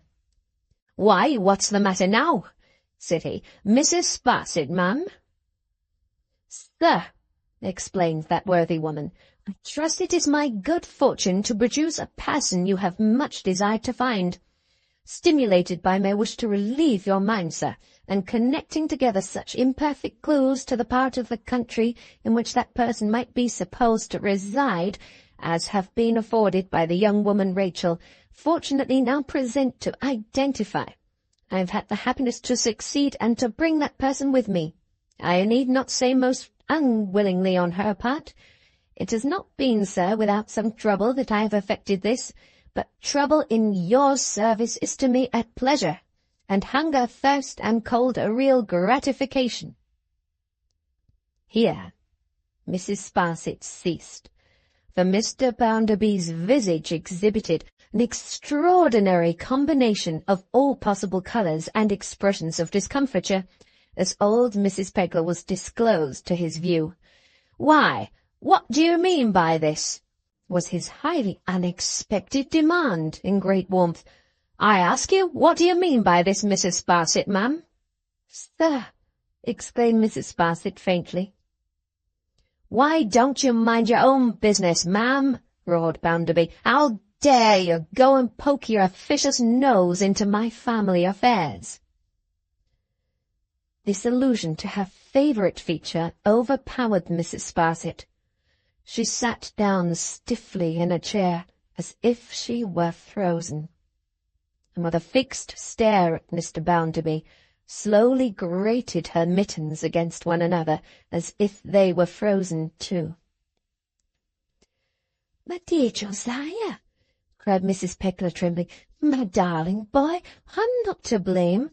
It's not my fault, Josiah. I told this lady over and over again, and I knew she was doing what would not be agreeable to you, but she would do it. What did you let her bring you for? Couldn't you knock her cap off, or her tooth out, or scratch her, or do something or other to her?"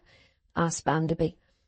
"My own boy, she threatened me that if I resisted her I should be brought by constables, and it was better to come quietly than make that stir in such a—" Mrs. Pegler glanced timidly but proudly round the walls. "Such a fine house as this!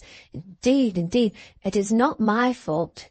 My dear, noble, stately boy, I've always lived quiet and secret, Josiah, my dear. I've never broken the condition once. I've never said that I was your mother.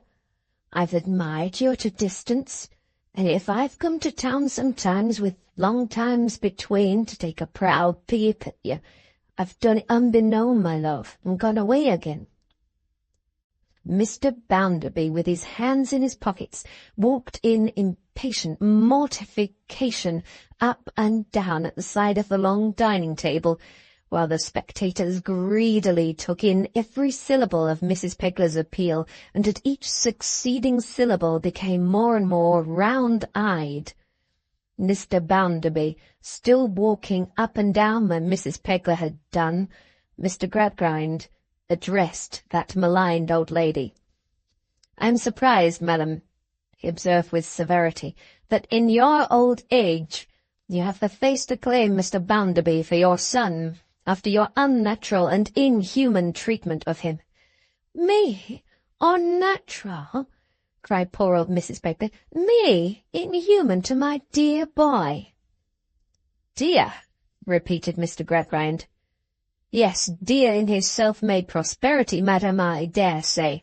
Not very dear, however, when you deserted him in his infancy, and left him to the brutality of a drunken grandmother." "I deserted my Josiah?" cried Mrs. Pegler, clasping her hands. "Now, Lord forgive you, sir, for your wicked imaginations, and for your scandal against the memory of my poor mother, who died in my arms before Josiah was born. May you repent of it, sir, and live to know better." She was so very earnest and injured that Mr. Gradgrind, shocked by the possibility which dawned upon him, said in a gentler tone, "Do you deny, then, madam, that you left your son to be brought up in the gutter?" "Josiah in the gutter!" exclaimed Mrs. Pegler. "No such a thing, sir. Never. For shame on you. My dear boy knows, and will give you to know, that though he come of humble parents, he come of parents that loved him as dear as the best could, and never thought it hardship on themselves to pinch a bit, that he might write and cipher beautiful, and I've his books at home to show it. Aye, have I," said Mrs. Pegler, with indignant pride, "and my dear boy knows, and will give you to know, sir, that after his beloved father died when he was 8 years old, his mother too could pinch a bit, as it was her duty and her pleasure and her pride to do, to help him out in life and put him prentice. And a steady lad he was, and a kind master he had to lend him a hand, and well he worked his own way forward to be rich and thriving.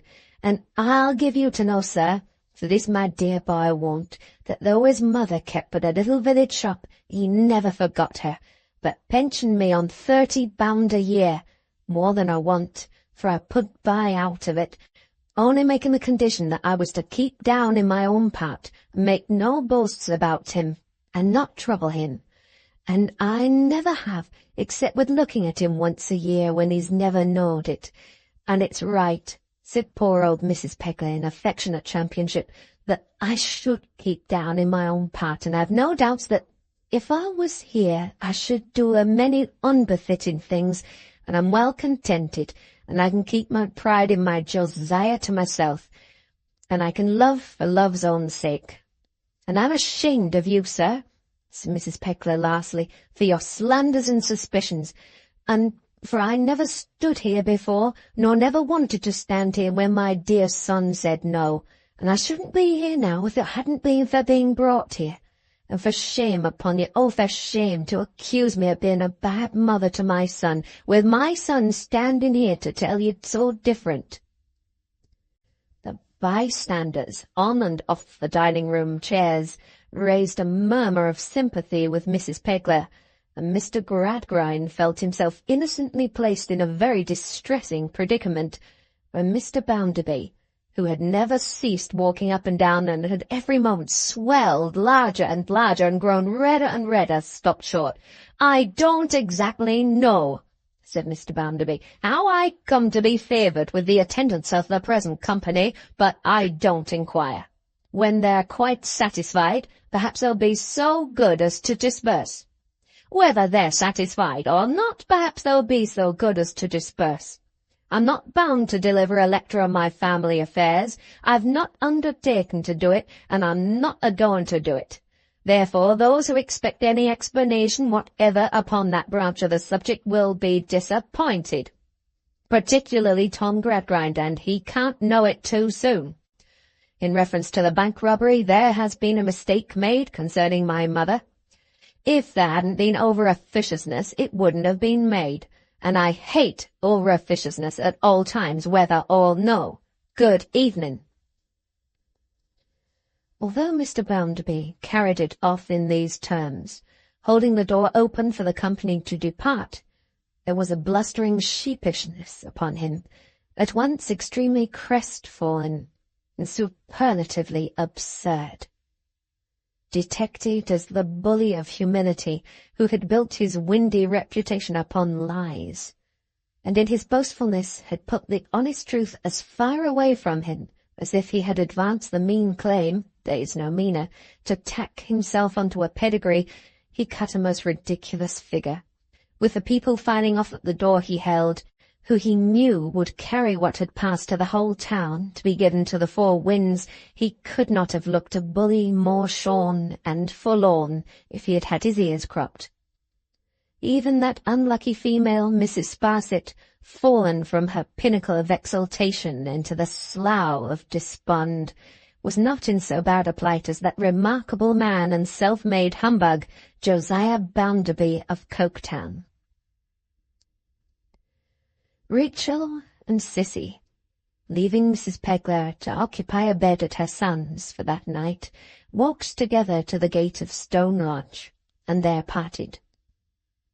Mr. Gradgrind joined them before they had gone very far, and spoke with much interest of Stephen Blackpool, for whom he thought this signal failure of the suspicions against Mrs. Pegler was likely to work well.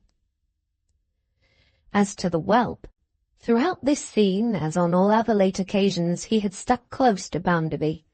He seemed to feel that as long as Bounderby could make no discovery without his knowledge, he was so far safe. He never visited his sister, and had only seen her once since she went home, that is to say, on the night when he still stuck close to Bounderby, as already related. There was one dim, unformed fear lingering about his sister's mind, to which she never gave utterance, which surrounded the graceless and ungrateful boy with a dreadful mystery. The same dark possibility had presented itself in the same shapeless guise this very day to Sissy, when Rachel spoke of someone who would be confounded by Stephen's return, having put him out of the way. Louisa had never spoken of harbouring any suspicion of her brother in connection with the robbery. She and Sissy had held no confidence on the subject, save in that one interchange of looks when the unconscious father rested his grey head on his hand. But it was understood between them, and they both knew it. This other fear was so awful that it hovered about each of them like a ghostly shadow, neither daring to think of its being near herself, far less of its being near the other. And still the force spirit which the whelp had plucked up throve with him. If Stephen Blackpool was not the thief, let him show himself. Why didn't he? Another night. Another day and night. No Stephen Blackpool. Where was the man, and why did he not come back? Chapter 6. The Starlight. The Sunday was a bright Sunday in autumn, clear and cool, when early in the morning Sissy and Rachel met to walk in the country. As Coketown cast ashes not only on its own head, but on the neighbourhood's too, after the manner of those pious persons who do penance for their own sins by putting other people into sackcloth, it was customary for those who now and then thirsted for a draught of pure air which is not absolutely the most wicked among the vanities of life, to get a few miles away by the railroad, and then begin their walk, or their lounge in the fields. Sissy and Rachel helped themselves out of the smoke by the usual means, and were put down at a station about midway between the town and Mr. Bounderby's retreat. Though the green landscape was blotted here and there with heaps of coal, it was green elsewhere, and there were trees to see, and there were larks singing, though it was Sunday, and there were pleasant scents in the air, and all was overarched by a bright blue sky. In the distance one way, Coketown showed as a black mist. In another distance, hills began to rise. In a third, there was a faint change in the light of the horizon where it shone upon the far-off sea. Under their feet, the grass was fresh. Beautiful shadows of branches flickered upon it and speckled it. Hedgerows were luxuriant. Everything was at peace. Engines at pits' mouths and lean old horses that had worn the circle of their daily labor into the ground were alike quiet. Wheels had ceased for a short space to turn, and the great wheel of earth seemed to revolve without the shocks and noises of another time. They walked on across the fields and down the shady lanes, sometimes getting over a fragment of a fence so rotten that it dropped at a touch of a foot, sometimes passing near a wreck of bricks and beams overgrown with grass, marking the site of deserted works. They followed paths and tracks, however slight. Mounds where the grass was rank and high, and where brambles, dockweed, and such like vegetation were confusedly heaped together, they always avoided, for dismal stories were told in that country of the old pits hidden beneath such indications. The sun was high when they sat down to rest. They had seen no one, near or distant, for a long time, and the solitude remained unbroken. "It is so still here, Rachel, and the way is so untrodden, that I think we must be the first to have been here all the summer." As Sissy said it, her eyes were attracted by another of those rotten fragments of fence upon the ground. She got up to look at it. "And yet I don't know. This has not been broken very long. The wood is quite fresh where it gave way. Here are footsteps, too. Oh, Rachel!" She ran back and caught her round the neck.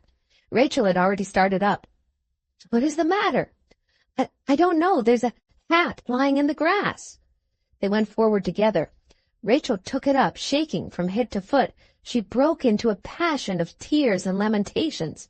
"Stephen Blackpool" was written, in his own hand, on the inside. "Oh, the poor lad, the poor lad! He has been made away with. He is lying murdered here." "Is there... has the hat any blood upon it?" Sissy faltered. They were afraid to look, but they did examine it, and found no marks of violence inside or out. It had been lying there some days, for rain and dew had stained it, and the mark of its shape was on the grass where it had fallen. They looked fearfully about them, without moving, but could see nothing more. "Rachel," Sissy whispered, "I will go on a little by myself." She had unclasped her hand and was in the act of stepping forward when Rachel caught her in both arms with a scream that resounded over the wide landscape. Before them, at their very feet, was the brink of a black, ragged chasm hidden by the thick grass. They sprang back and fell upon their knees, each hiding her face upon the other's neck. "Oh, my good Lord, he's down there! Down there!" At first this and her terrific screams were all that could be got from Rachel, by any tears, by any prayers, by any representations, by any means. It was impossible to hush her, and it was deadly necessary to hold her, or she would have flung herself down the shaft. "Rachel, dear Rachel, good Rachel, for the love of heaven, not these dreadful cries. Think of Stephen, think of Stephen, think of Stephen."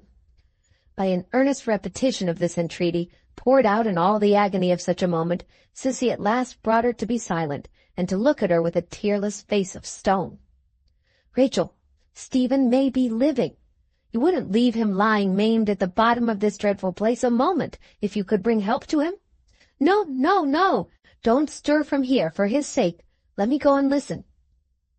She shuddered to approach the pit, but she crept towards it on her hands and knees, and called to him as loud as she could call.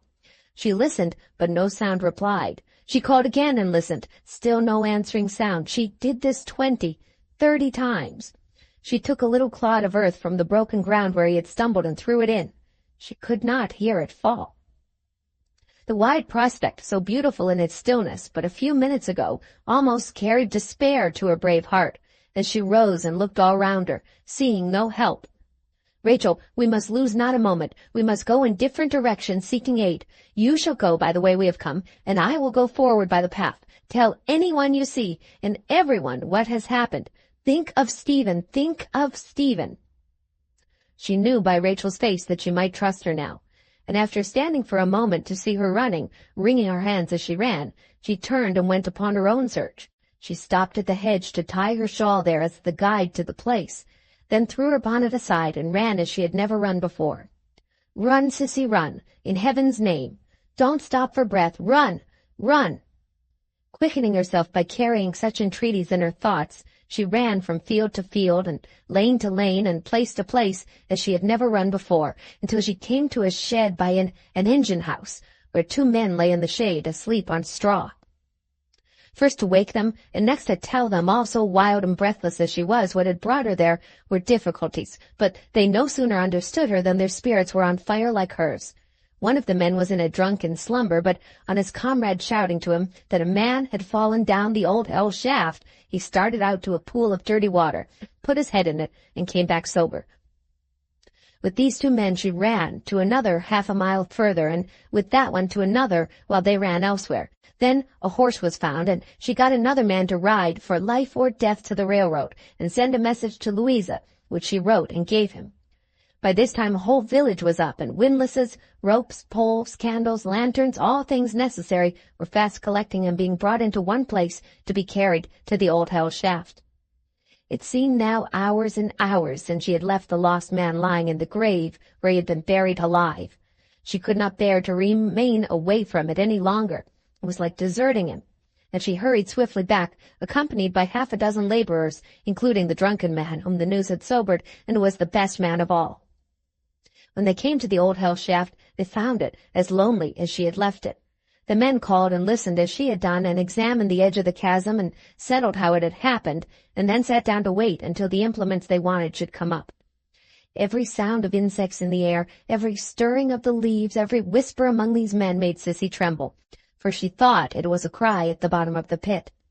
But the wind blew idly over it, and no sound arose to the surface, and they sat upon the grass, waiting, waiting. After they had waited some time, straggling people who had heard of the accident began to come up. Then the real help of implements began to arrive. In the midst of this, Rachel returned, and with her party there was a surgeon who brought some wine and medicines. But the expectation among the people that the man would be found alive was very slight indeed.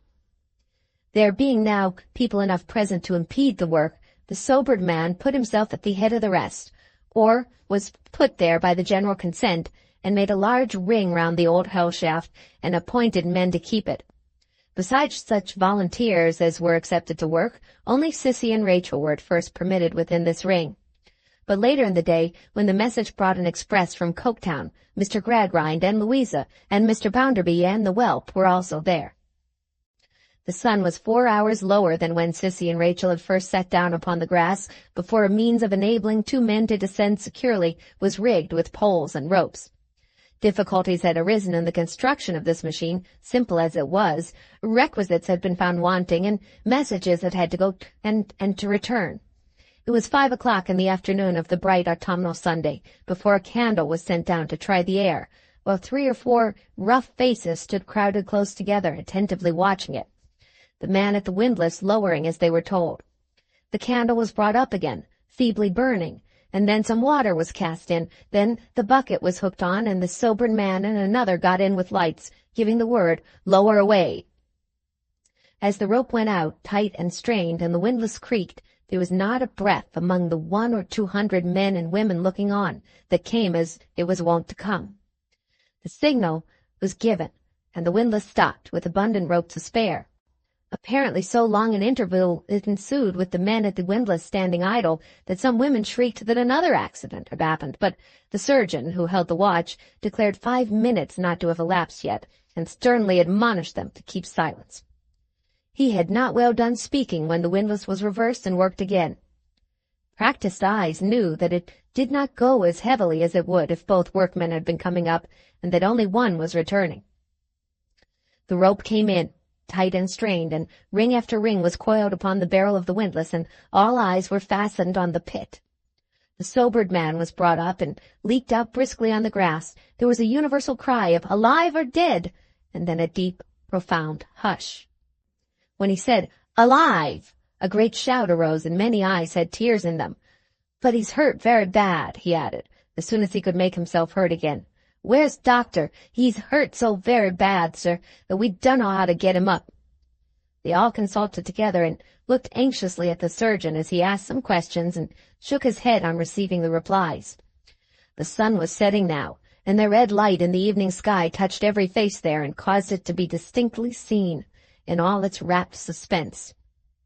The consultation ended, and the men returning to the windlass, and the pitman going down again, carrying the wine and some other small matters with him. Then the other man came up. In the meantime, under the surgeon's directions, some men brought a hurdle, on which others made a thick bed of spare clothes covered with loose straw, while he himself contrived some bandages and slings from shawls and handkerchiefs. As these were made, they were hung upon an arm of the pitman, who had last come up, with instructions how to use them. And as he stood, shown by the light he carried, leaning his powerful loose hand upon one of the poles, and sometimes glancing down the pit, and sometimes glancing around upon the people, he was not the least conspicuous figure in the scene. It was dark now. Torches were kindled. It appeared from the little this man said to those about him, which was quickly repeated all over the circle, that the lost man had fallen upon a mass of crumbled rubbish with which the pit was half choked up, and that his fall had been further broken by some jagged earth at the side. He lay upon his back with one arm doubled up under him, and according to his own belief, had hardly stirred since he fell, except that he had moved his free hand to a side pocket, in which he remembered to have some bread and meat, of which he had swallowed crumbs, and had likewise scooped up a little water in it now and then.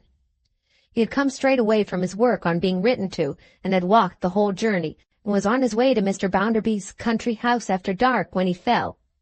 He was crossing that dangerous country at such a dangerous time because he was innocent of what was laid to his charge, and couldn't rest from coming the nearest way to deliver himself up. The old hell-shaft, the pitman said, with a curse upon it, was worthy of its bad name to the last, for though Stephen could speak now, he believed it would soon be found to have mangled the life out of him.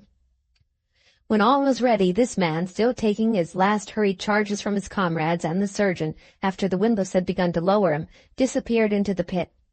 The rope went out as before, the signal was made as before, and the windlass stopped. No man removed his hand from it now. Everyone waited with his grasp set and his body bent down to the work, ready to reverse and wind in.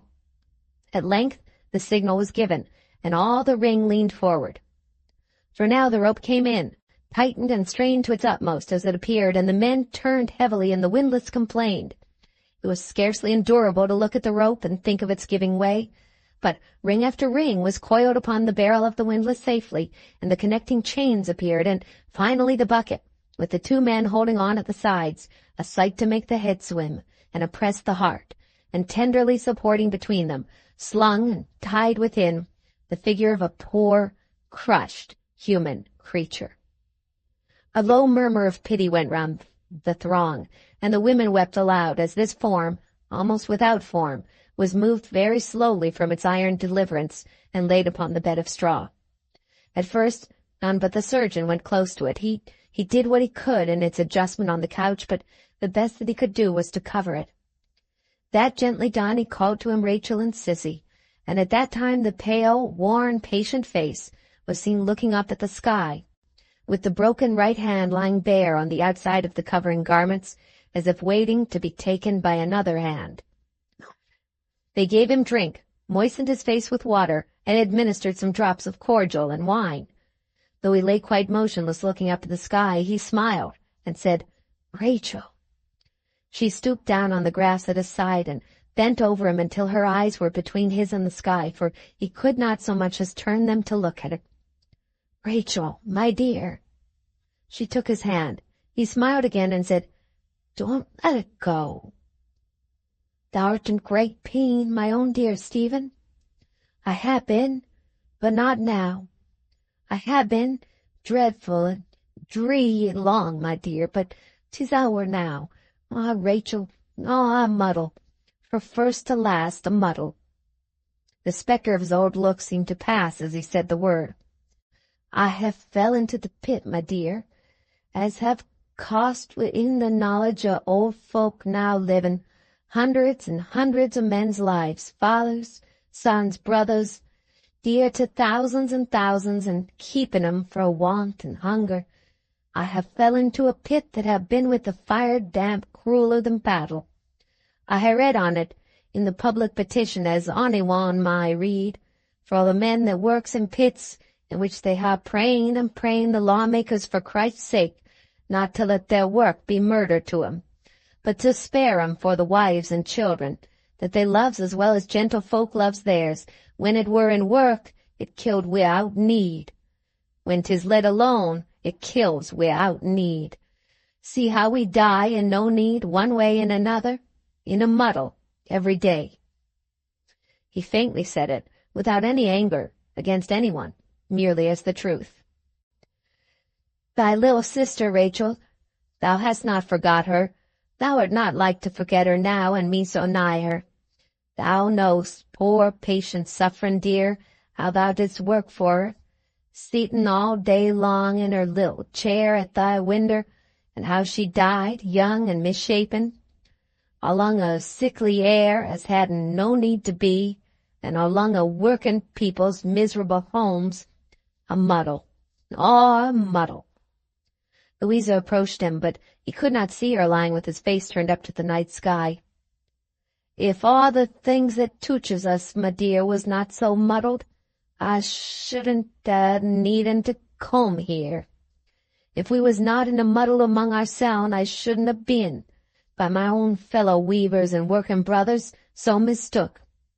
If Mr. Bounderby had ever knowed me right, if he'd ever knowed me at all, he wouldn't have took an offence with me.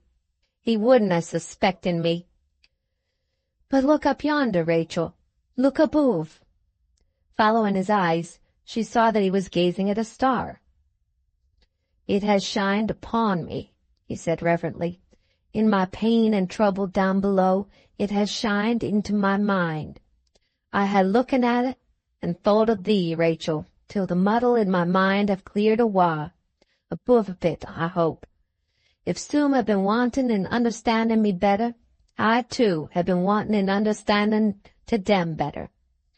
When I got thy letter, I easily believin' that what the young lady sen and done to me, and what her brother sen and done to me, was one, and that there was a wicked plot betwixt 'em. When I fell, I were in anger wi' her, and hurrying on to be as unjust to her as the others was to me. But in our judgments, like as in our doings, we mun bear and forbear. In my pain and trouble, looking up yonder, with shining on me, I have seen more clear, and have made it my dying prayer that all the world may only come together more, and get a better understanding of one another. Then, when I were in to my own weak self.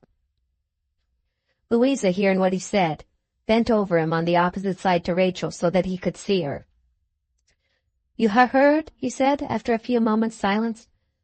I ha' not forgot you, laddie. Yes, Stephen, I have heard you, and your prayer is mine. You have father.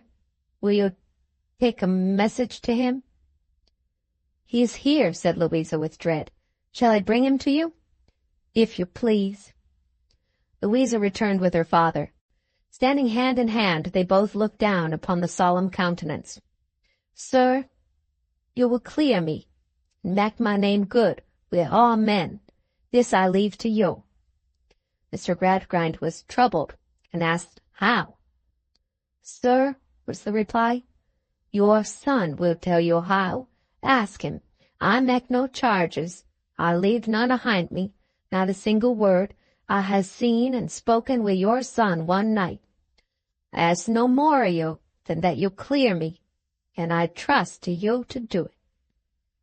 The bearers being now ready to carry him away, and the surgeon being anxious for his removal, those who had torches or lanterns prepared to go in front of the litter. Before it was raised, and while they were arranging how to go, he said to Rachel, looking upward at the star, Often as I come to my cell and found it shining on me down there in my trouble, I thought it were the stars guided to our Saviour's home. I almost think it be the very star." They lifted him up, and he was overjoyed to find that they were about to take him in the direction whither the star seemed to him to lead. "Rachel, beloved lass, don't let go my hand. We may walk together tonight, my dear. I will hold thy hand and keep beside thee, Stephen, all the way. Bless thee. Will somebody be pleased to cover my face?" They carried him very gently along the fields, and down the lanes and over the wide landscape, Rachel always holding the hand in hers. Very few whispers broke the mournful silence. It was soon a funeral procession. The star had shown him where to find the God of the poor, and through humility and sorrow and forgiveness, he had gone to his Redeemer's rest. Chapter 7. Whelp Hunting. Before the ring formed round the old hell-shaft was broken, one figure had disappeared from within it. Mr. Bounderby and his shadow had not stood near Louisa, who held her father's arm, but in a retired place by themselves. When Mr. Gradgrind was summoned to the couch, Sissy, attentive to all that had happened, slipped behind that wicked shadow, a sight in the horror of his face if there had been eyes there for any sight but one, and whispered in his ear. Without turning his head, he conferred with her a few moments and vanished. Thus the whelp had gone out of the circle before the people moved. When the father reached home, he sent a message to Mr. Bounderby's, desiring his son to come to him directly. The reply was that Mr. Bounderby, having missed him in the crowd, and seeing nothing of him since, had supposed him to be at Stone Lodge. "I believe, father," said Louisa, "he will not come back to town tonight." Mr. Gradgrind turned away and said no more. In the morning he went down to the bank himself as soon as it was opened, and seeing his son's place empty, he had not the courage to look in at first, went back along the street to meet Mr. Bounderby on his way there, to whom he said that, for reasons he would soon explain, but entreated not then to be asked for, he had found it necessary to employ his son at a distance for a little while. Also, that he was charged with the duty of vindicating Stephen Blackpool's memory and declaring the thief. Mr. Bounderby, quite confounded, stood stock-still in the street after his father-in-law had left him, swelling like an immense soap-bubble, without its beauty. Mr. Gradgrind went home, locked himself in his room, and kept it all that day. When Sissy and Louisa tapped at his door, he said without opening it, "Not now, my dears, in the evening." On their return in the evening, he said, "I am not able yet. Tomorrow." He ate nothing all day, and had no candle after dark, and they heard him walking to and fro late at night. But in the morning he appeared at breakfast at the usual hour, and took his usual place at the table. Aged and bent he looked, and quite bowed down, and yet he looked a wiser man and a better man than in the days when in this life he wanted nothing but facts. Before he left the room, he appointed a time for them to come to him, and so, with his grey head drooping, went away. "Dear father," said Louisa, when they kept their appointment, "you have 3 young children left. They will be different. I will be different yet, with heaven's help." She gave her hand to Sissy, as if she meant with her help, too. "Your wretched brother," said Mr. Gradgrind. "Do you think he had planned this robbery when he went with you to the lodging?" "I fear so, father. I know he had wanted money very much, and had spent a good deal. The poor man being about to leave the town, it came into his evil brain to cast suspicion on him. I think it must have flashed upon him while he sat there, father, for I asked him to go there with me. The visit did not originate with him. He had some conversation with the poor man. Did he take him aside?" "He took him out of the room. I asked him afterwards why he had done so, and he made a plausible excuse, but since last night, father, and when I remember the circumstances by its light, I'm afraid I can imagine too truly what passed between them." "Let me know," said her father, "if your thoughts present your guilty brother in the same dark view as mine." "I fear, father," hesitated Louisa, "that he must have made some representation to Stephen Blackpool, perhaps in my name, perhaps in his own, which induced him to do in good faith and honesty what he had never done before, and to wait about the bank those 2 or 3 nights before he left town." "Too plain," returned the father, "too plain." He shaded his face and remained silent for some moments. Recovering himself, he said, "And now, how is he to be found? How is he to be saved from justice? In the few hours that I can possibly allow to elapse before I publish the truth, how is he to be found by us, and only by us? £10,000 could not effect it." "Sissy has effected it, father." He raised his eyes to where she stood like a good fairy in his house, and said in a tone of softened gratitude and grateful kindness, "It is always you, my child." "We had our fears," Sissy explained, glancing at Louisa, "before yesterday, and when I saw you brought to the side of the litter last night and heard what passed, being close to Rachel all the time, I went to him when no one saw and said to him, 'Don't look at me. See where your father is. Escape at once for his sake and your own.' He was in a tremble before I whispered to him, and he started and trembled more then, and said, 'Where can I go? I have very little money, and I don't know who will hide me.' I thought of father's old circus. I have not forgotten where Mr. Sleary goes at this time of year, and I read of him in a paper only the other day. I told him to hurry there, and tell his name, and ask Mr. Sleary to hide him till I came. 'I'll get to him before the morning,' he said, and I saw him shrink away among the people." "Thank heaven!" exclaimed his father. "He may be got abroad yet." It was the more hopeful as the town to which Sissy had directed him was within 3 hours' journey of Liverpool, whence he could be swiftly dispatched to any part of the world. But caution being necessary in communicating with him, for there was a greater danger every moment of his being suspected now, and nobody could be sure at heart but that Mr. Bounderby himself, in a bullying vein of public zeal, might play a Roman part, it was consented that Sissy and Louisa should repair to the place in question by a circuitous course alone, and that the unhappy father, setting forth in an opposite direction, should get round to the same bourne by another and wider route. It was further agreed that he should not present himself to Mr. Sleary, lest his intention should be mistrusted, or the intelligence of his arrival should cause his son to take flight anew, but that the communication should be left to Sissy and Louisa to open, and that they should inform the cause of so much misery and disgrace, of his father's being at hand, and of the purpose for which they had come. When these arrangements had been well considered and were fully understood by all three, it was time to begin to carry them into execution.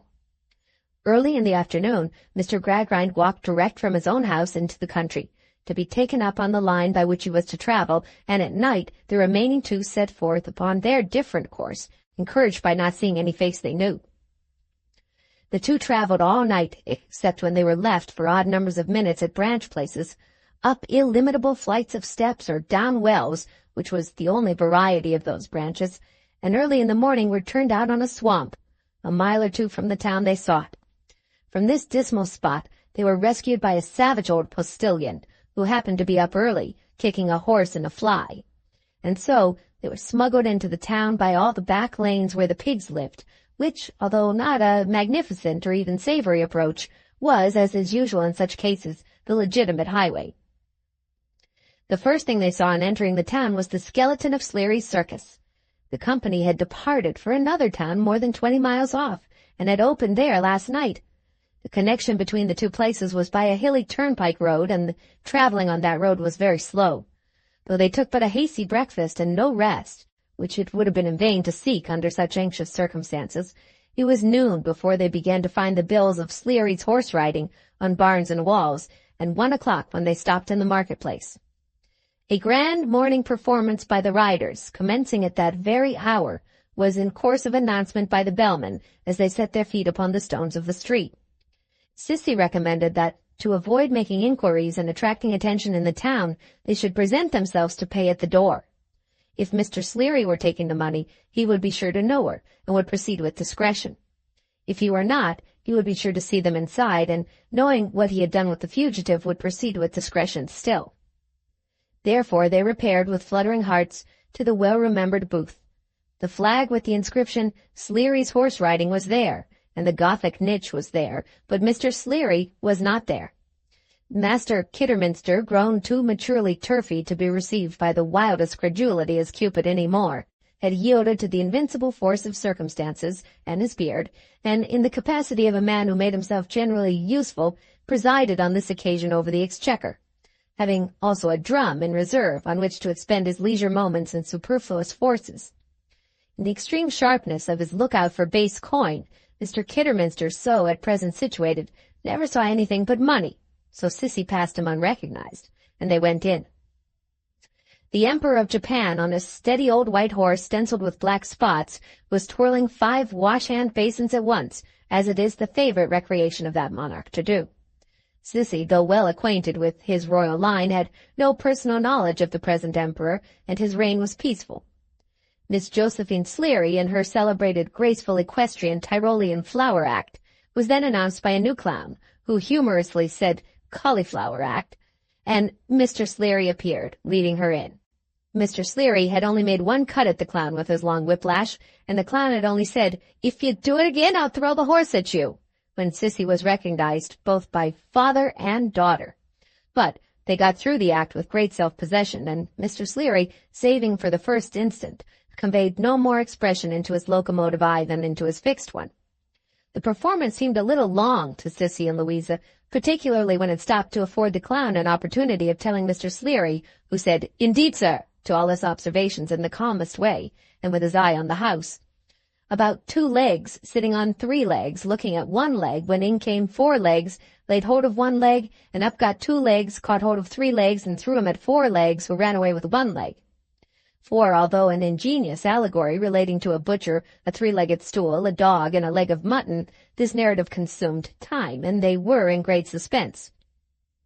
At last, however, little fair-haired Josephine made her curtsy amid great applause, and the clown, left alone in the ring, had just warmed himself and said, "Now I'll have a turn," when Sissy was touched on the shoulder and beckoned out.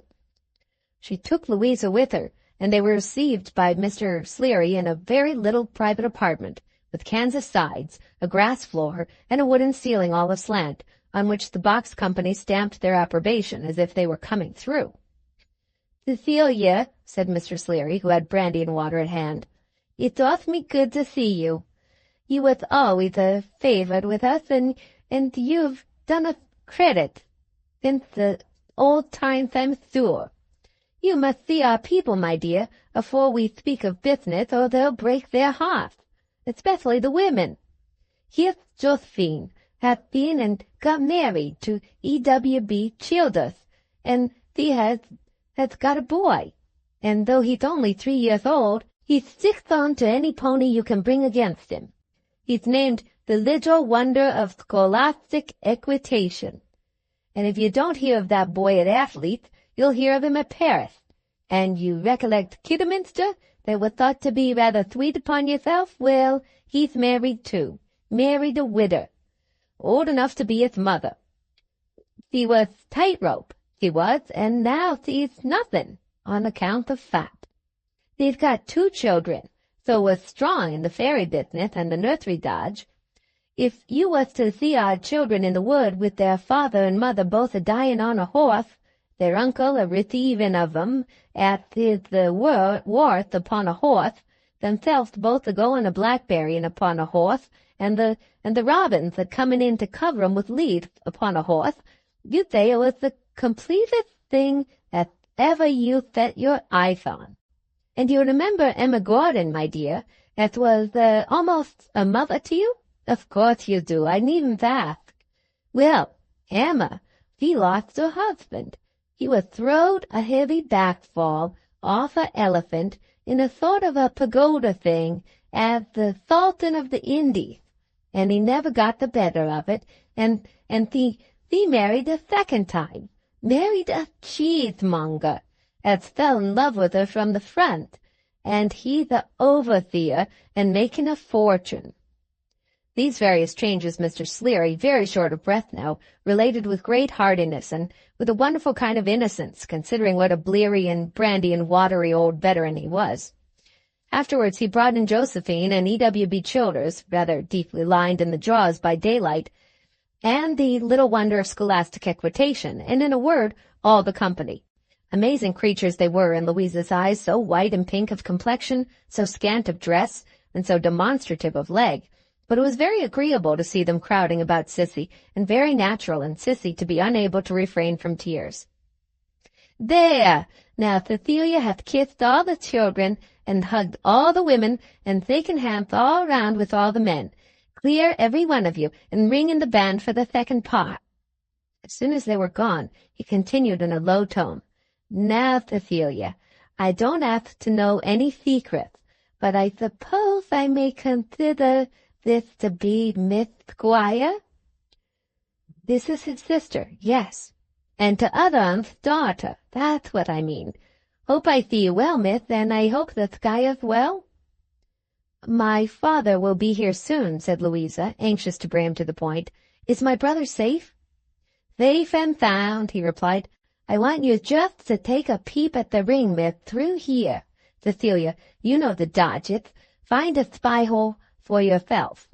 They each looked through a chink in the boards. "That's Jack the Giant Killer. Piece of comic infant business," said Sleary. "There's a property house, you see, for Jack to hide in. There's my clown with a saucepan lid and a spit for Jack's servant. And there's little Jack himself, in a splendid suit of armor. There's 2 comic black servants, twice as big as the house, to stand by it and to bring it in and clear it, and the giant, a very expensive basket one. He ain't on yet. Now, do you see 'em all?" "Yes," they both said. "Look at him again," said Sleary. "Look at him well. You see 'em all? Very good. Now, miss," he put a form for them to sit on. "I have my opinions, and the Squire, your father, hath his. I don't want to know what your brother's been up to. It's better for me not to know. All I say is, the Squire hath stood by Cecilia, and I'll stand by the Squire.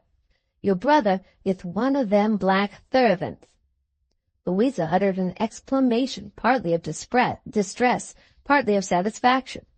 "It's a fact," said Sleary, "and even known it, you couldn't put your finger on him. Let the Squire come. I shall keep your brother here after the performance. I can't undress him, nor yet wash his paste off. Let the Squire come here after the performance, or come here yourself after the performance, and you shall find your brother, and have the whole place to talk to him in. Never mind the looks of him, as long as he's well hid." Louisa, with many thanks and with a lightened load, detained Mr. Sleary no longer then. She left her love for her brother with her eyes full of tears, and she and Sissy went away until later in the afternoon. Mr. Gradgrind arrived within an hour afterwards. He too had encountered no one whom he knew, and was now sanguine with Sleary's assistance of getting his disgraced son to Liverpool in the night. As neither of the 3 could be his companion without almost identifying him under any disguise, he prepared a letter to a correspondent whom he could trust, beseeching him to ship the bearer off at any cost to North or South America or any distant part of the world to which he could be the most speedily and privately dispatched. This done, they walked about, waiting for the circus to be quite vacated, not only by the audience, but by the company and by the horses. After watching it a long time, they saw Mr. Sleary bring out a chair and sit down by the side door, smoking, as if that were his signal that they might approach. "Your servant, Squire," was his cautious salutation as they passed in. "If you want me, you'll find me here. You mustn't mind your son having a comic livery on." They all 3 went in, and Mr. Gradgrind sat down forlorn on the clown's performing chair in the middle of the ring. On one of the back benches, remote in the subdued light and the strangeness of the place, sat the villainous whelp, sulky to the last, whom he had the misery to call his son. In a preposterous coat like a beadle's, with cuffs and flaps exaggerated to an unspeakable extent, in an immense waistcoat, knee-breeches, buckled shoes, and a mad cocked hat with nothing fitting him, and everything of coarse material, moth-eaten and full of holes, with seams in his black face where fear and heat had started through the greasy composition daubed all over it. Anything so grimly, detestably, ridiculously shameful as the whelp in his comic livery, Mr. Gradgrind never could by any other means have believed in, weighable and measurable fact though it was. And one of his model children had come to this. At first the whelp would not draw any nearer, but persisted in remaining up there by himself. Yielding at length, if any concession so sullenly made can be called yielding to the entreaties of Sissy, for Louisa he disowned altogether, he came down, bench by bench, until he stood in the sawdust on the verge of the circle, as far as possible within its limits from where his father sat. "How was this done?" asked the father. "How is what done?" moodily answered the son. "This robbery," said the father, raising his voice upon the word. "I forced the safe myself overnight, and shut it up ajar before I went away. I had the key that was found, made long before. I dropped it that morning that it might be supposed to have been used. I didn't take the money all at once. I pretended to put my balance away every night, but I didn't. And now you know all about it." "If a thunderbolt had fallen on me," said the father, "it would have shocked me less than this." "I don't see why," grumbled the son. "So many people are employed in situations of trust. So many people out of so many will be dishonest. I have heard you talk 100 times of its being a law. How can I help laws? You have comforted others with such things, father. Comfort yourself." The father buried his face in his hands, and the son stood in his disgraceful grotesqueness, biting straw, his hands with the black partly worn away inside, looking like the hands of a monkey. The evening was fast closing in, and from time to time he turned the whites of his eyes restlessly and impatiently toward his father. They were the only parts of his face that showed any life or expression. The pigment upon it was so thick. "You must be got to Liverpool and sent abroad." "I suppose I must. I can't be more miserable anywhere," whimpered the whelp, "than I have been here, ever since I can remember. That's one thing." Mr. Gradgrind went to the door and returned with Sleary, to whom he submitted the question, how to get this deplorable object away. "Why, I've been thinking of it, squire. There's not much time to lose, though you must say yes or no. It's over 20 miles to the rail. There's a coach in half an hour that goes to the rail, purpose to catch the mail train. That train will take him right to Liverpool." "But look at him," groaned Mr. Gradgrind. "Will any coach—" "I don't mean that he's a go in the comic livery," said Sleary. "Say the word, and I'll make a Jothkin of him, out of the wardrobe, in 5 minutes." I don't understand," said Mr. Gradgrind. "A Jothkin, a carter. Make up your mind quick, squire. There'll be beer to fetch. I've never met with nothing but beer that'll ever clean a comic blackamoor." Mr. Gradgrind rapidly assented. Mr. Sleary rapidly turned out from a box a smock frock, a felt hat, and other essentials.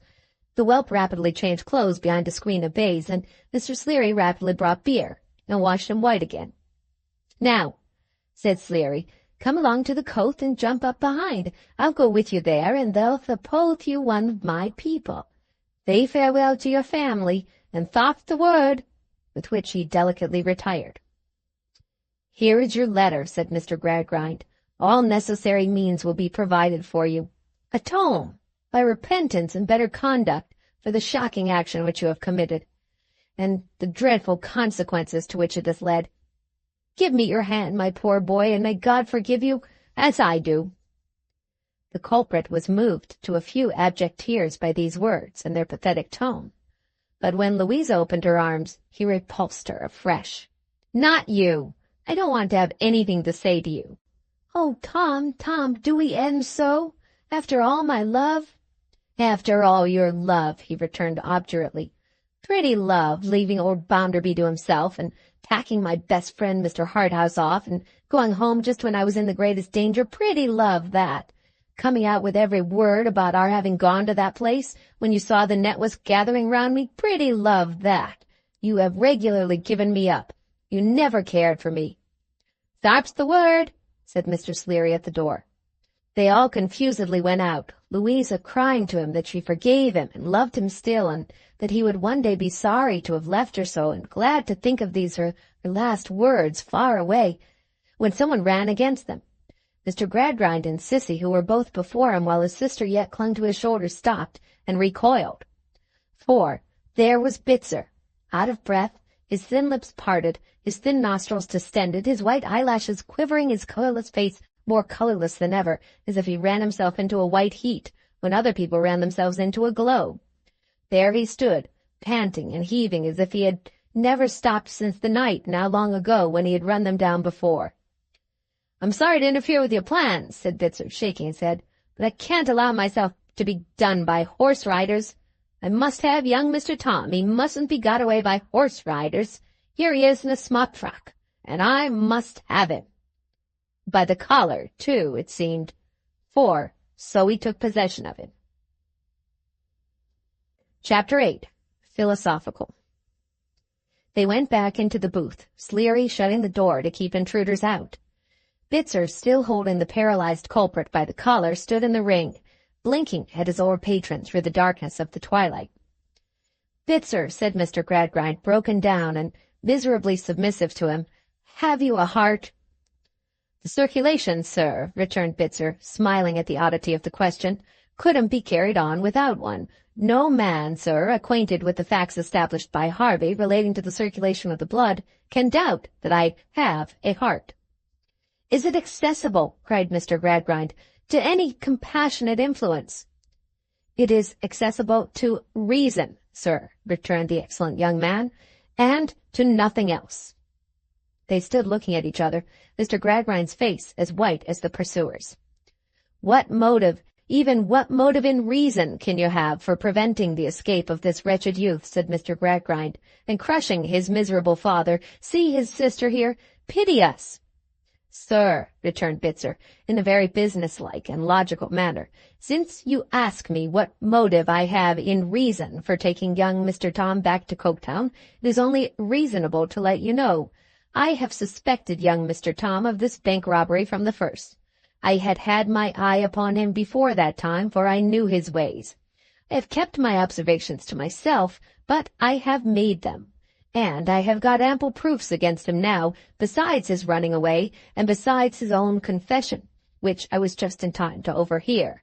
I had the pleasure of watching your house yesterday morning and following you here. I'm going to take young Mr. Tom back to Coketown, in order to deliver him over to Mr. Bounderby. Sir, I have no doubt whatever that Mr. Bounderby will then promote me to young Mr. Tom's situation, and I wish to have his situation, sir, for it will be a rise to me and will do me good." "If this is solely a question of self-interest with you," Mr. Gradgrind began. I beg your pardon for interrupting you, sir," returned Bitzer, "but I am sure you know that the whole social system is a question of self-interest. What you must always appeal to is a person's self-interest. It's your only hold. We are so constituted. I was brought up in that catechism when I was very young, sir, as you are aware."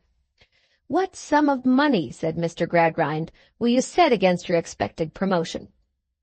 "Thank you, sir," returned Bitzer, "for hinting at the proposal, but I will not set any sum against it. Knowing that your clear head would propose that alternative, I have gone over the calculations in my mind, and I find that to compound a felony, even on very high terms indeed, would not be as safe and good for me as my improved prospects in the bank." "Bitzer," said Mr. Gradgrind, stretching out his hands as though he would have said, "See how miserable I am. Bitzer, I have but one chance left to soften you. You were many years at my school. If, in remembrance of the pains bestowed upon you there, you can persuade yourself in any degree to disregard your present interest and release my son, I entreat and pray you to give him the benefit of that remembrance." "I really wonder, sir," rejoined the old pupil in an argumentative manner, "to find you taking a position so untenable. My schooling was paid for. It was a bargain, and when I came away, the bargain ended." It was a fundamental principle of the Gradgrind philosophy that everything was to be paid for. Nobody was ever on any account to give anybody anything, or to render anybody help without purchase. Gratitude was to be abolished, and the virtues springing from it were not to be. Every inch of the existence of mankind, from birth to death, was to be a bargain across a counter. And if we didn't get to heaven that way, it was not a political-economical place, and we had no business there. "I don't deny," added Bitzer, "that my schooling was cheap, but that comes right, sir. I was made in the cheapest market, and have to dispose of myself in the dearest." He was a little troubled here by Louisa and Sissy crying. Pray don't do that," said he. "It's of no use doing that. It only worries. You seem to think that I have some animosity against young Mr. Tom, whereas I have none at all. I am only going, on the reasonable grounds I have mentioned, to take him back to Coketown. If he was to resist, I should set up the cry of 'Stop thief!' But he won't resist, you may depend upon it." Mr. Sleary, who with his mouth open and his rolling eye as immovably jammed in his head as his fixed one, had listened to these doctrines with profound attention, here stepped forward.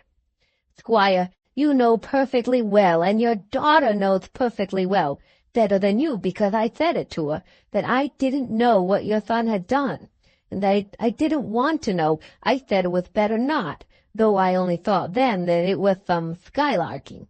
However, this young man having made it known to be a robbery of a bank, why, that's a serious thing, much too serious a thing for me to compound, as this young man has very properly called it. Consequently, squire, you mustn't quarrel with me if I take this young man's side and say he's right, and there's no help for it. But I tell you what I'll do, squire. I'll drive your son and this young man over to the rail, and prevent exposure here.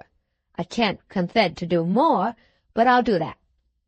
Fresh lamentations from Louisa and deeper affliction on Mr. Gradgrind's part followed this desertion of them by their last friend.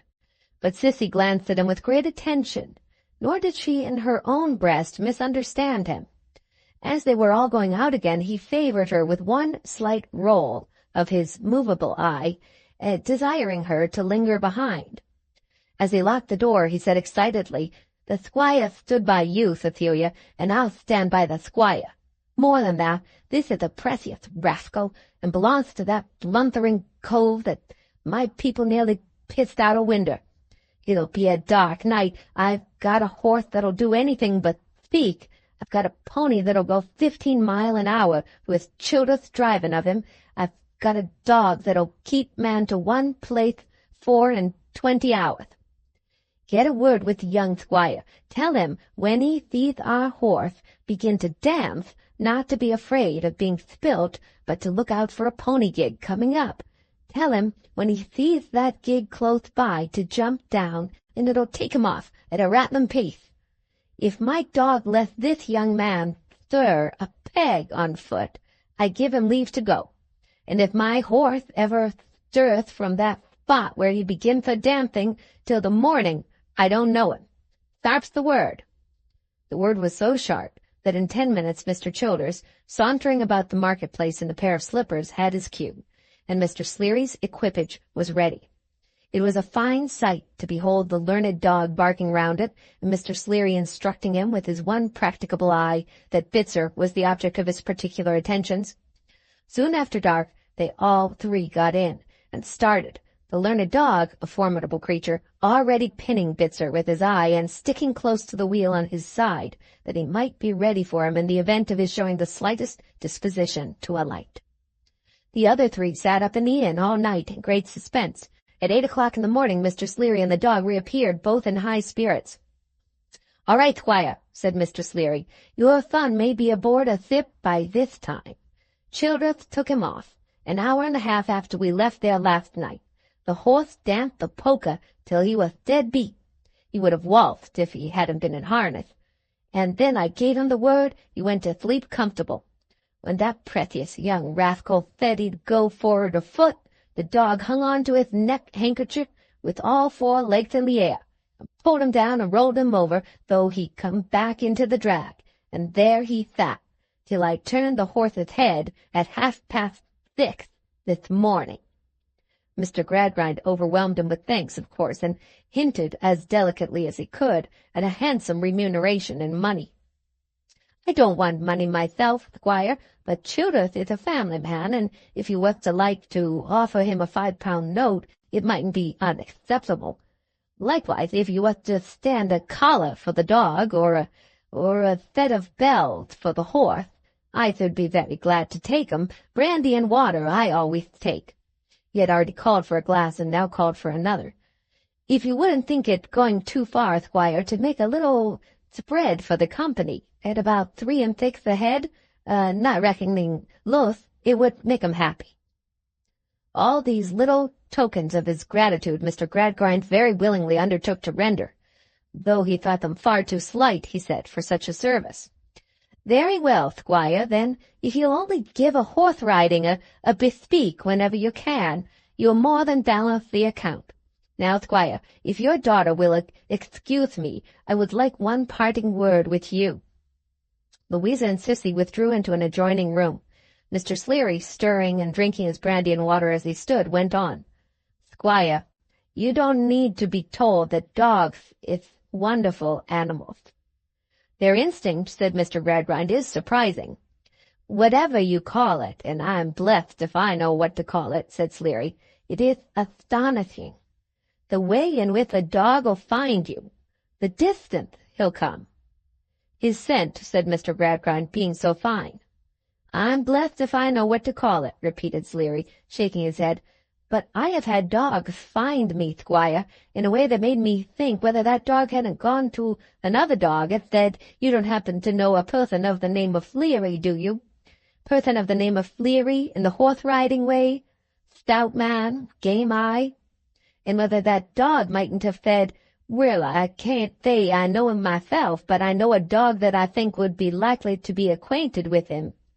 And whether that dog mightn't have thought it over and said, Sleary, oh yes, to be sure. A friend of mine mentioned him to me at one time. I can get you his address directly.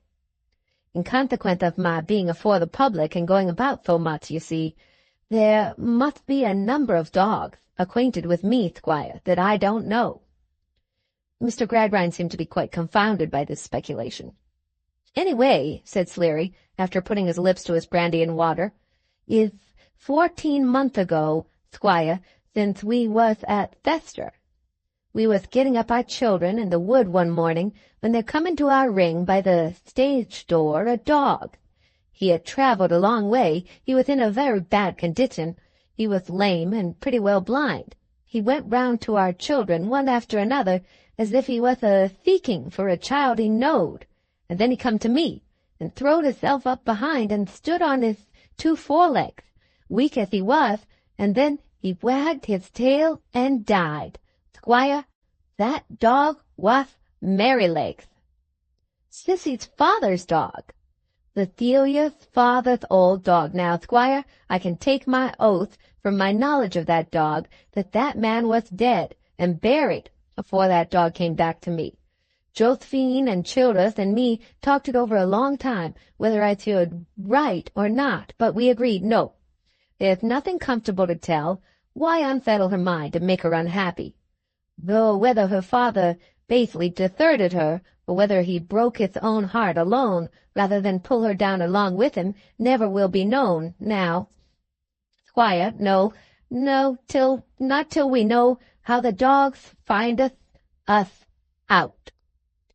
She keeps the bottle that he sent her for to this hour, and she will believe in his affection to the last moment of her life, said Mr. Gradgrind.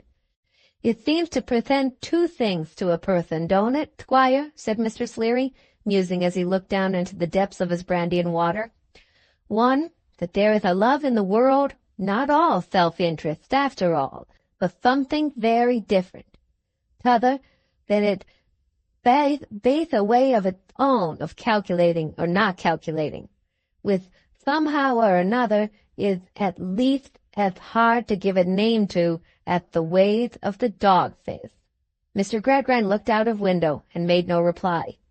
Mr. Sleary emptied his glass and recalled the ladies. Cecilia, my dear, kiss me and good-bye. Miss Squire, to see you treating of her like a sister, and a sister that you trust and honor with all your heart and more, is a very pretty sight to me. I hope your brother may live to be better deserving of you, and a greater comfort to you. Squire, shake hands, first and last. Don't be cross with us poor vagabonds. People must be amused. They can't be always a-learning, nor yet they can't be always a-working. They ain't made for it. You must have us, Squire. Do the right thing, and the kind thing, too, and make the best of us, not the worst. And I never thought before, said Mr. Sleary, putting his head in at the door again to say it, that I was so much of a cackler. Chapter 9. Final. It is a dangerous thing to see anything in the sphere of a vain blusterer before the blain blusterer sees it himself. Mr. Bounderby felt that Mrs. Sparsit had audaciously anticipated him and presumed to be wiser than he. Inappeasably indignant with her for her triumphant discovery of Mrs. Pegler, he turned this presumption on the part of a woman in her dependent position over and over in his mind until it accumulated with turning like a great snowball. At last he made the discovery that to discharge this highly connected female, to have it in his power to say, she was a woman of family and wanted to stick to me, but I wouldn't have it and got rid of her, would be to get the utmost possible amount of crowning glory out of the connection, and at the same time to punish Mrs. Sparsit according to her deserts. Filled fuller than ever with this great idea, Mr. Bounderby came in to lunch, and sat himself down in the dining-room of former days where his portrait was.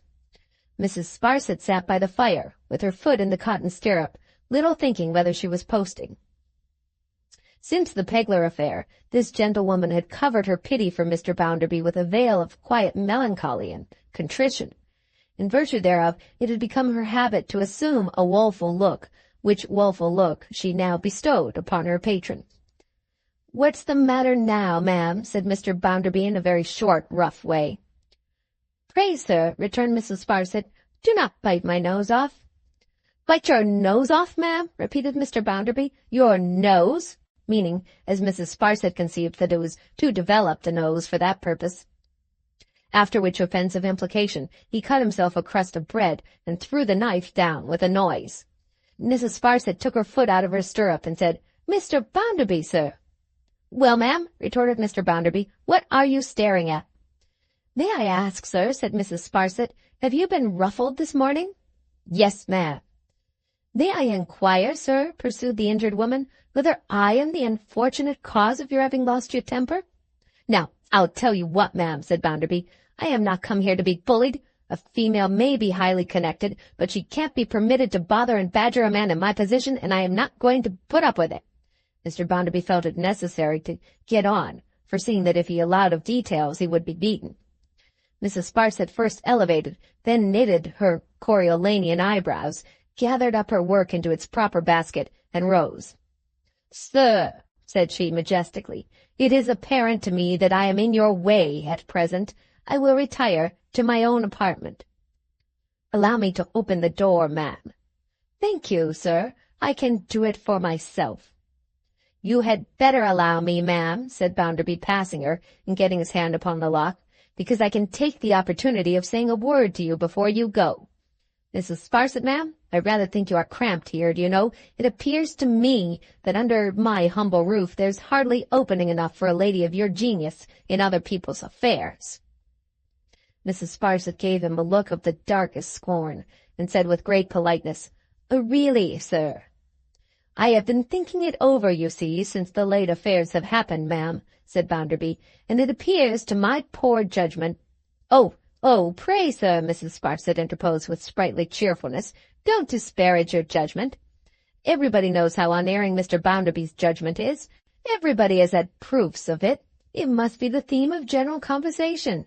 Disparage anything in yourself but your judgment, sir," said Mrs. Sparsit, laughing. Mr. Bounderby, very red and uncomfortable, resumed, "It appears to me, ma'am, I say, that a different sort of establishment altogether would bring out a lady of your powers. Such an establishment as your relation, Lady Scadger's. Now, don't you think you might find some affairs there, ma'am, to interfere with?" "It never occurred to me before, sir," returned Mrs. Sparsit, "but now you mention it, should think it highly probable." "Then suppose you try, ma'am," said Bounderby, laying an envelope with a cheque in it in her little basket. "You can take your own time for going, ma'am, but perhaps in the meanwhile it will be more agreeable to a lady of your powers of mind to eat her meals by herself and not to be intruded upon. I really ought to apologize to you, being only Josiah Bounderby of Coketown, for having stood in your light so long." "Pray don't name it, sir," returned Mrs. Sparsit. "If that portrait could speak, sir, but it has the advantage over the original of not possessing the power of committing itself and disgusting others.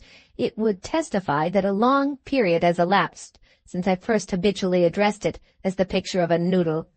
Nothing that a noodle does can awaken surprise or indignation. The proceedings of a noodle can only inspire contempt.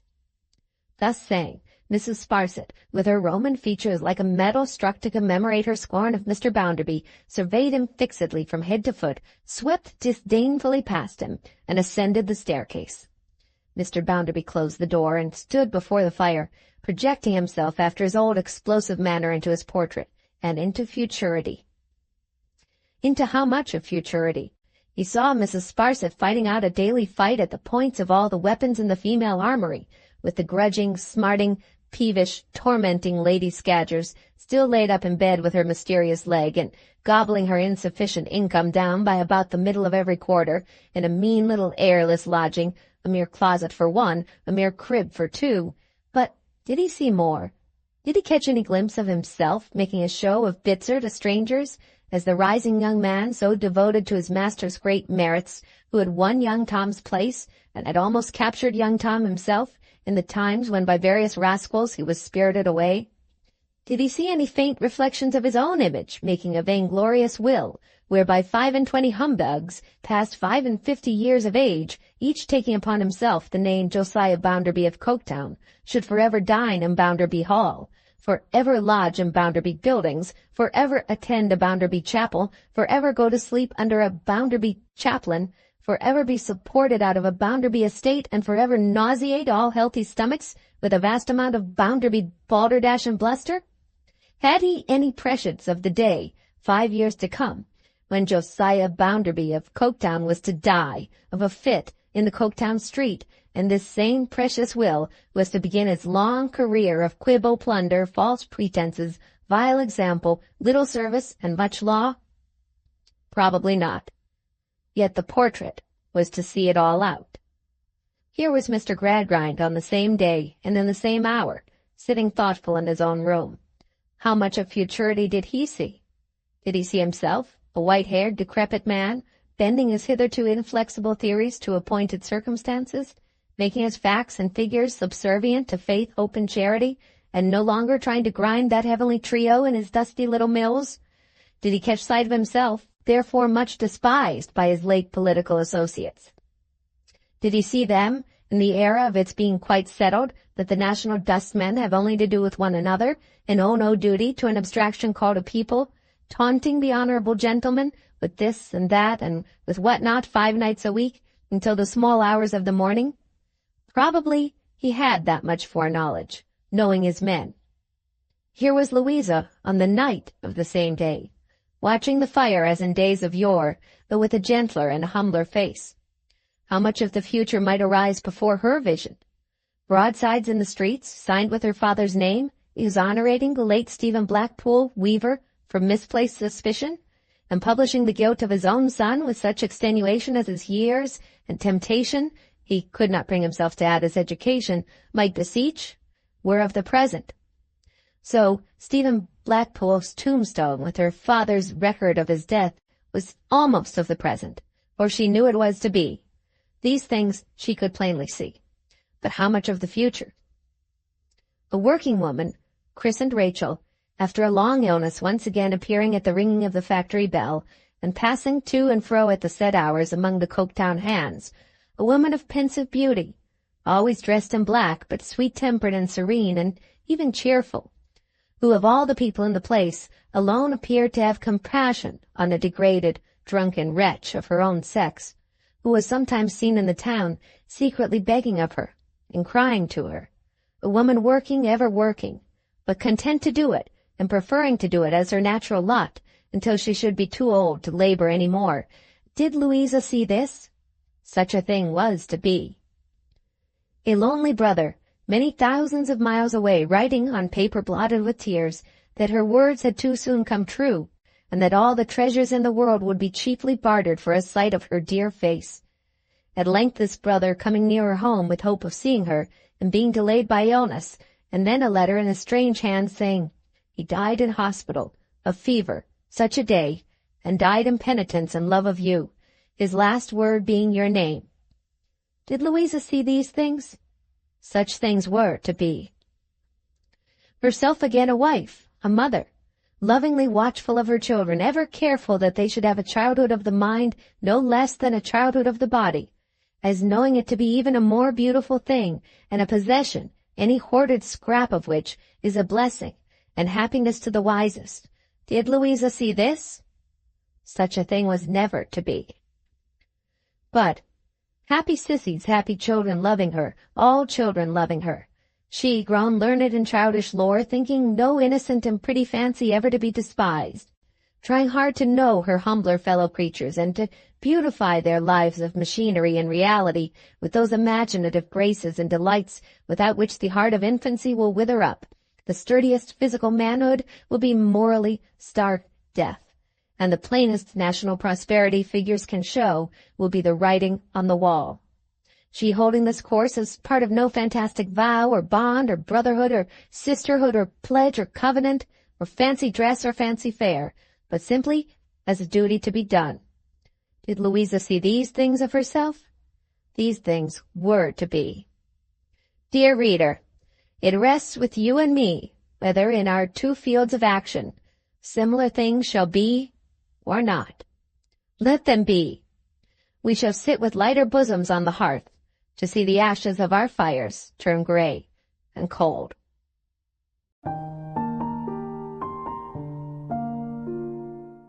The end. Thank you very much for watching. Please don't forget to subscribe our channel for more stories.